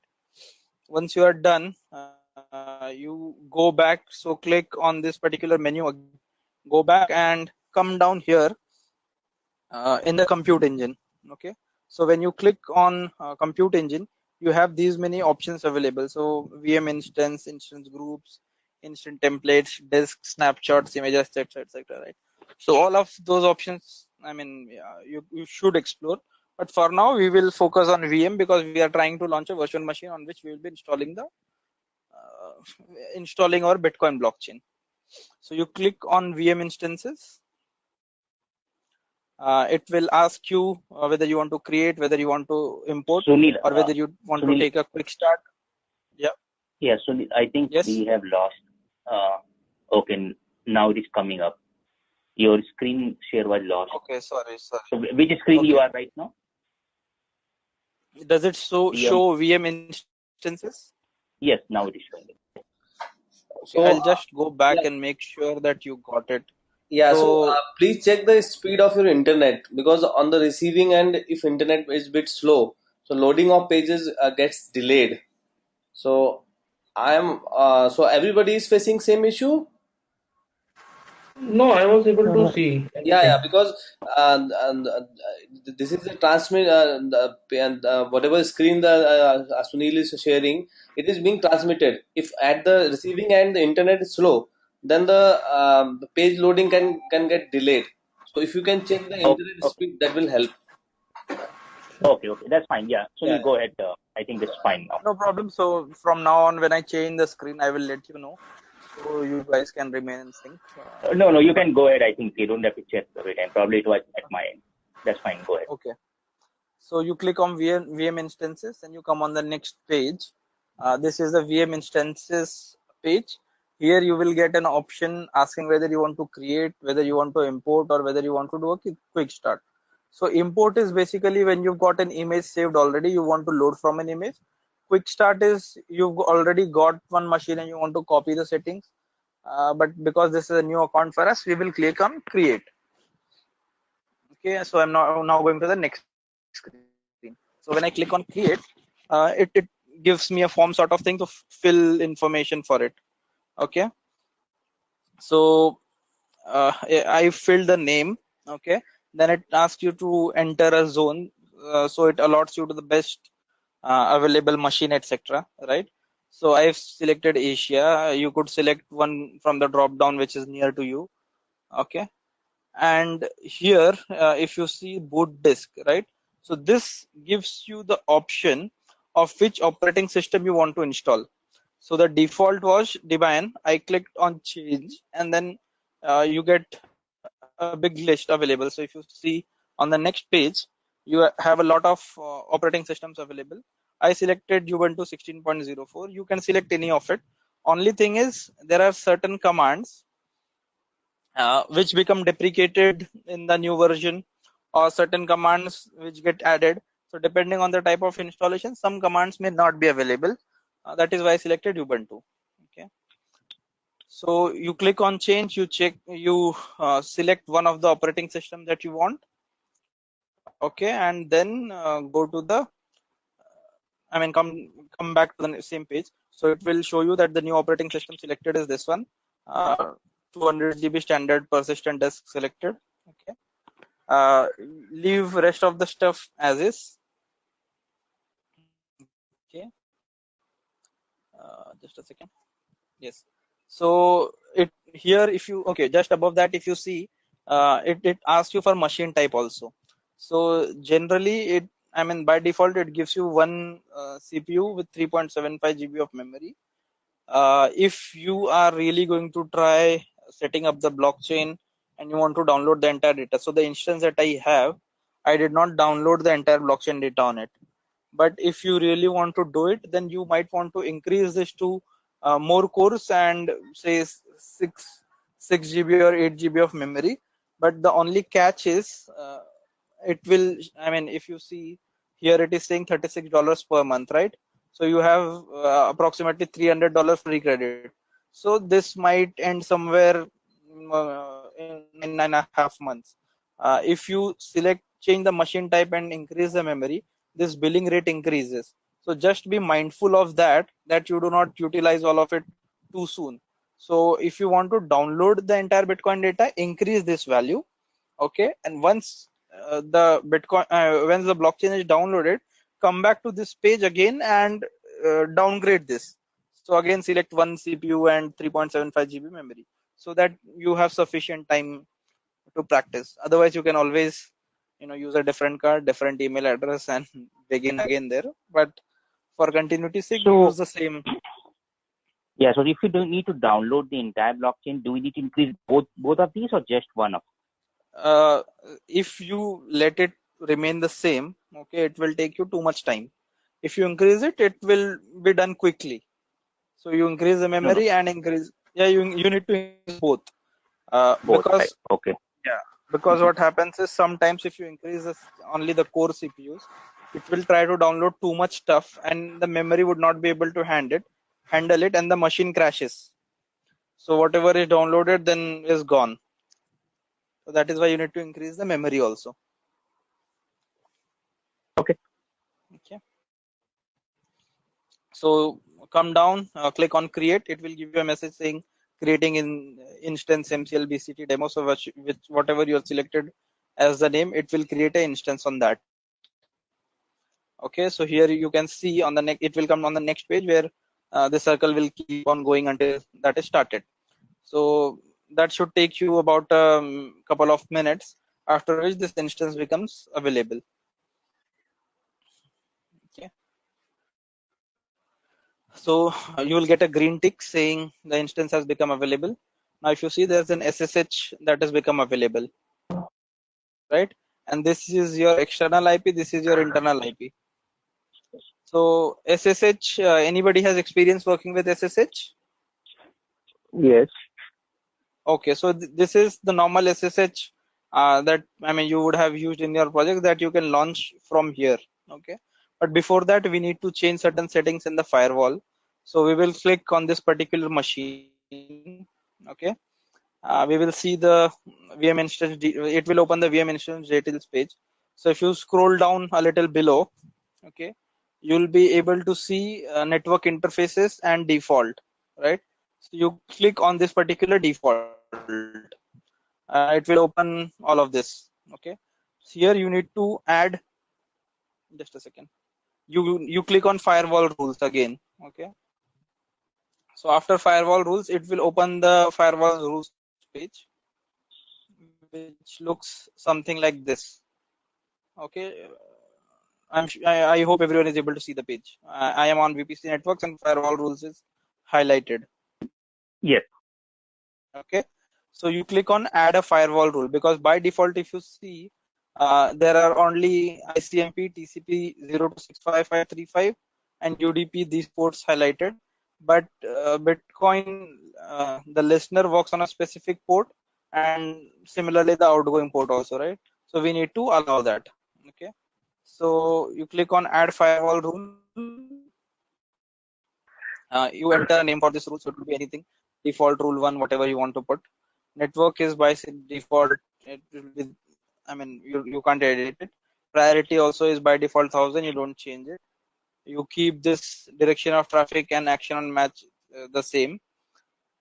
In select in the source IP range. Okay, you can see it shows 0.0.0/0 or 192.68. So if you want to use it only for internal network, you put this value. But for test purposes, because we are going to connect with the main network, we enter 0.0.0.0/0. So this, which you see, you actually input it. Okay. So if you, it's the same page. Yeah, if you see here, I've inputted that. Okay. And then these two specific ports we need to enable for the blockchain. So you enter TCP colon 8332 semicolon TCP colon 8333. These two ports we need to enable. So enter that and click on create. Okay, it will create a new firewall rule here. Okay.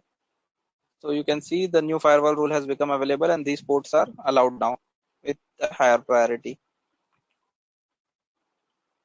Now you come back to this, okay, and click on the SSH button. So when you click on SSH, this window loads up. Okay, I will show you. I have a live session running. So this is what the window looks like. Okay, now this is connected to the actual Bitcoin blockchain network. Okay,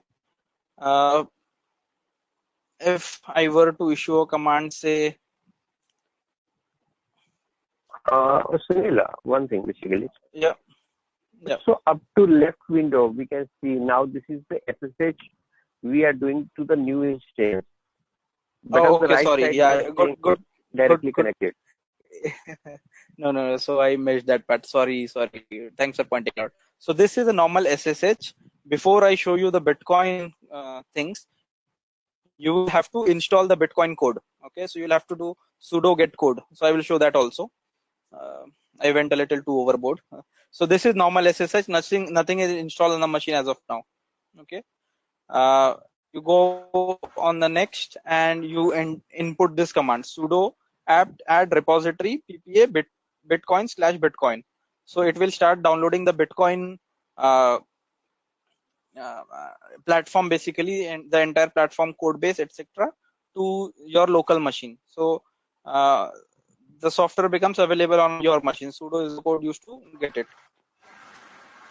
Sudo is to transfer the It permission, will right? tell you, I mean, it will give you this what. Correct. So you give this permission to this one, okay, this particular repository, and you will get this message, warning message sort of thing, whether you want to continue, right? So just press enter, and it will again give you this message that these things have been done. It is ended in OK. Okay. Then you have to update it. Yeah. So, Sunil, so whatever you are executing now, this is getting executed on my GCP VM, right? Correct. Whatever. Correct. So, yes. So we launched the SSH from there, right? It is happening there. Okay, fine. Sorry, just Okay, wanted so to confirm. Yeah, correct, no problem. So you do update. It will install. It will update the library, so it will download all the archives from there and put it on the sudo machine, not the sudo machine, the GCP machine. This will take a couple of minutes to finish. You can do it on local machine also, but it takes up a lot of memory.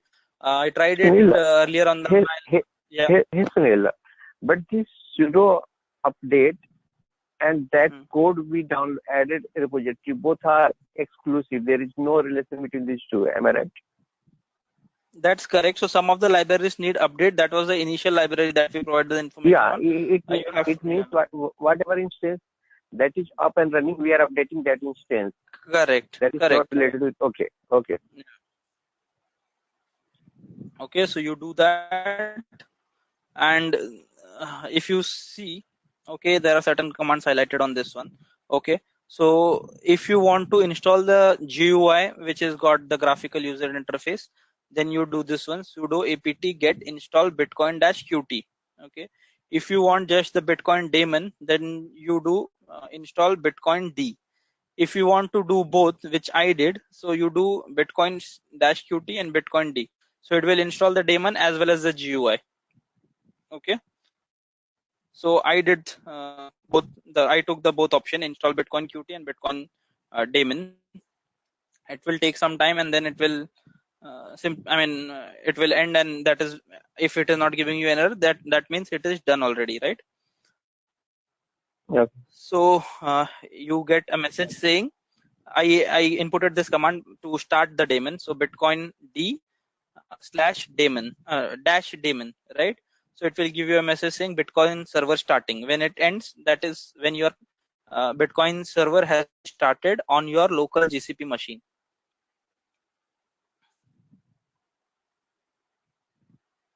Okay. Yeah, got it. Sunil, one quick question. So I'm a little confused. So Bitcoin, generally server softwares. So how should I ask?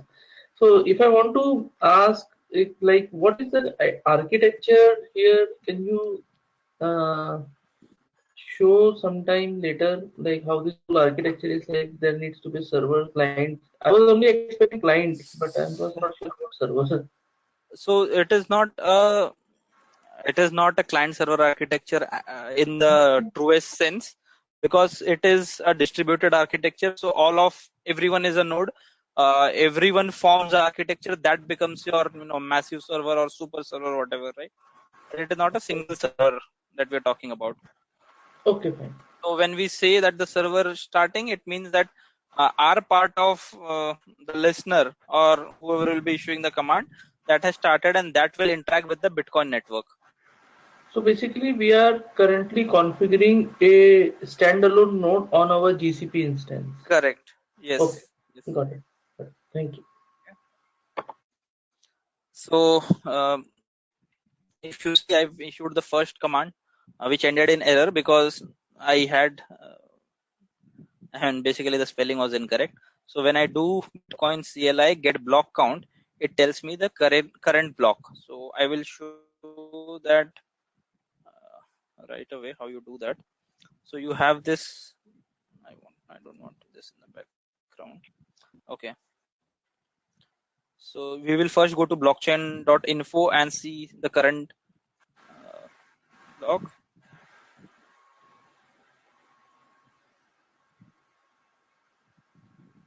So this is the blockchain that was started by Satoshi, or this is different? Yes. Okay. No, this is the same one. I see. Okay. Okay. So I come here and I want to do.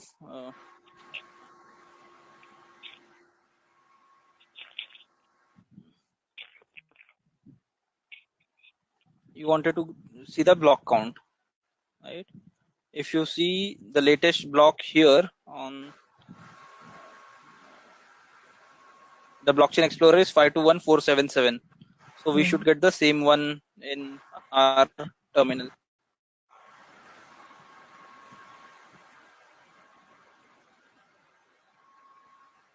No, okay, this is the block count, not the height.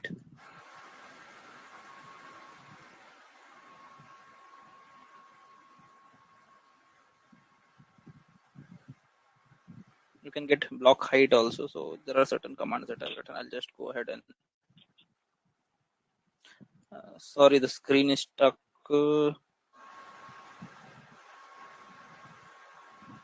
Okay, so for example, we can see these ones, right? Now, when you install this, automatically a wallet is created for you in which your balance would be 0 for now. Okay, so if we do a get wallet info for this particular node that we just installed,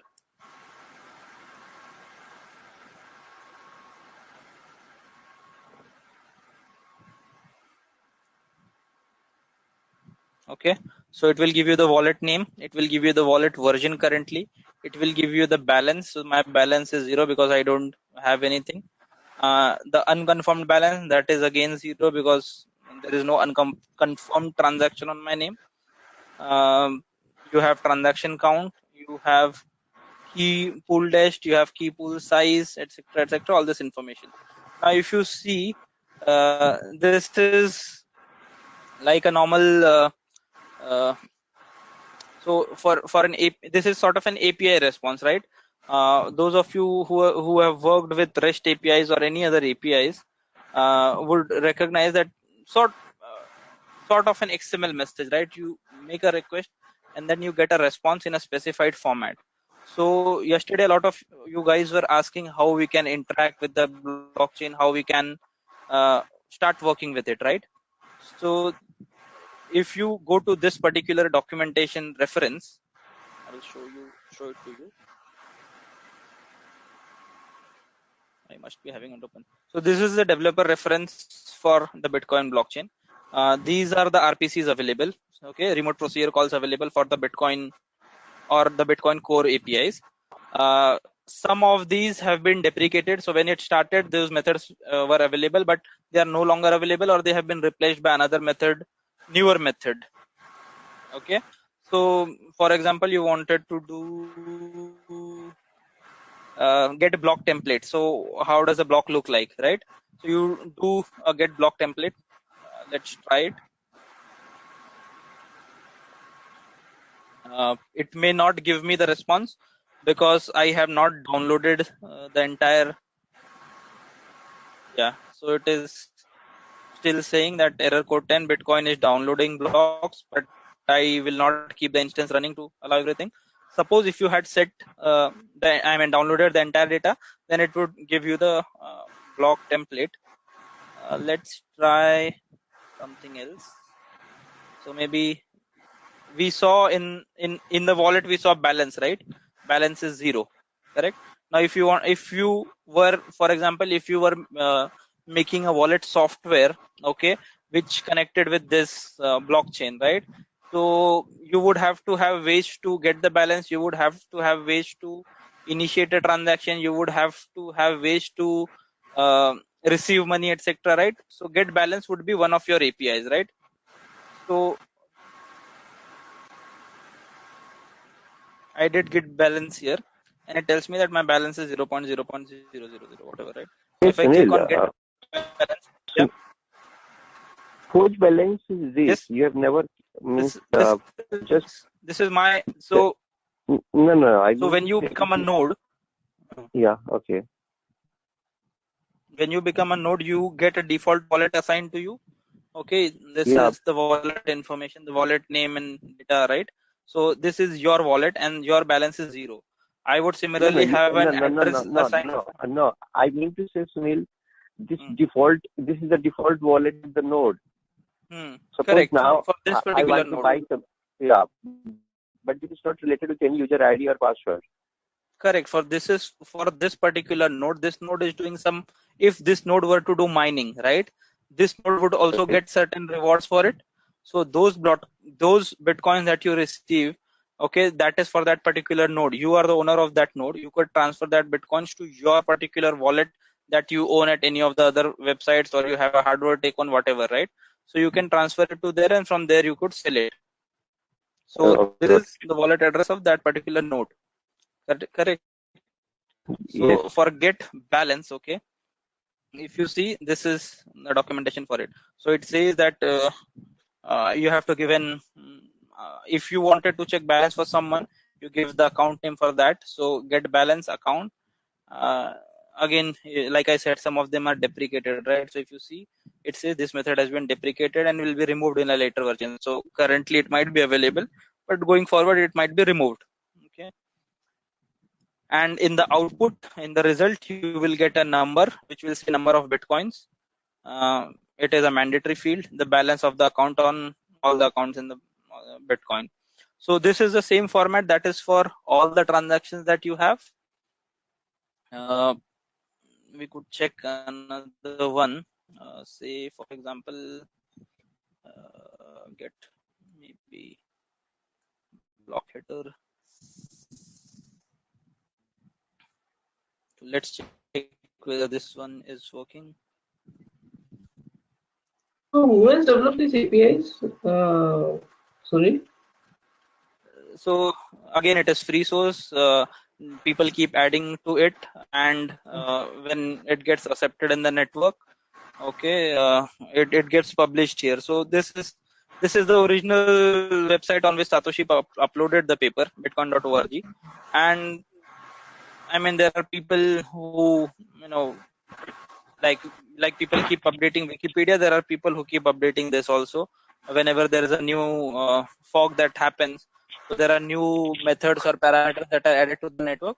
There are people who will maintain the documentation also, so everyone can come here and look at it. Okay. So do you want to if you want to practice, maybe you can take 10-15 minutes, because it will not take you much time to set up the Google Cloud account.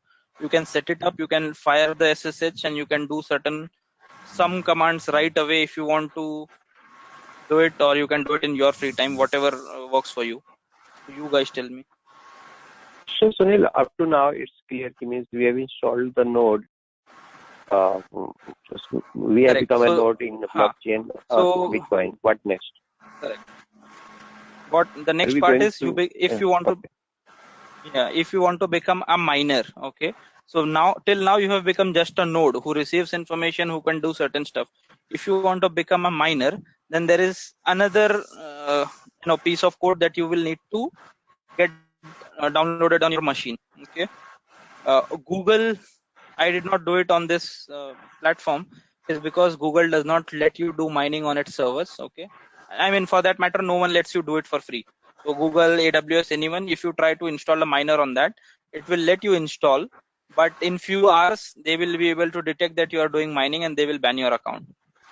So I will show you how you can do that, but we have not done it on this node, and I would not advise even you to do it on your GCP or AWS one. The method remains same wherever you do it. So if you have a dedicated machine, or you have an old laptop, etc., or an desktop, where you want to do it, you can do it, or we will see specific mining hardwares for Bitcoin mining. So you get those hardwares, you do mining on that. Come to this one. Quickly go down here. So for Bitcoin mining, these are the three most popular ones currently. I'll just put it on. Okay. So you've got Antminer S7, Antminer S9, and Avalon 6. Antminer is the most popular one, but as you can see, the price for them, price is very expensive.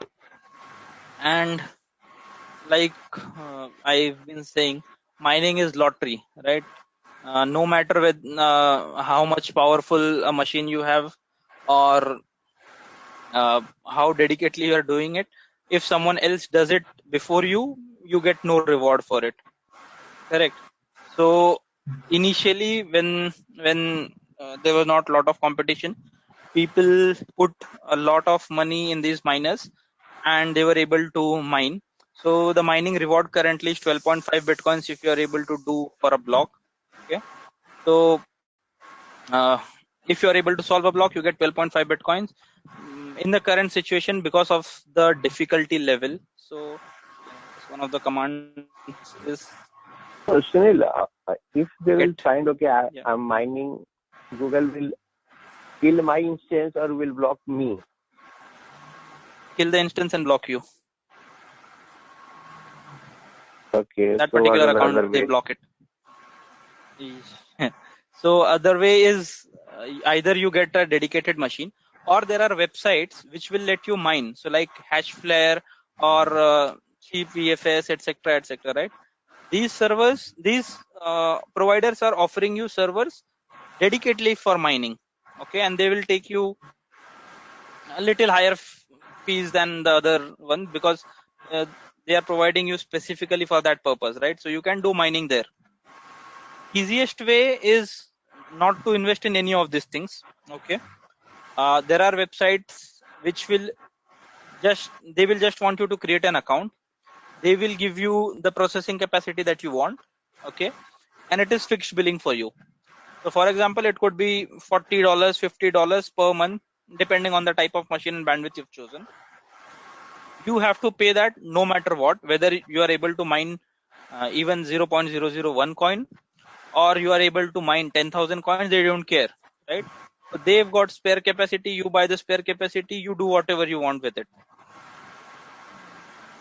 Okay, so there are websites like that which give you that sort of feature. Let's go back to the Sunil, I have a couple of very basic questions. So yes, tell me. I don't know whether this will disturb the flow. If it disturbs the flow, then we can cover them later. So Yeah, sure. you say, when you say that it is a lottery and a lot of people are competing to get the problem solved. So what are what are these hardwares solving? Can you give me a very simplistic example? A very simplistic example is they are solving nothing. Okay. I will just read it out. We have, so if you read this part, okay, Bitcoin mining is an arms race. Originally, people could mine with a CPU on a regular PC, but that hasn't been practical for a lot of time. Next, mining was offloaded to GPUs. After some time, the difficulty was raised. So now GPUs also it is not possible. Mining is now done using special purpose ASIC hardware, which is rapidly increasing in speed. For profit, mining is very competitive and you will need dedicated hardware to do that. But if you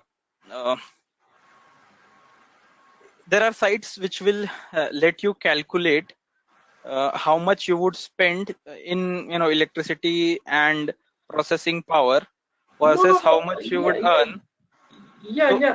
I understand that part. I totally understand that. But what I am really interested and that always puzzles me is what the heck they are solving. Like it is like problem like say generally my understanding of problem is like are they solving something like 2 plus 2 is equal to 4? I mean what is the problem? Because we just saw the difficulty level. Okay. No. So we have talked about the problem. You remember the leading 5 zeros test? Yeah, I remember that. So that is the problem they're trying to. Yeah. Sunil Pandit, let me try to explain so that probably you can confirm if my understanding is correct or not. So that would be good. So it would answer both. Yeah, it was discussed in the first or second class probably. So I think there are two things. One is the hash code and then nonce, right? Nonce, yes. So they are known. So through this mining, we are creating this hash code for that next block, whichever thing has been done. We are trying to create that hash block.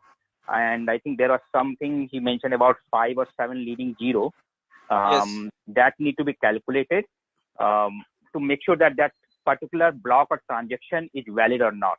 That's what probably this mining does. That's what my understanding is. Yes, Sunil, can you confirm? Yes, and you are right. So the problem we keep speaking about that miners have to solve a problem which is very difficult, right? The solving problem part does not actually do anything. Okay, what is the algorithm called? The algorithm is called proof of work. So you have to prove that you have spent a lot of time doing something which shows your intent in being a good member of the network. Okay, and you are rewarded for that. Now we saw that algorithm on day 2, wherein you take the hash of the previous header, you take hash of the current block, the block of transactions, and you have to generate a random number, okay, which is nonce, which all these three put through SHA 256 should generate a hash which should have a leading number of zeros. Currently it is 13, right? So for example, it has to generate 13 leading zeros. Now I input the nonce, I try with nonce as 1. Okay, probably if I show you with an example, just give me a second, I'm trying to pull something up. And so if this is breaking your flow, then I can get my answer set. Not a problem. But the thing is, no, this is like that. This is the point which we need to understand. Okay.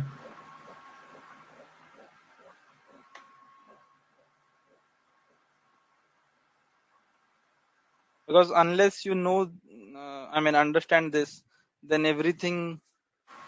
Yeah, because that doubt keeps lingering then always. So exactly.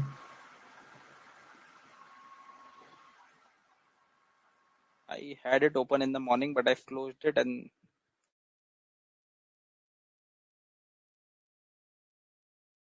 So Sunil, do you have any local setup where we can see live mining? I don't do mining because it is resource intensive. Kaka does it, so maybe I will ask him to share it. He does not do it for Bitcoin. He does it for the altcoins. So if he's still doing it, I will ask him to include it. He's got a mining rig. So if he's still doing it, I will ask him to definitely share in the next session. Okay.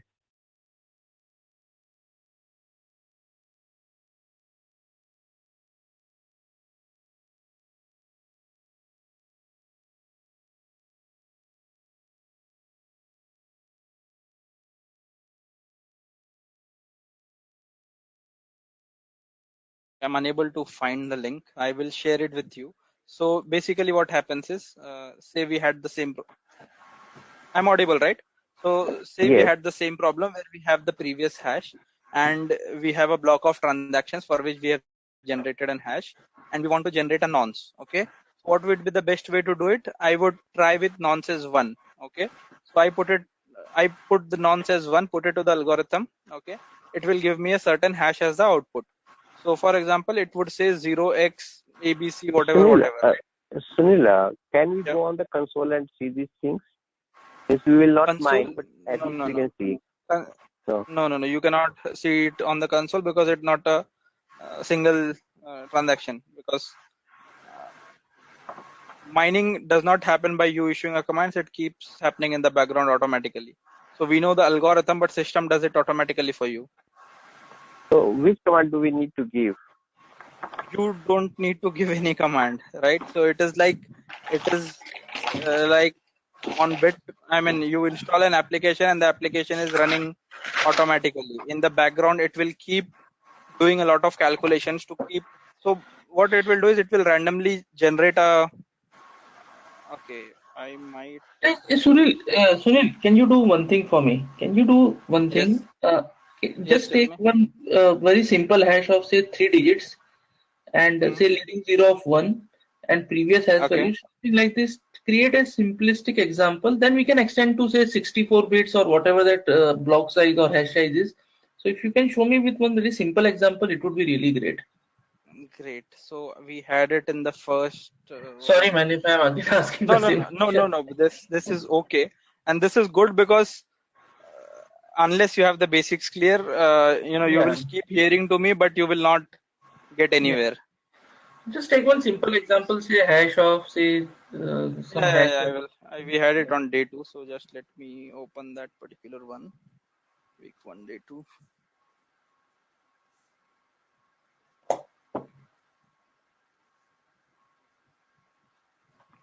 Okay. So I will start from start. You have a pool of uncommitted transactions, all the transactions that have happened. You have header of the last block, which is hash of the last block, right? And you have a target value. So target value should be less than hash number should be less than target value. Target value is the leading zeros test. Okay. So for simplicity's sake, I had taken it as 5 leading zeros test. but in reality the difficulty, like I said, the difficulty gets increased every 2000 2.1 lakh blocks, right? So every 2016 blocks, it will the difficulty will get increased. Difficulty also gets increased if there's a lot of mining capacity, so miners are able to solve the blocks very quickly. Then the network will auto adjust and increase the difficulty. Okay, we will see that in one of the slides. So for here, consider everything is running smoothly and it is 5 leading zeros test, right? Now we have got header of the last block, so say the header of the previous block was something like this. I'm not able to see. Sorry, not I'm able not to see. able to, yeah. It is still on Bitcoin miners. Okay, sorry, I had paused the screen. Are you able to see Okay. something now? No, yeah. Yeah, No. now it's okay. Yeah. Okay. Yeah, yeah. So There was I'll some. just go back. Okay. Yeah, yeah. Yeah. So this is the leading five. So for example, the algorithm, the target value has to be a hash which starts with at least 5 zeros. Okay. So this is header of the previous block. Okay. Okay. DGD, Whatever. and the proposed block, we have a transaction which reads this is a test. So we will generate a hash of this also, but for simplicity's sake, I have kept it as is. Okay. But ideally, this is also go through a hash. So it will again give a fixed length output. Okay. This plus there has to be a nonce. Okay. Which is what you calculate as a miner. Okay. But how do you find out a number which suits this, which goes into this equation and then gives you an output which has a hash of leading zeros? You don't know a value, right? You cannot guess. So you start with number 1. You pass number 1 as the input. It will do the calculation, give you the hash. You realize it is not the one that you needed. So you increment the number. You do 2, 3, 4, 5, 6, whatever, right? So you would reach a point where, for example, you inputted 1000, it gave you leading 2 zeros. Okay, I mean, I'm saying this is very simplistic Yeah, way. yeah, Right? yeah, yeah. Please go ahead. So you keep increasing the nonce value. Say you were doing it a lot of times and you reached to a nonce which was 987159. You were incrementing it incrementally. Okay. Okay. So at 987159, you received this hash value which was 00000 and then 4.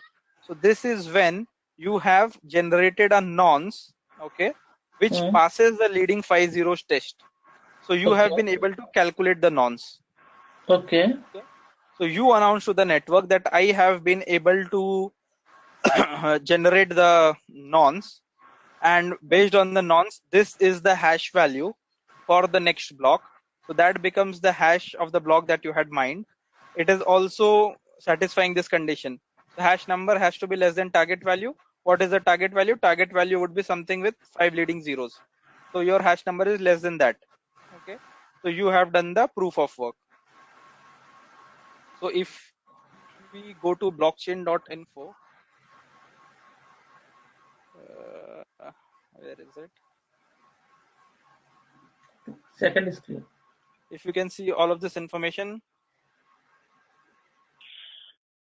the hash is calculated. So if you see the number of zeros, if I can count it now, 4, 5, 6, 7, 8, 9, 10. It is a lot. It is 13. Is it 13? So okay, something that range. Yeah, no problem. Yeah. So when the next difficulty is to be increased, they would change the test to leading 14 zeros, right? Now to get a hash with leading 14 zeros, the difficulty has increased considerably. So the number of nonces that you would have to guess would be much more than if it were 13, right? So why do they say that it takes you average 10 minutes? Because given the current capacity of the network, okay, all the miners that they're on the network, it takes an average of that time. So they will try to maintain it at 10 minutes. Now suppose tomorrow a very super powerful computer joins the network which starts Bitcoin mining, and it is able to solve it, guess the nonsense very fast. Okay, then they realize that there is someone on the network for whom this difficulty level. So if you see, this is the difficulty level of this particular block, right? So they will increase the difficulty in such way that it it it I mean the new miner will have to take more time trying to guess the next available hash, right? So the network keeps doing that automatically. How it does how it is done is, so for example, I'll just, so if you see on the right hand side, okay, uh, it is a vicious circle, right? So example, there are more miners have joined the network, the block creation rate increases, so average mining time decreases. Now we know that the ideal average time is established as 10 minutes per block, so mining difficulty will be increased by the network. Okay, when mining difficulty increases, block creation rate will automatically go down. When the block creation rate goes down, the average mining time will go back to 10 minutes again, right? Now if there were lesser miners, okay, so automatically if there are less miners, the average time will increase, it will automatically, so this goes in a circle. And the target value that we saw in this particular one, right, hash number has to be less than target value, right? This target value is recalculated after every 2016 blocks, so every 2 weeks. Okay, that is, so if you take 10 minutes to generate a block, it will take you approximately 2 weeks to generate 2016 blocks. So after every 2 weeks, the network will readjust the difficulty in such a way that no matter how many miners are there on the network, it will still take 10 minutes to mine a block. So, Now does it, yeah, so a couple of quick questions. So basically, this network is a self-adjusting network, right? correct. No one has to take a corrective action or an maintenance sort of thing. The networks readjust itself automatically. So a couple of again quick questions. So who decides the difficulty level here? No one decides it, so it has been feeded in the network at the time of implementation itself, right? So ideal time has been decided as 10 minutes, that is there in the network code itself. Okay, so if number of miner increases, it will automatically increase the difficulty level, the platform itself will do it.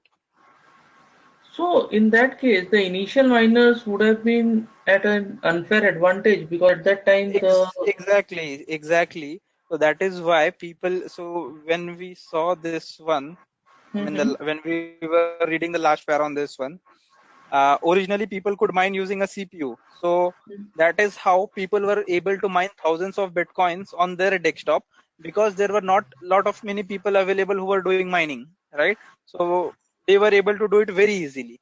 Now as more people joined, okay, network automatically started readjusting itself. So by readjusting, it increased the difficulty level. So people realized that with normal CPUs or normal laptops or computers, they would not be able to mine anything. Now all of us have used graphic cards, right? And we know why graphics cards are popular, because graphics card are mathematically more competent than our all-purpose CPU, right? Our CPUs, they are designed for an all-purpose usage, while graphics card have a very dedicated usage. Okay, so they are mathematically more competent if you were to uh, use them to solve problems. Okay, so people started using these GPUs. Now there are still other coins which you can mine using GPUs, and you will be fairly successful at them. But Bitcoin, after a lot of people started doing it GPUs, the difficulty was further increased by the network, right? So there came dedicated miners. Okay, they evolved a lot, and the ones that we saw here, the ASIC ones, uh, the Ant Miner S7, S9, these are the most the most advanced ones available in the market at this moment. If you see the capacity, okay, so when we say a hash that is generated in the process, this particular process that we had, okay, this thing that we are generated, this is called as a hash. Okay, this hash, this particular Antminer S7, it can generate 4.73 tera hashes per second. That is huge, right? per second it can guess that many values. Similarly, for Antminer S9, it can guess 13 point guess or generate whatever we want to call it 13.5 THS, and the Avalon can generate 3.5 THS. Power efficiency, if you see, this one is using the lowest power. No, this one is using the lowest power. That is why it is most expensive, because you have to keep this running 24/7, and they are CPU intensive. They, if I were to run, so for example, today we are doing a lot of jumping because the questions are in that manner. So you have something called as an open hardware monitor. I installed this sometime back when I had installed the mining software. What happens is this mining software, right? It is very heavy on your CPU. So if you let it running, it will fry your CPU. So you have to keep measuring the temperature of and the usage of your CPU. So if you see here, it is saying that I've got two CPUs. The current temperature is 55 degrees. Maximum that is supposed to be 62. Obviously, it can go above that, but if you keep running it at the same level for a long time, you will end up damaging your CPU. Right now, if you see, the load is 21%. If I were doing mining using this particular machine, you would see that this resource usage would be 100%, because these CPUs are not designed for that purpose. They are designed for day-to-day work. They are designed for using normal application, not for mining. So if I start mining on this particular machine, it will use all my CPU usage. So, Yes. this difficulty level was initially determined by Satoshi when he implemented this Bitcoin.org. Yes. So this is And like then, self-adjusting like difficulty level. yes, yes. Well, initially I thought there were few people who were controlling that. That's what my impression was. No, people can, I mean, initially, obviously, people had a guiding factor, but if you let people control it, then it is no longer the free network that we are talking about, right? So, Okay. um, So yes. now in the context of say Andhra Pradesh land record, how can we map this thing? You cannot map it directly. Okay. So when we install the platform is available. Okay. I have to add. So what do you do with a database? Okay. What do you do with a database? If you were to design the same Andhra Pradesh government application using database, how would you do it? You would write the schema of the table. Exactly. Okay. You would decide what all fields you need there. You would Right. create using the DML statement. The table is created. Then you would decide who would be the users of the system. Right. You would decide their roles, their specific roles as to what these users will be doing on the system. Right. You would give them entitlements, who is able to do what. So normal people, normal citizens, they would just be able to view it. There would be administrative staff who would be able to do administrative functions on it. Right. Correct? There has to be a maker or checker. So someone makes the transaction, someone else approves it, so that the same person cannot do fraud, right? If I am in charge of it, I should not be able to do both of these things. Etc. Right? You can think all of that. Now, for the user to be able to use it, there has to be a view. There has to be a way so he can add records to it. Okay. So you would have an insert operation. Right. And for them to view, you would have an inquire operation. Exactly. Correct. Now we would let's think only in terms of blockchain. Okay. Right. So considering that database also does not have an update or delete function. Okay. Okay. Now what is blockchain basically? Blockchain is a distributed database. It is a ledger. Okay. What is, okay, let's get to even basic. What is a ledger? It is like credit debit information. It is just, yeah, credit debit information. Even basic than that, it is just a record of transactions. Okay? Exactly, record of transaction. Yeah. Record of transactions. So credit debit is in the financial world. Otherwise, a ledger is just a journal in which you keep entering all transactions that have happened. Exactly. Okay. So blockchain is exactly that. Okay. If we go to this one, okay, this one, right? So let's consider this as a case of Andhra Pradesh government. Okay. Now this transaction that we have here. Okay. Say the transaction one read, person ABC transferred or sold his land at XYZ place at measuring this much meters into this much square meters at this rate. Okay. Similarly, you would have 10 records here. Okay. Say let's say there is a limit that the system can hold only 10 transactions per block. Okay. So those 10 transactions would be put here. They would be hashed. Okay. Now only the hash would be stored in this block and put on the blockchain. Okay. So there would be one way, I mean, there would be some way that we are able to map that these 10 transactions were put in a block. So we store it somewhere. Okay. That the transaction number 100 to transaction number 110 was hashed in say block 10. Okay. And the hash code is this one. So we have a 32, 64, whatever byte hash code associated, which we would put in this particular message. So here we have the hash code. Now tomorrow, if someone wants to verify whether these 10 transactions actually happened in block 10, okay, he can take those 10 transactions that we have stored and again run an hashing algorithm. So what does hashing algorithm do? You give an input to it, any size input, it will give you a fixed length output. Okay. So the person runs the same hashing algorithm on it. If he gets a hash same as this, okay, what does that signify? That nothing in the transaction has been altered, right? Because we saw this one. Where is it? Yeah, this one. So we saw if it is small letter ABC or small letter AB and capital C, the hash changes by a great deal. Exactly. Correct. So if someone tried to change anything in this transaction, okay, the hash would not match, which is when we would realize that someone has done some, something wrong with this particular transaction. So only when the hash match, we realize that this transaction takes place. That is how we ensure immutability of transactions. That once a transaction has happened, even if someone tries to change it, we will always be able to catch him. Okay. Now, so those 10 transactions would be listed here.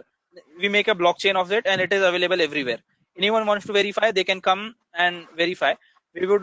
So what does blockchain offer you? Blockchain does not offer you the functionality that sits on top of it. Now for a person to be able to see what is there in that transaction, right? So this transaction, for example, we said person ABC has transferred his land at XYZ price to this person at measuring whatever, right? That transaction has to be stored somewhere, which is the logic that you will have to build in your particular application. So in the querying, when you query it up, okay, using the person's address, so that person will be assigned an address like the public key and the private key. Okay, so using his public address, it should be able to search all the transactions for him. Okay, and then when you inquire on that address, you can see all the transactions that involve him. So it would give transaction, for example, this person sold his land on this and this date, whatever you will get the timestamp, etc. from here. Okay, so that logic you will build. Now we talk about all this nonce, hash, etc. Right? What purpose is it serving? The hash is serving the purpose that the transaction is not modified by anyone. The nonce is serving the purpose that this was validated, verified by someone, whoever was the miner in this particular case, and only then this block was added. So that is the only purpose that this nonce is serving. Otherwise, nonce does not have any other value in this entire chain. Yes, someone was asking something. Sunil, yeah. So there are 2-3 questions related to this one. So assuming person A has sold to person B on XYZ rate, Correct. and that has been added in blockchain. Correct. So there are four things here. One is blockchain, another one is message, third one is private key, and some public key. Correct. So what are we going to store and where? In our database or in some file, or because those only blockchain and message are in blockchain. Correct. So in your specific database, like in your wallet, that wallet is stored locally at your side. It could be a database, it could be a file, anything. What are you storing there? The public address and the private address, right? When I pull the public address and run it on the blockchain, I will get all the transactions that have happened on that blockchain, because everyone has a ledger, distributed ledger, right? On that ledger, the transaction is recorded for everyone. So if we go here, just if you see the transactions, these are the addresses on which the transactions were happening, right? Yes. These are the addresses. So when you click on one of the addresses here, it will query and tell you. So it says here, right? These addresses are identifiers which you used to send Bitcoin to another person. Now I don't know who this person is, okay? But I will be able to see list of all transactions that have happened on that public address ever. Okay. Some of them, so if you see, it has received just 6 confirmations. We say you have to wait at least for 10 into 660. Yeah, 6 confirmations you have to wait at least, right? This is an unconfirmed transaction. So this happened very recently. It is not confirmed yet. Okay. So this way I'm able to find all the transactions that ever happened on this particular address. I will just go to the last page. Sunil, could you go on that? Ever in the history of Bitcoin blockchain. Okay. Could you go on that diagram of the blockchain where you're showing? Yes. This one? So, assuming now we are on block 11. Because 9 to 10, 10 to 11. And in 9, there was message A has sold to B. Correct. So, that was the message. Correct. As was there. So, now coming on block 11, if someone is asking about the transaction of A to B on XYZ rate, how will I go and traverse? You cannot traverse directly for A to B. For that, you have this get address thing, right? So you will have to have the address of that particular person on which you want to search it. Now, there has to be a mechanism for example, Sunil Pandey to be tied to this address. By definition, Bitcoin does not do that. But will Andhra government need to do that? They will need to, right? Because the particular person on which they are doing transaction, there has to be a link between this address on the blockchain and the real person. Okay. So that linking is something that your application has to do. So for example, I would create an online portal where I would create a profile for the person. So his name, Aadhaar, whatever, right? And this address would also be stored as a field in that database. Okay, you mean to say, suppose that JEX, what is showing the address, correct, has sold some person B on XYZ rate, and that information is in block 9. So correct. So now this thing is clear, but so what are we going to store in database? JEX, because that is address. Correct. Block so 9. Correct. Okay. Yeah. You will just store the address. Okay. So for example, I am a person in Andhra Pradesh. Okay. And the government has started a portal. I will go there and register. I will input my first name, last name, whatever is required to create a profile. And they will also let me create a public address and a private address on that site. That is the basic that you have to have for a blockchain, right? So now the government, private key only I have, public key is available for everyone. So for example, there is someone, okay, who walks in to the same office and says, I want to purchase this land, and Mr. Sunil Pandey claims to be the owner of it. Can you please confirm? Okay. Now that this would not be the real application, but let's say that is the application for it, right? So what will the person sitting in the office do? He would search for my name. He would have my public address. He would click on it. It would show all the transactions for me. Okay. So if ever that land was registered to me, it would show up on the blockchain. Okay. So it could be confirmed that the land really belongs to me. Now consider this in the current scenario. Okay, that land belongs to me. I sell it to say Ashok. Okay, and while I'm doing the transaction, I also try to sell it to Vinay. Okay, will Vinay come to know about it? No, that I'm doing the land sale of the same land to two persons simultaneously. Will the current system that we have in place, it may be able to detect, okay, it may be able to detect that I'm trying to sell the same land to two people. But if say, I've got the registrar paid some money to, indulge into this, and I will share with whatever exploits I get from this, right? They will still go ahead and do it. Sunil, But on one the more thing blocks, basically. yes. Sunil, one more thing.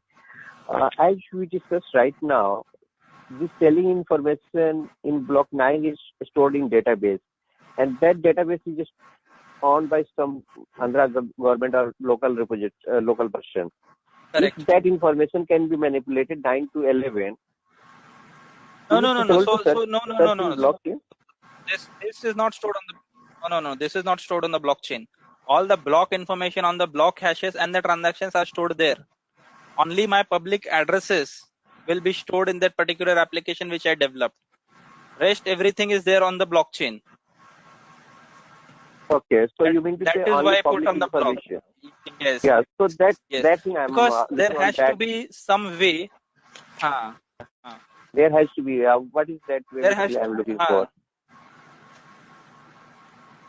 I didn't get your question. So I was saying there has to be some way to connect the real person to this virtual address that we have on the blockchain.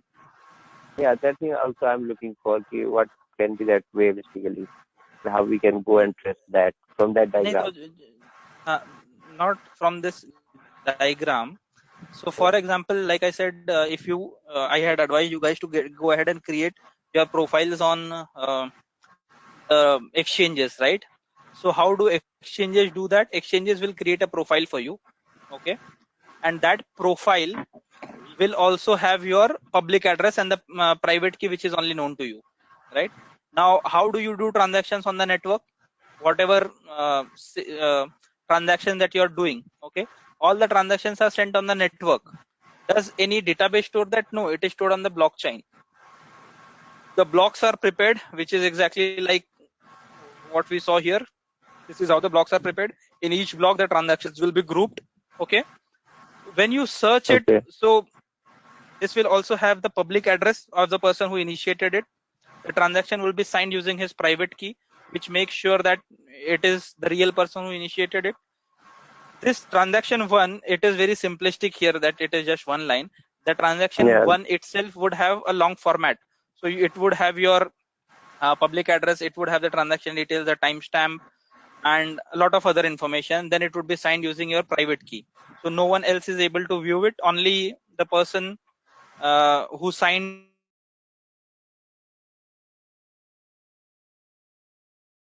the whole message would be encrypted using his public key. So only that person is able to decrypt using his private key, right? So everyone else is very content of the message. Everyone else can verify that you initiated transaction, but only the person who is intended to receive it will be able to decrypt the message. Okay, so you can consider that entire information is transaction 1. Okay, when we run a hash that we generate here on all of this information, anyone tries to tamper with these messages, the hash will change. That is how we ensure. Yes. Yeah, we are on the command line of that machine. So can we see what is the transaction pool right now for which my machine is going to create a block? Although I'm successful or not, I've got the unknowns or not, doesn't matter. So what is that transaction pool from that? Yeah. And I have not that installed the transaction miner will on get. this machine, like I said, because I have not Oh, okay, installed the okay. miner on this one because Google will ban it.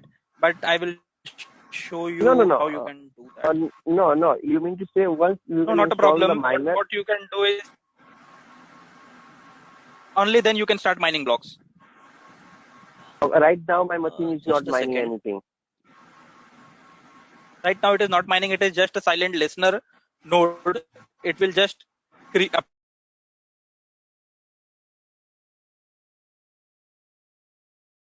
copy of it on my local hard disk.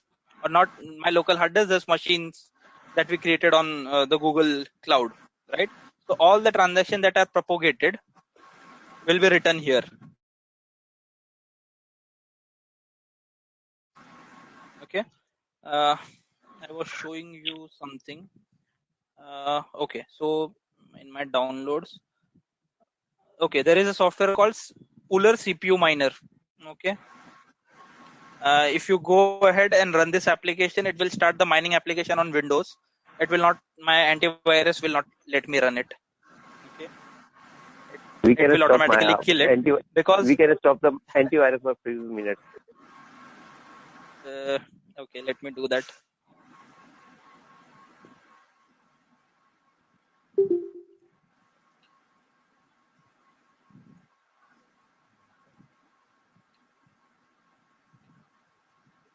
It system automatically kills it. I think the firewall is blocking it. Just give me a second.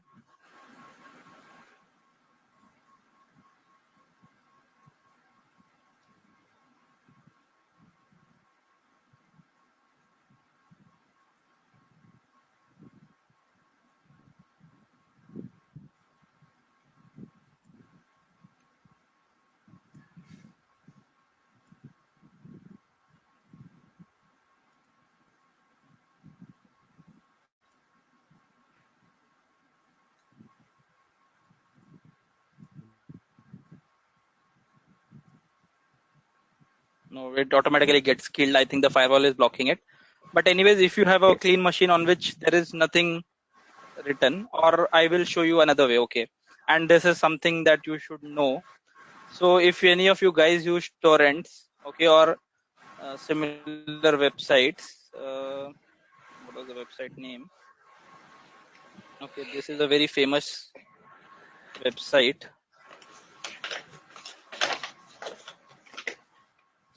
So if you, okay, see my, even though I killed my antivirus, it had not got killed.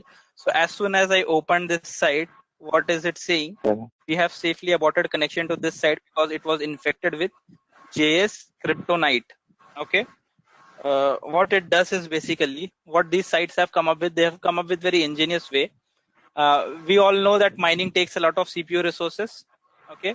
Now these sites, they have a lot of visitors. So they have written a JavaScript code on their home page. As soon as you open their website, it will silently start mining on your machine for them. So if you do not have an antivirus installed, you may not even know. Let me see if I Okay, means can we have not kill installed this the. app. Yeah, it will use all of your CPU resources, but just for demo purposes, let me kill the antivirus from Task Manager. And then leave that. But I hope my Do PC you have? doesn't become. It's okay. Do you have a Docker? Within 1 or 2 minutes, it will be up and running our Linux machine. Which? A Docker. Do you have Sorry, I Docker didn't get you. installed on your? Okay. Oh, No, I don't let me have. someone check. If it is required, we can have it. I mean, I can have it installed in the next session.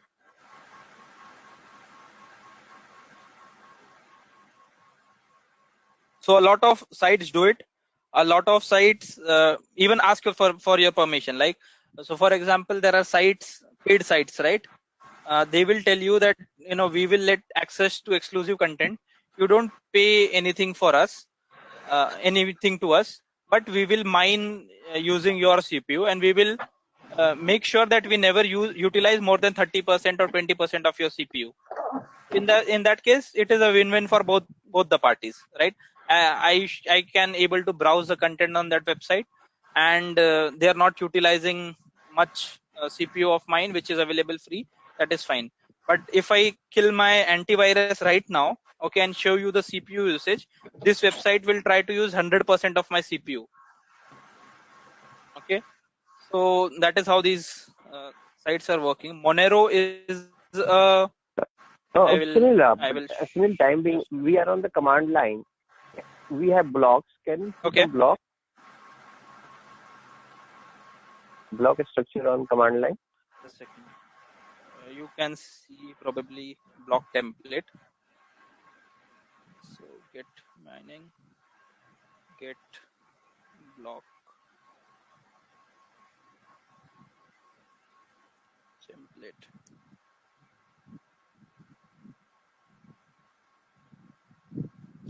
Okay, it is still downloading the blocks, so it cannot show at this point in time.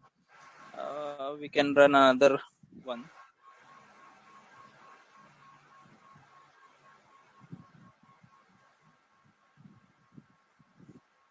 The thing is, when you install it for the first time, the blockchain, the Bitcoin blockchain platform, it takes around 200 GB download.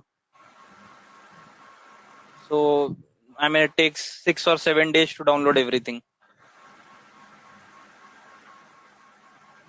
So I'm not sure at what stage this is. I've been running it from this morning, but it is yet not completed.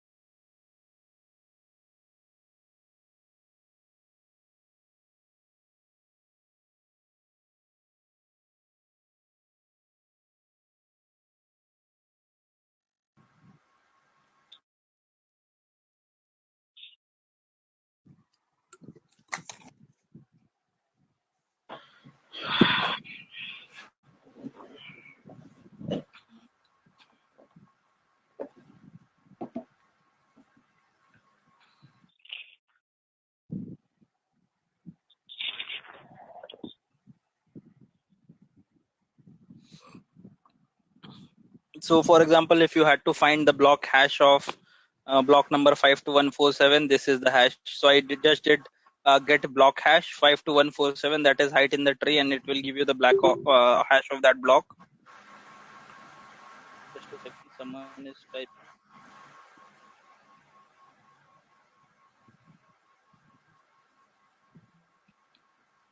Sunil has passed some link. So yes, so get info is also one of the transactions. We can run it here also.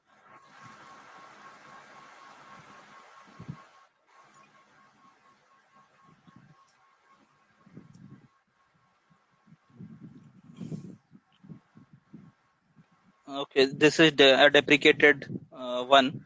So it is saying this call has been removed in version 0.16. But Sunil, the reference that you passed, that is all a subset of this particular link that I have given. So all of it is listed here. You have all the even the deprecated ones are listed here. You can read the documentation, and it will tell you. So, for example, for sending something to that address, right? You have the send to address. So you do the same thing.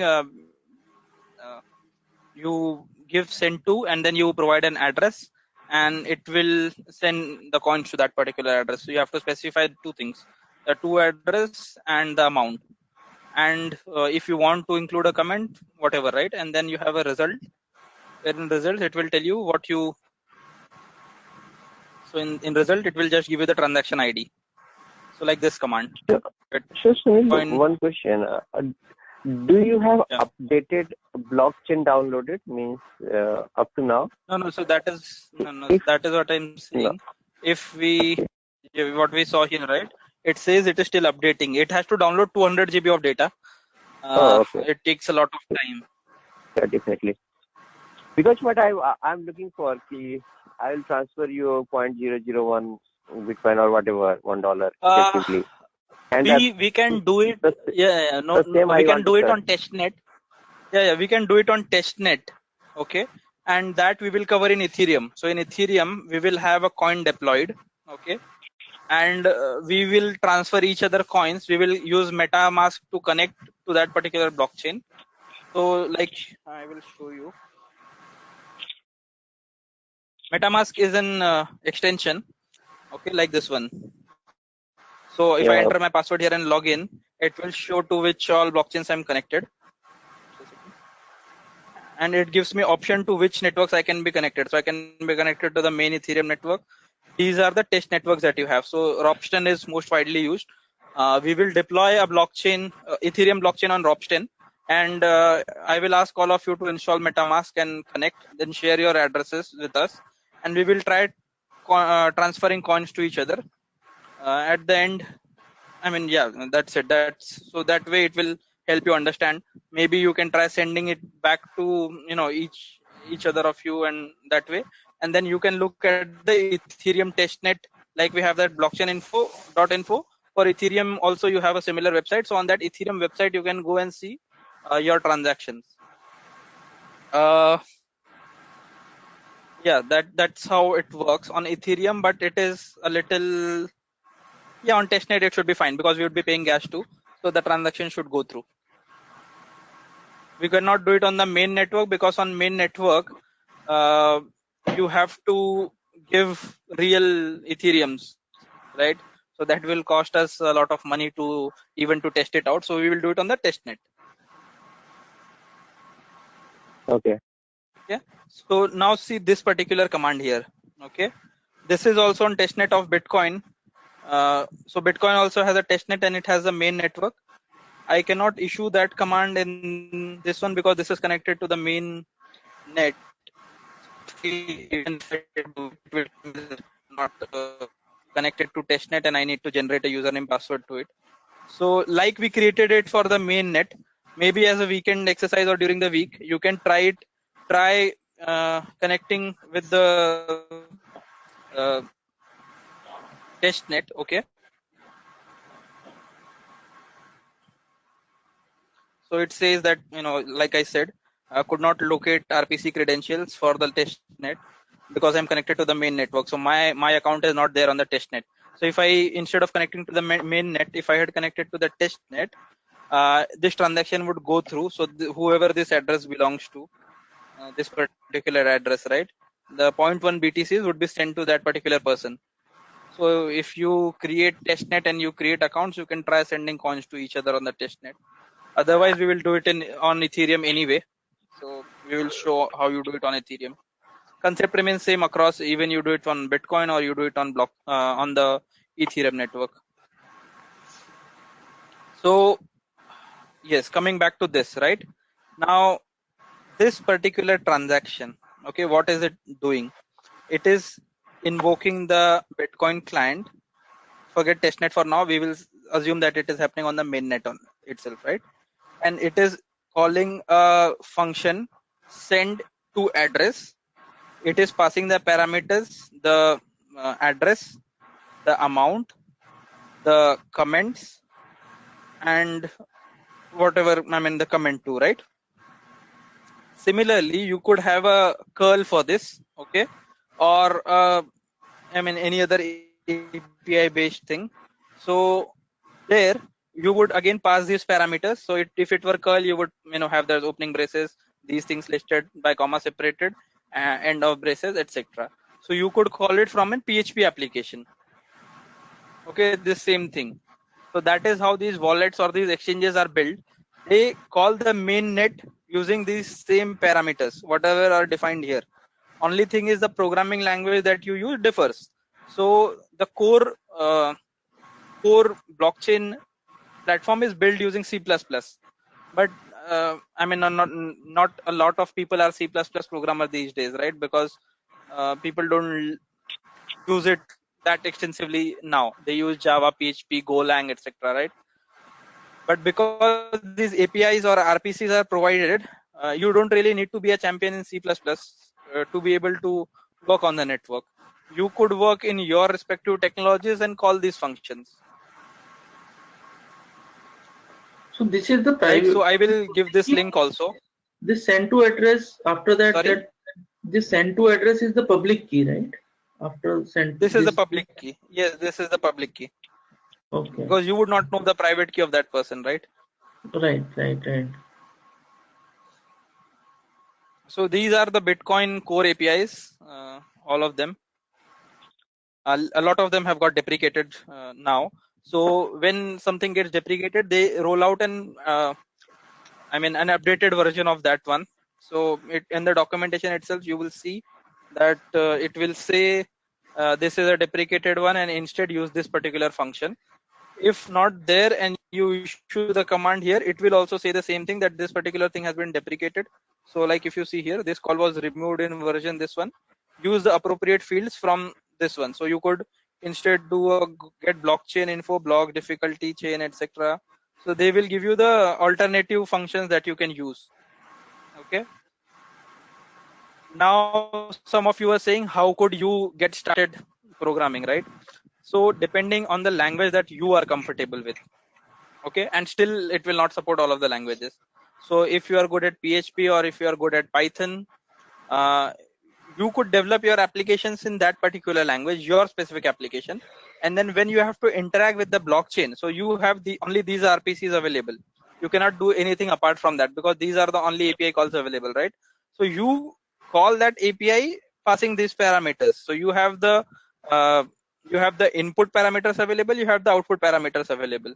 So you pass input as exactly like this, call the Bitcoin client, and then you expect the result in the same format that I described in the API. So you don't really need to know the Bitcoin platform code. Okay, you just need to know the input parameters and output parameters. That is how you interact even with modern day applications, right? For example, if you had to build an application that interacted with Facebook, okay, do you really need to know how Facebook is coded? No, but Facebook also has a developers platform where you can go sign up as a developer, and it will tell you how, if you want to get profile info for me, right, then it will have a specific format where you pass that information, and it will give you the result in a specific format. So that is the same thing with Bitcoin, that is the same thing with Ethereum or any other blockchain. So the platform is provided, and with that platform a ready list of APIs is provided which to get that specific information or even to initiate transactions. So all of these were get transactions, right? Similarly, you would also have set transactions, send transactions. So like you have set transaction fee, set network active, set generate, set ban, set account, send to address, etc. Right? So from your perspective, you just need to see this. You also have HTTP REST APIs. So not everything is available currently as HTTP REST, but a lot of it is available. So if you see this one, get block. Okay. Simply in HTTP, you do a get method and you call this thing. So get block hash dot form. Okay. Format in which you give the header hash parameter to, and the result will be a JSON. I'm sure, each one of you has some exposure to JSON. So this is the easiest way to develop a web app. If you are developing on blockchain, you use the JSON format. Otherwise, if you are comfortable with the RPC calls, you could go with RPC calls also.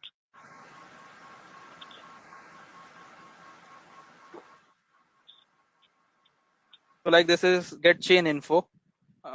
The parameters, if you compare in this HTTP REST one or even in this one, parameters remain same. So you will get these things in results.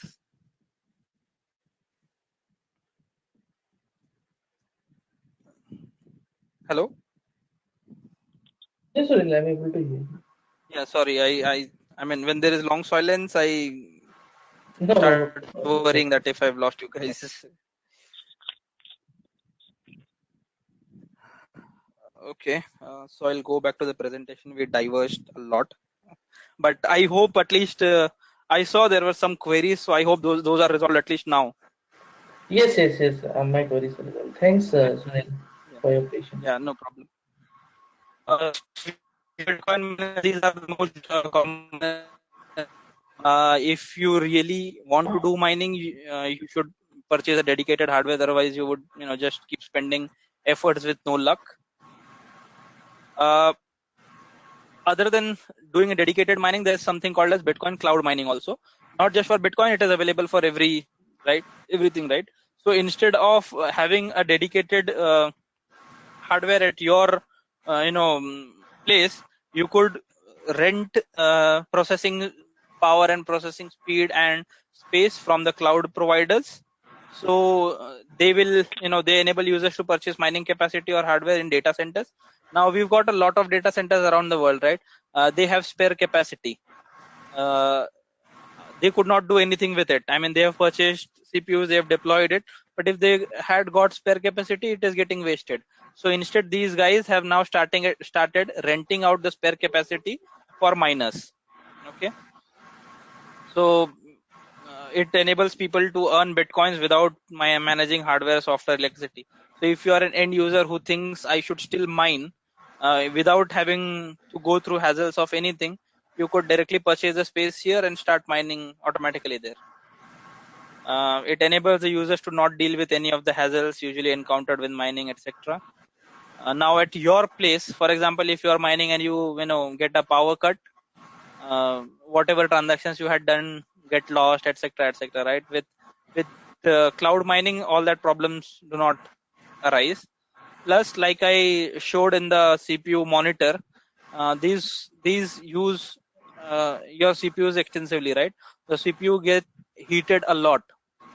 So if you are doing it locally at your machine, there's a chance that you might end up damaging your CPU, etc. With cloud mining, all that risk is transferred to the provider. Even if the CPU is damaged, you don't have to pay for it. But obviously, he's charging you a fee for it.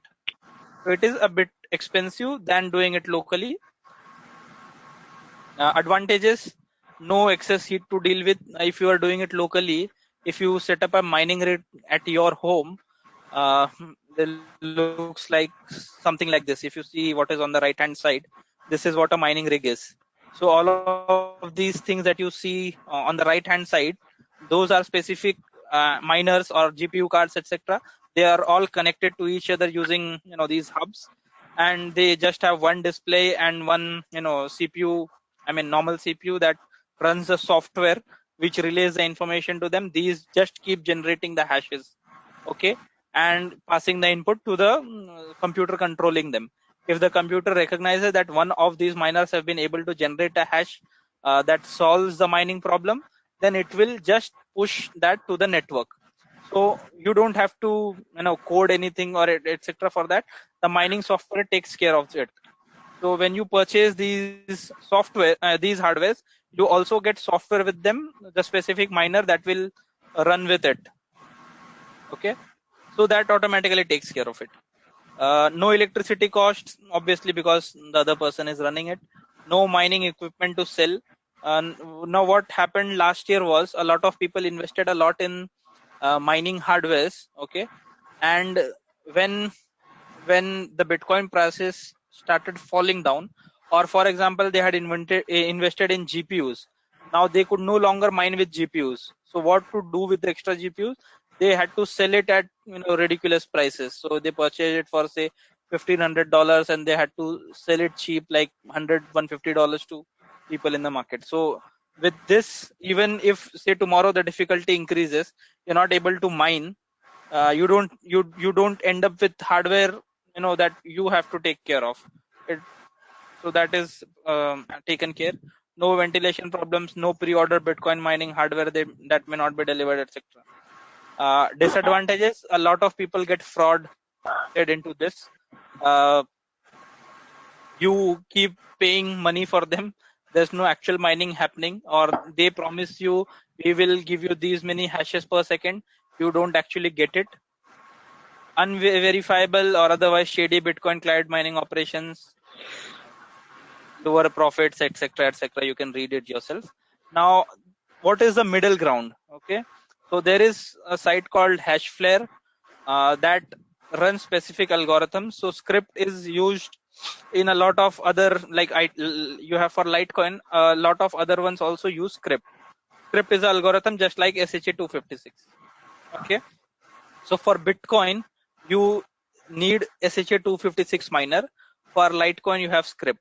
So you could go on hashflare.io and you can purchase it for as low as $0.80 per 10 giga hashes.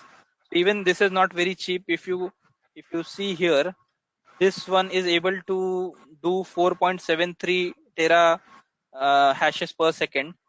Here they are charging you 0.80 per 10 giga hashes.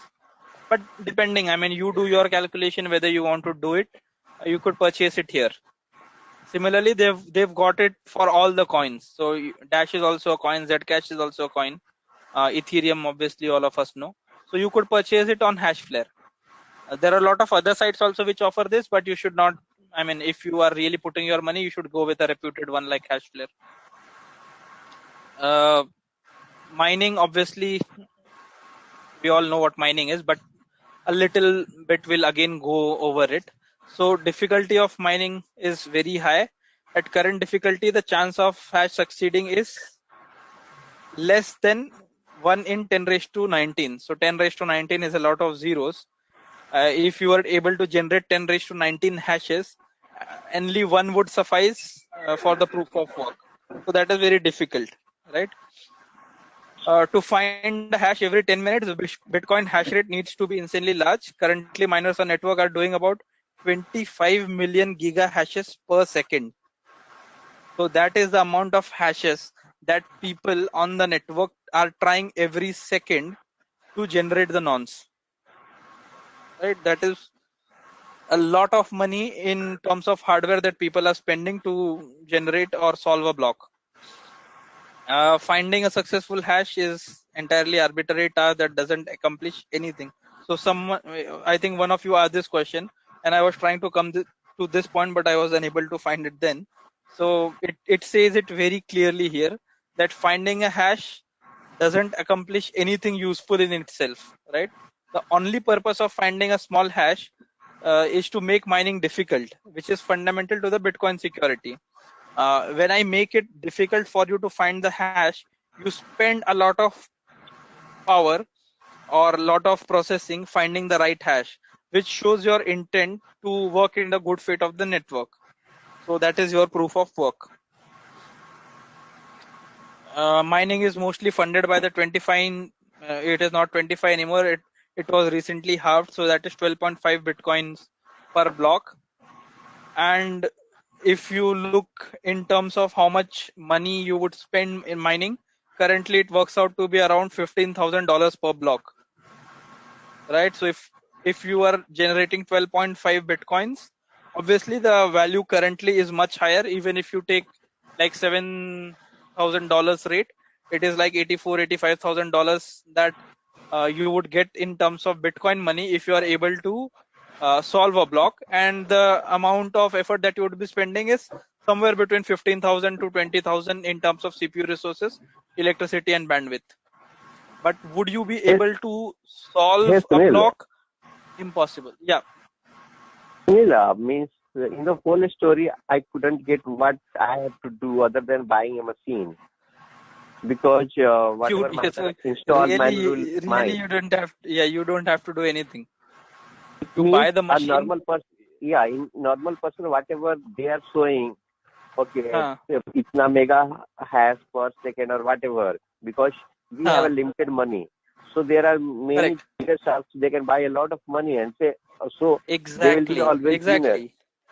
Exactly. So that is why the next thing comes up. Okay, this is for individuals. So individuals, it is impossible. That is why you start mining in a pool. So what is a pool?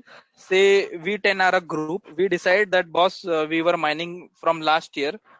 We were profitable, but now it has become impossible to solve it. There are other people with supercomputers who are able to mine it. So let's join our resources. Okay, we become a giant computer by bringing together our resources. Okay, so we connect all of our machines, and I am giving very simplistic example here right now, but it works in the same principle. So when we start generating hashes, normally I would start with 1 and keep incrementing it until I find the right one, right? What we will decide, there are 10 of us.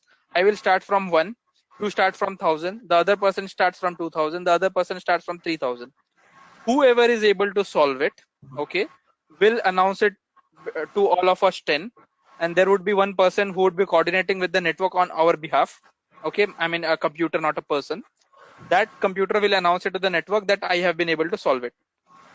When we get the reward, irrespective of how much effort each one of us spent, the reward is distributed equally amongst all of us.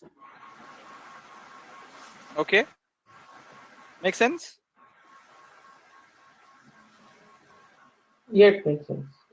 Okay, so that is how it is done in the mining pools. So last time when we saw the blockchain transactions, we saw that a lot of them were solved by mining pools with the name, it was visible. I'll just go back to it and see if any of the recent ones are. So if you see this name, btc.com, F2P pool via The BTC, last these name are saw not, that. I mean, these look, yeah, these look like these are my pools, right? So people come together in these pools and they share their processing capacity. It becomes one giant distributed effort, and then they are able to solve it. Now you could also become a part of a pool. There are many websites that let you join a pool. You could join as an individual with your, uh, ASIC miner or with your computer or whatever. You join that pool, and they give you specific addresses that you have to, add to your particular mining software. So you become part of that pool, and you collectively solve that problem. So whatever example that I spoke about simplistically, if you see, it is written the same thing here. If Bitcoin mining requires all hashes starting with 15 zeros, mining pool can ask the hashes starting with 10 zeros, which is million times easier. So collectively you solve smaller problems, and they are joined together and they solve the larger problem that is actually to be solved, right? Now, even with pools, it is not possible that you are able to guarantee that you will be able to solve a problem, because like you have formed a pool, there are several other people also who have formed the pool. So most of the time, someone outside the pool will be able to mine a block first. In that case, the pool operator will send out a message to everyone saying that no, stop solving the previous problem. We've got a new block and start working on it again. So that uh, pool operator does the coordination work between all the people that are here. Now, even in this case, you will be sending a lot of your effort being part of the pool, and you may not get any rewards. But if anyone hits the jackpot, anyone in your pool is able to solve the, get the right nonce, then the reward is distributed equally to everyone. So at least in mining, even if you're not able to make big gains, you're still able to recover your basic costs, because if say there are 100 of you, at least one, even if one person is able to solve it, you do get certain amount, uh, rather than if you did it alone, you would not get anything. If you want to do it for fun, curious about mining, there's a site called BTC Guild. You just go ahead to BTC Guild, registered on BTC Guild, and then download CPU Miner, which I showed. In CPU Miner, BTC Guild will give you an address. You just enter that in the CPU Miner, and the software will start mining on our normal PCs. I mean, mine is a pretty powerful one, but even with my PC, I had no luck. Mine is a i7 quad core 16 GB machine, but I was not able to mine anything till now, and I stopped it long back because it was frustrating. So if you just want to get a feel of it, you can go to BTC Guild and download CPU Miner. CPU Miner works for Windows. Similarly for Linux also, you've got several applications which you can include. So this particular one, I have taken the screenshot from internet. This person, whoever this person was, he became part of this BTC Guild, right? So you start miner, this CPU Miner application. and give the URL that BTC Guild provided you. You have your user pass keys, so you input that, and the application starts mining. So if you see here, it says your whatever hashes you submitted was accepted. So you got a share here, you got a block mined here, then he again got a share here. So as part of that pool, even though you don't get the entire reward, but you get something at least, which is better than getting nothing. So that is how the screen the screen looks like if you become part of a mining pool. Yeah, that's it for today.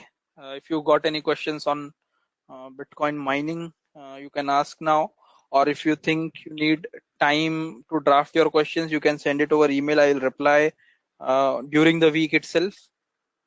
Next week, we will begin with Ethereum. So first half would be an introduction to Ethereum, a deep dive into Ethereum, and then we will set up an Ethereum. I'll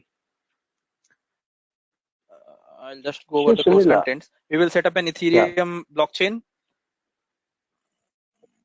Yeah, sorry. Go on. I am still opening it. I want to see the next week, basically. So that will be means live we will be doing with us, or again that will be the screenshots going one by one. Because for this today's session, still I think whether I have understood blockchain application or not, still I don't have any answer. Frankly speaking. Okay. Basically, if I you want to do it step by step. Sorry? Is it really so much tough to understand the app? Means to develop a blockchain app, I'm really, I don't know. Because I've gone through one book, it was also saying Merkle tree, hash, everything. Then it was saying, okay, how to create the app. So, but still I'm confused. If I have to develop an app, how will I have to proceed? Do I need to know the Ethereum or blockchain or miner or Bitcoin or whatever there are many? Depending. What do I really need to understand? Yeah. So, okay, let me put it down in simple way. Okay. If you want to become a miner, okay, just a miner. You don't need to know anything. Yeah. You just buy a machine, install the hardware. Install the hardware with the CPU. Okay, so that you are able to view the hardware there. Just like you would install a graphics card or a USB mouse or a webcam to your computer, that is how you connect it to your machine. Yeah, there will be a software. Yeah, there will be a software that would come with it. You install the software, like we had CPU miner here. You would have a software with it. When you open the interface, your software, it will ask you for your wallet address, etc. You input your wallet address. That's it. Okay. You are done. You click on run. The application starts running in the background. Okay. It will keep running, generating the hashes, sending the message to the network. If it is rewarded, it will store that in your wallet. So you don't even need to be a computer literate person. You just need to know some basics. As an exercise, I'll try to explore the actual content of the blog or transaction, how I can traverse back. Can I have a request with you so that you can also show some slides? Okay, this is the actual transaction. This is the actual block we have created, and this is the way things are going on. Oh, sure. Actually, okay, we'll do it. Or diagram I want to see, basically, or I can code Got that. It. So you just want to traverse it. You just want to traverse backwards. Yeah, traverse backward, and this should be the Correct. So I will show that. Probably not in next class, because next class will be taken by Kaka. But whenever I take the next class, I will. I got your point. The same. One of the slides we were seeing that block 9, block 10, block 11, right? So you want to see it on the system how you can traverse. I will show it to you when I take the next class. Yeah, taking any example, and also in Ethereum, basically, what I am expecting from Kaka to be live. Whatever command he will be giving or prerequisites we can install and we can do in the same way, so that we can explore the things as like Google engine or go for Amazon. But finally we got a Linux machine and given 4 or 5 commands basically, and after that we were stuck on that machine. Just again slides were coming on. In the same way, basically, not in the same way. I'm expecting from Kaka to let us understand, okay, this is the EVM, you are logged in on your machine. This is 37 GB installation I can do before this Saturday. Okay. So the live, basically, I'm not sure what about Saraji and Binay, but this is things I want to be technical, to understand, and at least after 5 weeks, I should be able to make an application. Not after the 5 weeks, at least after the 4 weeks, so that I will have one more week to question answers. We can do it, but I'm not sure how practical that would be, because you can do it in real time, I understand, but there is only so much that we can do it in this 2.5 hours. So we can do it for a couple of things, but we cannot do for Sunil, that is not the case. I have 15 years of experience. They have also more than 15 years of experience. So just giving some pointers and command, we can execute instantly. It will not take so much time for us to understand. Correct. So I'm saying few commands, obviously we can do, but we cannot make a full-scale project here. Got your point. If that is the expectation, yes, we can do that. So he will do it and then let you repeat it. You do it on your machine, and then you can tell whether you've been able to do it successfully or not. That is your expectation, right? Yeah, that will be good. Yeah, Binay sir, okay. Yeah. I was about to say that. Yeah, Sunil, that's what I was thinking. Because see, theory and reading is something that we can do, and I actually want to get hands-on, so that if somebody wants me to design a blockchain application, I'm not asking like to develop the full end-to-end, but at least I should know the concepts of it. These are the important things needed. And if you want to draw, like if I have a use case on my own, like Sharadji was telling us about a use case in supply chain, so at least I should be able to think, okay, this is the way to go if we want to implement it. So some pointers basically, it would be very helpful. Right.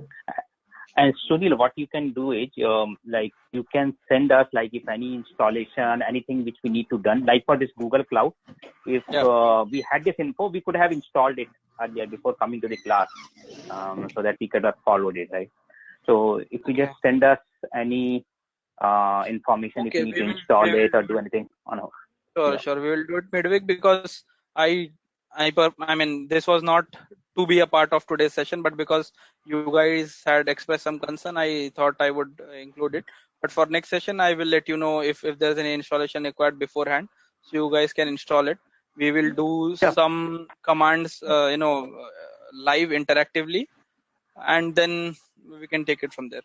Yeah, and Sunil, one more thing is like this. I know this is kind of very new technology, and what I would also like to see is like we cannot be like you are very flexible in accommodating our requests. So I would like you to continue that flexibility, because we ourselves are not very sure what exactly we are looking for, in the sense like because we are also learning and it is totally new field. We don't get a lot of references. So we should make it little flexible, like you have made it so. Thanks for that. And I'm expecting that to be continued. Okay. So just one more question, right? Yeah. Are you guys looking at any specific, like this course was designed, and initially the course was designed just to give you introduction to everything. But now that we are expecting to deep dive, instead of, trying to achieve everything, we can focus on one of the installations. We can focus on, Yeah, Sunil, that was not the expectation. In the first demo itself, it was not as like going introductory sessions. Again, I'm repeating my same statement. I should be able to create a simple app based on blockchain. So what does this mean? I should understand how blockchain works. Means everything it comes. If I can write the hello world and understand how it's getting executed, I can write any bigger program. So I was coming to the same point before you cut me off. So I was saying, instead of trying to deploy everything, we deploy, say, multi-chain, see real use cases on that, see coding on that, and for rest of stuff, the concept remains same. So for that, we can, instead of doing the same thing on Bitcoin blockchain and Ethereum blockchain and multi-chain, you would not learn anything, because we would spend only few hours on each of it. So instead, you do theory for 2 and you do practical in a bit more depth for one of it. Does that work? So I will tweak the content that way. Okay, that will be great. Yeah, I think that will be good. So I think that's a good blockchain point. probably we can go more deep, because that is the, I think, technology most of the companies are looking for, and probably the developer and other things, they are looking into this technology. So we can go more deep into this blockchain, and this you can cover on the high level about the Ethereum and other things. Right? We don't have to go much deep into that. Instead, I would say, I mean, it is open to Multichain is another offering which is picking up big time. You can search for it, and if you want time, you can later let me know. But with Multichain, I'll be able to show you a lot of real world applications. Okay, so a file transfer mechanism. There are several apps that I already have on it, so we can go through the code of it, deployment of it, install on the local machine. So you install on your local host, you can run those applications and see it. So if that works out, concept remains same across the blockchain. So Yeah, I mean, what we will do is, Sunil, I'd like to sync up with Pathak and Sarojit, and then probably we can let you know. That would be better, because that's my thinking, and I'll talk to them. I don't have any you guys other can talk pointers. to. Yeah, and then No, we'll not a ask. problem. You guys can sync up. Yeah, and then we'll ask Sharad, or one of us will write a mail to you or Ashok, and we can let us know our expectations. So, Sunil, Yeah, what is the but difference? I mean, earlier the better, because. Yeah, sure. What is the difference between Bitcoin and this multi-chain? Bitcoin, there have been no other. Blockchain versus multi-chain. No, multi-chain is also a blockchain. It is just like you have blockchain, Bitcoin blockchain, Ethereum. It is also another platform. You mean to say this is as like AWS, Azure, and Google Cloud Computing? Yes. So,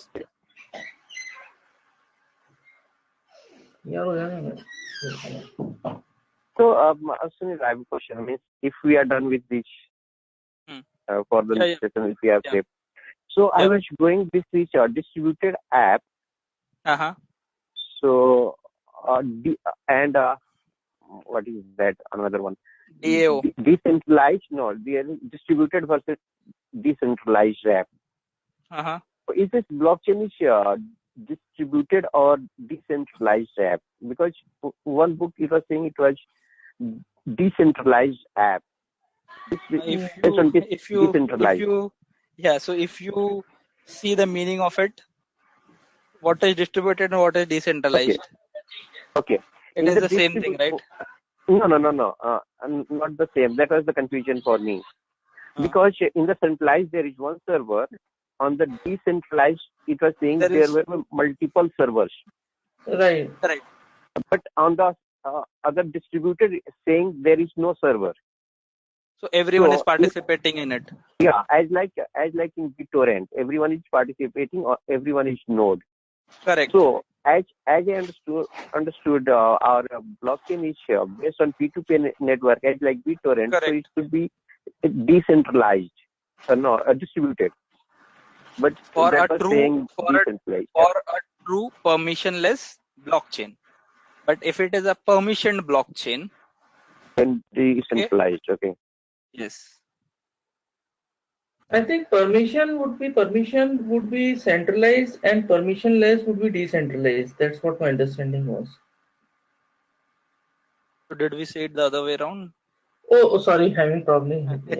Yeah, probably. Sorry. So basically, this Bitcoin that was started by the Satoshi, that I believe is permissionless, right? Because we don't need it is permission. Correct. Anyone can come and join. You can download the software we did it. You can participate in it. I see. Yeah, I'll go through more in detail in that. Yeah, sure. Okay. So Sunil, again, yesterday's question. So Andhra government or any person, on which platform they are developing their application? I really don't know what Andhra government is doing, but a lot of banking applications. No, I really don't know their application. But Okay, I'm interested. My question is whether do I learn AWS or Azure or Google App Engine? In the same way, I want to understand whether hypervisor or Ethereum or some other platform. Okay, so I cannot really answer that is because if you ask me, whether I would get more job opportunities studying AWS or Google Cloud, or I really don't have an answer because that depends on the organization that is trying to hire. So same is the case with these platforms also. You go on these job sites and you will see there are specific listings which will say that you need to know Ethereum, Hyperledger. Some organizations will say you need to know only multi-chain. Some organizations who do not understand it, who are just starting on this journey, they don't understand the difference with it. In it, they will say you need to know all of it. It is not possible for any person to know all of it. So you can start with any one of it, okay? And because the concepts remain same, then you can learn. So for example, today you know AWS, it will not be very difficult for you to learn Google Cloud because the concepts, whatever we have, elastic IP, storage, VM instances, etc., remains same across platform. Just the names would be different, a bit of configuration here and there. But if you ask me which one should I learn, I cannot answer that. Okay. Yeah. So Sunil, what I did, I went to the LinkedIn job and I was looking for like what kind of jobs are available and other things. So there are tons of jobs which are available in the blockchain. Yes. So that's what I did search. That was the thing that I was thinking that we can do the blockchain. We can go more deep into the blockchain because that is what right people now, if you ask me, if you ask me, 70 to 80% of these jobs will be able to get the interview by just saying, just mentioning the blockchain on your CV. You will start getting calls, and if you appear for an interview for a couple of them, you will realize the person sitting across the table is absolutely clueless because everyone is doing something in the blockchain. This person also wants to hire someone who has some understanding. They have, I'm not saying that is applicable to everyone, but majority of the cases, because I have attended some interviews myself. And no. So I understand, Sunil, but I just want to mention we live in the Bay Area, so we cannot say the same thing about the Bay Area. So this is the originator, right? So basically, all the technology and everything originates from the San Francisco Bay Area. So I'm talking about the jobs in India. I know that in India the things are still emerging. It takes time and other things, but we are. So the job listings. You can do a bit of research there itself, or companies that you are targeting to apply. You can see in their job listing which particular platform they want developers in. If it is Ethereum, or if it is multi-chain, or if it is anything else, Hydra, Hyperledger, whatever. Then you can focus on that particular one. So you know the concepts, you know everything around it. Learning that specific installation, that specific platform, it will be a task for you. No. I understand, Sunil, what you are saying. I totally get your point. One thing I wanted to generally my understanding when I try to learn anything new is like to start with basics and do something end to end. So how about this? We use blockchain as Sharath is pointing out, and we design and develop a very simplistic application, say land record application, where we will do few transactions by designing it from the scratch. Because if you build something scratch end to end, because like when you build a bridge, you do not go and directly build the bridge. You first create a small model. So what we are looking is not to build the bridge in this course, but if you can get us to a model which is like end to end. Like suppose tomorrow after learning this course, somebody asks me that I am hiring you as a blockchain engineer and I have this problem to solve. So I'm not envisioning that I'll solve the problem completely end to end, but at least I will have some building blocks that will help me. So over the next 2 weeks, you will definitely get that. Okay. Short answer: over the next 2 weeks, you will see certain applications. Now, again, to put a caveat to it, like you use the same example, you have to develop a bridge. I'm not going to start from mining iron, putting steel rods out of it, because these things are readily available. So the platform is readily available. We will have the platform. We will code on top of it. That we will do. Yes. Yeah. What do you say, Sarah and Sunil? That is my point. Yeah. No, I That's agree. fine. I think Yeah, Yeah. basically what we are So let's looking for. concentrate on blockchain and Yeah. let's do it end to end for the blockchain. Okay. Perfect. Sounds good. Sure. Okay, leave it. No, Sunil, if you have any, Patak, if you have any point, you can bring it, man. No problem. It's fine, man. So, what are we going to cover in Ethereum? Hope so by tomorrow or day after tomorrow, we'll get that prerequisites. So we'll be ready with that installation, downloads, and other things. Yes. Okay. And also one thing, Sunil, while going through this blockchain, I saw Web 3.0 that is close related with this one. Because Sorry, what? Web 3.0 means there is W3.js, a JavaScript library, which has inbuilt API call for this blockchain. Correct. Web There are a lot of 3.0, libraries. they have API for distributed networks, which we are doing in blockchain. So could we cover 5-10 minutes? Although I will go you send other things, but it will be great if you or Kaka can take 5-10 minutes to describe that. I will try. So next week, okay, let's see. We will try to cover it in some session, but I cannot say. Let's see how the flow goes, but we will try to cover it. Okay, and timing also I will ask Sarad and Vinay sir to go for Solidity basics so that it will not take a long time for Kaka to make us understand. Yeah, that would be good. Okay, so other than this Solidity and W3.0 or some JavaScript library, Ethereum missed we need to understand. What else extra do we need to understand? Ethereum virtual machine and anything else? Ethereum is entirely based on Solidity. Okay. So you are good on that. For other, there would be hundreds of flavors that are available, right? So some use Golang, some use Python, some use JavaScript, some use core Java, some use C, C++. Then there are several other languages. So, it is impossible for anyone to learn of it. No. Okay, so whatever Kaka will be covering, either Python, PHP, or whatever JavaScript. Yeah. If we can go in it, get in advance. Okay, this is the language he is going to use. We will be aware of. We will be ready with that. Okay. So that will be great. Hope so. I'll get tomorrow by day of tomorrow. So that's all. So many questions. Okay. Thank you. Yeah. Thanks all. Thank you, Sunil, for your patience, man. No problem. Thank Okay, you. bye. Good night. Thank you. Thank you all. Yeah. So I would request you to stick to the curriculum because we have made curriculum after a lot of research. And on the 5th weekend, if we feel like that there is something specifically needs to discuss, because this is the first course for you to blockchain, and you all are senior people, so you need to understand the big picture and the implementational details where you can drive the team or you can drive the project. So for that matter, we have created this program which give you the bigger picture. And as you all have a programming background, so you keeping the flag forward, that will not be as tough as compared to any typical managerial guy.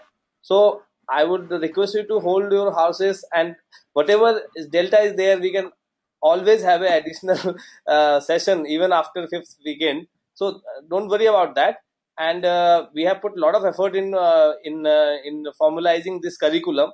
So as Sunil has stood, because first impression we got from Sridhar was that you people are interested in bigger picture. So we were creating a separate program. Then Sridhar said that we want you people want to go with the existing outline. I hope the outline was shared with you. So if any delta is remaining, we can think of covering it later on as well. Sunil, Ashok, what happens basically after taking this class? Now we are in move up to understand the blockchain. Go to YouTube and many other Wikipedia or articles.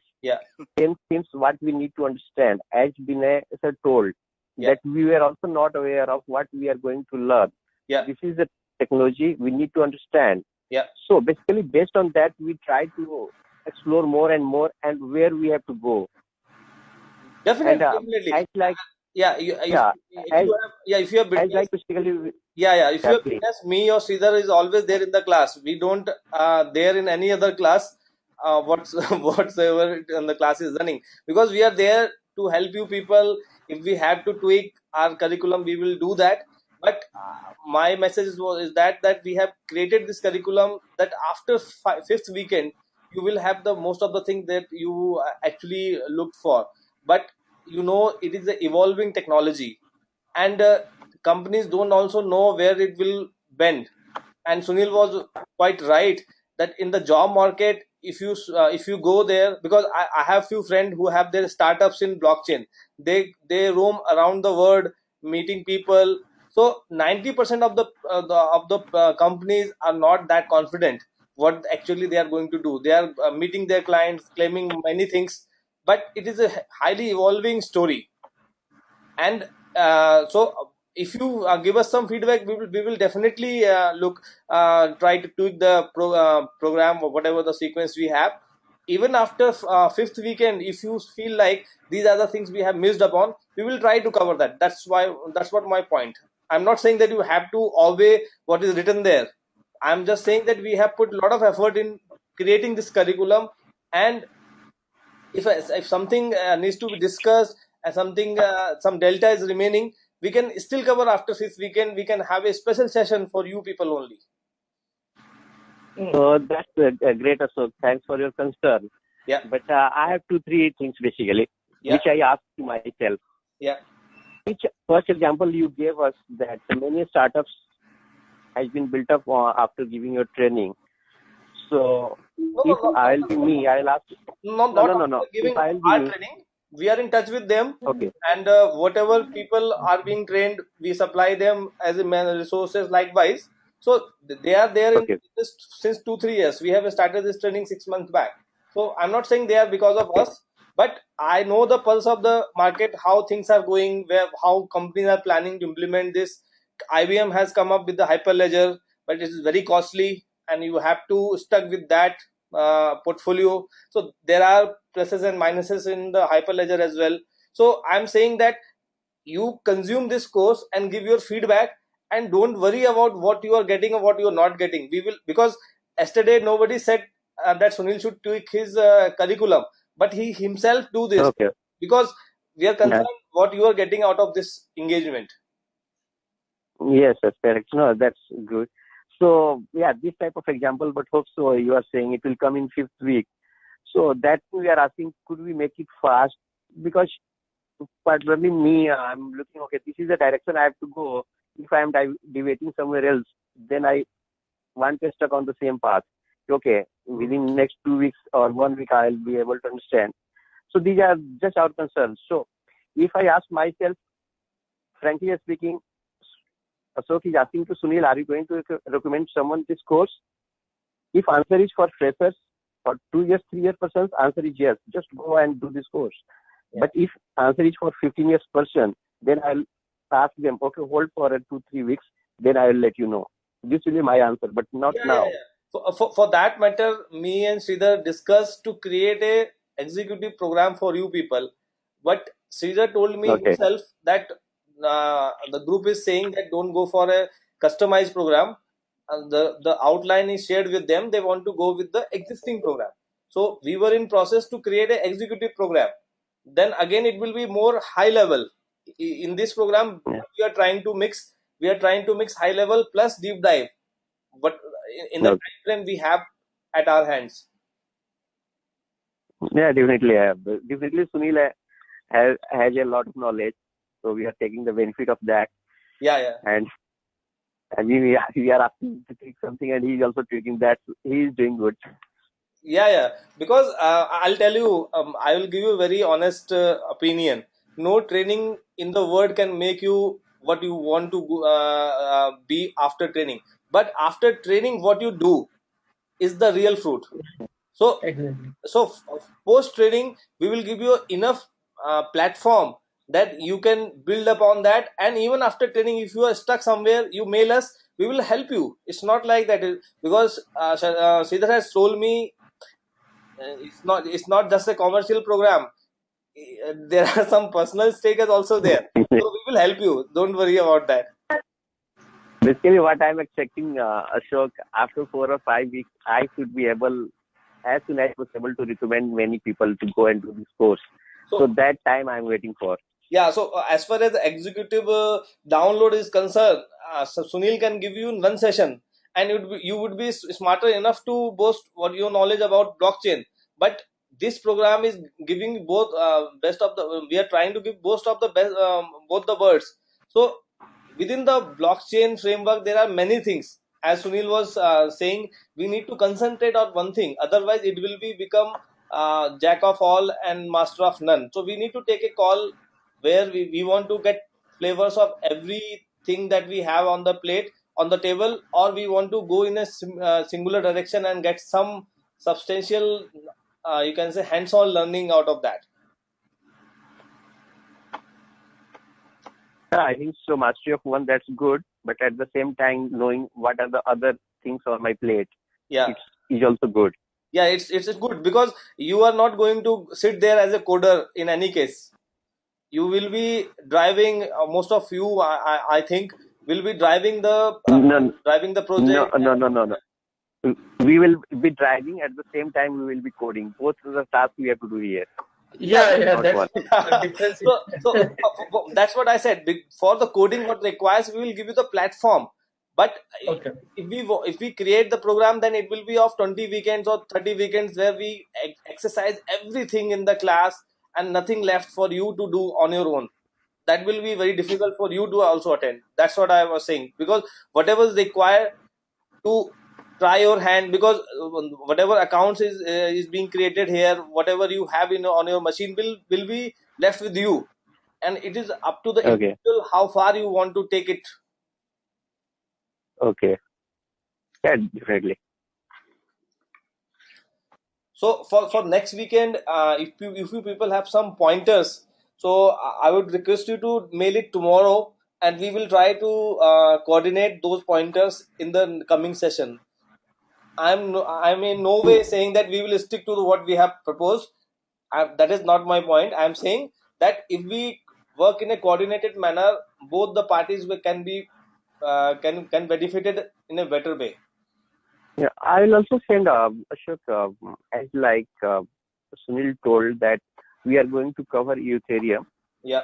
So I'll be going some prerequisites, because I went through the Ethereum book and it was saying that I need to install EVM, download of 37 GB, then Solidity, that is a smart contract language. Yeah. So definitely we will not go each by each keyword or syntax of Solidity, but we will definitely go for at least 1 or 2 contracts we will cover. Yeah. Rest we can do this weekend or after that.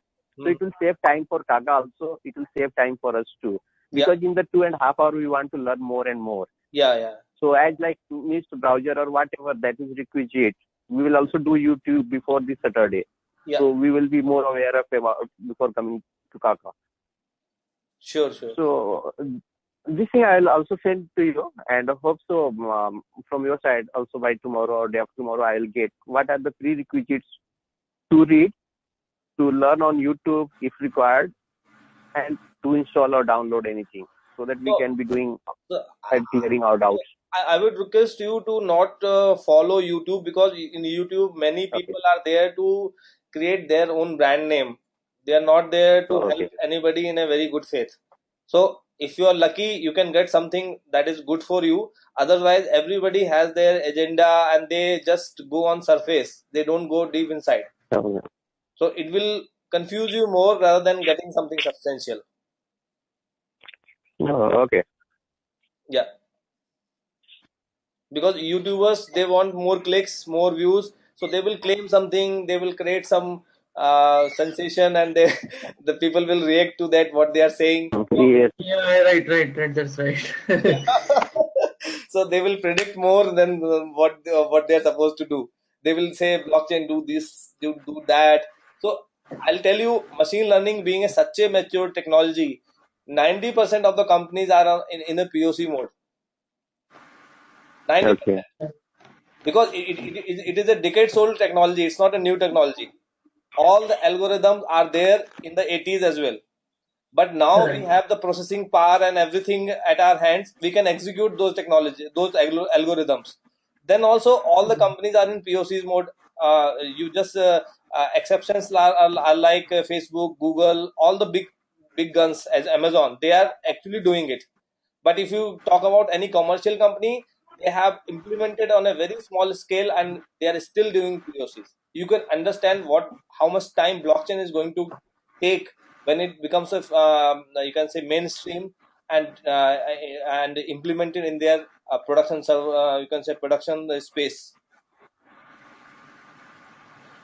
Okay, means yeah, basically I was relating this blockchain with machine learning Yeah. or cloud computing. As like in cloud computing, you will think client server application, that is the basic. Yeah. If someone understands client server application, he can understand Azure or cloud computing. Yeah. Then if someone can learn Azure, then AWS and Google App Engine or many others are same. Yeah.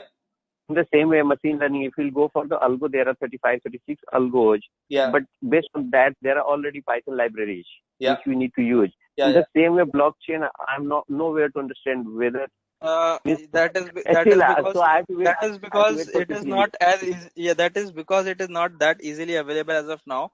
Because this being a technology that only got hyped up last year, there's not a lot of free libraries or not of free documentation that is available in the market. Okay, I'll tell you from I work in the banking sector. I know a lot of people. I meet with a lot of people.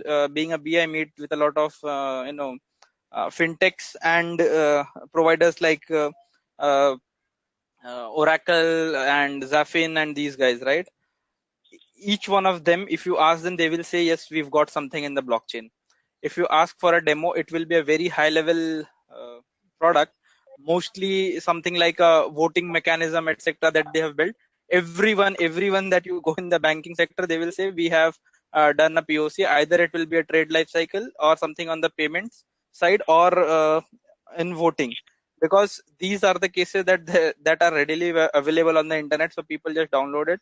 They will set up on their local environment, try to send a message, get a response from the blockchain, and they will say we have done a POC.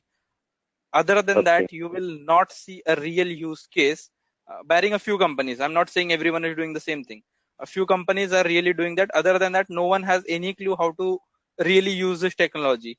But because everyone else is doing it, they want to not want to be left behind. That is the only POC that they are doing. Otherwise, most organizations have no clue currently how they are going to use blockchain really in their environment. Exactly, and that is also a question for me. Everyone is moving, but why and how? Why and how? I don't have the answer. So Sunil, if you allow me, I'll tell you, because the main attraction towards blockchain is the security is ensured, and the cost of security is increasing every day for BFSI domain or for any domain, for the sake of even for healthcare. So if you follow the news flow, Bank of Japan has said that they are ready to invest heavily in the blockchain. Because why they are saying they are invest? Because the framework we have right now is not fit for any real time use case. If you try to run credit card system or anything, blockchain is like a binary. There is you can say the transaction successful or not successful. But in real world application, you have hundreds of fields that you need to update, and that because to make it a replacement of DBMS, it will take a lot of effort. Currently, it cannot happen. I totally agree with Ashok. It is not able to cater to that requirement. Suppose if the transaction speeds, the bandwidth, etc., in the current form, blockchain cannot support it. That is why there is no real use case or no real software that has been released. Otherwise, this being such a powerful technology, there are so many companies who release softwares on a day-to-day basis. They would have released a real software. Yeah. But there are constraints, like we saw in the first session. Confirming a transaction takes 10 minutes. To be 100% sure that this will not be invalidated, you have to wait for 60 minutes. Can you expect Visa or MasterCard to do that? You cannot expect. So for this technology to mature and reach that level, it will obviously take a lot of time to come at that level. So And it might happen that before we reach that level, this technology is replaced by something else. So even that is possible. Yeah, so what people companies are trying to do, they are trying to tailor their use case for blockchain. So it is a special case for the blockchain. They are trying to find which use case will be suitable for blockchain, where you have authentication, where you have a binary, you can say a flag, where you want to authenticate. Even in banking, in government applications, what they are like for the land records, they are using it for the sake of having data that is non-corruptible or non-editable from any vested interest party. But if you think like that, for retail application, blockchain can support all the things that is being done on DVMS. It cannot. That's why there is huge investment coming in the blockchain, and it will evolve every day. If you follow the white papers written on blockchain or whatever the submission is being done from all over the world, everybody is confident this will be a game changer, but it requires a lot of improvement, lot of investment to make it work. The first step has taken up by IBM, but being a commercial organization, they have put a very high price tag on that. So not everybody is convinced whether we go with them. It will become another you can say another cash cow for IBM, rather than we are getting benefited out of that. So that is the paradox that we are witnessing. I got it. So just one minor request, Ashok. Yeah.